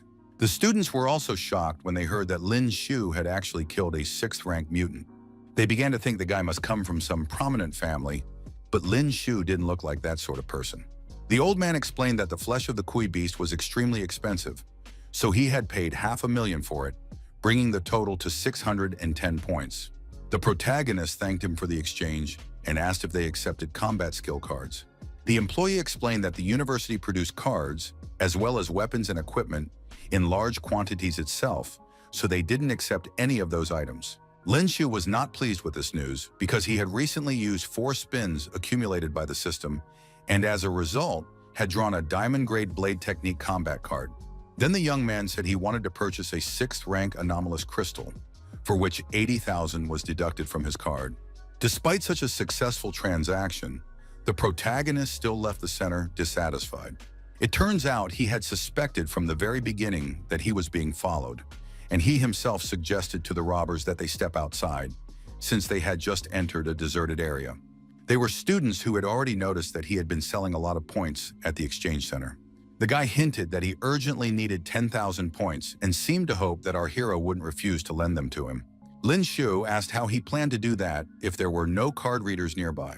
The upperclassmen immediately thought that all freshmen were that clueless, since these cards already had a built-in transfer function. The protagonist was surprised by this news and praised technology for such capabilities. In that case, the guy decided to turn the tables and suggested that the students transfer their points to him. Nakajima Daisho admitted that this kid was too cool for his own good and explained that they were actually planning to rob our hero. Lin Shu was clearly not afraid of some students at all because he knew he could handle someone like Nakajima. Such audacity infuriated the bully, so he was going to teach the young man a lesson. The high schooler simply couldn't contain his rage because the newcomer wasn't afraid of his threats at all. The protagonist didn't lose his composure and immediately used Silent Step to quickly dodge the attack. In an instant, he vanished right from under Nakajima Daisuke's nose, whose fist sliced through the air and missed its target. Meanwhile, the other students sensed they were under attack but couldn't catch the lightning-fast Lin Shu. After that, the young man appeared near the bewildered bullies, who now looked at him with frightened eyes. Nakajima Daisho immediately recognized the movement technique our hero had used. With a smirk on his face, the boy asked how his senpai would rate his Kohai's skills. Lin Shu didn't stop there and also demonstrated the chain of strikes. He also used the flaming palm, enhancing his hand-to-hand combat with fire. The high school senior couldn't let them defeat them so easily, so he also activated a skill called the Great Serpent's Fist. For the first time, the young man was surprised while fighting such ordinary opponents, as Nakajima Daisho used a rather powerful ability. In the end, Lin Shu was still unable to withstand this blow, which landed squarely on his face. The bully reminded him that he had wanted to treat the newcomer kindly, but now the latter had provoked him and brought trouble upon himself. The protagonist emphasized that his opponent was simply lucky they were in Shangyue, since here he couldn't break the rules and use his skills to their full extent. Nakajima Daisho asked what would have happened if they had been outside the university walls, and the young man, activating his shattering fist, replied that they would all have long since become his experience points. The high school senior didn't mind trading blows with a puny freshman and was already about to break his arm. A second later, their fists collided with tremendous force, and the powerful impact generated a shockwave that made the ground tremble beneath their feet. Suddenly, Nakajima Daisho felt as if his arm were being twisted from the inside. His teammates were horrified when they saw that their friend had a cone-minuted fracture, while the boy himself screamed in pain and begged to be taken to the hospital. Meanwhile, our hero asked who had given them permission to leave as if nothing had happened.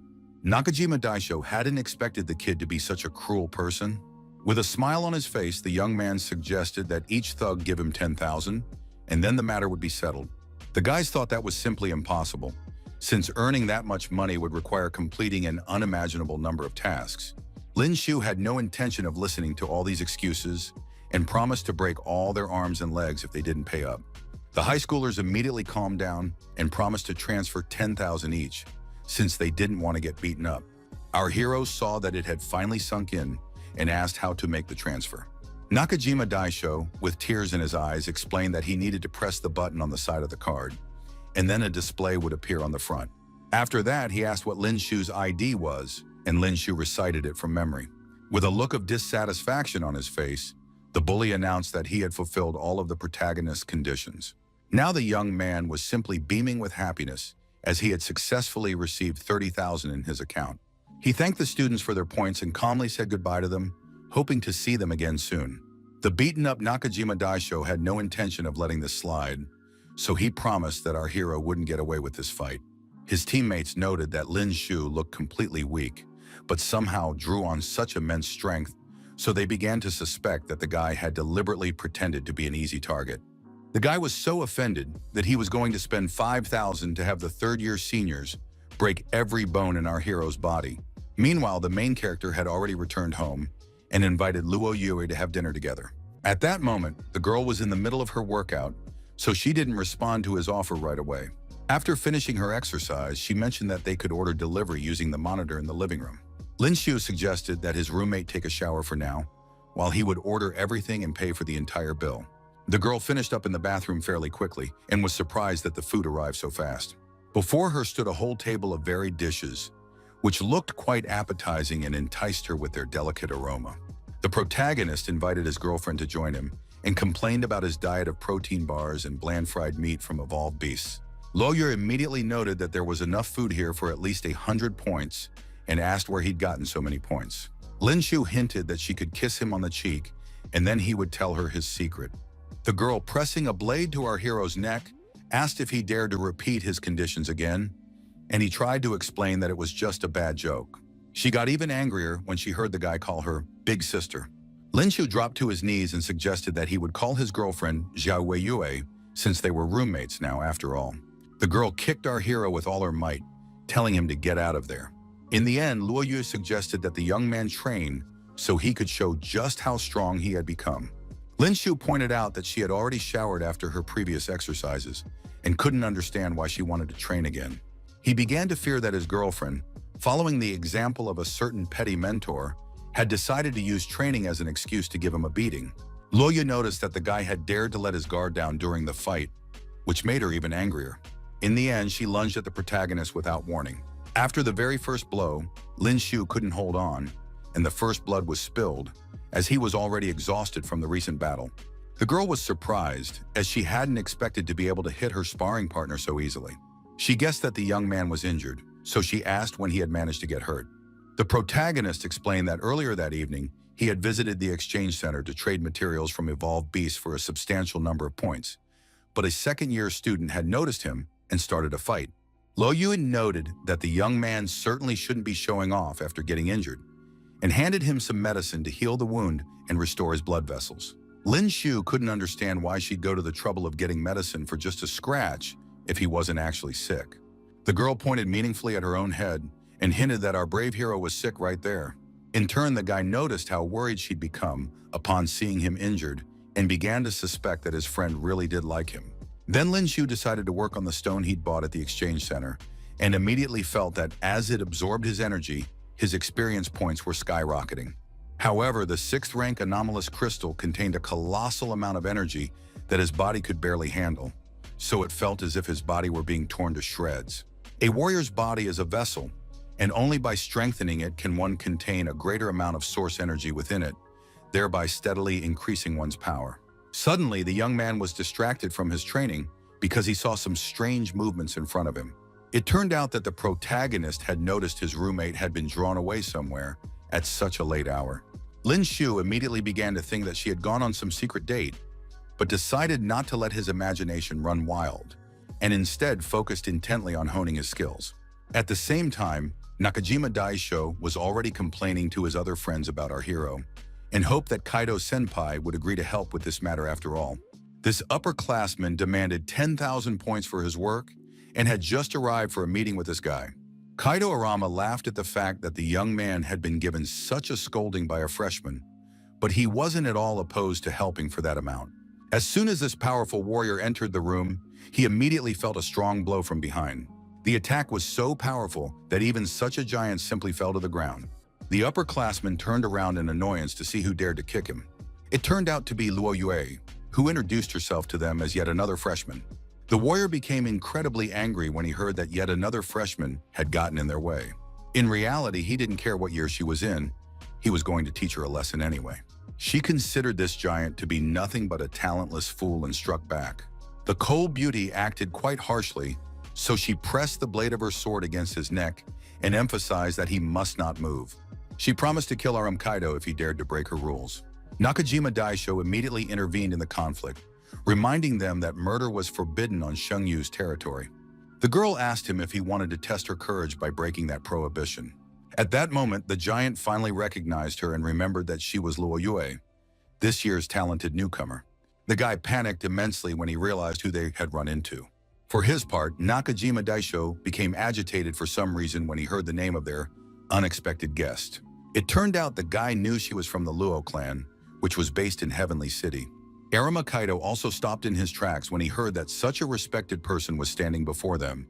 Meanwhile, the high school senior had already dropped to his knees, trying to somehow salvage the situation. He realized that a murder within the university walls would indeed go unpunished for Luo Yue if this turned out to be true. With a trembling voice, he apologized to Lady Luo, explaining that he simply hadn't understood who he was dealing with and had gone against her friend, and begged her to show mercy and spare them all.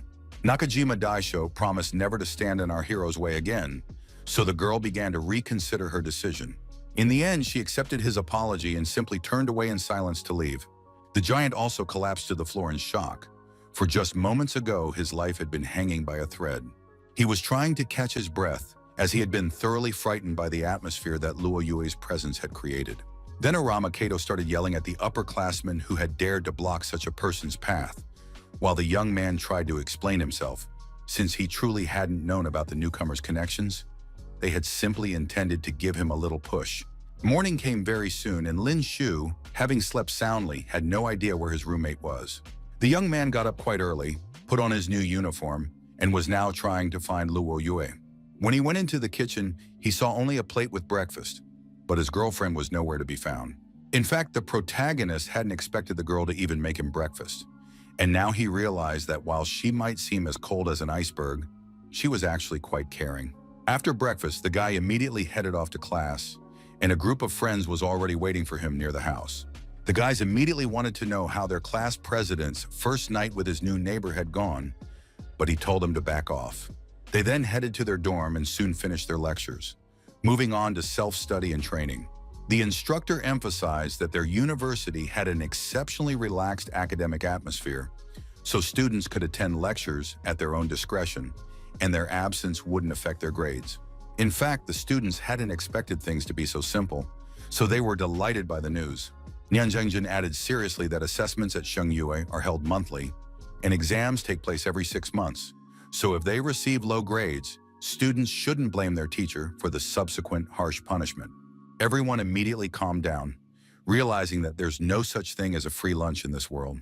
Meanwhile, the director informed them that the floor above housed training and weightlifting rooms, where they would find everything necessary for their daily workouts, and handed the access card to Lin Shu. He emphasized that the training room opened at 6 in the morning and closed at midnight every day, and asked Lin Shu not to forget to tidy up after using it. In addition, the instructor asked our hero for his card so he could transfer an additional 500 points to him. Afterward, the man inserted it into a special sensor in his desk to carry out the transaction. He was incredibly shocked when he saw that Lin Shu had over 600,000 points in his balance. Nan Zhengjun immediately decided to ask where the young man had already acquired such a huge number of points. The other students also became curious upon hearing that number and thought that teacher Nan must have made a mistake somewhere. They believed that such a thing was simply impossible, since just yesterday the protagonist had the same number of points as everyone else. Eventually, the envious students began accusing our hero of hacking the university's system to pad his score. The teacher ordered everyone to be quiet since they were accusing the university of having such a weak system, and explained that these points had been earned by Lin Shu in exchange for materials from evolved beasts. It turned out the students simply didn't know there was an exchange center here, and now they were planning to go there as well. The protagonist, who had been silently watching this argument the whole time, thought they were all just a bunch of idiots. Nian Zhengjun gave credit to Lin Shu's skills because it was amazing how much he had managed to acquire on the path of death. At that moment, he noticed some strange entries on the student's card and thought that he must have had friends among the sophomores. The young man immediately made up a story that yesterday he had met 3 acquaintances at the exchange center who were worried about his lack of credits for post-admission needs, so they decided to show their generosity. At that moment, all those upperclassmen started sneezing at the mere mention of their names and couldn't figure out what on earth was going on. Nian Zhengjun decided to believe the story, but still asked our hero to be more careful. Just then, the teacher announced that he had to go to a meeting and warned that there would be a gathering for the freshmen in a week, so the students needed to train properly. He promised to select the 5 strongest students to compete against the rest of the freshmen for the title of best. So everyone immediately got fired up with motivation to make sure Group 10 didn't lose face. After that, the whole class immediately headed to the training room to hone their skills. He grabbed a training spear and began swinging it vigorously in all directions. At that moment, a classmate approached him and asked if our hero would be interested in exchanging tips. Zhang Yin immediately took Lin Shu's side and asked what Li Ping was trying to achieve. The boy replied that he hadn't meant anything like that and had simply wanted to warm up with their class representative. In reality, he simply suspected that yesterday the protagonist had used some kind of trick to break the strength measuring device, since the young man's aura wasn't detectable at all. In the end, Lin Shu declared that he would pass, since his opponent was too weak and he didn't want to injure him. Those words still angered Li Ping, and he lunged at the senior without warning. The protagonist easily dodged his straight punch and watched his attempts with a smirk on his face. Lin Shu noted that his opponent's attacks were too slow, and now he was going to show him how to fight properly. He demonstrated his pear-colored squall technique with lightning speed, landing several strikes in a single second. In turn, Li Ping had to work hard to block all these attacks. In the end, he couldn't withstand the onslaught and was sent flying to the side by our hero's powerful strike. Then the beaten student's friends decided to intervene in the fight to help their comrade. Zhang Yin thought these guys had completely lost all sense of shame and suggested that her friends help brother Lin as well. Lin Shu immediately stopped his companions, as he believed he alone was more than enough for these weaklings. Li Ping was still convinced that the protagonist would bitterly regret his decision to go against him. Not even a second had passed after the students tried to attack the class monitor when they were sent flying to the side. The young man used verdict against his opponents, then unleashed a flurry of strikes. As a result of the protagonist's precise attacks, all the boys simply fell to the ground, unable to properly counter his strength. After the rout, Lin Shu slowly approached his defeated classmates and asked if that was enough, or if they wanted to continue this pointless argument and experience his crushing power once again. Only now did Li Ping come to his senses after such a blow and realize what had happened to them.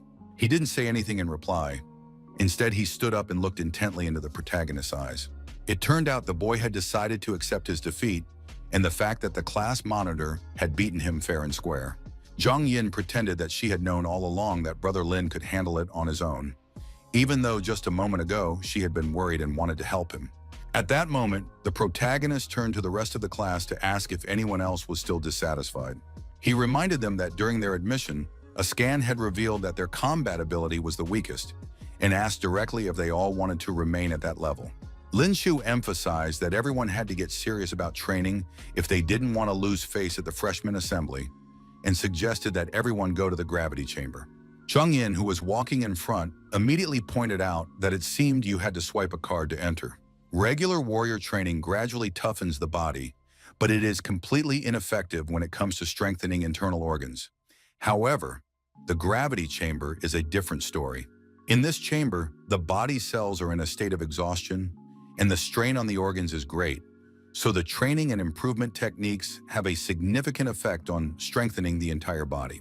Then Lin Shu swiped his access card at the doors, and a huge room appeared before the students, equipped with various devices to create specific conditions. The students immediately began examining everything in the room, and Zhang Yin noticed one interesting detail. It turned out that one of the screens displayed a warning stating that points were also required to use the gravity chamber. The students immediately calculated that 1 hour of double load training would cost 120 points, and, given their 500 base points per month, no one could possibly afford such a luxury. The main character just remembered that Zhang Yin's company should still have the flesh of the beast Kuei, which was quite expensive. He also mentioned that in addition to exchanging items for points, students could complete tasks posted on the university's website and earn points for doing so.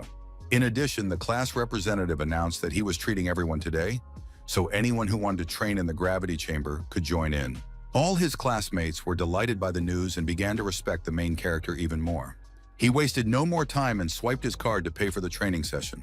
Very soon, the system announced that the double gravity training session had been successfully initiated. A second later, the students already felt the force pulling them toward the ground. They couldn't believe that just double the gravity made moving around so much harder. Now, Lin Shu realized that under increased gravity, the body's cells remain in a state of exhaustion and continuously break down, giving birth to new cells that become stronger and larger. Under such conditions, using the refinement technique to absorb the energy of the anomalous crystal sources would be much more effective. So our hero immediately remembered his 6th rank stone. Meanwhile, all the students found comfortable spots and began their Iselin training. An hour later, many could no longer withstand the strain, while Lin Shu didn't even bat an eyelid. Eventually, our hero's friends were about to leave, as they felt they would fall apart if they stayed here much longer. 3 hours later, the boy opened his eyes for the first time because he felt things were getting a little tougher. Looking around, Lin Shu realized he was the only one left in the gravity chamber, so he decided to try triple gravity. He swiped his card on the computer again, and the system confirmed that the triple gravity training session had been successfully activated. Even the main character couldn't withstand such force, so he slammed his face into the floor. Now, the guy truly felt that such intense training under high gravity was extremely brutal.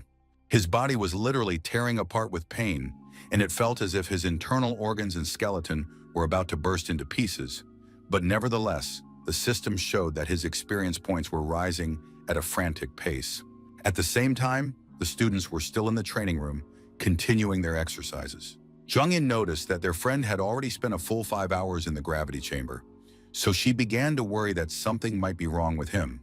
At that moment, another student entered the hall and reported that the class representative was currently training under triple intensity. His friends thought that Lin Shu couldn't be an ordinary person, since he was able to withstand such superhuman exertion. Meanwhile, our hero had already finished absorbing the energy of the anomalous crystal sources, so he was planning to head to the exchange counter and buy a few more. He also noticed that under triple gravity, his speed and reaction time had slowed significantly, and the power of his shattering fist had also weakened considerably. At that moment, Lin Shu noticed that there was also a training system here designed for high-gravity conditions. The young man decided to take a close look at exactly how the first level of the new system would work, so he activated the mechanism and began observing the changes taking place. The system officially announced the start, and then a strange cannon appeared on the ceiling, which immediately began to rotate slowly.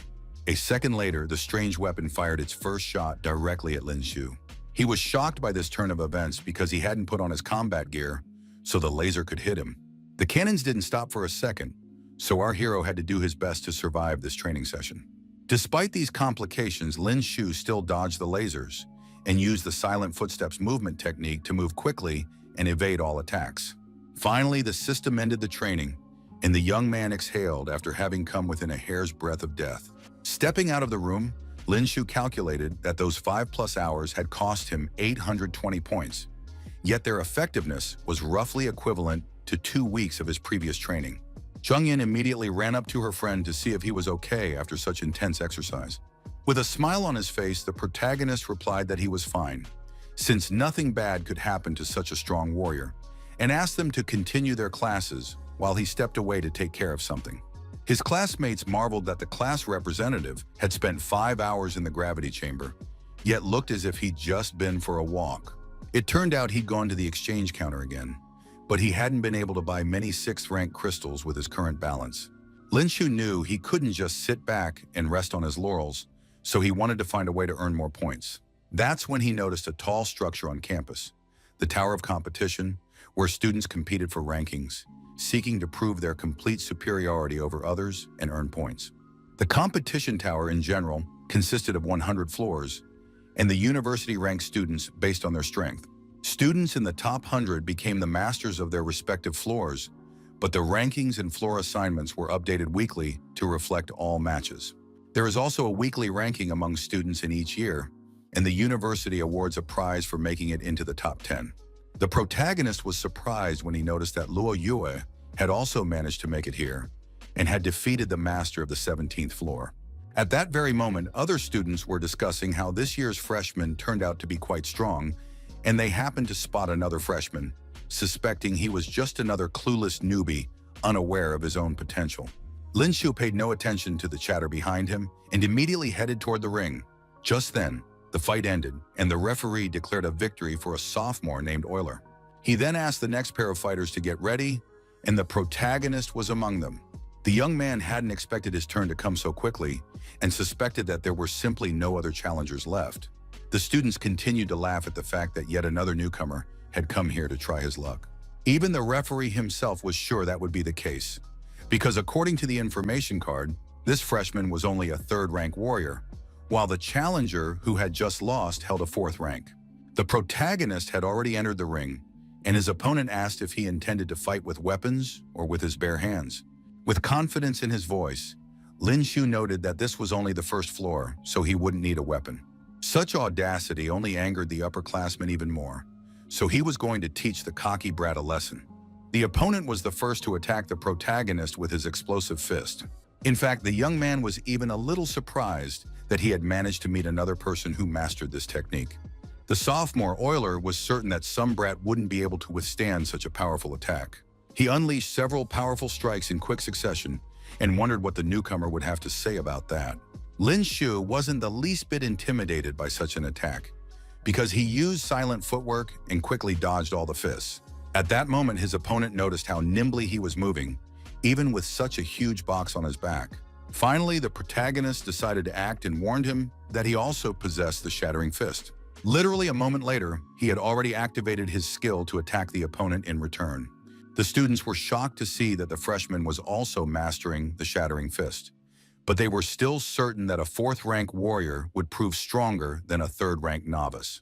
For his part, the referee noted that our hero's skill was, after all, somewhat different from that of the upperclassmen. This was because the young man had decided to also use the swift fist, which only made him stronger. In an instant, the students clashed with their powerful attacks, releasing a massive amount of energy. At that very moment, the opponent felt something strange happening to his arm, which prevented him from continuing the fight. Very soon, the referee announced that the freshman Lin Shu had won. The young man himself merely waved his hand and remarked that it was too weak for him. The students, in turn, couldn't believe that Euler had lost to just a single precise strike. The referee began to fear that there was something wrong with his equipment, since the newcomer's power differed too much from the readings shown by all the devices. The protagonist rushed as quickly as possible to the second floor, where he also easily defeated his opponent. In this way, he made it to the third floor, which also posed no obstacle for him. This continued over and over again. All the experienced upperclassmen simply couldn't stand up to this newcomer, who parried every one of their attacks with incredible ease and made everyone doubt their own abilities. The referee, who was closely watching the young man's success, couldn't help but be amazed when he saw that he had reached the fourth floor with his bare hands. Now the student was absolutely certain that there was something wrong with his equipment, since it had clearly miscalculated Lin Shu's strength. Very soon the protagonist had already reached the fifth floor, where an even stronger opponent awaited him. It turned out to be a girl who couldn't believe that some punk had decided to fight her with his bare hands, and she advised him to take out the weapon he was carrying on his back. Lin Shu admitted that he used a spear and asked the girl not to worry, since he didn't carry his blade just for show. Without warning, the young man used the Phoenix's majesty so that his opponent could witness his full power. The girl was unable to react to the sudden attack, so she flew helplessly into the air. The boy continued to win time and time again and had already reached the seventh floor, where the same fate awaited him. The judge couldn't contain his emotions, as it was the first time he'd seen a freshman make it all the way to the 20th floor in one go. Now Lin Shu had to face off against a sophomore, Becker, who was a fifth-rank warrior. Finally, the protagonist sensed that a serious battle was brewing, because Zhao Qiqian, a freshman from the same academy that Luo Yue had graduated from, had lost to this guy. Meanwhile, the opponent acknowledged that the current freshman had made it clear to everyone that they should not be underestimated. After defeating the freshman from Tiankun Academy, Becker was now curious to see how long Lin Shu would last. The protagonist remarked with obvious mockery that he had absolutely no reason to rush. After that, they immediately clashed in a fierce battle. The air around them was instantly filled with the clang of metal and bright sparks. Meanwhile, Zhao Qixin's friends suggested he watch the live stream of the Tower of Trials, since they'd noticed that some guy had also made it to the 20th floor. The news piqued the guy's interest, so he asked if this student was from their group. His friend explained that this student was from the 10th group, which was hard to believe, since that was where the weakest warrior studied. Opening the broadcast, Zhao Qixin immediately recognized the young man he had met before entering university. His friend was surprised when he realized he knew this talented freshman, while the young man himself explained with some displeasure that it was his friend's friend, that is Luo Yue. Meanwhile, the protagonist began to feel like he was barely holding on, while his opponent looked quite relaxed. Be that as it may, Lin Shu had already discovered certain patterns in Becker's movement technique. For his part, the high school senior considered all of this pointless, since the young man couldn't land his attacks on him. Then our hero, using silent footwork, advised his opponent not to think he was the only one here who mastered movement techniques. In the end, he managed to predict where his opponent would dodge, which threw the latter off balance. As a result, Lin Shu landed a successful spear attack and managed to strike Becker.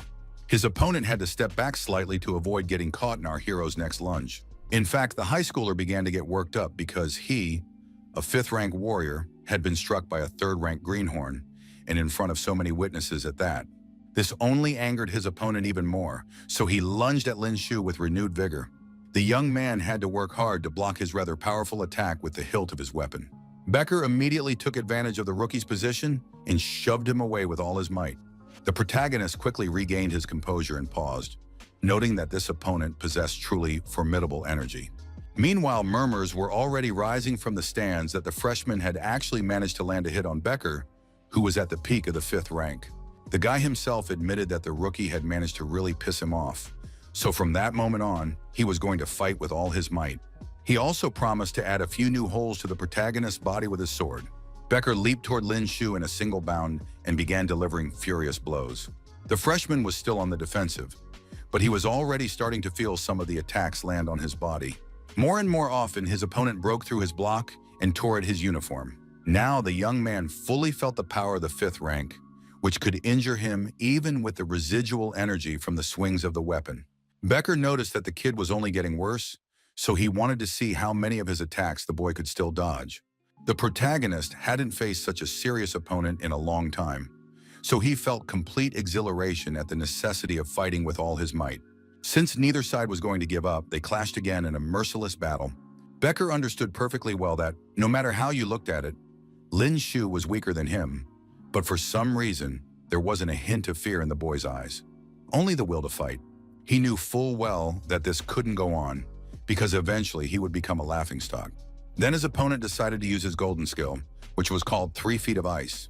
The protagonist wasn't afraid of the ice at all, because he was confident he could stop such an attack with his Phoenix's majesty.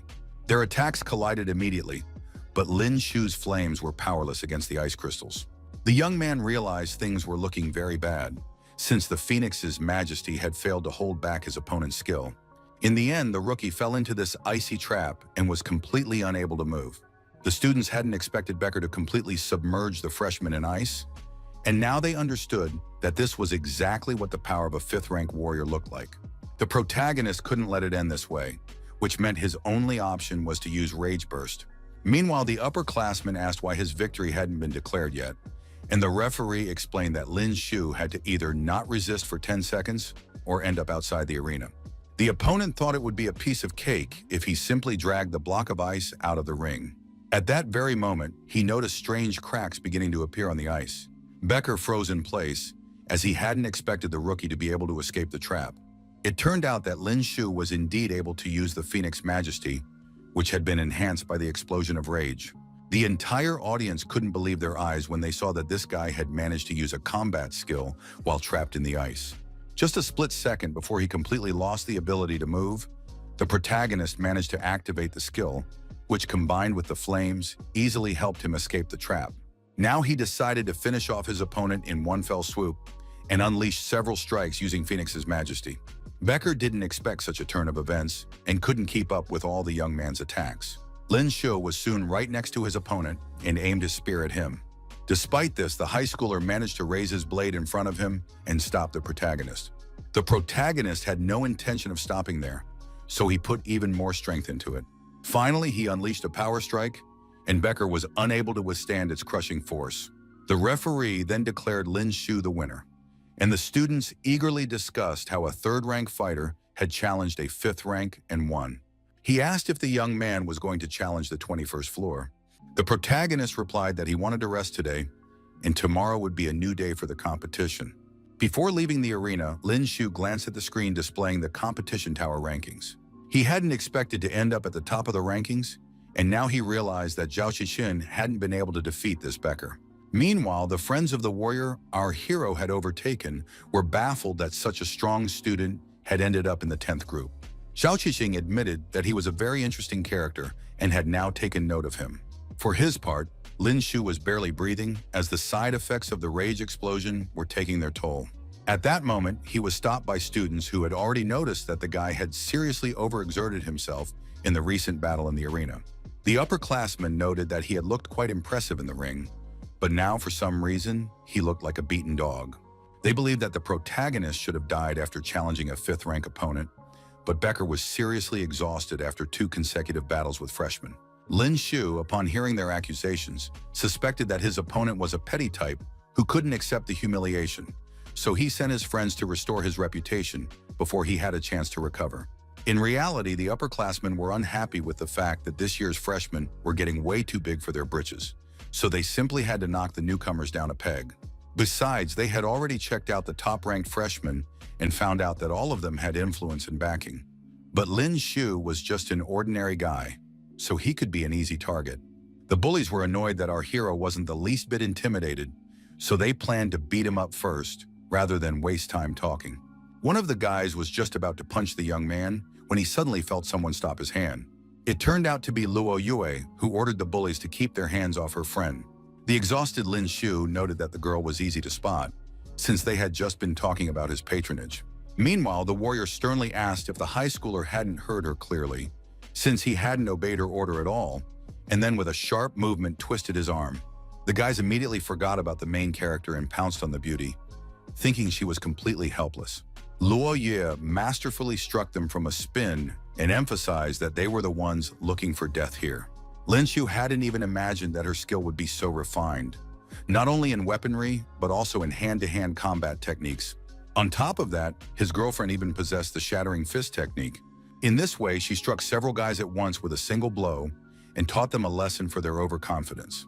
The protagonist was even more surprised when he saw that Luo Yue possessed this technique, and moreover, her power seemed fiercer than the young man's own. As a result, the bullies no longer dared to go against the freshmen and fled in terror. Lin Shu, laughing awkwardly, thanked the girl for her help and asked how she knew where he would be. It turned out she had watched the broadcast of his performance in the Tower of Trials and thought that the prospect of being beaten to death didn't scare the guy at all, since he was going into battle after 5 hours of training in the gravity chamber. After that, Luo Yue asked if our hero would be able to make it home on his own. Lin Shu immediately acted as if he felt terrible and sensed that the girl was genuinely worried about him. In the end, she decided to carry the guy on her back and kept complaining about how much trouble he was causing. The main character was a little taken aback because he hadn't expected he could so easily get a fragile girl to carry him on her back. Luo Yue asked him not to read too much into it because she simply wanted to repay her debt. All the students noticed how the beauty was carrying the guy on her back and suspected they were a couple. Some thought he was despicable for doing such a thing, while others envied our hero's luck. In the end, Luo Yue carried her friend all the way to their mansion without any trouble. Meanwhile, Lin Shu noticed that his partner looked truly beautiful in profile, and a pleasant, barely perceptible scent emanated from her hair. The young man couldn't resist such beauty and gently kissed his savior on the cheek. Only a second later did the protagonist realize what he had just done, and he understood what he was about to get for such a rash act. With a trembling voice, he tried to explain that he hadn't meant to do it, but it seemed it was already too late. In the end, the girl shoved Lin Shu far away for daring to kiss her. The young man could feel the murderous aura emanating from her, which frightened him even more. Without hesitation, the protagonist admitted he was wrong and begged for mercy. When they went home and sat down at the table, the boy noticed that something was off with his girlfriend, because he had clearly overstepped the line. Yet surprisingly, she didn't lash out at him.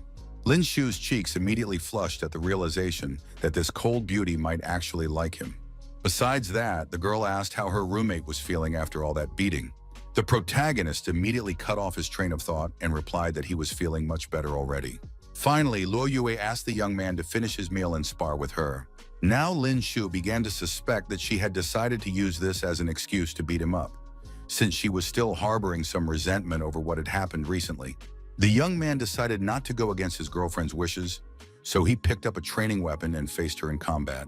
He immediately noticed that Luo Yue was demonstrating much more strength than she had yesterday.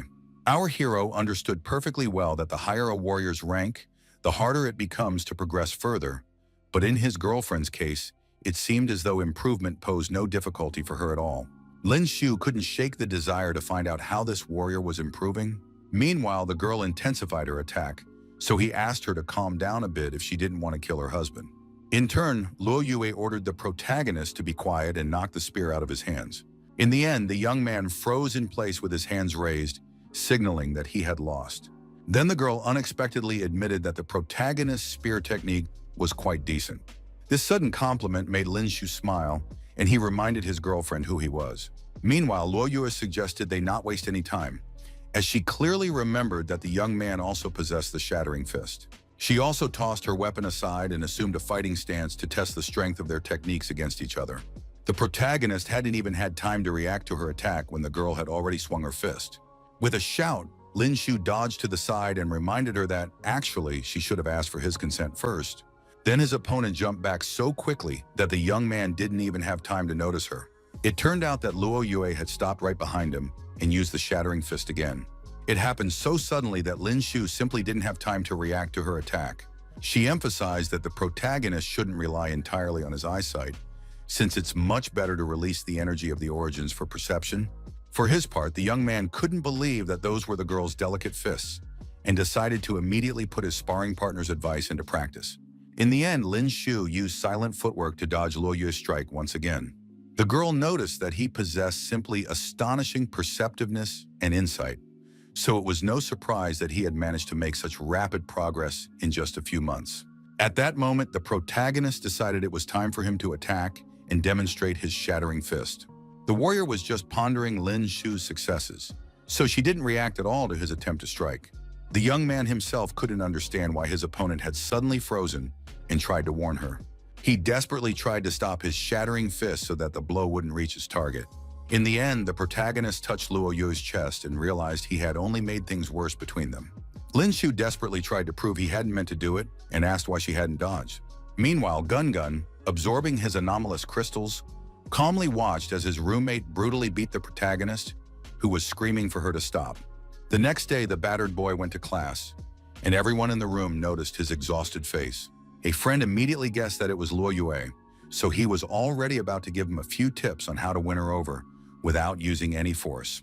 Lei Lei overheard them, grabbed Zhang Li by the ear, and laughed at the fact that he certainly wasn't such an expert. Meanwhile, Qin Feng congratulated the class monitor on taking first place in the Tower of Trials rankings among freshmen, and admitted that he hadn't even realized before just how strong their leader was. The others were surprised to hear that our hero had indeed made it to the 21st floor, while the genius from the first group had only managed to reach the 20th. Now his classmates wanted to know how Lin Shu trained to achieve such success. The class monitor didn't mind helping his friends, but first they had to undergo a 5-hour training session in the gravity chamber under double intensity. The students didn't object to these conditions and headed to the gym together to train. Qin Feng felt that under double gravity, he couldn't even move a finger, and couldn't understand how their class president managed it. At that moment, the boy noticed that Lin Shu was dancing with his spear with ease, as if he didn't feel any pressure at all. Finally, the protagonist announced that 5 hours had passed, so everyone could relax. Now he was going to switch to triple reinforcement and asked if anyone wanted to continue with him. All the students immediately claimed to have urgent matters to attend to, so they declined the training. A second later, the room was completely empty, though Lin Shu hadn't expected such a startled reaction from his teammates. He noted that all the guys had scurried away as if they weren't tired at all, and he was going to make them do the triple intensity training tomorrow. Just then, a classmate came in and reported that a young lady, who turned out to be Luo Yue, was looking for the class president. The protagonist immediately asked why his girlfriend had come here, and she replied that she had run out of points. The guy didn't quite understand why she had come to him specifically, since he wasn't her husband. All the students were intrigued by this beauty, as they suspected she was the flirtatious Lin Shu. The young man was annoyed that they seemed to have too much free time and suggested they hold a triple intensity training session after all. The students immediately ran off, slamming the doors behind them, and promised not to bother the class monitor anymore. The protagonist was incredibly outraged by how his classmates were behaving. At that moment, the system suddenly announced that a training session with 5 times the gravitational force had been initiated. Lin Shu was definitely not ready for 5-fold gravity and thought the girl just wanted to kill him. For her part, Luo Yue couldn't believe he wouldn't be able to handle something as trivial as 5-fold gravity. Meanwhile, the scene shifts to the academic building of the first group of first-year students. Xiao Qi had already noticed that Luo Yue had disappeared somewhere, and Luo Xiaoqi explained that she had apparently gone to the 10th group. He immediately suspected that the girl had gone to our hero, so his partner immediately suggested teaching that brat a lesson. The guy asked not to rush into it and to first gather a few people to teach that bunch of trash from the 10th group a lesson. At that moment, Lin Shu finally persuaded his girlfriend to turn down the quadruple boost, which he could still handle. The girl still didn't think it was enough. Since she couldn't feel a thing, then Luo Yue decided to start the training with a voltage of 10,000 volts. The protagonist began to doubt that she was a normal person, since she used such brutal training methods.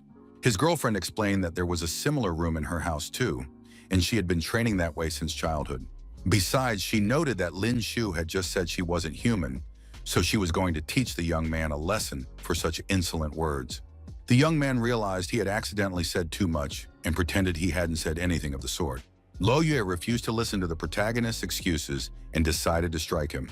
Lin Shu immediately felt a powerful electric current run through his entire body, causing his muscles to contract involuntarily and his mind to plunge into complete darkness for a moment. The other students thought they had decided to start a fight, during which their class monitor was screaming frantically in pain. Zhengli believed that the prettier a girl was, the scarier she was, which made Lei think she was scary too. She started pulling her classmate by the ear again, which made the other guys realize that girls really were scary. Meanwhile, Lin Shu felt as if he were dying, because he could literally smell the scent of burning flesh coming from his body. It felt as though all his strength had been drained from his body, so the boy resigned himself to the cancellation of the evasion training. But at the same time, he saw that his experience points had jumped significantly. Luo Yue finally took pity on our hero and gave him an anomalous crystal as a reward for using points from his card. Lin Shu immediately snapped out of it because he couldn't believe he could receive such a valuable reward for such a trifle. The girl offered to take the stone back since the young man didn't need it, but he immediately replied that he couldn't refuse a gift from Luo Yue. 2 hours later, the protagonist continued his grueling training in the gravity chamber. In the end, he managed to reach the 20th level and became a 4th-rank warrior, earning 50 stamina points for it. The young man asked to invest all 20 points into stamina as well, and also decided to see what the scope of application was for his new absorption ability. So far, he suspected that this skill wouldn't be much use, but upon seeing his stats, Lin Shu wasn't at all discouraged by this. The young man also remembered that the freshman orientation would begin any day now, so he needed to be fully prepared by the time it started. Therefore, that very evening, they would begin studying the fall of the Milky Way. Meanwhile, it was already evening outside and a fight had broken out in the university courtyard. The students from the first group had indeed heeded Zhao Qichin's words and set out to teach the students from the 10th group a lesson. Qin Feng asked Jie Jun how they were supposed to make sense of all this, but Jie Jun replied that he was simply announcing that, starting today, this path was closed to the renegades from the 10th group. The young man immediately pointed out that this path wasn't anyone's property, so the whole thing sounded too strange. He also pointed out that this was the only way to reach the exchange point, so Jie Jun agreed to let them pass only if they all crawled between his legs. At that moment, someone finally dared to teach this insolent bully a lesson, and instead of the humiliating crawl on their knees, delivered a sharp kick between his legs. It turned out to be Lin Shu, who asked if Jae-jun had any objections to him passing through his path in this manner. Now the student from the first group was silent as he tried to cope with the excruciating pain in his groin. All the students immediately cheered for their class representative, who had taught their bully such a cool lesson. Their classmates did not appreciate the fact that some scoundrel had dared to treat Jae-jun that way. One of the guys immediately used a golden skill called Wolf Fist against our hero. In response, Lin Shu was already prepared to use the Shattering Fist to stop his opponent. Their fists collided, and the young man easily won the clash against the gold rank skill. The first-year student immediately cried out in sudden pain and clutched his injured arm. The guy asked Lin Shu what kind of fist technique this was, as he had never seen it anywhere before. The protagonist explained that it was a bronze-level skill called the Shattering Fist and asked if his opponent had appreciated the move. He offered to let the guy see the skill again, but the guy asked him to stop. It turned out to be Jae-jun, who decided to pretend that there had been a minor misunderstanding between them and leave it at that. The bully realized that even though Lin Shu's aura seemed weak, the power of his punches was extraordinarily great. In turn, the protagonist agreed to let it go, but he had some conditions. He suggested that his classmates crawl under Li Ping, and then they could consider the matter settled. All the bullies, despite their recent actions, felt that the kid had gotten too cocky and that this was completely out of line. The protagonist immediately demonstrated the chain of strikes, combining it with the fire palm to shut up the overly confident guys. Jae-jun had also regained his composure and decided to deal with Lin Shu the hard way, since he didn't want to settle things amicably. He used the golden skill Thunder Palm, which seriously scared all his classmates for their class representative. The guy emphasized that the discharge from his palm was capable of instantly killing a third-rank beast, so he suggested our hero enjoy it properly. At that moment, the system notified Lin Shu that an external energy attack had been detected, allowing him to use the absorption ability. The protagonist decided to test his new ability, but was quickly disappointed, as absorbing an external energy source only earned him 1,000 experience points. In the end, Jae-jun's attack no longer affected him, so he asked indifferently what the other guy was trying to achieve. The first-year student was shocked by this turn of events and asked, bewildered, why the young man was still fine. Lin Shu replied that it was all because his ability was too useless, and punched the bully right in the face. The boy collapsed to the ground, completely drained of strength, managing only a quiet cry of pain from the blow. At that moment, a teacher finally intervened in their conflict and ordered everyone to stop, since fighting was prohibited on university grounds. The students immediately forgot about each other and turned their attention to the teacher. He knew full well that the students from the first group had started it, but they had already gotten their comeuppance, so he suggested they leave it at that. The teacher also asked the students to take the injured students to the hospital as quickly as possible. Meanwhile, Li Ping approached our hero to thank him for standing up for him. Lin Shu decided to ask what had suddenly caused the conflict, and the boy himself didn't understand, since they had just been heading to the exchange office. The class representative became even more puzzled, not understanding why these classmates had decided to attack his friends for no reason. The teacher immediately suspected something was up, so at the infirmary he asked the students directly who had sent them to pick a fight with the 10th group. Jae-jun lied, saying he was the only one to blame, and pretended that the students had just happened to cross his path. The instructor emphasized that they had simply been used as cannon fodder, and explained that the young man they had gotten into a fight with was named Lin Shu, and that he had managed to rise to first place among the freshmen in the competition tower. It turned out the guys hadn't even realized that their opponent was the very same warrior who had broken through to the 21st floor, overtaking Zhao Qiqin. Now the student understood that that damn Liao Xiaoqi had really set him up by pitting him against such a person. Meanwhile, their leader reminded them that the freshman assembly would begin in 2 days, and emphasized that they would face punishment if they lost to the 10th group in the competition. Finally, all the students were able to calmly make their way to the exchange center, where an employee immediately recognized Lin Shu. The old man asked what had brought our hero here this time. The young man then said he wanted to buy gold skill cards for spear techniques and hand-to-hand combat techniques. The man immediately showed him a tablet with the entire catalog and asked Lin Shu to choose what suited him best. The first card our hero noticed was the golden skill of the Shattering Thunder Fist. The old man was surprised when he saw that he had chosen this particular card and warned him that mastering this skill would not be easy, because as far as he knew, everyone who had tried to learn it had been seriously injured. He recalled the Shattering Fist skill and its advanced version, the Thunder Fist, generated a powerful electrical discharge that, combined with a shattering effect, significantly amplified the overall power of this technique. But even warriors who already mastered Shattering Fist would have to endure extremely powerful electrical discharges while learning the advanced version. The protagonist wasn't at all opposed to such trials if they meant becoming even stronger, so he confidently declared that he would take this card. In addition to this, he would also need a skill called the Fallen Hero's Leg. Given his daily training with electric shocks and his mastery of the basic technique, this fist technique was a perfect fit for him, allowing him to combine his accumulated experience and new skills into a single devastating strike. Lin Shu left the center with thoughts of the upcoming freshman gathering, so he decided to focus all his energy on training the Shattering Thunder Fist, the Fallen Hero's Leg technique, and the Milky Way Fall. Zhao Qixin was waiting for him nearby. He had decided after all to meet the newcomer, whom everyone already knew about, in person. Lin Shu was highly wary of such a sudden encounter, so he asked his classmate directly if he wanted something specific from him. The guy explained that our hero's victory over Becker proved he possessed considerable strength, but that didn't mean he could be with Luo Yue, since they were from completely different worlds. He advised the protagonist to cut all ties with this girl himself if he knew his place. The protagonist realized these were threats directed at him, so it became clear that Jae Jun and his crew's antics were also because of Zhao Qiqing.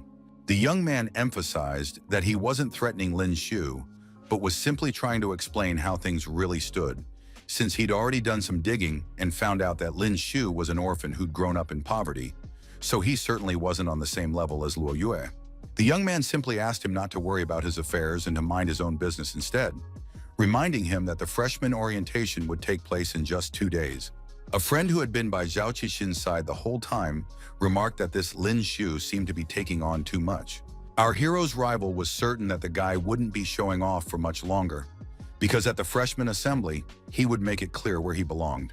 Meanwhile, Lin Shu had already made it home and kept thinking that, of course, an ordinary family couldn't raise a warrior as strong as Luo Yue.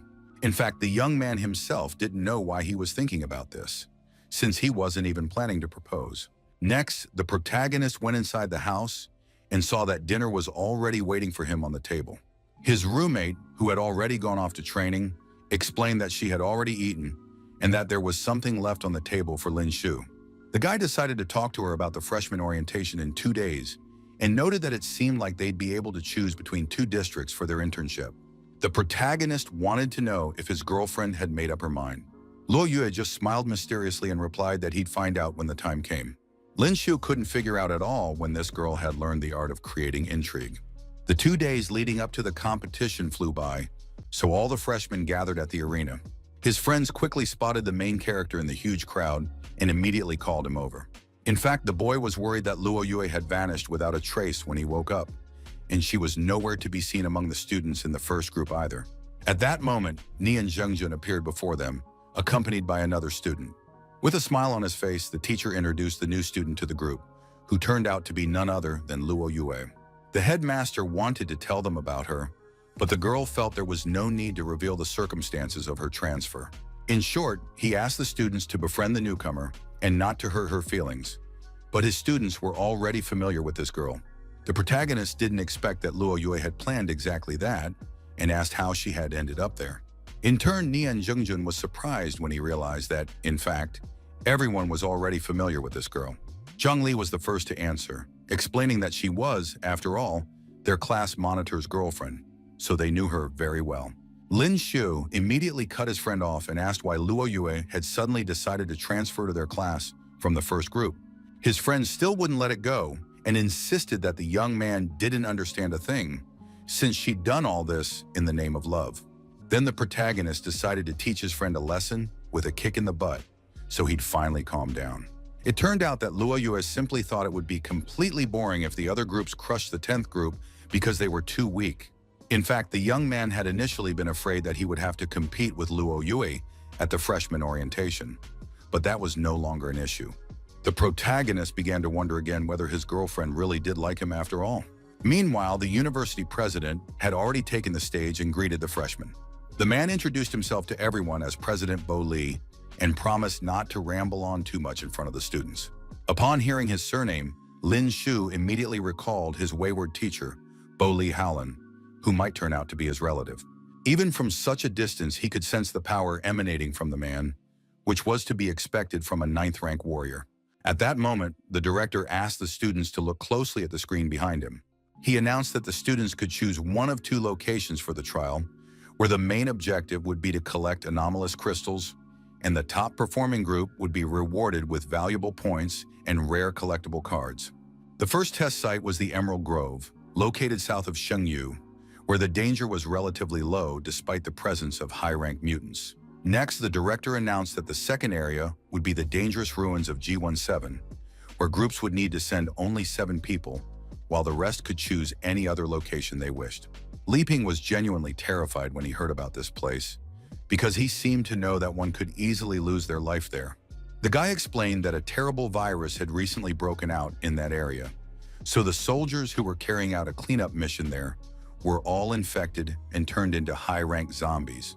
On top of that, all the beasts living there are rank 4 and above, so some had even encountered 7th-rank mutants. Meanwhile, Neon Jungjun turned to our hero and asked him to lead the assignment to decide who would go to the Emerald Grove and who to the G17 ruins. Then the young man stepped into the center and asked his comrades to pay attention to him and be quiet, as they needed to split into teams. The protagonist immediately asked if Luo Yuje was also going to the ruins, and she replied that he didn't even need to ask. Finally, as class representative, he addressed his classmates and asked if anyone wanted to go there with him and Luo Yue. The young man decided to try to encourage the others and explained that despite the dangers of the G17 district, risk always comes with opportunity. Zhang Yin, apparently without hesitation, agreed to go to the dangerous place with our hero. Lei and Zhang Li quickly exchanged glances and nodded to each other at the same time, deciding to take the risk. The boy told the class monitor that he would go too, gripping his partner's hand tightly. Xin Feng felt that if 3 of the 4 were going, he couldn't just stand on the sidelines either. Very soon, the main character had assembled a team of 6, but they still needed to find one more partner. Then Li Ping, despite all his fear of this place, declared that he would go with them. Lin Xiu was delighted that he had been able to assemble a team for his class so quickly. In the end, he turned to the other students and asked them to also give it their all in the Emerald Grove to achieve a decent result. After that, our heroes immediately boarded the planes and took their seats to reach District G17, while Li Ping continued to worry intensely about this mission. The other students started teasing the guys and asked why he was going if he was so scared, while Zhang Yin tried to defend her friend. For his part, Li Ping decided to admit that he had actually been to this place once before. His friends hadn't expected to hear anything like that, so they immediately wanted to know more details. The young man explained that he had a rather hot-tempered nature, so it was easy to provoke him. That's why his classmates once bet that he wouldn't dare to undergo combat training in the ruins of G17. In the end, wanting to prove himself, he went there with his friends. On the very first day of their stay there, all of Li Ping's friends were bitten by beasts in turn. In the end, he was the only one who managed to escape from that dangerous trap. After hearing the story, the protagonist decided to ask whether those beasts were carriers of the virus, since all the guys had turned. Li Ping confirmed his suspicions and explained that 24 hours after being bitten by those animals, a person turns into a zombie. Very soon, several planes successfully landed amid the abandoned ruins of G17. The leaders announced their arrival and asked everyone to disembark and gather in one place. The teacher warned that he needed to inform them of some details and explained that both the zombies and the evolved beasts in this area were carriers of the virus. In the event of a bite, the students had to return within 24 hours and receive medical treatment to have a chance of survival. Finally, the teacher said that all that was left for him to do was wish them all good luck before the expedition. Many students began to panic upon hearing this news and now realized that Li Ping hadn't been lying at all. For his part, the protagonist remained calm and composed and suggested that Luo Yue go ahead. Despite their comrades' anxiety, the whole team looked fairly composed and tried to keep their nerves in check. A couple of minutes later, all the students chose a direction and went their separate ways. Our heroes soon reached the first ruins, which were covered in a vivid array of colors. They moved forward calmly and hadn't encountered any enemies yet. Just then, the first rustling sound of mutants lurking in the nearby bushes could be heard. It was a 4th-rank zombie, a warrior who had once mutated and turned into a walking dead. It immediately lunged at Luo Yue, who managed to react in time and stop the enemy. With a single precise swing of her blade, the girl effortlessly cut the mutant in half. Lei admitted that she had been very frightened by this monster and thanked her sister for her help. Zhongli immediately checked to see if the girl was okay, while Zhang Yin was surprised that these creatures were even capable of setting up real ambushes. The protagonist wasn't the least bit frightened by the zombie's sudden appearance, because he wanted to find out as soon as possible how many experience points a fourth-rank zombie would yield. Luo Yue asked her teammates to keep their eyes peeled, since they would encounter many more such dangers along the way. Then the team wasted no more time and continued on their way, looking around carefully. Lin Shu was calmly yawning when another zombie suddenly appeared right behind him. The young man reacted instantly to the threat and finished off the fourth-rank mutant with a single blow, earning 150,000 experience points for it. He was not at all pleased with the system, which awarded so little experience for a fairly strong opponent. At that moment, the next zombie also tried to attack Lin Shu from behind, causing him to sigh heavily, as such tactics quickly became tiresome. The protagonist instantly pierced his enemy with a sharp spear, leaving the opponent not a single chance to reach his coveted target. In this way, he pinned the zombie against the wall, causing it to thrash about frantically, trying to break free from its trap. Leaping asked why the village head hadn't killed the monster, since letting it growl would attract even more zombies to the area. In fact, that was exactly what Lin Shu was aiming for, as he was furious that the zombies were popping out one by one, so he wanted to take them all out at once. In the end, the protagonist's plan worked, and a huge number of mutants rushed toward them. His partner, seeing the sea of enemies, began to panic and was already shouting for the leader to run away from there as fast as he could. The young man didn't hear him at all, because he believed that all these creatures were merely part of his experience. At that moment, Li Yue appeared beside him, completely unable to understand why her friend was so drawn to death every time. Our hero again thought his partner was worried about him, but she simply asked him to be quiet. The rest of the group thought the two of them were just crazy for getting into such a dangerous fight. Lin Shu felt no fear at all and was simply enjoying the fact that he could once again put his powerful skills to use. To start, he decided to incinerate the entire horde of zombies using the Phoenix's majesty. In this way, he destroyed several enemies at a time and gained a large amount of experience in literally a second. His friends noticed that the power of Lin Shu's combat skill had increased significantly and had most likely risen to the gold category. Luo Yue was keeping up with her partner, killing every zombie in her path. Zhongli believed that their leader's wife would become even stronger, and now he admired the pair. At that moment, one of the zombies tried to pounce on Li Ping, who was completely unprepared to defend himself. The boy froze in the face of the threat, so the mutant had already opened its jaws to bite him. The protagonist arrived just in time to help and pierced the enemy's head with his spear.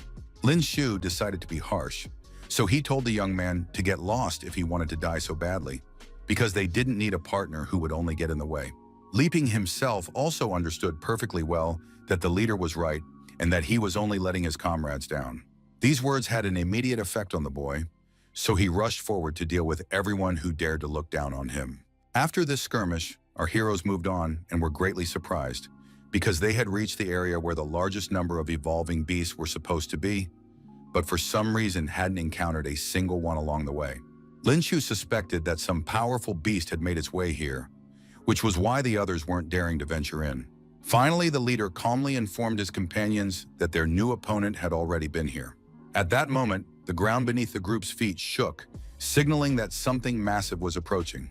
Luo Yue immediately realized that the mutant was somewhere ahead, and Lin Shu surmised that it was a fourth-rank beast, judging by its sheer power. Just then, a massive bull suddenly appeared before them, trying to knock the group off their feet.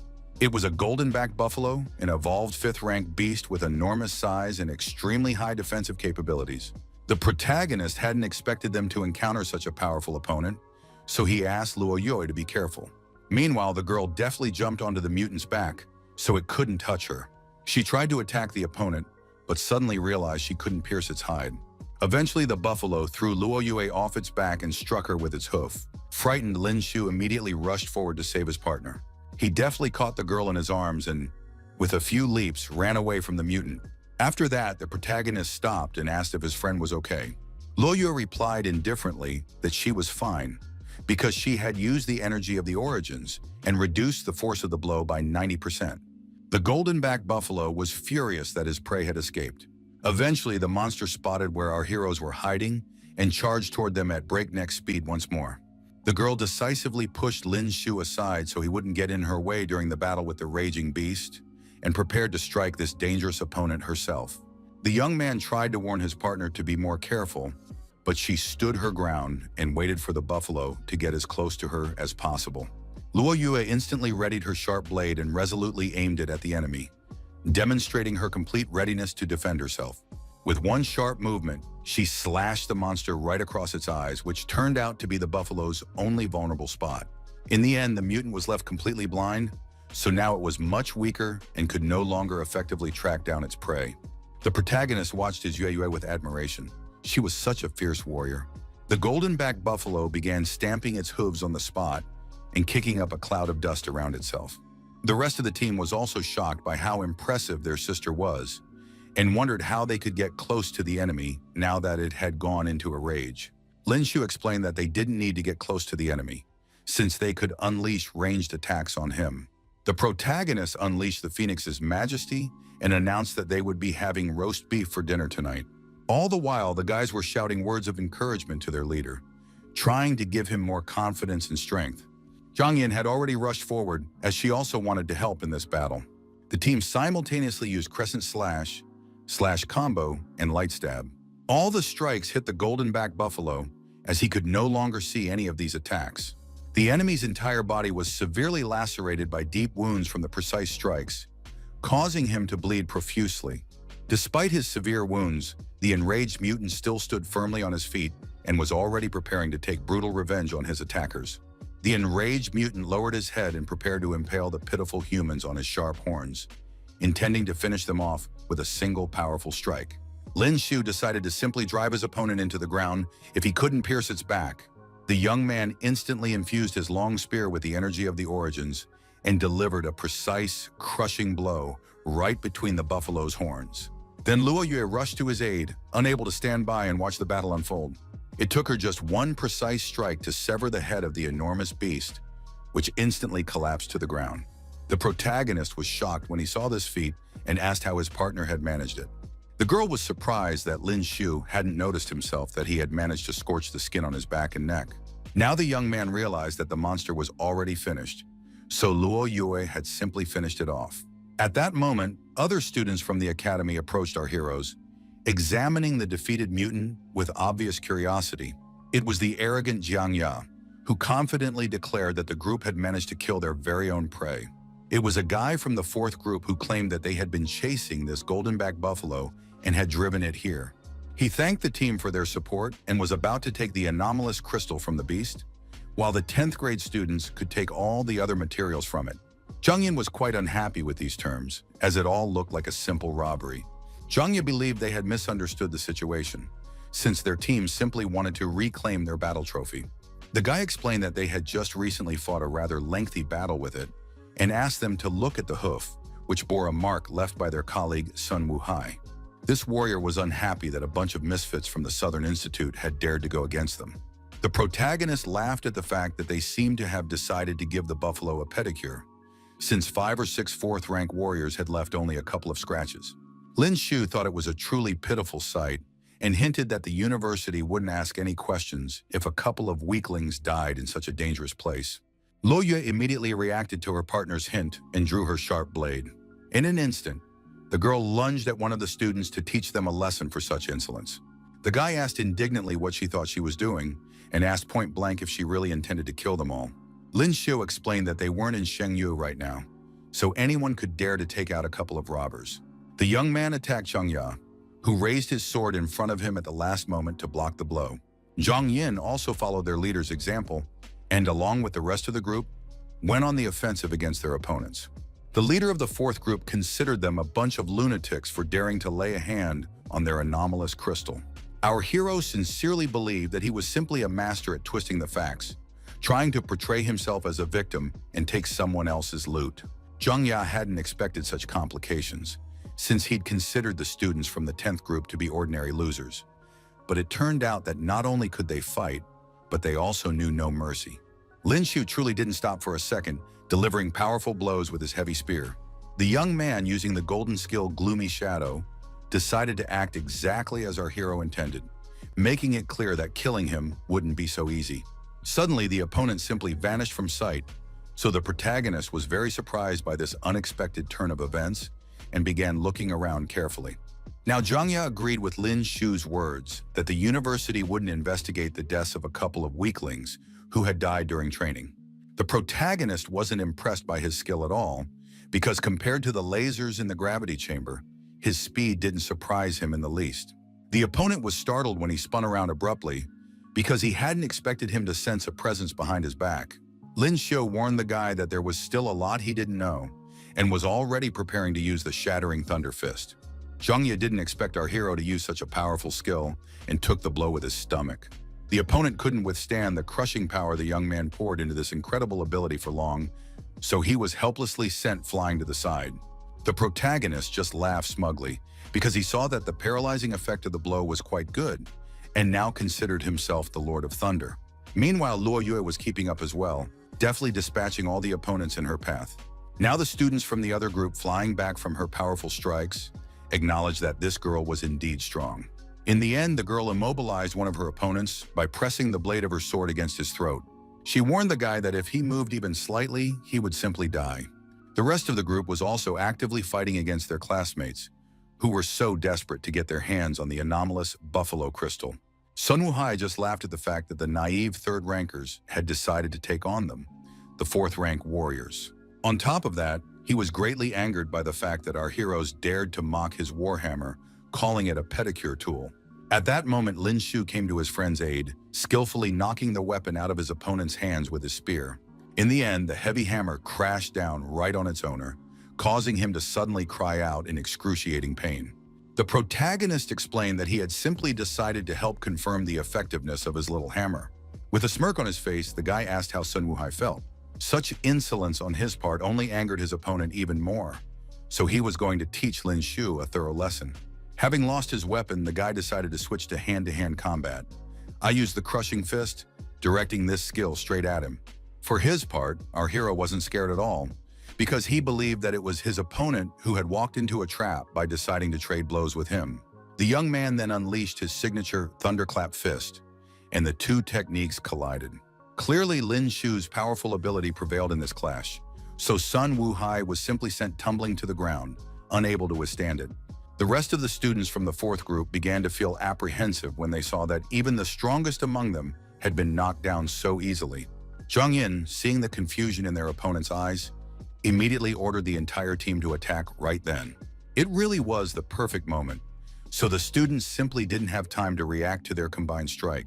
Now all the once cocky members of the fourth group sat helplessly on the ground, suffering from severe beatings. In the end, Zhang Ya admitted that they were indeed in the wrong, so he begged Lin Shu to let them go. With a smirk on his face, the class monitor said that this could indeed be done, but only if they handed over all the anomalous crystals in their possession, along with the points from their cards. The guy didn't mind giving up his points, but he wasn't in a hurry to agree to the crystal, because then the trial would be over for them. The main character didn't appreciate that response, so he reminded them that in that case, they would simply wipe out all their rivals. The students fully understood that their lives were far more important, so they begged not to be killed and agreed to hand over all their resources. Zhang Yin hadn't even expected that the fourth group from the Northern Institute would have as many as 2 fifth-rank crystals, which could serve as a solid foundation for their team's victory. Lin Shu wasn't in a hurry to celebrate because he believed one shouldn't underestimate those who dared to venture into these dangerous ruins, and besides, they still had a whole week ahead of them. At that moment, he noticed that Luo Yue was acting strangely, so she explained that she couldn't shake the feeling that someone was watching them. The girl stopped abruptly and fixed her gaze on the building ahead. Literally a second later, she shouted for everyone to move out of the way because a threat was indeed looming over them. Suddenly, someone opened fire on our heroes, so everyone had to quickly jump out of the way. One of the bullets still managed to graze Lin Shu, so the system activated the absorption ability when it detected an external energy source. The guy just couldn't come to terms with the fact that this skill was so useless, it gave him a paltry amount of experience points. So he decided to use Silent Stride to move quickly and dodge the hail of bullets. Luo Yue already knew which building the sniper was in, so she ran ahead to deal with him. The sniper immediately noticed that the girl was running toward their building, so he alerted all his teammates to the breach, instructing the first group to prepare to engage the intruders, while the second group continued firing. Meanwhile, Jung Yin anxiously asked if the young man was okay, and he replied that he was fine.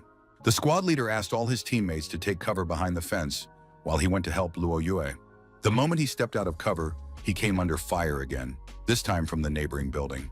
Now the young man had to decide which opponents to deal with first. His friends thought that this pair was truly a match for each other, so they simply charged into the attack while the rest of the guys were trying to decide whether to help. But Zhang Yin quickly stopped them and reminded them of the excessive risk. Chen Feng couldn't figure out what the hell was going on, and the girl explained that it wasn't just students who came here for experience. After all sorts of people frequented places like this, including those who deliberately robbed and killed. At that moment, they noticed students from another group hiding nearby, crouched behind a pile of debris and watching the battle closely. Zhang Yin was the first to hear the strangers and asked loudly who was hiding nearby. One of them replied nervously that they were on their side and explained that they were from the 10th group of the Northern Institute. Qin Feng laughed at the fact that they had run into the opposing group and noted that fate had literally brought these fellow sufferers together. The girl was still acting quite cautiously, so she asked how the freshmen had ended up here. The student explained that they too had arrived here just a short while ago and saw someone start firing lasers, so they quickly ran to find cover. Their group also saw two people breaking into the building, and our heroes explained that it was their class representative and his girlfriend who had gone to show what happens to those who ambush them. The guys were shocked to hear that the two of them had decided to take on an entire group armed with lasers, and they asked if all the students in the group were such madmen. At that moment, the first sniper had already been taken down by one of the students. Everyone down below also noticed that the first opponent had already been neutralized. Zhang Yin watched this with admiration and was already certain that the class monitor would handle every single enemy. The remaining opponents desperately tried to shoot their way out of the way of our heroes, who seemed to be literally invincible. Luo Yue also skillfully dodged all the bullets and quickly advanced toward her target. The sniper still couldn't figure out why he hadn't managed to hit this nimble girl even once. Meanwhile, the warrior had already ended up on the other side, and the opponent didn't have time to react to such a swift movement. With a single sharp blow, she knocked another sniper off the roof, leaving him no chance of survival. The protagonist, who was watching this from a neighboring building, praised his partner for such a successful advance. At that moment, he was distracted by new shots that nearly hit their mark. In fact, the young man hadn't expected there to be so many of them, and now under such concentrated fire, he was powerless against the enemies. Lin Shu also noticed that these shooters were well-trained and had excellent weaponry, so he suspected they might be bounty hunters. Eventually, the protagonist finally found a way to stop them. The thunderclap fist came to the young man's aid once again, and a powerful wave of energy instantly enveloped his arm. Since the building had iron supports, the electric current ran through them and reached all the way to the snipers. The enemies hadn't expected such a turn of events at all, so they were completely immobilized. Now Lin Shu had just confirmed that his title of Thunder King wasn't just for show. Then he wasted no time and quickly used Phoenix Majesty to simply incinerate all the snipers. The enemies couldn't withstand the protagonist's power, so they scattered in all directions, dropping their weapons. They all crashed to the ground from the tall buildings with a deafening roar, raising thick clouds of gray dust and debris amidst these silent, gloomy ruins. The students from the Northern Institute couldn't believe that this was truly the power of a student from the 10th group. Meanwhile, one of the hunters begged Lin Shu not to kill him and promised to give him all the anomalous crystal in exchange. The young man had no intention of listening to this man and took his life with a single swing of his spear. He was going to take all of the enemy's resources anyway, so he simply finished him off without a second thought. The protagonist also noticed the hunter's network website on the slain sniper's phone, which featured a bounty notice for his head. On top of that, he found a full 2 5th-rank crystals and 3 4th-rank crystals, as well as over 10 3rd-rank crystals, so it was worth the risk for that. After that, Lin Shu quickly went downstairs and saw Luo Yue there, who had also dealt with all the enemies. The girl showed him the bag she'd found on those people, which contained the anomalous crystals. Their teammates immediately ran over to check if everyone was okay after the clash with the hunters. The protagonist happily reported that everything was fine and also showed them the considerable amount of crystal they'd obtained. At that moment, he noticed some unfamiliar students standing behind his friends and immediately asked who they were. The guy decided to introduce himself first and explain that they were students from the 10th group of the Northern Institute. Lin Shu became interested when he realized that they were students just like them, only from a different part of Shengyu. It seemed the group leader had been gathering his courage for some time before addressing our hero. Finally, he asked if they could strike a deal with their team.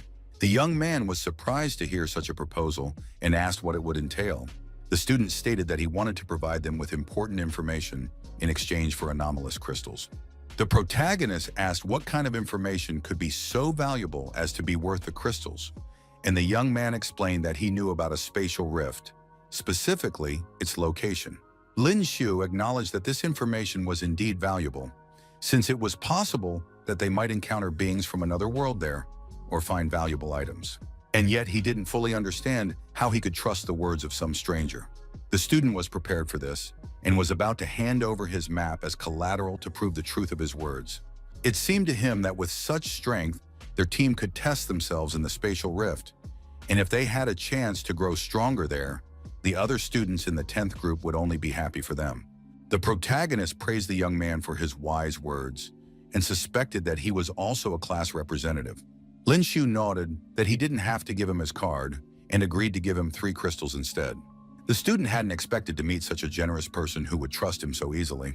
The young man explained that they were also from Group 10, which everyone saw as nothing but a bunch of talentless weaklings, so they had to help each other out.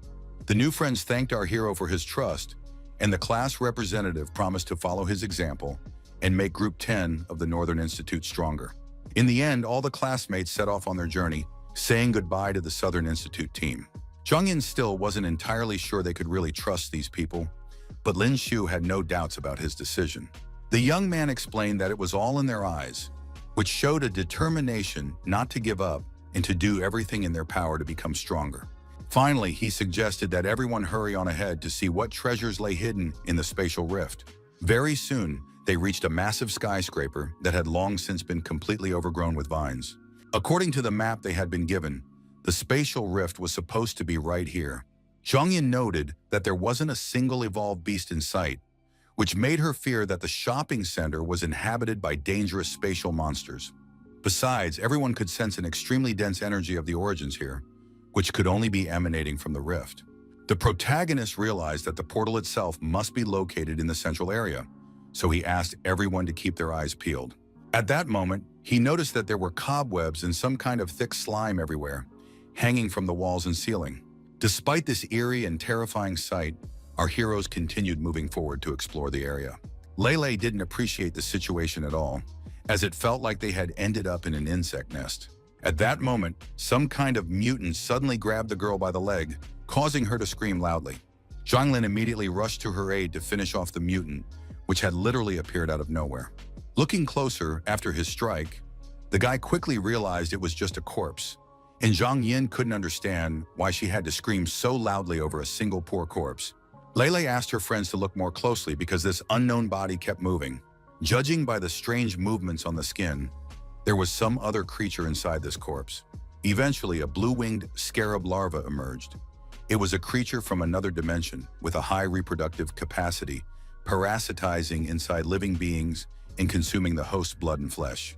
Upon seeing this, Zhang Yin immediately began to fear that these creatures were also inside all the other bodies. Then the protagonist asked his companions to avoid contact with the corpses, as this was a parasitic form of the mutants. They slowly made their way through the entire hall, littered with infected corpses. All the while, Lin Shu kept thinking that there must be an adult scarab somewhere nearby, since there were young ones here. Eventually, our team reached the very center of the spatial rift. Zhang Yin saw such a phenomenon for the first time in her life and admitted that it was truly impressive and mesmerizing. For his part, Lin Shu sensed that some kind of creature had been hiding on the ceiling all this time. Then the protagonist decided to scan the area using the Eye of Analysis. In this way, he was able to see an adult 6th-ranked blue-winged scarab, which possessed extraordinary biting strength, capable of tearing things to shreds with ease. The protagonist, along with his team, carefully searched the surroundings, trying not to wake the dangerous creatures. Zhang Yin took an interest in the unusual stones on the floor and touched them, discovering their incredible hardness and strange metallic sheen, reminiscent of alien metal. After testing the mineral with her weapon, she immediately noted its extraordinary hardness. Lin Shu also tested the stones with his spear and noted their remarkable resistance to high temperatures, which made this material ideal for creating powerful weapons. Zhang Yin didn't quite believe that this was the only object that had come from the spatial rift. At that moment, our hero sensed a powerful source of heat within the stone mountain, thanks to his innate ability to sense fire energy, and pointed the others in the right direction. As the team slowly climbed to the top of the stone mountain, everyone immediately felt a sharp spike in temperature. At the very bottom of a deep pit, they saw a strange blazing flower that radiated a powerful stream of thermal energy. Loya cried out in delight upon recognizing the plant as the legendary red lotus. She explained that this plant was an extremely rare concentration of energy, surpassing even the most powerful crystals in strength. The protagonist considered absorbing this thing using the refinement technique. The girl immediately stopped Lin Shu, who was about to absorb the flower, warning him of the deadly danger posed by the colossal power of the flame, capable of turning a warrior to ashes. The young man suggested picking the plant to study it later, but Luo Yue explained that special equipment was needed to safely harvest the lotus. The protagonist became incredibly angry at this, because now it felt like they had come here for nothing. At that moment, unfamiliar voices rang out behind the group.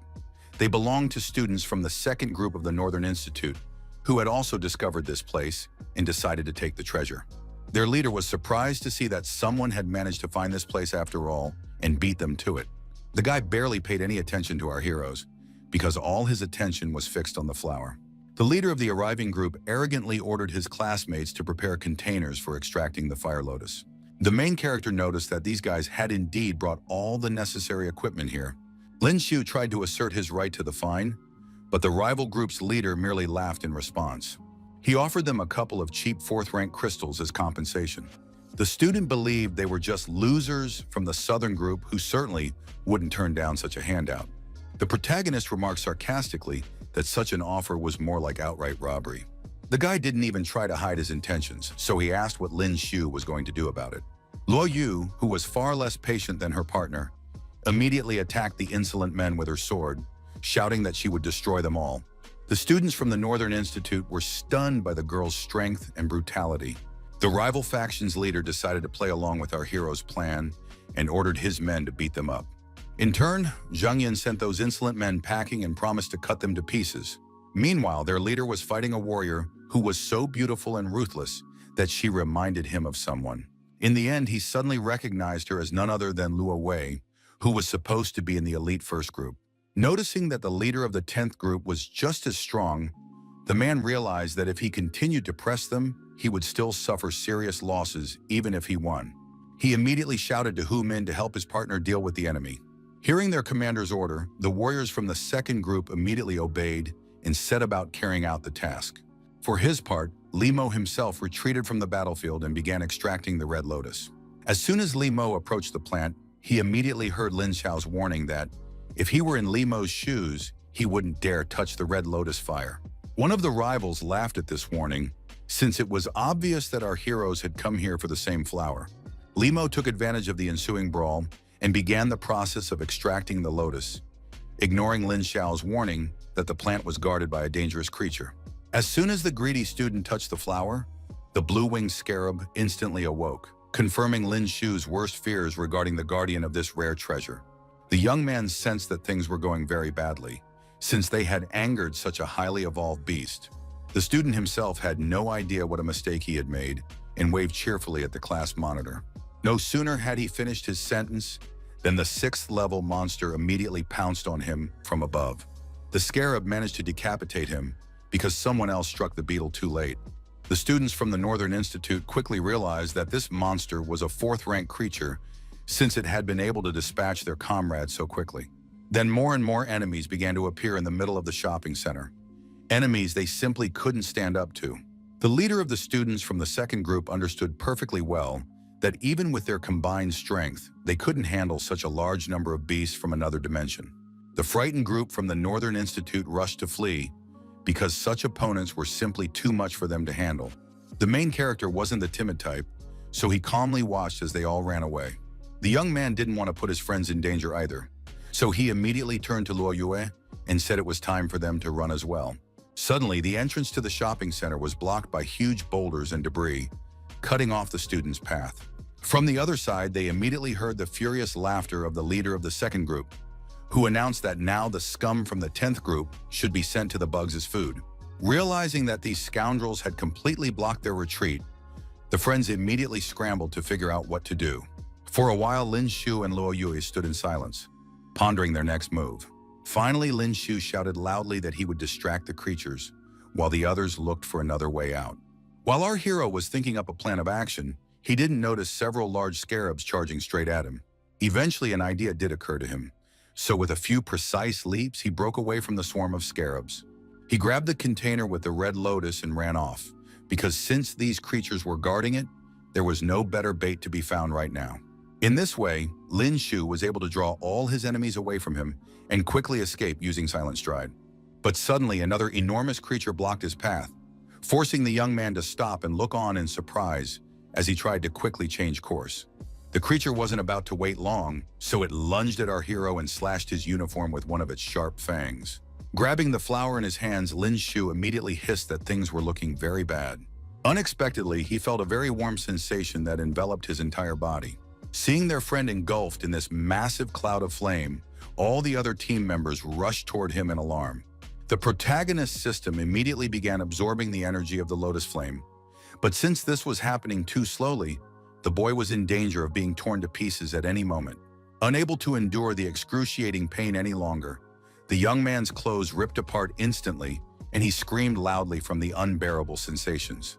All this time, Luo Yue had been trying to reach him, and along the way, she sliced off the sharp fangs of all the blue-winged beetles, destroying them one by one. Noticing how much Lin Shu was suffering, the girl asked him anxiously how he was feeling. The poor guy clutched his face with his hands and began screaming that he was incredibly hot and could no longer endure this terrible pain. A crazy idea immediately popped into Luo Yue's head, and she rushed straight into that huge bonfire, clutching her partner tightly. She told the guy that her source energy was of the ice type, so only she could help him cope. Clung together in a tight embrace, the two froze, trying to survive this absorption together and emerge from it alive. Realizing they wouldn't be able to hold out for long, the girl immediately shouted to Lin Shu that he needed to hurry. Gritting his teeth, the protagonist realized that thanks to his partner, the absorption rate had increased, and he actually felt a little better. Zhang Yin, standing off to the side at that moment, was surprised that despite the flames surrounding their partner, Luo Yue immediately rushed to his aid.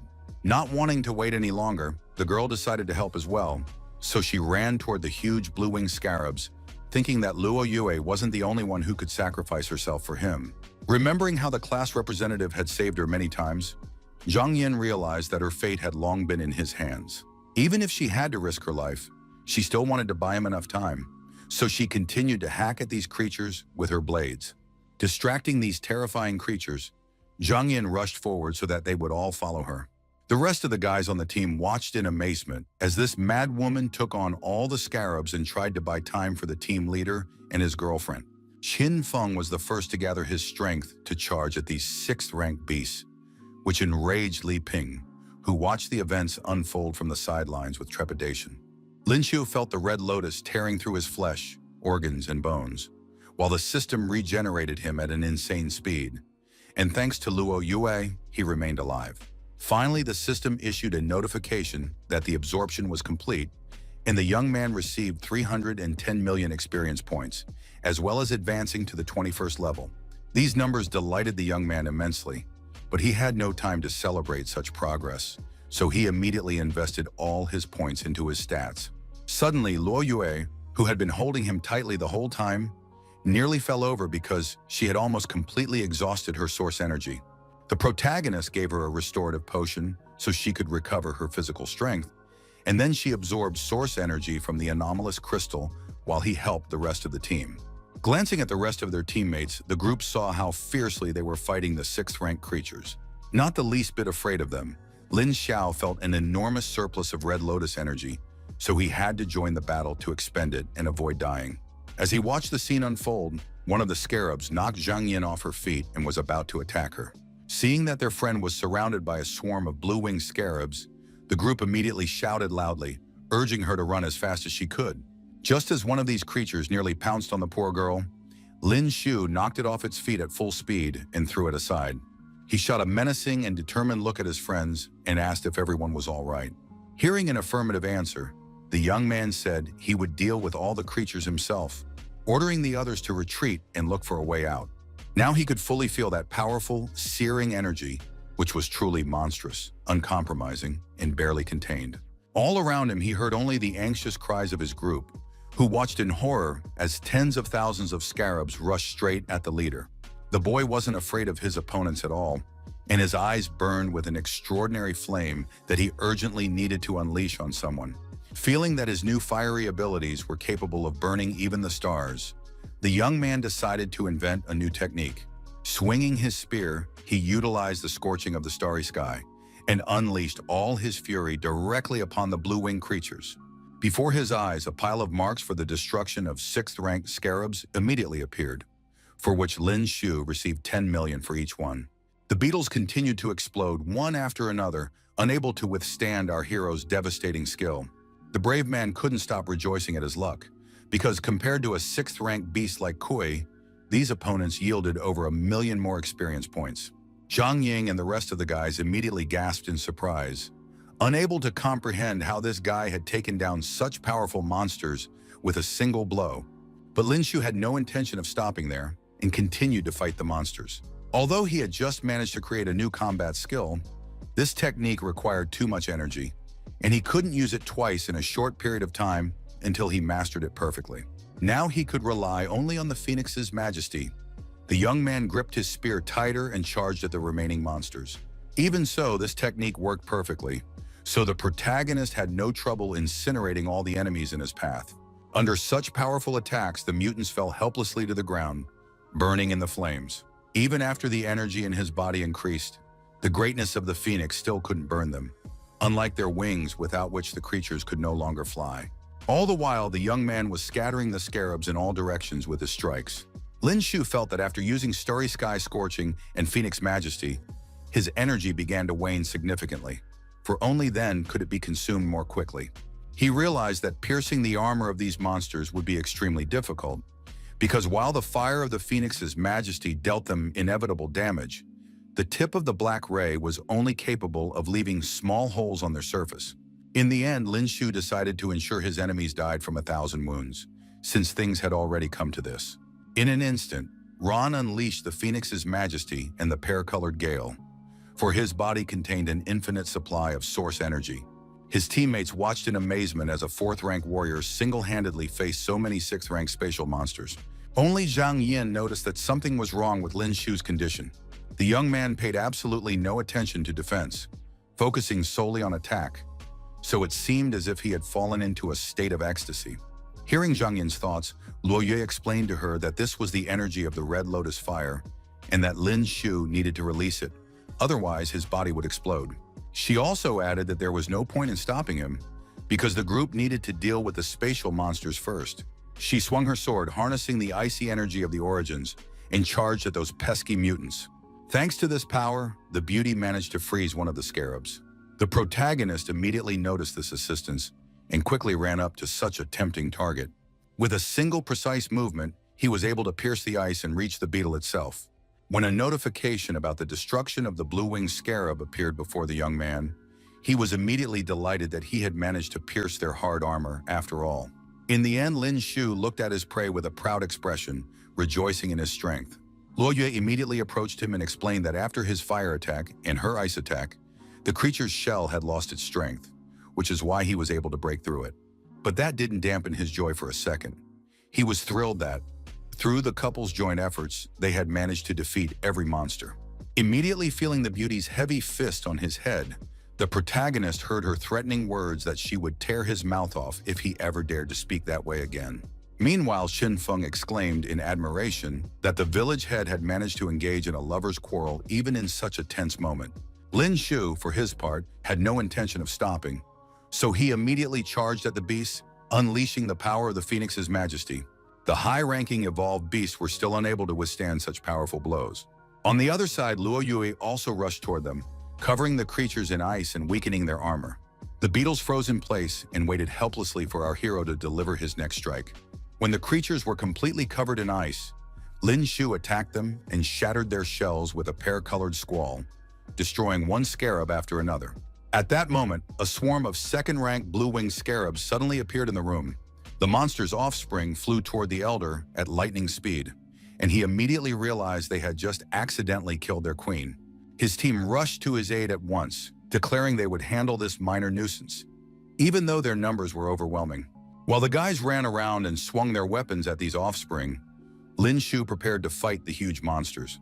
Suddenly, one of the beetles leaped over the protagonist, heading toward his teammates. As usual, Li Ping had let his guard down and wasn't paying attention, which is why he didn't notice a large scarab charging at him from behind. He only managed to turn around at the excited shouts of his class monitor, spotting the creature that was about to devour him. But the creature immediately ran into the sharp spear of Lin Shu, who a moment later rushed to his classmate's aid. The scarab managed to grab his spear with its fangs, and Li Ping screamed in terror for the senior to hurry and let go of the spear. But the young man had no intention of giving up his weapon and snarled viciously at the creature that had decided to steal his black beam. He immediately unleashed the Phoenix's majesty, which swiftly reached its target. The flames scorched every part of the monster's internal organs, destroying it from within. The hideous creature crashed to the ground with a whistle, raising a cloud of dust and debris, while its body continued to convulse from the wounds it had sustained. Lin Shu laughed contentedly, because although they appeared strong on the outside, they were completely fragile on the inside. Seeing that only 3 large specimens remained before them, he excitedly shouted to his friends that there were very few enemies left. A few minutes later, Zhang Yin finally breathed a sigh of relief, because not a single living creature remained around them. The group looked around and marveled at how they had managed to survive after facing so many 6th-rank spatial beasts. They immediately heard Lin Shu's grumbling voice. He was sitting at the other end of the hall, asking why the others had strayed so far from him. Xin Feng replied that the guy now resembled a massive furnace, because when they stood next to him, they felt as if they were about to be charred.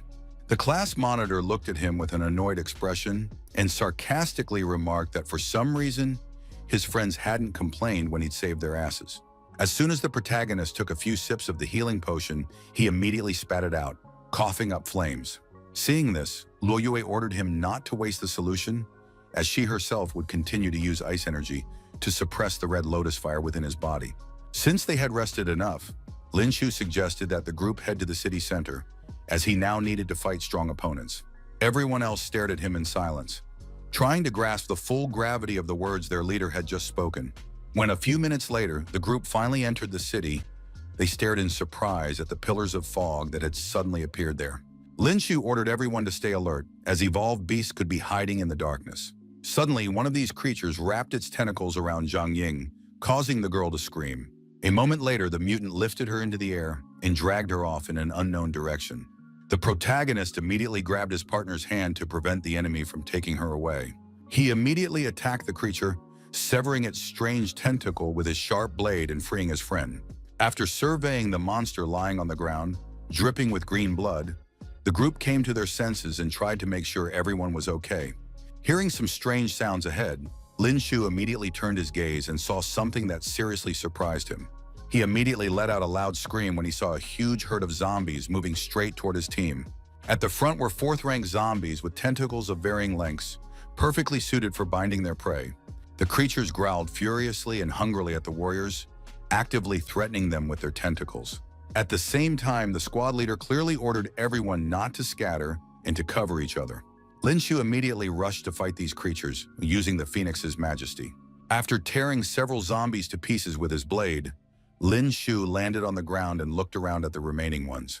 When our hero realized that these zombies kept coming endlessly, he immediately exclaimed in outrage and turned to his friends. He called out loudly to Luo Yue and asked how things were going on her side, but heard only silence in response. When no one answered his question and silence reigned all around, broken only by the growling of the zombies, the young man realized he was alone. As he continued to fend off the creatures, he sensed that something was wrong with this fog, for it was precisely because of it that his teammates, without even realizing it, had been separated. Finding himself completely alone, our hero wanted only to deal with his enemies as quickly as possible, constantly resorting to the Phoenix's might. Stopping, Lin Shu looked around carefully to see if any living mutants remained. When the young man finally realized he had dealt with all the remaining creatures, he tried to find his friends. The protagonist took out his phone, but immediately realized there was no signal, so he wouldn't be able to determine his location. He shoved the phone back into his pocket and muttered that he'd figure it out on his own and get out of this place somehow. But suddenly, behind him, he sensed a strange concentration of energy flying straight at him. Lin Shu quickly dodged the attack coming at him and shouted loudly toward the attackers, trying to figure out who the enemy was. A moment later, he saw the guys from the university's Northern Corps standing before him. But the protagonist wasn't the least bit scared, so he immediately replied that he had just been about to track down the scoundrels from the second group and settle the score when suddenly they had fallen into his hands themselves. Seeing that none of Lin Shu's friends remained around him, the leader of the second group sarcastically joked that everyone had finally abandoned him. The young man replied with a slight smile that he hadn't meant to disappoint the scoundrel, but his team was alive and well and had simply scattered due to the thick fog all around. When the leader heard that Lin Shu and his men had killed 6th-rank beasts, he immediately asked suspiciously if our hero had been deceiving him all this time. But when the man sensed Lin Shu's aura, he immediately realized it was the fire of the Red Lotus, and all doubt vanished. He immediately cried out in shock, realizing that this weakling had consumed the flower and survived, something that defied science since his body should have exploded. Lin Shu smirked smugly and ordered the scoundrel not to lump him in with nobodies like them. Hearing such harsh words from him, the leader of the second group immediately clenched his teeth in fury, trying to restrain himself. He immediately added that, based on his observations, the young man had never absorbed the energy of the Red Lotus because he was too insignificant for such a great and complex task. The protagonist immediately reminded him that he had recently dealt with 6th-rank spatial beasts, so a bunch of 4th-rank warriors didn't stand a chance. But that didn't stop the leader of the second group, and he immediately attacked Lin Shu, shouting that there were more than enough of them to finish him off. Noticing how deftly the protagonist dodged their blows, the guys nicknamed him the Vine. Sun Hai was the first to reach him, shouting loudly at the guy to stop dodging if he was a real man. Our hero smiled and agreed, countering his mountain-shattering blade with his own pear-colored gale. As soon as the giant felt the barrage of strikes from his sharp spear, he immediately growled in irritation, noting that this little guy's energy was truly terrifying. But that wasn't all Lin Shu had in store for him, so he lit a fire in his eyes and charged at him with renewed vigor. Swiping his Phoenix Majesty sharply toward the villain, the young man immediately directed a stream of flame straight at his opponent. Fear immediately appeared in Sun Wuhai's eyes when he realized there was no way he could dodge this ferocious attack. The immense force of the young man's strike instantly sent the burly warrior flying through the air, causing him to scream and flail his arms helplessly. When the students from the second group realized that this guy had taken down the bald man in just 2 strikes, the determination in their eyes vanished instantly. Their leader realized that their opponent's high body temperature was due to the power of the Red Lotus's fire, and he was extremely annoyed by just how strong this guy's combat skills had become. Since he had no other way to win, the guy began calling out loudly for Hodaka-senpai and begging him for help. Suddenly, through the fog, our hero spotted 3 more warriors heading his way, indignantly discussing how this worthless class representative couldn't even handle a single freshman. Standing before Lin Shui were 5th-rank warriors, specifically 4th-year students. Katsuya Hodaka was the first to respond, confirming their participation in this trial, though their objective differed slightly from that of the freshmen. Assessing the newcomer with a mad look in his eyes, he said that their task was to hunt down people like him.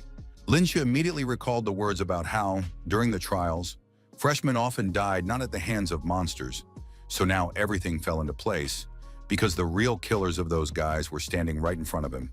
Katsuya Hodak merely smiled in response and said that at this time of year, they had an excellent opportunity to hunt, and besides, the universities would have no way of finding out who had actually killed their students. Giving him an annoyed look, the young man coldly asked if this fog was the work of these scoundrels. But the 5th-rank warrior objected, saying that the fog emanated from a high-ranking beast in deep hibernation, and that was precisely why this place was perfect for a raid. Gripping his spear tighter in anger, Lin Shu also realized that the second group from the Northern Institute was in cahoots with these scoundrels, so now he could clear the University of trash with a clear conscience. The leader of the second group immediately cried out in irritation, as the young man had become too talkative just before his death. When Katsuya Hodak heard the order to ensure this brat suffered the most horrific death, he immediately set about carrying out the task. He menacingly ordered his comrades to cut this little pup to pieces and show him no mercy for even a second. Li Ping, meanwhile, was in another part of this strange place and was just as puzzled, wondering where all his friends had gone. Hearing some strange movement behind him, the boy immediately thought of yet another tentacled zombie and readied his weapon. The next second, he swung his two maces, shouting death threats at the creature. But the enemy immediately stopped his attack and asked with contempt just how bad Li Ping's eyesight was. The young man peered into the fog and realized it was a silhouette that was all too familiar. He saw Zhang Yin with the rest of the guys who had finally found him and were extremely upset that he had tried to kill them. Li Ping apologized and explained that his friends had scared him, emphasizing that they had no idea how hard he'd had to fight those creatures. Zhang Yin ignored the apology and asked the boy if he'd seen Luo Yue or his brother Lin Shu. The newcomers also realized there was no signal in this area, so they had no choice but to search for their friends one by one, staying together the whole time. Meanwhile, Lin Shu was actively fighting off fourth-year rivals who had dared to attack him. He used the fire palm, unleashing fire upon them all. Katsuyama Hodaka asked angrily how they could have let this guy kill two of their own, since his strength looked like that of at least a fifth-rank warrior. The leader of the second group convinced his partner that he was indeed a fourth-rank warrior, but after absorbing the fire of the Red Lotus, he had become much stronger. Upon learning this, Katsuya Hodak's eyes immediately lit up with the desire to kill him as soon as possible and take everything that was left. Seeing one of the first-year students from the second group begging the others to help him because he was burning alive in the intense flames, Katsuya Hodaka was stunned. He froze for a few seconds, watching this horrific sight and trying to comprehend what was happening. He shouted loudly and ordered his men to stop fighting, because during the battle, this young man was expending the unprocessed fire energy of the Red Lotus, and they were only helping him.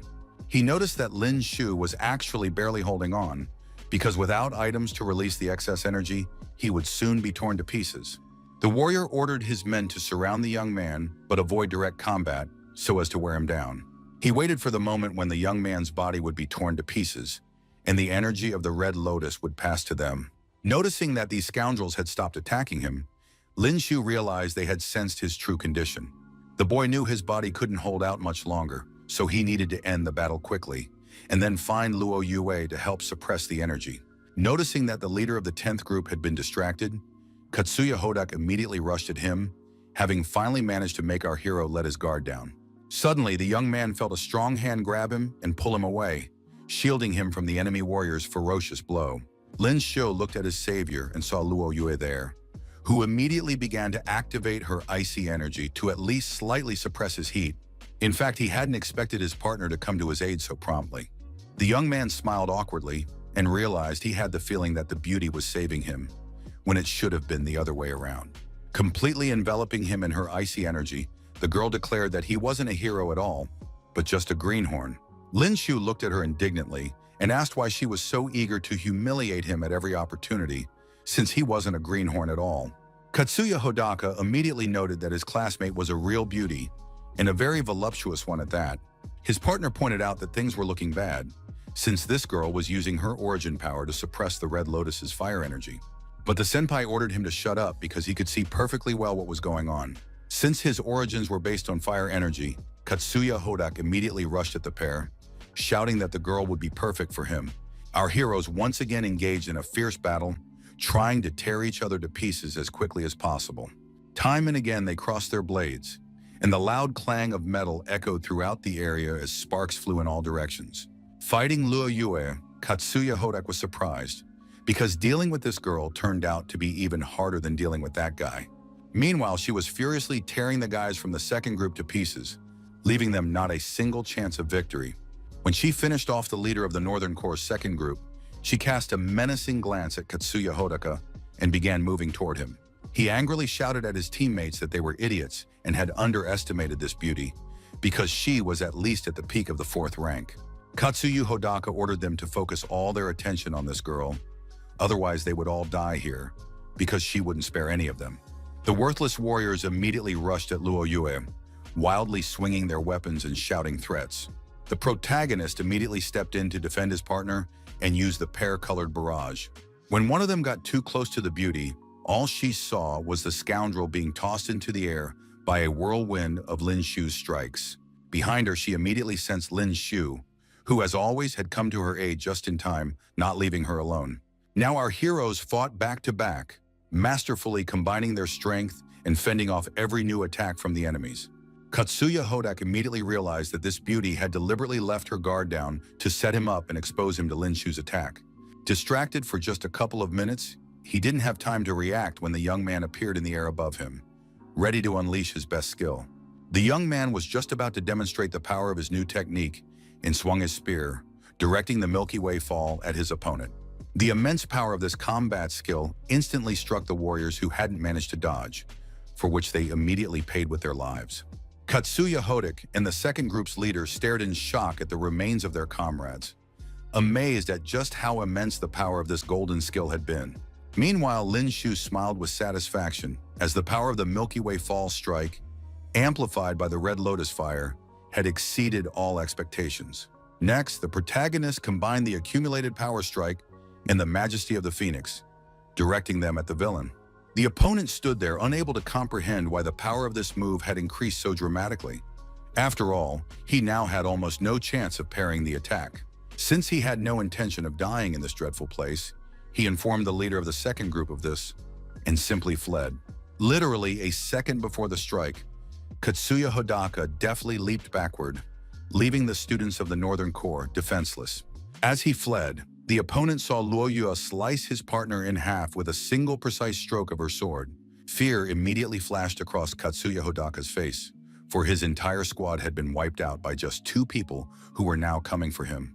In a matter of seconds, he sensed a massive surge of energy behind him, and turning around, saw an enraged Lin Shu standing there, who had no intention of letting him go without permission.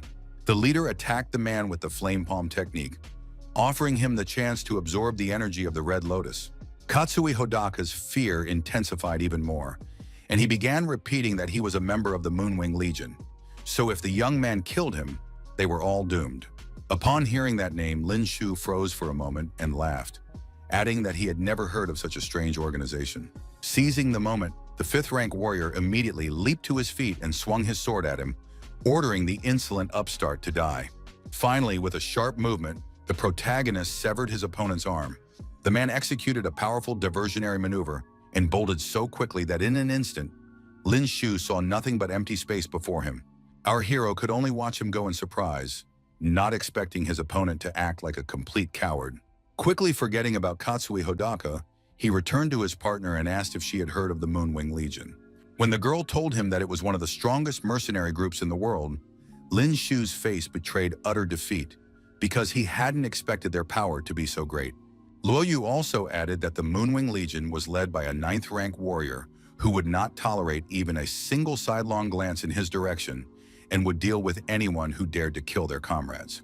Rumor has it that once the king of a small African country accidentally killed a member of this legion, causing his country to be wiped off the face of the earth a week later.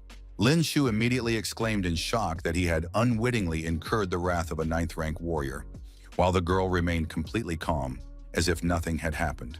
The beauty merely added that he should kill them and put an end to the matter if they dared to return, rather than being a wimp. The young man, however, asked resentfully where the girl had found the courage to challenge a 9th-rank warrior. The girl ignored his question and said that in his current state, he shouldn't have been waiting for the Moonwing Legion, because he would soon have to give up anyway, due to the energy of the Red Lotus fire. Lin Shu collapsed to the ground in tears, and the beauty immediately said that the energy could be controlled by consuming an anomalous crystal from an evolved ice or water beast. Then he remembered that the mutant was the work of a mutant who could very well be one of these species. And Luo Yue agreed with the boy and suggested they head into the center of the mist to confirm their assumptions. But suddenly the protagonist sensed something strange and told the girl that something was approaching them. Looking up, the guy saw red-eyed hounds in front of them, 5th-rank evolved beasts. Lin Shu asked his girlfriend to stay alert because these creatures were extremely dangerous. Waiting for the right moment, the pair drew their weapons and, with all their fury, charged at the huge pack of dogs. Meanwhile, Katsuya Hodak sat near his plane, complaining that this brat was so strong. Glancing at his severed hand from time to time, the boy thought that now he would need a cybernetic hand. Throwing away the healing solution, he shouted angrily that this boy would never be able to harm him again and that it would remain nothing more than a dream. Trying to climb into his plane, he was about to send a little gift to our heroes. Katsu Hodak knew that as soon as that huge fog-producing creature woke up, all the guys would die instantly. At that moment, Lin Shu suddenly heard a strange sound above him, resembling the roar of a jet engine. Looking up, he saw a small plane in the sky flying straight toward them. The protagonist stared in surprise at this strange sight, suspecting it was a small aircraft. He was even more surprised when he saw the fighter jet cutting through the fog. Eventually, the plane successfully passed through the thick fog and flew away. At that moment, our heroes heard the deafening flap of someone's enormous wings. It turned out to be the Icebird, an 8th rank evolved beast. The mutant wasted no time and immediately released its cold energy outward. Our heroes had to struggle to stay on their feet after such a shockwave. Lin Shu hadn't expected there to be such a powerful beast here. Noticing that the fog around them had cleared, Luo Yue also surmised that someone had deliberately attacked it and forced it out of hibernation. But the girl was very pleased that this creature's anomalous crystal would be a perfect fit for her partner, so they had to finish off this enemy. Meanwhile, in another part of the G17 district were Zhao Qixin and his group. They stood and watched in amazement as a huge 8th rank bird soared in the sky nearby. Upon hearing the creature's rank, his companions immediately suggested with alarm that they leave the area, since such an opponent was beyond their capabilities. But the team leader told the group that he had sent a report to the Hunters Guild, so that soon many people would arrive here, hoping to claim such a prize.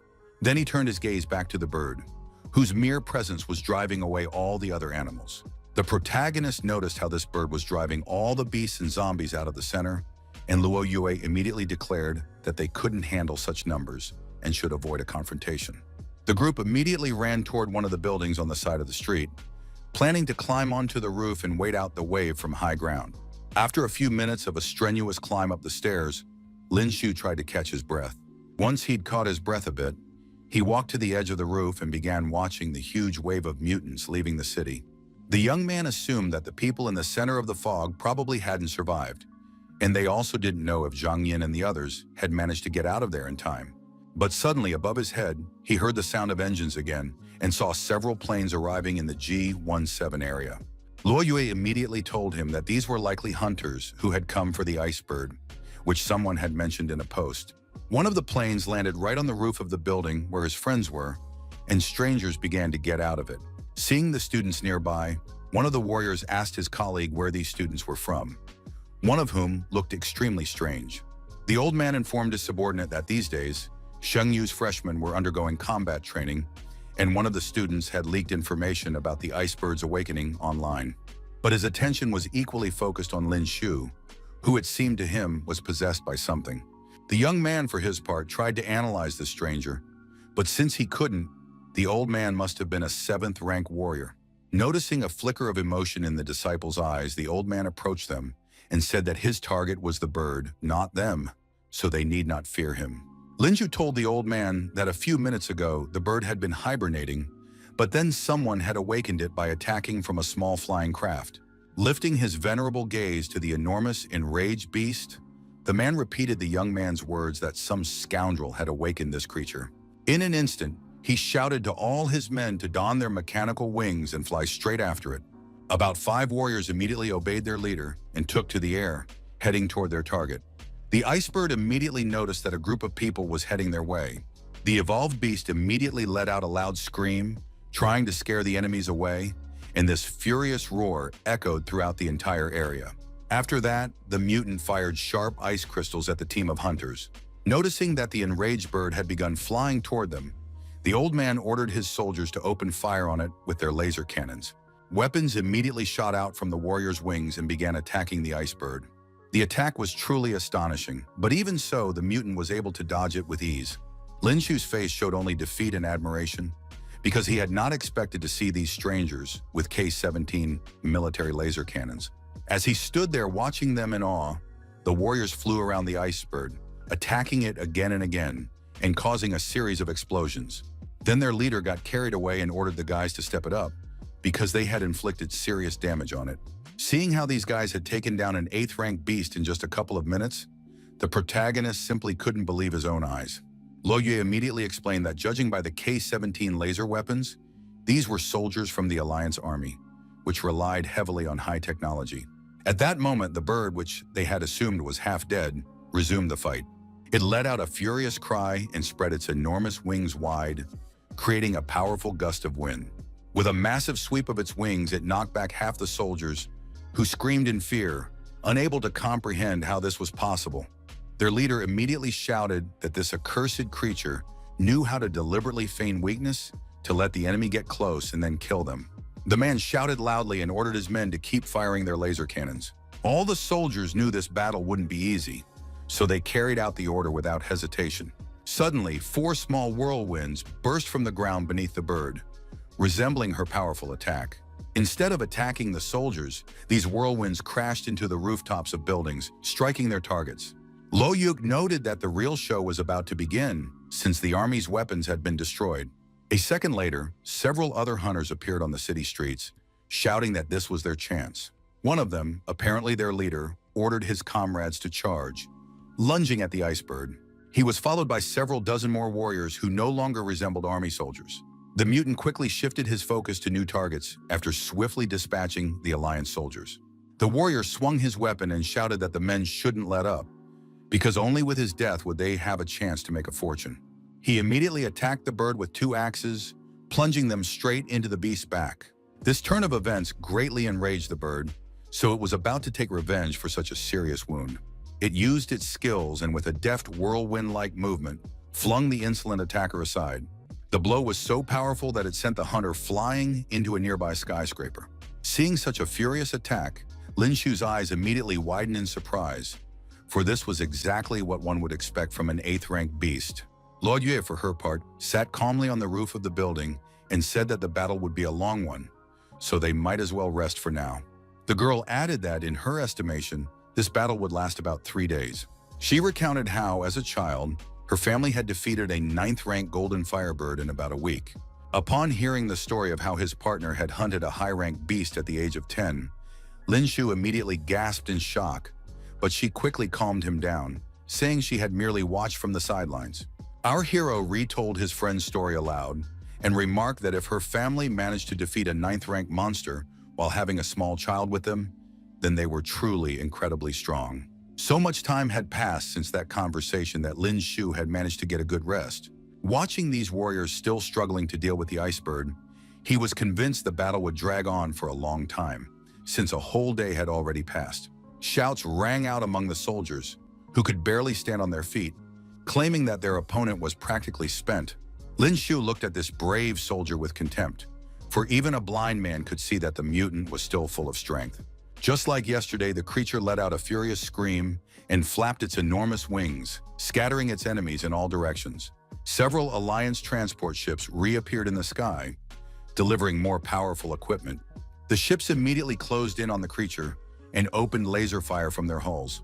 Lin Shu asked his partner with interest when they were going to act, since an army with high-tech weapons and elite warriors was supposed to destroy the ice bird as quickly as possible.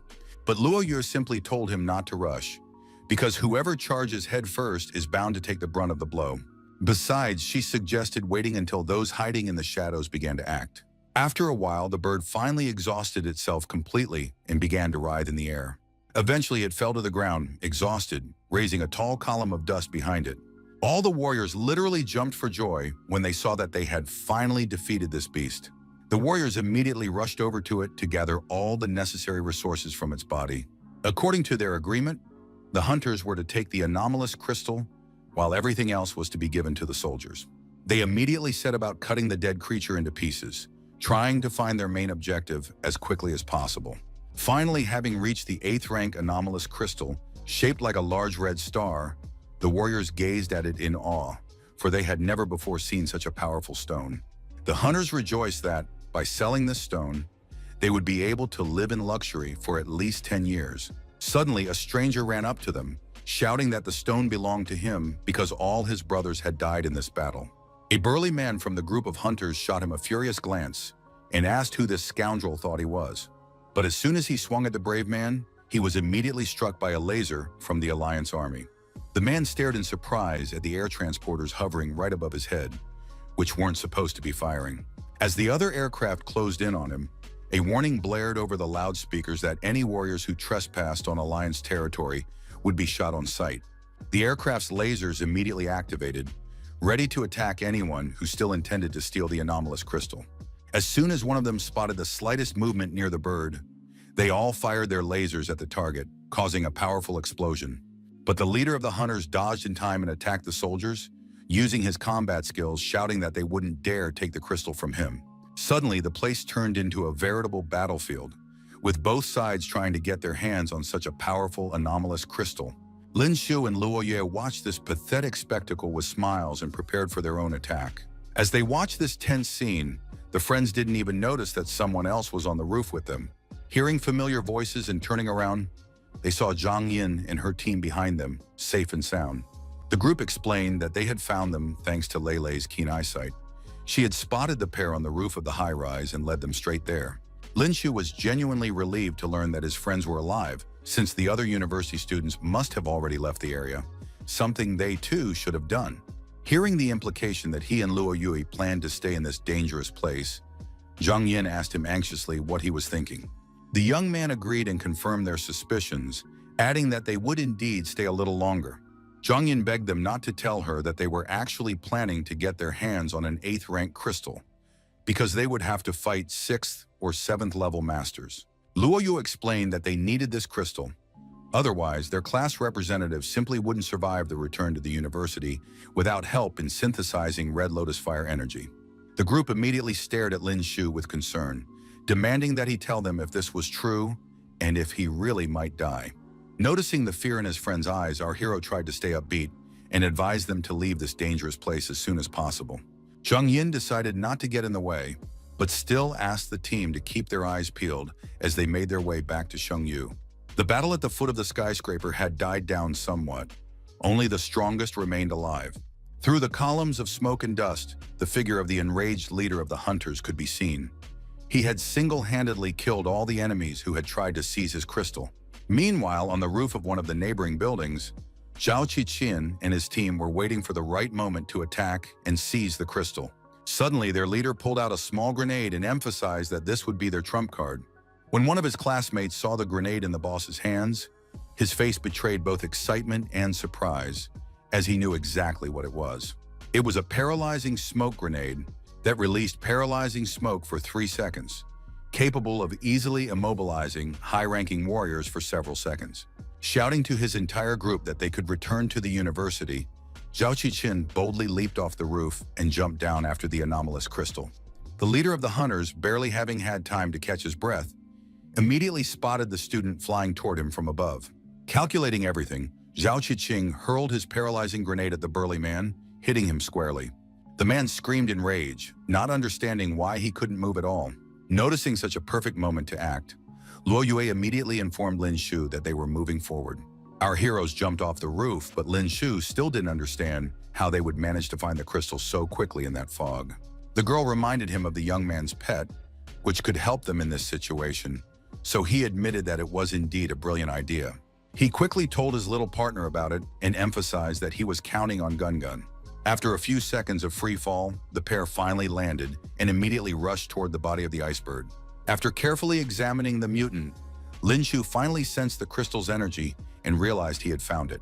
The young man reached inside and pulled out an 8th rank anomalous crystal, immediately rejoicing that he had managed to snatch it from a crowd of 6th and 7th rank warriors. Seeing that his partner had obtained the crystal they so desperately needed, Luo Yue immediately shouted that it was time to leave.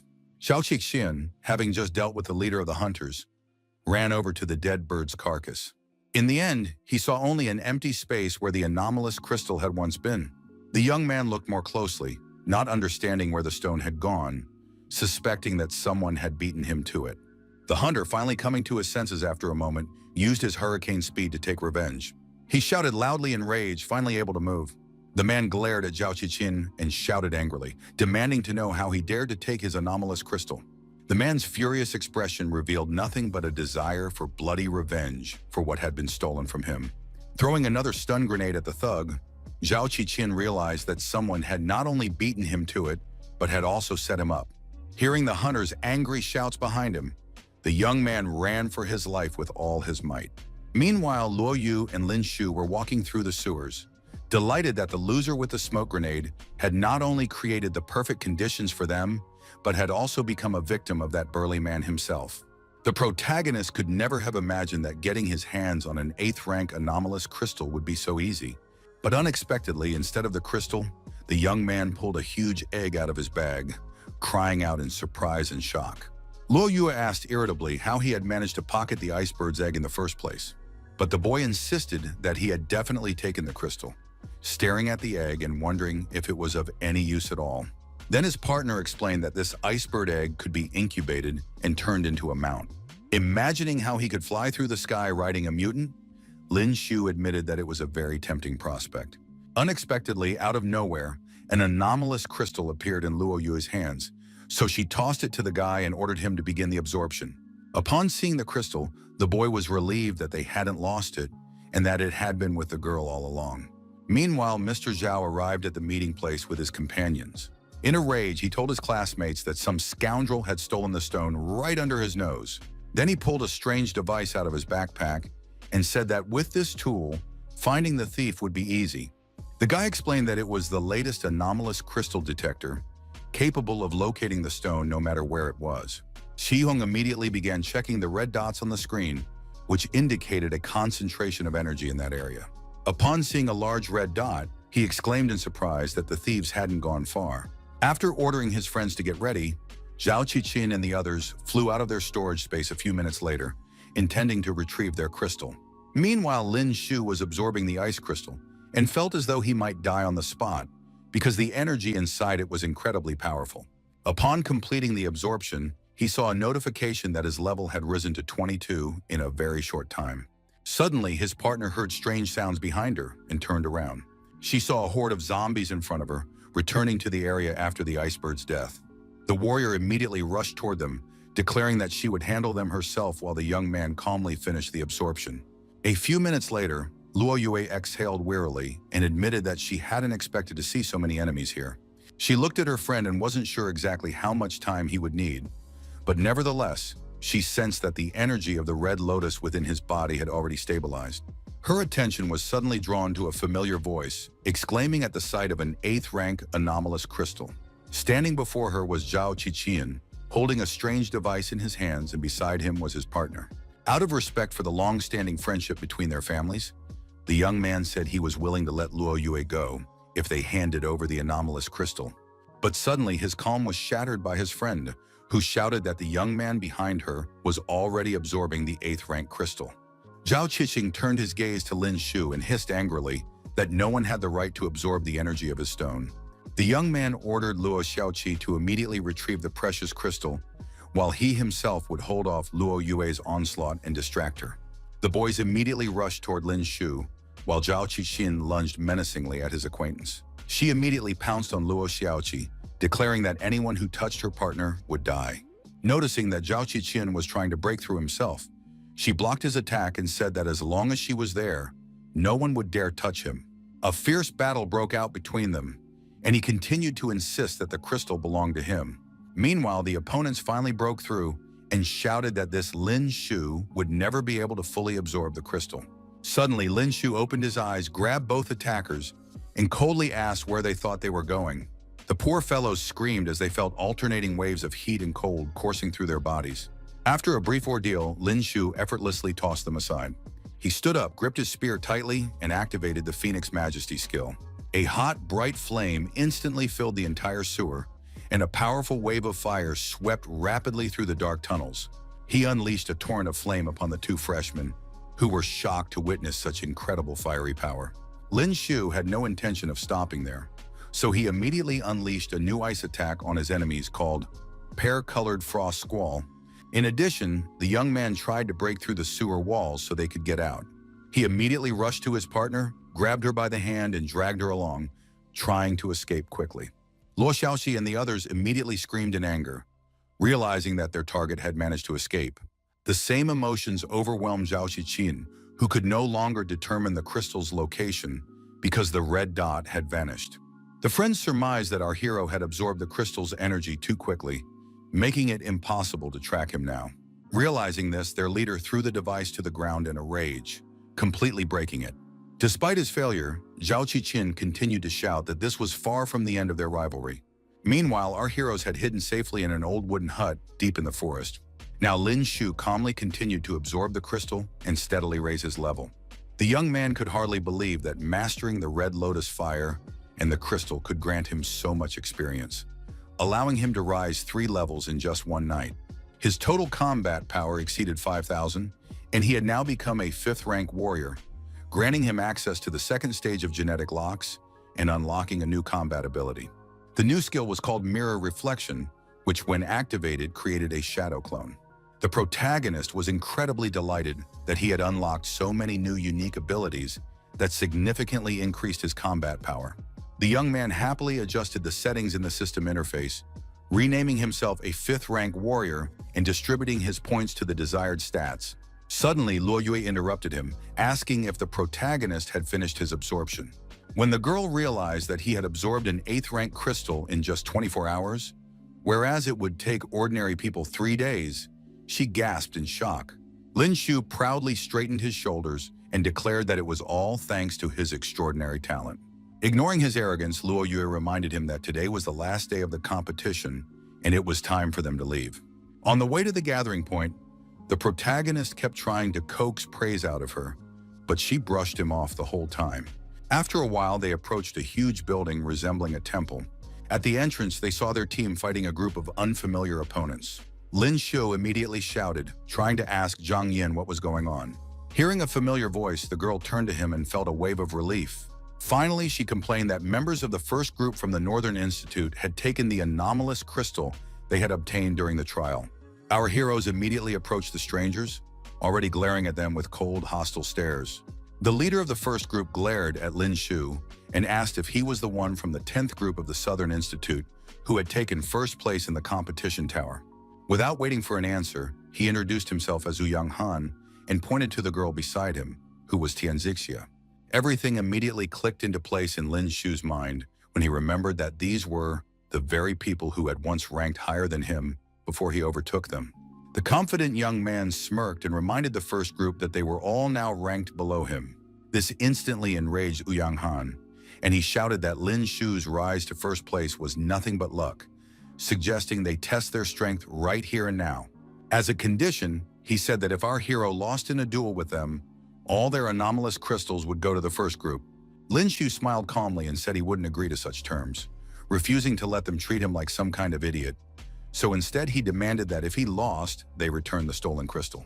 Pointing his spear forward, he coldly added that if they refuse, he would simply take everything from their corpses.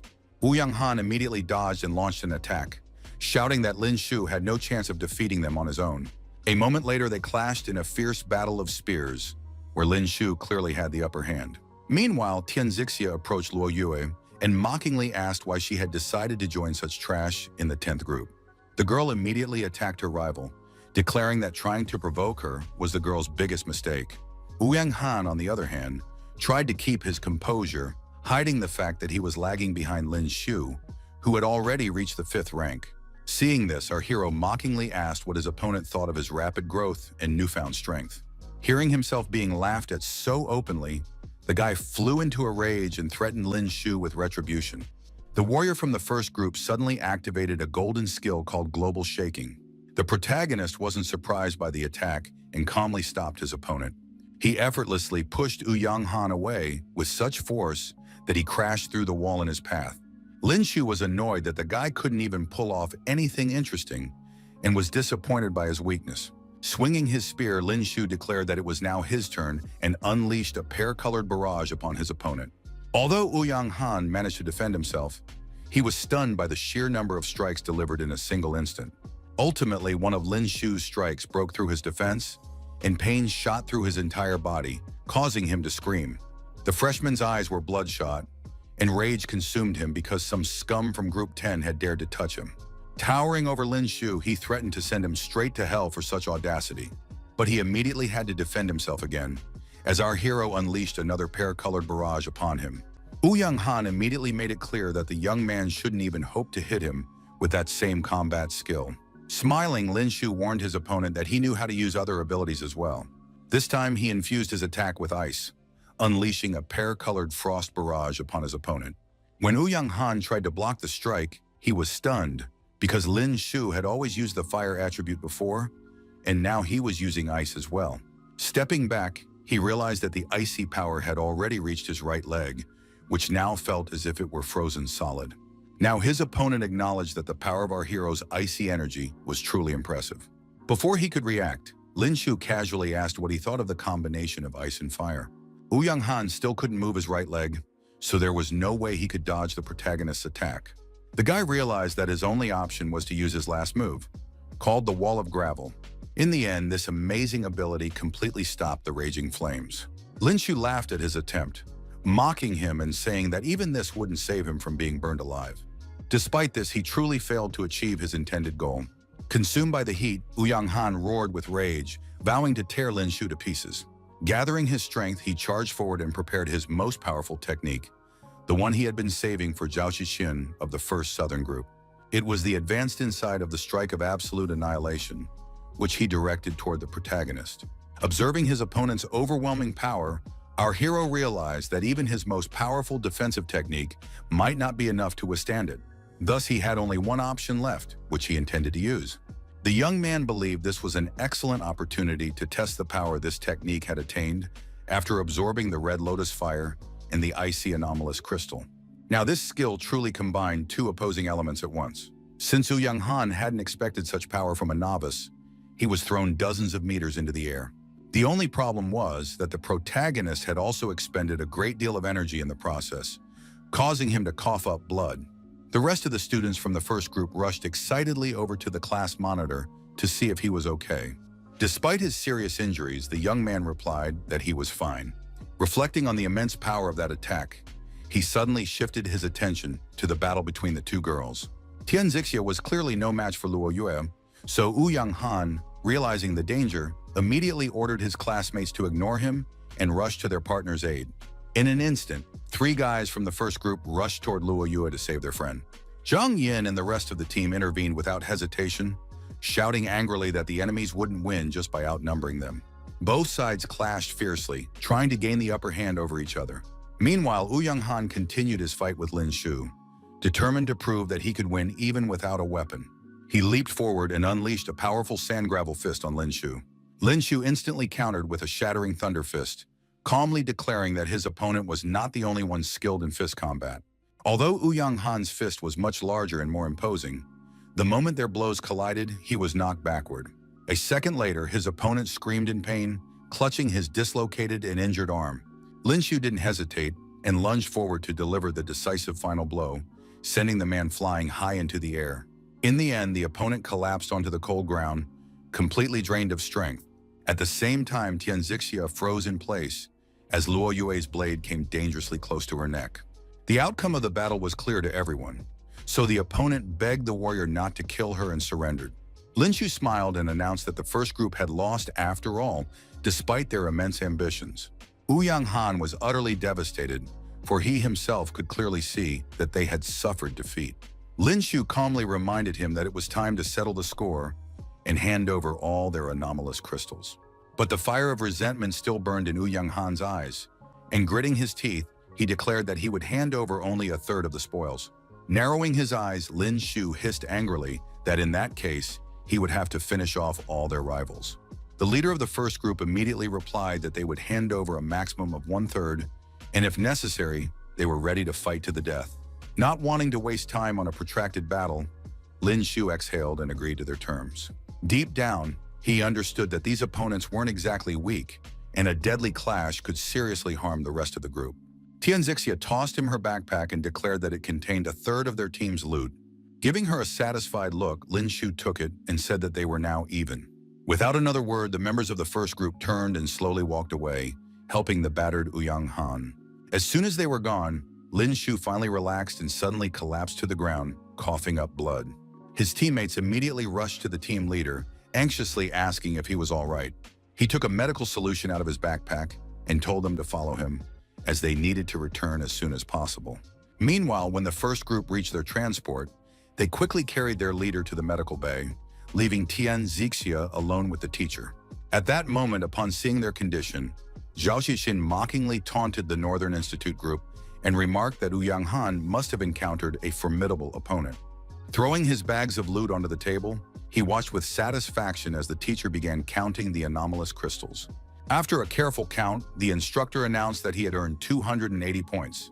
Upon hearing her result, Zhao Qiqin confidently declared that first place in this freshman competition belonged to the First Southern. Noticing the arrival of the 10th group, she clenched her teeth, thinking she would have secured victory if she hadn't had to give up a third of their haul. Seizing the moment, she sarcastically warned Zhao Qiqin not to celebrate too soon, because someone else might still take first place. With a smug grin, the boy replied, asking if she really meant that the losers from the 10th group had somehow collected more anomalous crystals than his team. At that moment, Lin Shu stepped forward confidently and without hesitation, poured all of his team's crystals onto the scoring table. Seeing such a large number of crystals, the teacher froze in shock and couldn't believe these were students from the 10th South group. In the end, the teacher announced that the 10th group had scored a total of 280 points. When Zhao Qiqin learned that the 10th team had scored the same number of points as his group, he immediately flew into a rage, declaring that such a result could not be legitimate and was pure coincidence. He then turned to the teacher and demanded an explanation of how the university would distribute the awards among the two winners. The old man cleared his throat and admitted that this had never happened before, so he would need to consult with the director. Zhao Qiqin's anger didn't subside, however, because he understood that the other team hadn't presented an 8th rank anomalous crystal, yet they'd still managed to catch up to them. Plans immediately began forming in the young man's mind on how to reclaim what was rightfully his. Lin Shu, however, clutched his head in frustration, as he didn't want the two teams to share first place. Despite everything that had happened over the past week, the students had returned safely to Shengyu. In just 1 week, out of more than 100 students who had taken the trials, about 60 returned, so the mortality rate in the G17 ruins reached only 40%. Upon seeing his students, Nian Zhengjun was overjoyed to find that they had all returned safely. He mentioned that the other group had placed 16th in the trials at the Emerald Grove and scored 10,000 points. Glaring at the leader, the protagonist hinted that the teacher should pay more attention to his own team's results. Nian Zhengjun immediately took an interest and began questioning them, asking what place they had taken. Then Lin Shu told him to think bigger, so the teacher began to hope that his students had made it into the top 10. Finally, he proudly announced that they had taken first place, scoring a total of 280 points. Nian Zhengjun and the rest of the group gasped in shock, completely unprepared for such a result. Overflowing with joy, the teacher rushed forward, hugged them, and shouted that this achievement would go down in the university's history. However, Lin Shu added that they would have to share first place with the first group since they had achieved the same score. This didn't bother Nian Zhengjun in the least. He still considered it the true first place. Shortly after, Director Bully took the stage and began announcing the results from the Emerald Grove. When it became known that the 10th group had avoided last place, many freshmen reacted with disbelief. After announcing the results, the director moved on to the trials in the G17 ruins and emphasized that, for the first time, 2 groups had tied for first place. Upon hearing their names, the 10th group erupted in cheers, loudly celebrating their victory. The rest of the audience in the arena looked at them in amazement, struggling to believe that Group 10 had conquered the most dangerous test zone. However, Director Boley faced a new problem, as the university had prepared only 1 set of awards, and it now had to be doubled. At that moment, Zhao Qiqin stepped forward and declared his intention to challenge Lin Shu to a duel to determine the true winner. The audience immediately supported this idea, as they believed the 10th group's result was too questionable. Lin Shu agreed without hesitation, warning his opponent that he wasn't afraid at all and would gladly defeat him in front of everyone. Principal Boley also agreed, noting that such a duel between the 1st and 10th groups had never before occurred in the university's history. To ensure fairness, he sought the opinions of the other instructors, and no one objected to this decision. The instructor from the first group confidently stated that he would advise Zhao Qiqin to restrain himself and not accidentally kill Lin Shu. Nian Zhengjun ignored the provocation and calmly replied that if his student agreed, then he had no objections. He firmly ordered Lin Shu to give it his all and crush the prodigy from the First Southern School. After that, Director Boldy officially approved the duel and suggested not postponing the event. Zhao Qiqin stepped out first, grinning maliciously, and called Lin Shu onto the stage. Before going out, Lin Shu jokingly asked Luo Yue what she thought the outcome would be, and she replied bluntly that if he lost after consuming an 8th rank crystal, he'd better go back to Starlight City. Sighing in exasperation, Lin Shu muttered that one could never expect kind words from her. Meanwhile, Tianzixia watched the proceedings with a faint smile, surprised that our hero dared to challenge Zhou Qixin. Ouyang Han admitted that even he couldn't predict the winner of this battle. When Lin Shu approached, Zhou Qixin glared at him and reminded him how he had stolen the anomalous crystal and now had to answer for it. The young man didn't share this view because he had seen that there were plenty of other claimants to that stone back then. Our hero smirked and added that even if it had belonged to someone else, he would have taken it anyway. Zhou Qixin considered him nothing but an arrogant upstart, immediately lunging forward and swinging his sword with murderous intent. Lin Shu easily blocked the attack, but Zhou Qixin continued, declaring that even having reached the 5th rank, Lin Shu was still far from defeating him. Tired of the talk, Lin Shu struck back, activating Phoenix Majesty. A terrifying flame burst into the air, causing his opponent to tense up, as he hadn't expected the flame to be so scorching. The young man recalled that during the performance in the Tower of Trials, the temperature of the flame from our hero's combat skills hadn't been nearly as high. Zhou Qixin knew full well that he would undoubtedly suffer severe burns if he were caught in this fire. In the end, the Phoenix caught up with the young man after all, so he desperately began to put out the flames on himself. Even his hair was damaged by this raging fire, which made his opponent even angrier. Lin Shu asked mockingly if his opponent had noticed the smell of roasted pork, causing the latter to lunge at him with renewed vigor. Lin Shu realized he couldn't dodge it, and with no other choice, he activated Verdict. A powerful shockwave then erupted, sending both fighters flying to opposite sides of the arena. Zhou Qixin watched in disbelief, unable to comprehend how the protagonist had managed to redirect his divine strike of sparkling radiance. He believed that such a thing was impossible, so he assumed that the young man had simply managed to keep up with the rhythm of his technique. Then Zhou Qixin used a movement technique to accelerate and make things more difficult for our hero. Meanwhile, Director Boley couldn't understand how Lin Shu had risen to the 5th rank in less than a year, and was certain that if it were true, such a level of talent was incredible. The man could clearly see that the protagonist hadn't used performance-enhancing drugs or perfected forbidden techniques, relying solely on his own abilities. The director believed that under the right conditions, this young man would be able to fully unleash his potential. At that moment, the director noticed the black beam in the boy's hands and immediately wondered what kind of connection he had with Boley Howlin. Zhou Qixin, who had been attacking the protagonist time and again, felt that he was too slow. Using his movement technique, he easily parried every strike and prepared yet another divine strike of sparkling radiance.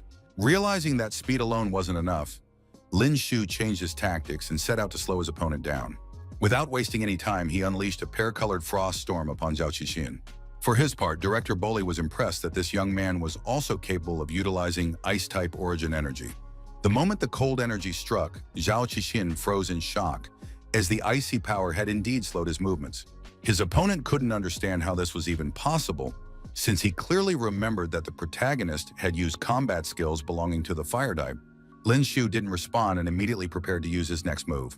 With a single precise swing of his spear, the young man unleashed the majesty of the Phoenix. His opponent desperately tried to dodge the fiery bird, but all his attempts were in vain.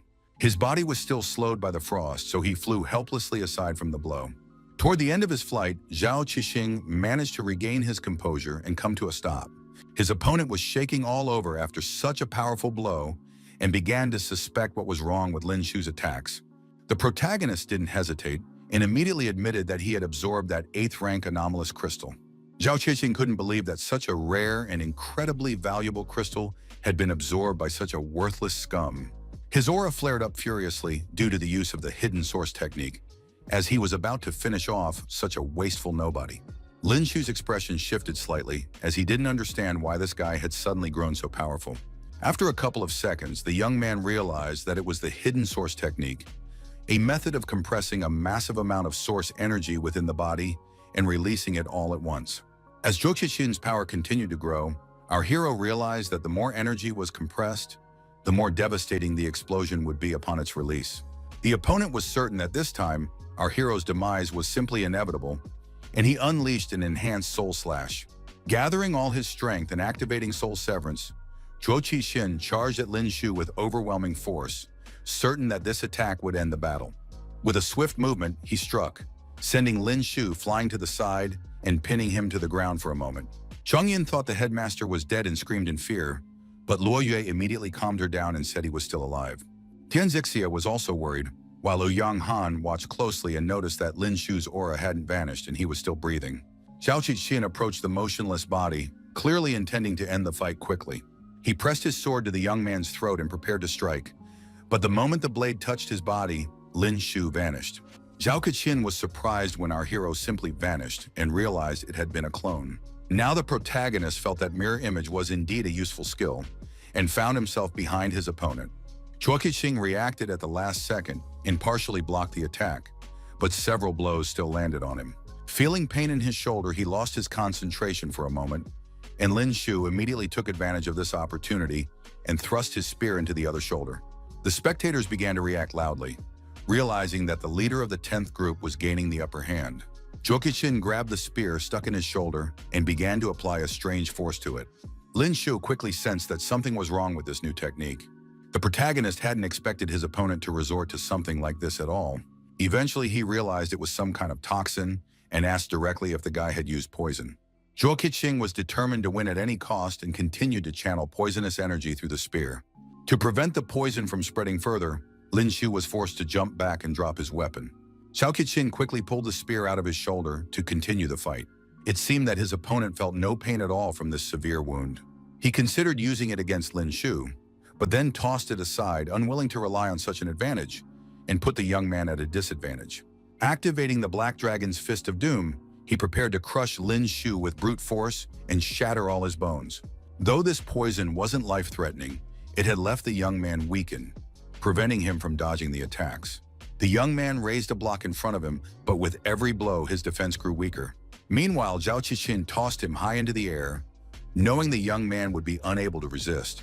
Intending to end the fight with one more crushing blow, the opponent pounced on the protagonist. A powerful explosion echoed through the arena, drawing the full attention of the spectators. The students watched intently, trying to understand the boxing technique used by the leader of the first group.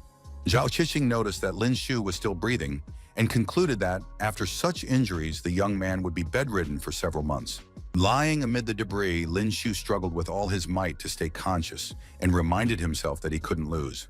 He recalled the faces of his teammates from the 10th group and realized he had to take a risk to prevent them from becoming the butt of jokes.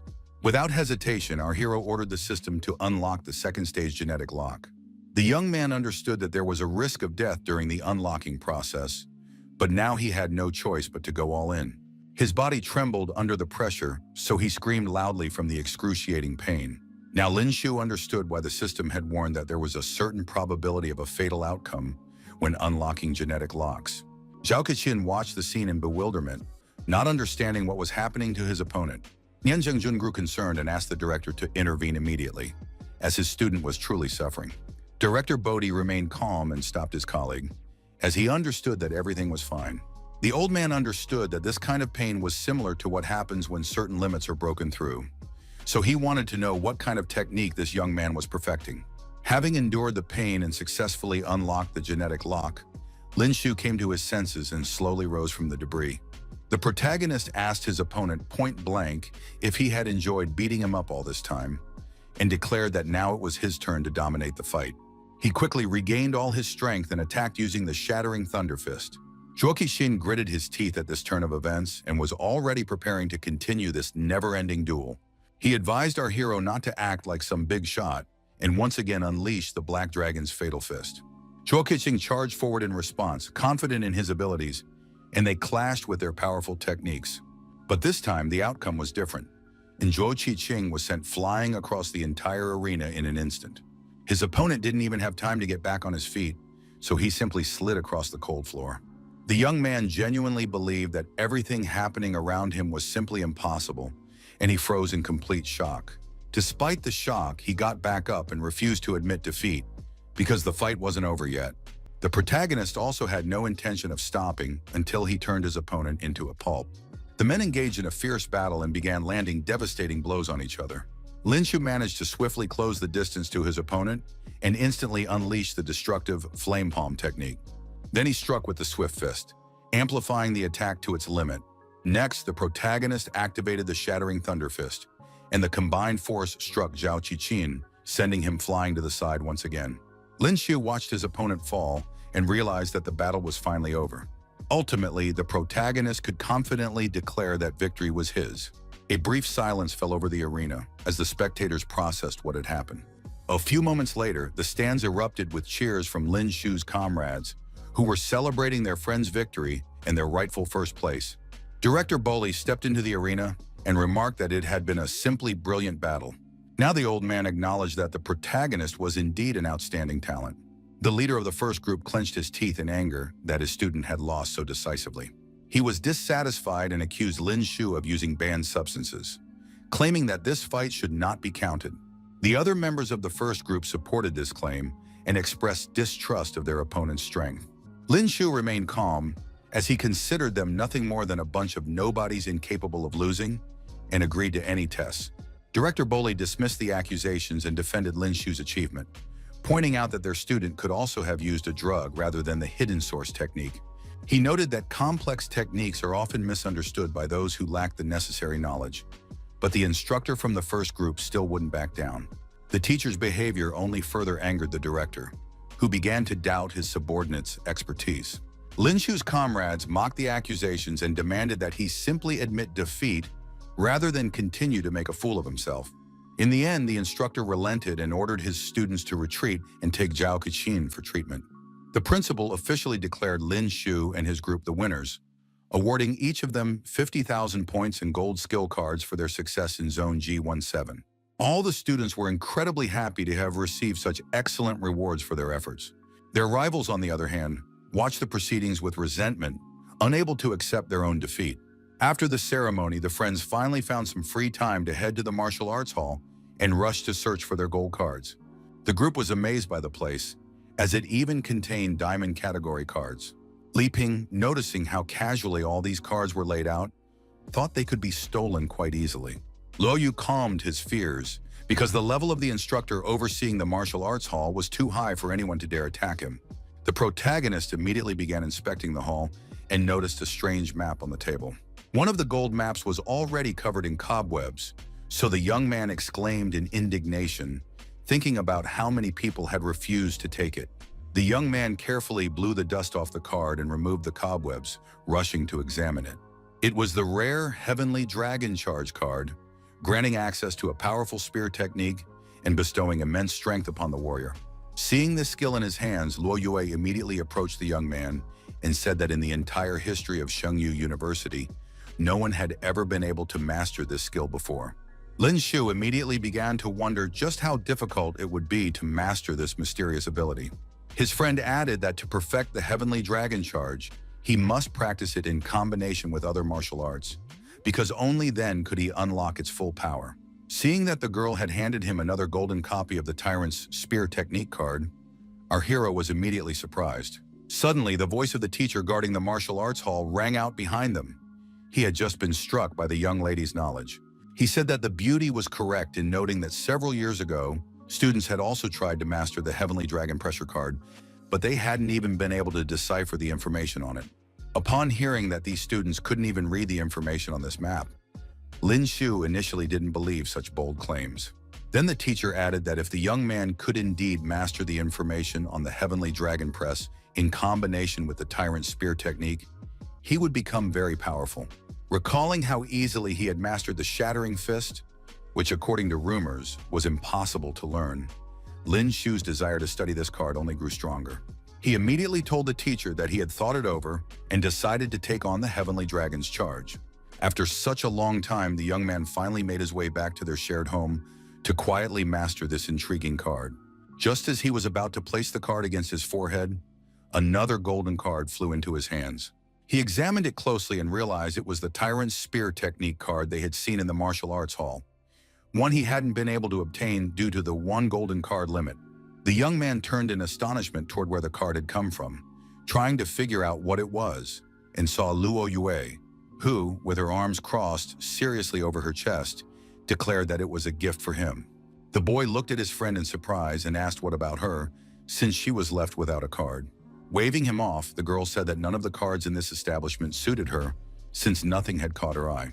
Lin Shu's brain nearly short-circuited at the thought of what kind of place this lady was from, if she was turning her nose up at cards from the martial arts hall of Shengyu University. But he immediately hurried to thank his partner, who asked him not to overthink it, since she didn't want Lin Shu's weakness to reflect on her reputation. Watching the beauty walk away, the guy thought that this girl really couldn't live without taking jabs at him. Finally, Lin Shu got down to business and pressed the golden skill card to his forehead. He immediately felt the extraordinary power of the golden skill, Tyrant's Spear, begin to spread throughout his body. All the necessary movements for using this ability immediately formed in his mind. Opening his eyes, the young man realized that this spear technique was incredibly uncompromising. The young man muttered that all the spear techniques he had learned previously combined attack and defense, but here everything was completely different. Grabbing the spear with a desire to test it, he realized that the defense in the Tyrant's Spear technique consisted of an attack, since everything in it was built exclusively on offense. Since Luo Yue had said that this technique was ideal for supporting the Heavenly Dragon, the young man decided to take that card as well. He took the Heavenly Dragon's onslaught and looked at it with interest, wondering if it was really that incomprehensible. The young man immediately pressed it to his forehead and ordered the system to activate the study of the new golden skill. Very soon, the protagonist realized that absolutely nothing was happening with the card. After standing in the same position for about a minute and confirming that nothing was happening, the young man couldn't figure out what he was doing wrong. After spending about 10 minutes motionless, waiting for the study to begin, Lin Shu started to get angry that nothing was working out. The protagonist immediately began to suspect that the problem lay precisely in his method of activation. He then decided to do a handstand to see if that would make a difference. The activation didn't start, so Lin Shu sat in the splits, but even that didn't help him. When nothing happened after such a daring pose, he got down on all fours and began begging the card to finally activate. The Heavenly Dragon's onslaught didn't even glance at Lin Shu's devout pose and had no intention of giving him any information. In a rage, the young man threw the card onto the table and shouted that this wasn't why he had shed blood and survived twice to take first place, only to end up with this piece of cardboard. But suddenly a system window popped up in front of him with a message about an unknown energy source being detected, which was most likely contained within this card. Realizing that this might be one of the ways to activate the skill, Lin Shu immediately activated absorption. Suddenly opening his eyes, the young man realized he was in a completely unfamiliar place amidst a pile of burning soldiers' corpses. Before him, he saw one of the knights galloping toward him on horseback. The warrior rode up to him and stopped right above the young man, swinging his spear and using Heavenly Dragon Charge. With a single deft movement of his weapon, he sliced the poor man in half so quickly that he didn't even have time to scream. Feeling a chill run down his spine, Lin Shu instantly opened his eyes and realized it was just an illusion. The boy looked around excitedly and saw that the card had turned gray, proving he had successfully absorbed the information about the combat skill. Lin Shu grabbed the spear and immediately wondered if diamond cards could also contain mystical, illusory energy. The young man immediately began swinging the spear around the room, trying to test the combat skills he had just learned. Suddenly, a brilliant idea came to him to use Heavenly Dragon Charge right there, which the young man immediately regretted. From the powerful impact of this skill, the young man immediately fell to the ground due to a strong burst of energy. Our hero hadn't expected this skill to have such a strong recoil, since he hadn't yet fully formed the red dragon, and it felt like he'd nearly died. His training was suddenly interrupted by a doorbell ringing that echoed throughout the entire first floor. Lin Shu glared at the door in annoyance, wondering who could be coming at such a late hour. He immediately headed for the door, eager to deal with whoever had decided to interrupt his training. Opening the door, he saw a huge young man standing before him with his arms crossed over his chest. Suddenly, the uninvited guest noticed drops of blood on the young man's clothes and asked anxiously if he was injured. The stranger immediately assumed that the protagonist might have been the victim of domestic violence at the hands of Luo Yue, who, according to rumors, could beat anyone for a single wrong word. Lin Shu shouted angrily at him, trying to figure out why he had knocked on his door in the middle of the night. The stranger introduced himself as Ma Baohe and said he was a sophomore, as well as the master of the 25th floor of the Tower of Trials. For this reason, he wanted to challenge Lin Shu, since he had already heard that he was the best among the freshmen. The guy immediately joked that, judging by his appearance, he must have only reached the 250th floor, so he wasn't in a hurry to go fight such a warrior. Mabaohe immediately got angry and told the guy that as the best freshman, he shouldn't refuse the challenge. because only a real weakling runs away from a fight. The protagonist decided to pretend that he was just such a weakling from the 10th group, because he was too wise to fall for such a provocation. Then a smirk appeared on the guest's face, because all this time he had been hiding a trump card that Lin Shu couldn't refuse. Pulling the diamond teleportation technique card from his pocket, he offered it as a reward for victory, and Lin Shu immediately accepted the challenge. Ma Baohei thought that our hero could at least try to act the part, and informed him that he would be waiting for him on the 25th floor on Monday. He also reminded him that the tower's rankings were updated every week, so Lin Shu would have to start from the first floor. The burly student laughed loudly and walked out of the house, leaving the protagonist alone with the thought that he had been tricked. But, remembering the tempting diamond card, the young man decided it was worth it. Taking a few steps away from the house, Ma Baohei headed toward a strange shadow standing around the corner. Upon entering the dark corner, Ouyang Han appeared before him and asked if Lin Shu had agreed to their terms. Ma Baohei whispered with satisfaction that the young man had agreed immediately upon seeing the card with the movement technique. His partner merely remarked irritably that the protagonist was just an ordinary country bumpkin and asked him not to hold back during this fight. Once alone again, Lin Shu returned to his system and began using his remaining spins on the Wheel of Fortune, of which he had 5 left. Since he'd been on a lucky streak lately, he hoped to improve his results at roulette. A couple of seconds later, the wheel stopped on a prize in the form of a combat skill card. Lin Shu was convinced of his luck when he received useful items after spinning. Flipping the card over, the protagonist saw that it was a common staff technique. In the end, he was disappointed because this card was completely useless to him, but at least he could sell it. He ordered the system to start the next spin so as not to waste time. The second time, he drew another useless gold card, causing Lin Shu to doubt his luck. The third time, he got a silver card, which turned out to be even worse than the previous ones. This trend immediately angered Lin Shu because his dazzling luck had instantly ruined all his plans. During the fourth spin, the protagonist received a completely different gift. It was 1,000,000 Alliance currency units, which made the young man angrily yell at the system for giving him nothing but junk. During the final spin, he finally received a mysterious gift and rushed to open it. The box lit up brightly and the system congratulated Lin Shu on receiving a healing-type gift. In his hands were a small jar of pills and a bottle of a solution that looked like a healing liquid. The young man complained that the system was giving him suspicious items with no description and seemed to be hoping that he would get injured sooner or later. Opening the bottle of pills, he immediately smelled a pleasant scent and decided to test the medicine on his own body, which happened to have some injuries. Without a second thought, the young man popped a pill into his mouth, trusting that the system wouldn't kill its host. A moment later, Lin Shu felt all the wounds he had sustained while training the Heavenly Dragon Charge technique begin to heal. He immediately felt rested and ready to continue perfecting his new technique. Using his new combat skill, the protagonist swung his spear again, hoping the recoil would be weaker this time. But since luck wasn't on his side that evening, he was once again thrown across the room with great force. Struggling to his feet, the young man thought that with that many healing pills, he was sure to master this skill in a single evening. Lo Yu, who had been in the bathroom the whole time, was already tired of his constant shouting. Wiping her wet hair with a towel, she snorted at the thought that this fool still hadn't mastered the technique. Despite this, his partner still gave credit where credit was due for the protagonist's efforts. Suddenly, a message popped up on her computer, and she quickly walked over to check it.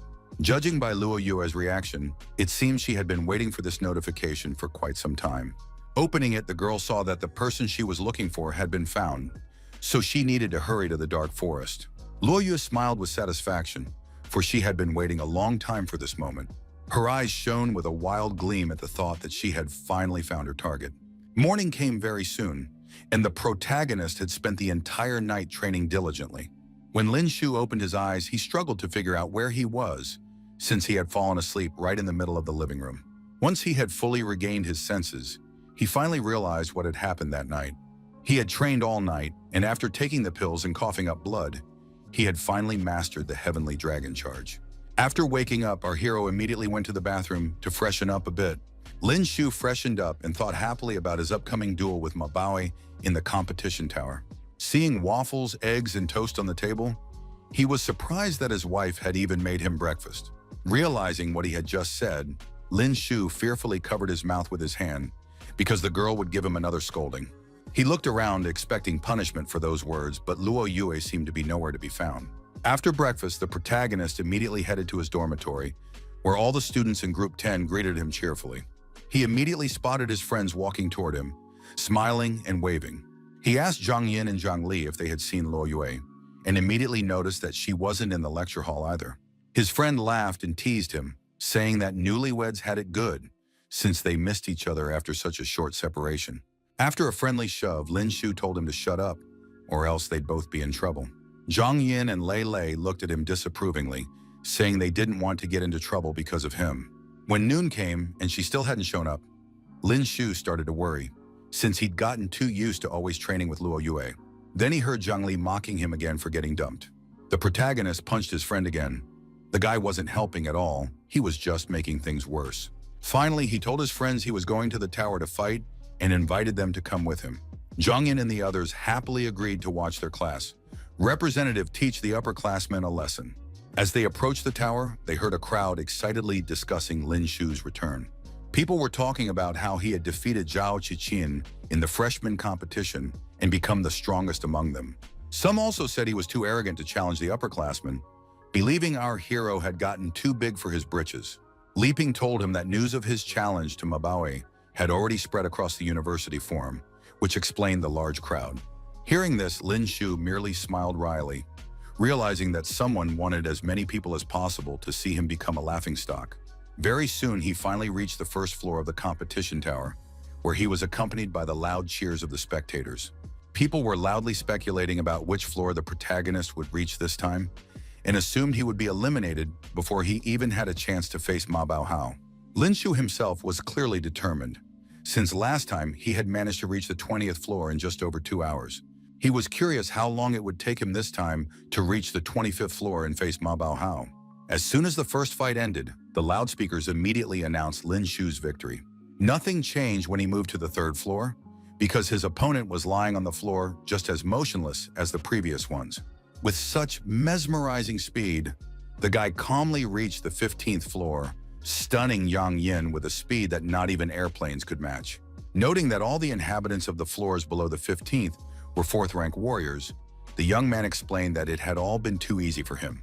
Entering the arena after a short rest, he told his friends that starting from the 15th floor, all the students would be 5th rank, so their strengths would be equal.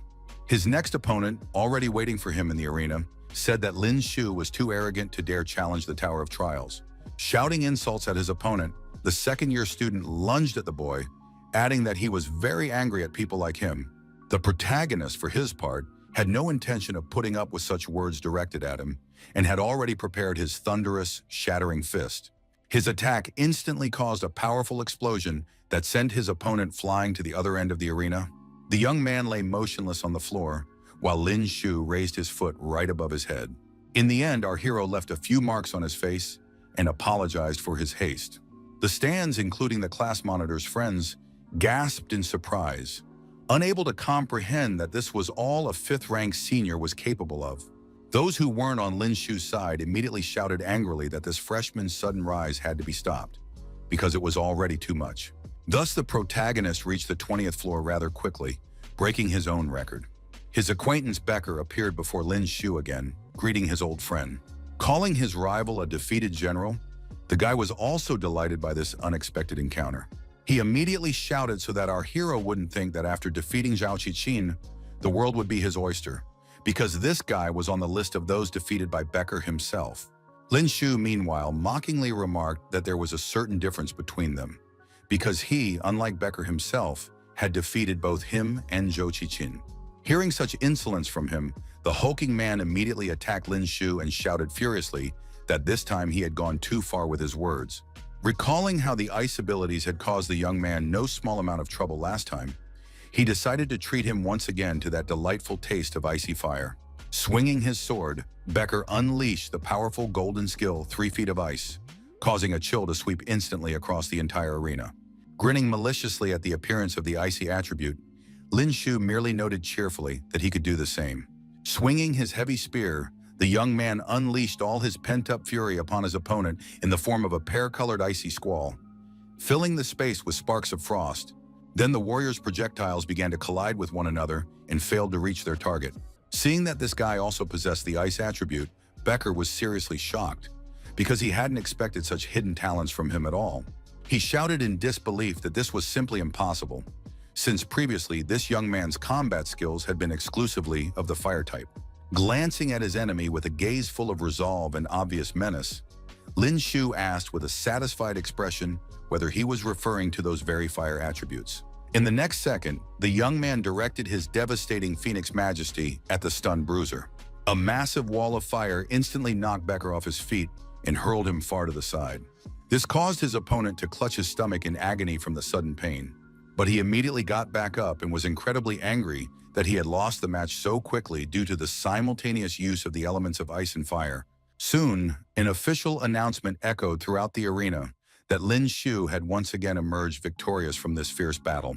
Hearing one of the spectators describe the fight not just as quick, but as instantaneous, Becker angrily ordered the young man to shut up immediately and not provoke him. But he was somewhat pleased by the thought that if this young man wanted to reach the 25th floor, he would have to defeat 4 more powerful warriors. Since starting from the 20th floor, all arena owners are recognized masters. It would be no easy task for Lin Shu to continue his ascent. Less than 10 minutes had passed when the main character reappeared on the huge screen in front of Becker, already standing confidently in the arena on the 25th floor. He immediately screamed furiously in frustration, unable to comprehend how Lin Shu had managed to reach that position so quickly and defeat 4 strong warriors. As he continued to humiliate the young man with loud words, the thug suddenly heard the dissatisfied voices of the spectators, who were rebuking him for trying to throw mud at the one he had lost to. Ma Baohe, who found himself facing this young man, immediately sensed that in just one evening, this guy had become much stronger again. He seemed to look exactly the same as he had the night before, but something important in this freshman had once again subtly changed in the eyes of the experienced fighter. Turning to one of his classmates, he tossed the young man a valuable diamond card and ordered him to keep it safe until the end of the match. The student immediately caught the card, becoming the subject of speculation among all the spectators as to how Ma Baohe had managed to bet on a card with such a rare diamond skill in the first place. Swinging his massive hammer at the young man, Ma Baohe charged forward furiously and shouted loudly that their deadly game had begun right then and there. Without wasting a moment, the hulking man struck, shattering the floor to pieces with his heavy hammer, while Lin Shu managed to jump back and dodge just in time. The protagonist immediately noted that for such a tall, burly man, this opponent possessed impressive speed. Taking a close look at his opponent, he realized that his techniques were uncompromising, covered a vast area, and gave the enemy significant extra speed. Ma Baohe, meanwhile, shouted angrily that the young man shouldn't rely on his movement skills, because they wouldn't help him dodge these furious attacks. Giving his opponent a confident smile, Lin Shu sarcastically asked who had even told this burly man that he intended to constantly dodge the blows. He also swung his spear decisively at Ma Baohe, intending to use the pear-colored barrage against him. The speed of this attack surprised the burly man a little, since in records of past battles, the young man's spear technique hadn't been so reckless, because such an approach completely disregards one's own life. When one of the spears did fly past Ma Baohe's face, the opponent immediately shouted in irritation that this boy was still too young to compete with him in bravery. He fiercely exclaimed that the time had come to show his true, uncompromising nature, and swung his heavy hammer, using the golden skill Mighty Fearsome Tiger. Due to such incredible speed, this time Lin Shu barely managed to dodge this crushing and extremely dangerous attack in time. Unwilling to endure the onslaught, the young man immediately charged forward with his tyrant spear, causing a clash of 2 golden skills and a powerful energy explosion. Due to the immense force of the shockwave, the two were instantly hurled to opposite sides of the arena, drawing thunderous applause and loud cries of shock from all the spectators. The crowd watched the battle intently, unable to comprehend how the young man had managed to successfully repel the attack of a 6th-rank warrior in such a direct head-on clash. Lin Shu got to his feet on his own and wiped the drops of blood from his lips, suddenly feeling a strange surge of rather pleasant sensations throughout his body. A moment later, his eyes flashed bright red with the flame of vengeance, and the young man made it clear to his opponent with a confident gesture that he wanted to continue the fight. He immediately swung his spear and unleashed another Phoenix's majesty upon his enemy. His opponent immediately felt the temperature around him rise several times over in an instant, Not wanting to be roasted alive by this raging flame, Ma Baozhuo immediately activated his powerful dome-shaped defensive technique. Seeing how skillfully the 6th-rank warrior executed this complex maneuver, the spectators in the stands cheered even louder, admiring his mastery. With this defensive technique, he completely isolated himself from Lin Shu's Firebird, ensuring his temporary safety. The protagonist merely laughed at his pathetic attempt and conceded that this turtle shell was indeed quite sturdy. Ma Baohe smiled contentedly and asked if the young man understood the difference between 5th and 6th rank warriors, since he wouldn't be able to win without breaking through the protective dome. Furthermore, the burly man reminded him that the dome could be compressed to fit snugly against his body, which would in no way affect his combat abilities. So he was certain the young man's humiliating defeat in this duel was already a foregone conclusion. But Lin Shu merely replied calmly that the essence of his rapid attacks lay in their continuity, which would help quickly deplete the opponent's shield. The young man charged at his opponent once more, using the Tyrant's Spear technique in combination with the frosty whirlwinds of the pear-colored squall. The opponent gripped his hammer tighter and tried with all his might to withstand the furious onslaught. But Lin Shu's attack proved far stronger. Since his feet were encased in a crust of ice, Ma Baohe realized with horror that his speed had significantly decreased even with the protective barrier in place. Lin Shu, for his part, had no intention of wasting a single precious minute in this fierce battle, and immediately unleashed a strike of accumulated power on his opponent, accompanied by a new pear-colored squall. All this time, the senior student continued to stand calmly, confident that his defenses would hold. As soon as Ma Baohe saw that this young man had managed to pierce his shield after all, he became visibly concerned for his life. Meanwhile, the young man had no intention of stopping and continued to attack the 6th-rank warrior with new strikes based on his deep understanding of the technique. His spear was enveloped by a bright sphere of source energy, which was already heading toward his opponent. Seeing that this time the enemy was using a special version of the pear-colored energy barrage, Ma Baohe sensed that his defeat was imminent. Trying to muster his remaining strength, he gripped the hammer tighter, reinforcing the remnants of the shield and concentrating his energy to maintain his defense. But in the end, the bruiser's energy armor shattered into tiny pieces, completely depleting all his internal reserves. Less than a second later, a powerful explosion rang out where Ma Baohe had been standing, scattering sharp shards across the entire arena. When the spectators saw the 6th-rank warrior lying on the ground, they shouted loudly, stunned that Lin Shu had managed to pierce his absolute defense. Many in the crowd were completely baffled, unable to understand how this young man was supposed to continue fighting against such a powerful opponent. Ouyang Han, the mastermind behind this plan, remained completely calm, for he knew full well that the weapon this high school student wielded with such mastery was not a battle hammer at all. Meanwhile, Lin Shu, noticing his opponent's massive hammer off stage, confidently declared that the latter had lost for good. But Ma Baohe merely laughed maliciously in response to these words, preparing to finally demonstrate his true hidden strength. Approaching a small wooden box at the edge of the arena, the young man's opponent suddenly declared that the hammer had never been his primary weapon. Pulling combat gloves from the box, he announced that he much preferred to crush his enemies with his own powerful fists. Slipping the new gear onto his hands, the young man angrily declared that their real battle was only just beginning. Turning to our hero, he immediately activated the golden skill, Rage of the Wild Monkey, and unleashed the power of a raging beast. Tian Zixia cried out in shock, as she had never before seen a combat skill capable of increasing strength so dramatically without the use of performance-enhancing drugs. Ouyang Han explained to the girl that in the Ma family, this rare skill is passed down from generation to generation, as it is extremely difficult to master.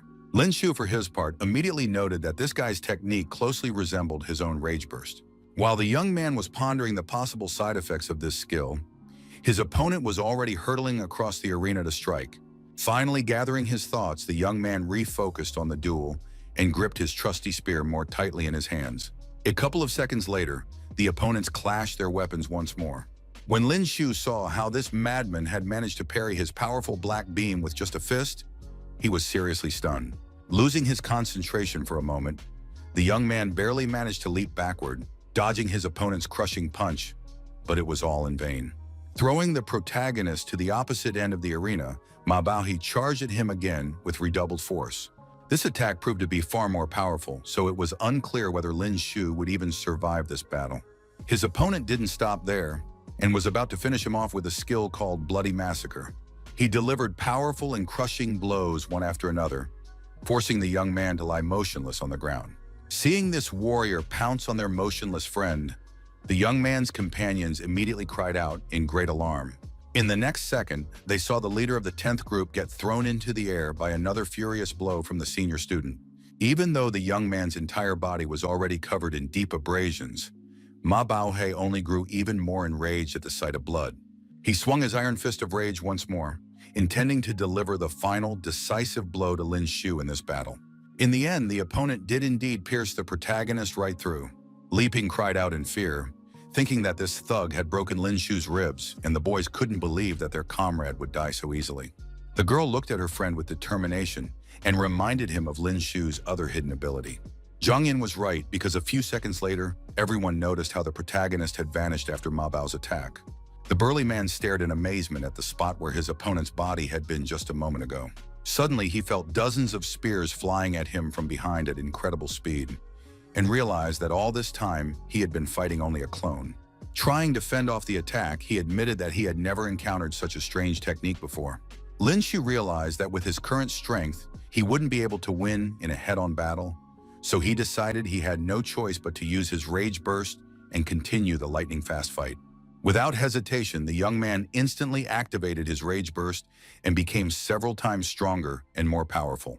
Tian Zixia looked at Ouyang Han with displeasure. He had just recently claimed that skills capable of instantly increasing one's strength were extremely rare. With a few deft swings of his spear, Lin Shu activated the fall of the Milky Way. After that, with a defiant smile on his face, he rushed headlong toward Ma Baohe. Dozens of sharp spears immediately flew toward his opponent, who was trying with all his might to dodge this lightning-fast and extremely dangerous attack. But only excitement was visible on his opponent's face, because this experienced fighter truly enjoyed such a competitive spirit. Goading the young man into a fierce battle, the burly man immediately activated his golden skill, Bloodlust, and once again became several times stronger. Lin Shu looked at his opponent appraisingly, realizing that his strength had only increased after being wounded, and that the effect of Rage Burst would soon wear off. Hoping for the best, the young man immediately decided to take advantage of his only remaining option to win this difficult battle. He successfully unleashed the devastating Heavenly Dragon Charge, whose power had reached its peak at that moment. In that instant, the young man lunged forward again to attack with his most powerful skill. Then the high schooler attacked the protagonist once more with his devastating Heavenly Chaos. It took him a couple of seconds to realize that what stood before him was merely an illusory clone.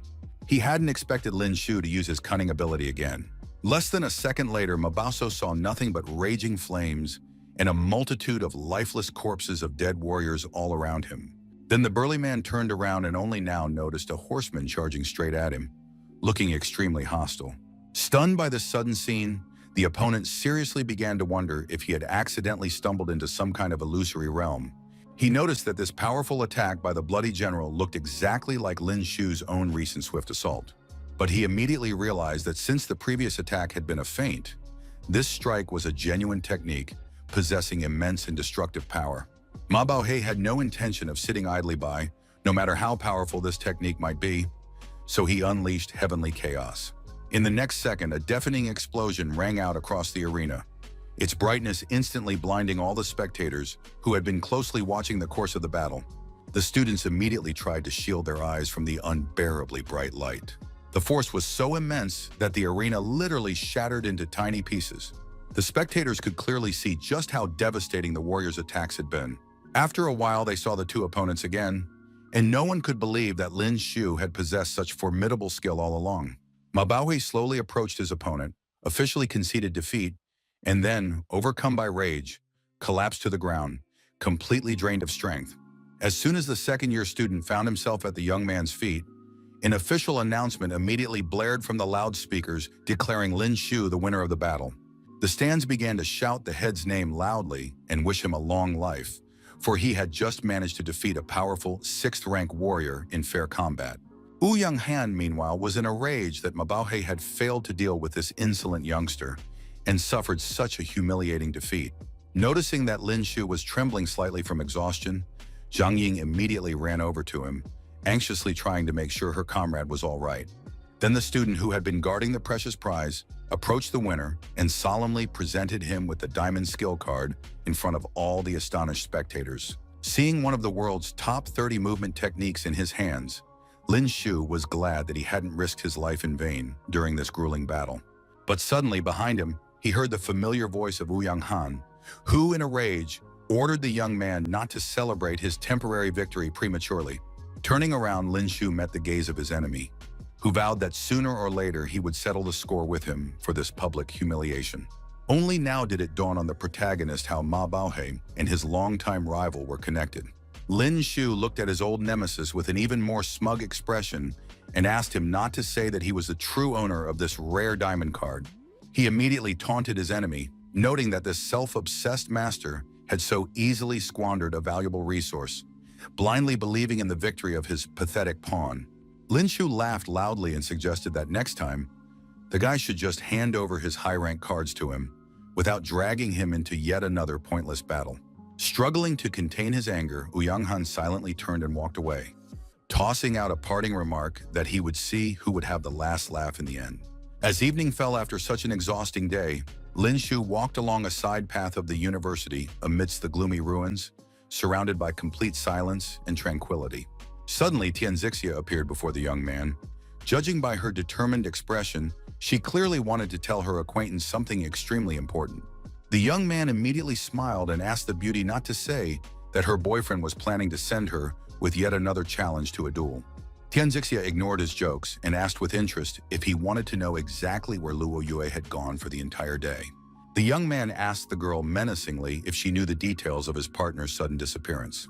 The beauty explained that she had overheard Luo Yue's request that morning when she had asked teacher Nan Jingjun to grant her a well-deserved day off.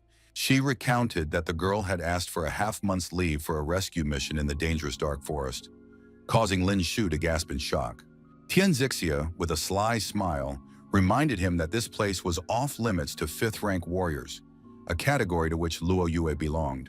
The protagonist immediately became furious, realizing that this girl was deliberately provoking him to go to that dreadful place to certain death, so that in the end, neither he nor his girlfriend would return. Since the young man was absolutely right in his suspicions, the girl did not object and merely asked how he could leave his beloved in trouble. The young man's eyes burned with fury, but he firmly declared that he would definitely go into that forest despite the mortal danger. The next morning, our hero headed back to the academic building, pondering the disappearance of his roommate. Now, Lin Shu knew that a spatial rift had appeared in the dark forest back in the last century, and the Alliance's website listed some missions in the forest, but they had already been completed by someone. Meanwhile, a crowd of guys was standing at the main entrance to the 10th group's training building, and Li Ping was trying to figure out the true purpose of their visit. Worried about potential problems following Lin Shu's victory in the arena yesterday, the guy continued to watch these strangers closely. Hearing his name mentioned in the guy's conversation, the class representative immediately decided to approach them to personally clarify the situation.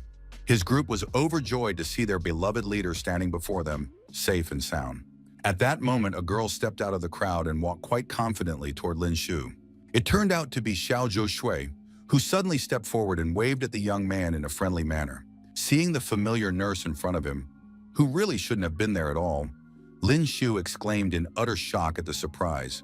This striking blonde immediately rushed toward the young man, shouting loudly enough for the whole street to hear that she had missed him terribly.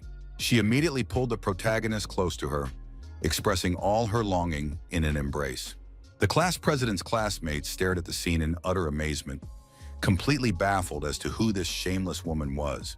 The students watched all this with embarrassment, but no one knew what was actually going on. Even the sophomore who had brought her to the school building looked on with obvious bewilderment at this display of such warm affection. He hurried to tell Zhang Yin that this blonde had introduced herself as just a good friend of the class president, but their relationship seemed rather unusual, which is why she had yelled at them, since she had seen everything clearly herself. Finally freed from the nurse's embrace, Lin Shu asked his old acquaintance with genuine surprise what she was doing near his university.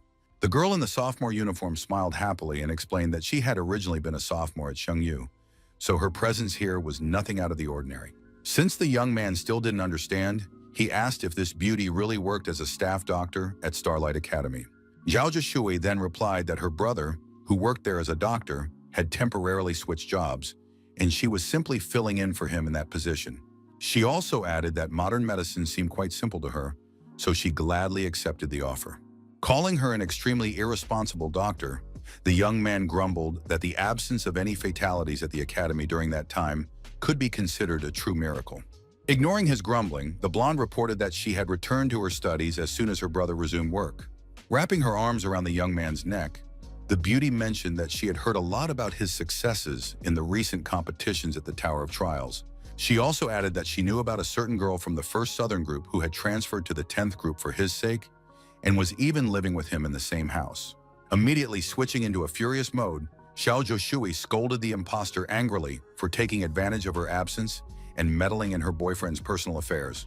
Lin Shu immediately began to protest and explained that the girl had rented a cottage with him solely to save money, since separate housing was too expensive. Li Ping, who had been watching this conversation from the sidelines, felt intensely jealous seeing the two beauties fiercely fighting for the right to live with his leader. Suddenly, Go Tansing's voice rang out from behind them, officially ordering Xiao's sister to move on to discussing the current matter as soon as possible. She shot him a threatening glance and scolded him for daring to interrupt her precious time spent with Lin Shu. Nevertheless, the girl put aside the small talk and announced that they were going to invite the young man to join them on a new university assignment. She explained that they needed to go to the dark forest and find a live specimen of the mountain spider, which is afraid of fire, so the young man's skills would be very useful to them. But since Lin Shu never worked for free, he asked directly what kind of reward he would receive for his help. The blonde gave him a disapproving look and remarked that he could have helped his older sister without making a fuss. She clarified that his share would be 200,000 points, which wasn't actually that much in his current situation. However, Lin Shu was planning to go to the dark forest for Luo Yue anyway, so he decided to go with Xiao Zhishui's group to help her at the same time. In the end, the protagonist agreed and asked when they were leaving for the mission. The girl was incredibly happy with his agreement, so she hugged him tightly again and told him that they would meet at the main gate of the university at noon tomorrow. Finally, Xiao Zhishui turned around and left with her friends, leaving the guy alone. Before leaving, she blew a kiss to our hero and reminded him once more that they would meet tomorrow at noon. Upon hearing that Lin Shu was planning to go to the dark forest, Zhang Ying exclaimed in alarm, for that place is considered one of the most dangerous in the world. In turn, Lei suspiciously muttered in the young man's ear that she would definitely tell Luo Yue all the details if he ever fell into her trap.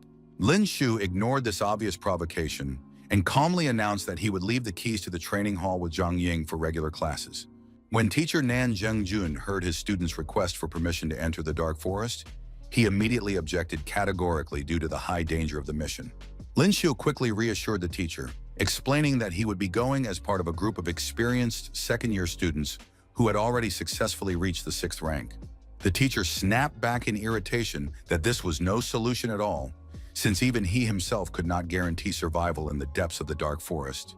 The protagonist cautiously reminded him that Luo Yue had also recently entered the dark forest, despite having reached only the 5th rank of power. The teacher seemed completely taken aback that his student already knew about the girl's expedition. The teacher fell silent for a moment, then admitted that the girl had personally requested permission from the dean, who had no right to stop her, and, lowering his eyes, sadly explained that she had gone to save a loved one. The protagonist had already heard about this, so he asked his mentor to trust him, and then he and Luo Yue would return alive. In the end, Nan Zhengjun gave in to his student's persistence and let Lin Shu go on the condition that he absolutely return alive. Lin Shu sincerely thanked his mentor and firmly promised to be as careful as possible during this difficult journey. The next day at exactly noon, Lin Shu arrived at the main entrance of Shenyu University and saw the cheerful Xiao Zhishui there. As he approached the meeting point, he noticed Ma Baohe standing nearby and immediately asked the girl why the fighter was there. His partner playfully grabbed her classmate by the ear and explained that this giant was now under her strict personal supervision. Ma Baohe quickly apologized for his previous provocative behavior, admitting that he had underestimated the seriousness of our hero's connections and capabilities. Lin Shu calmly shook his hand and reiterated that he still had to sincerely thank him for the diamond card he had received.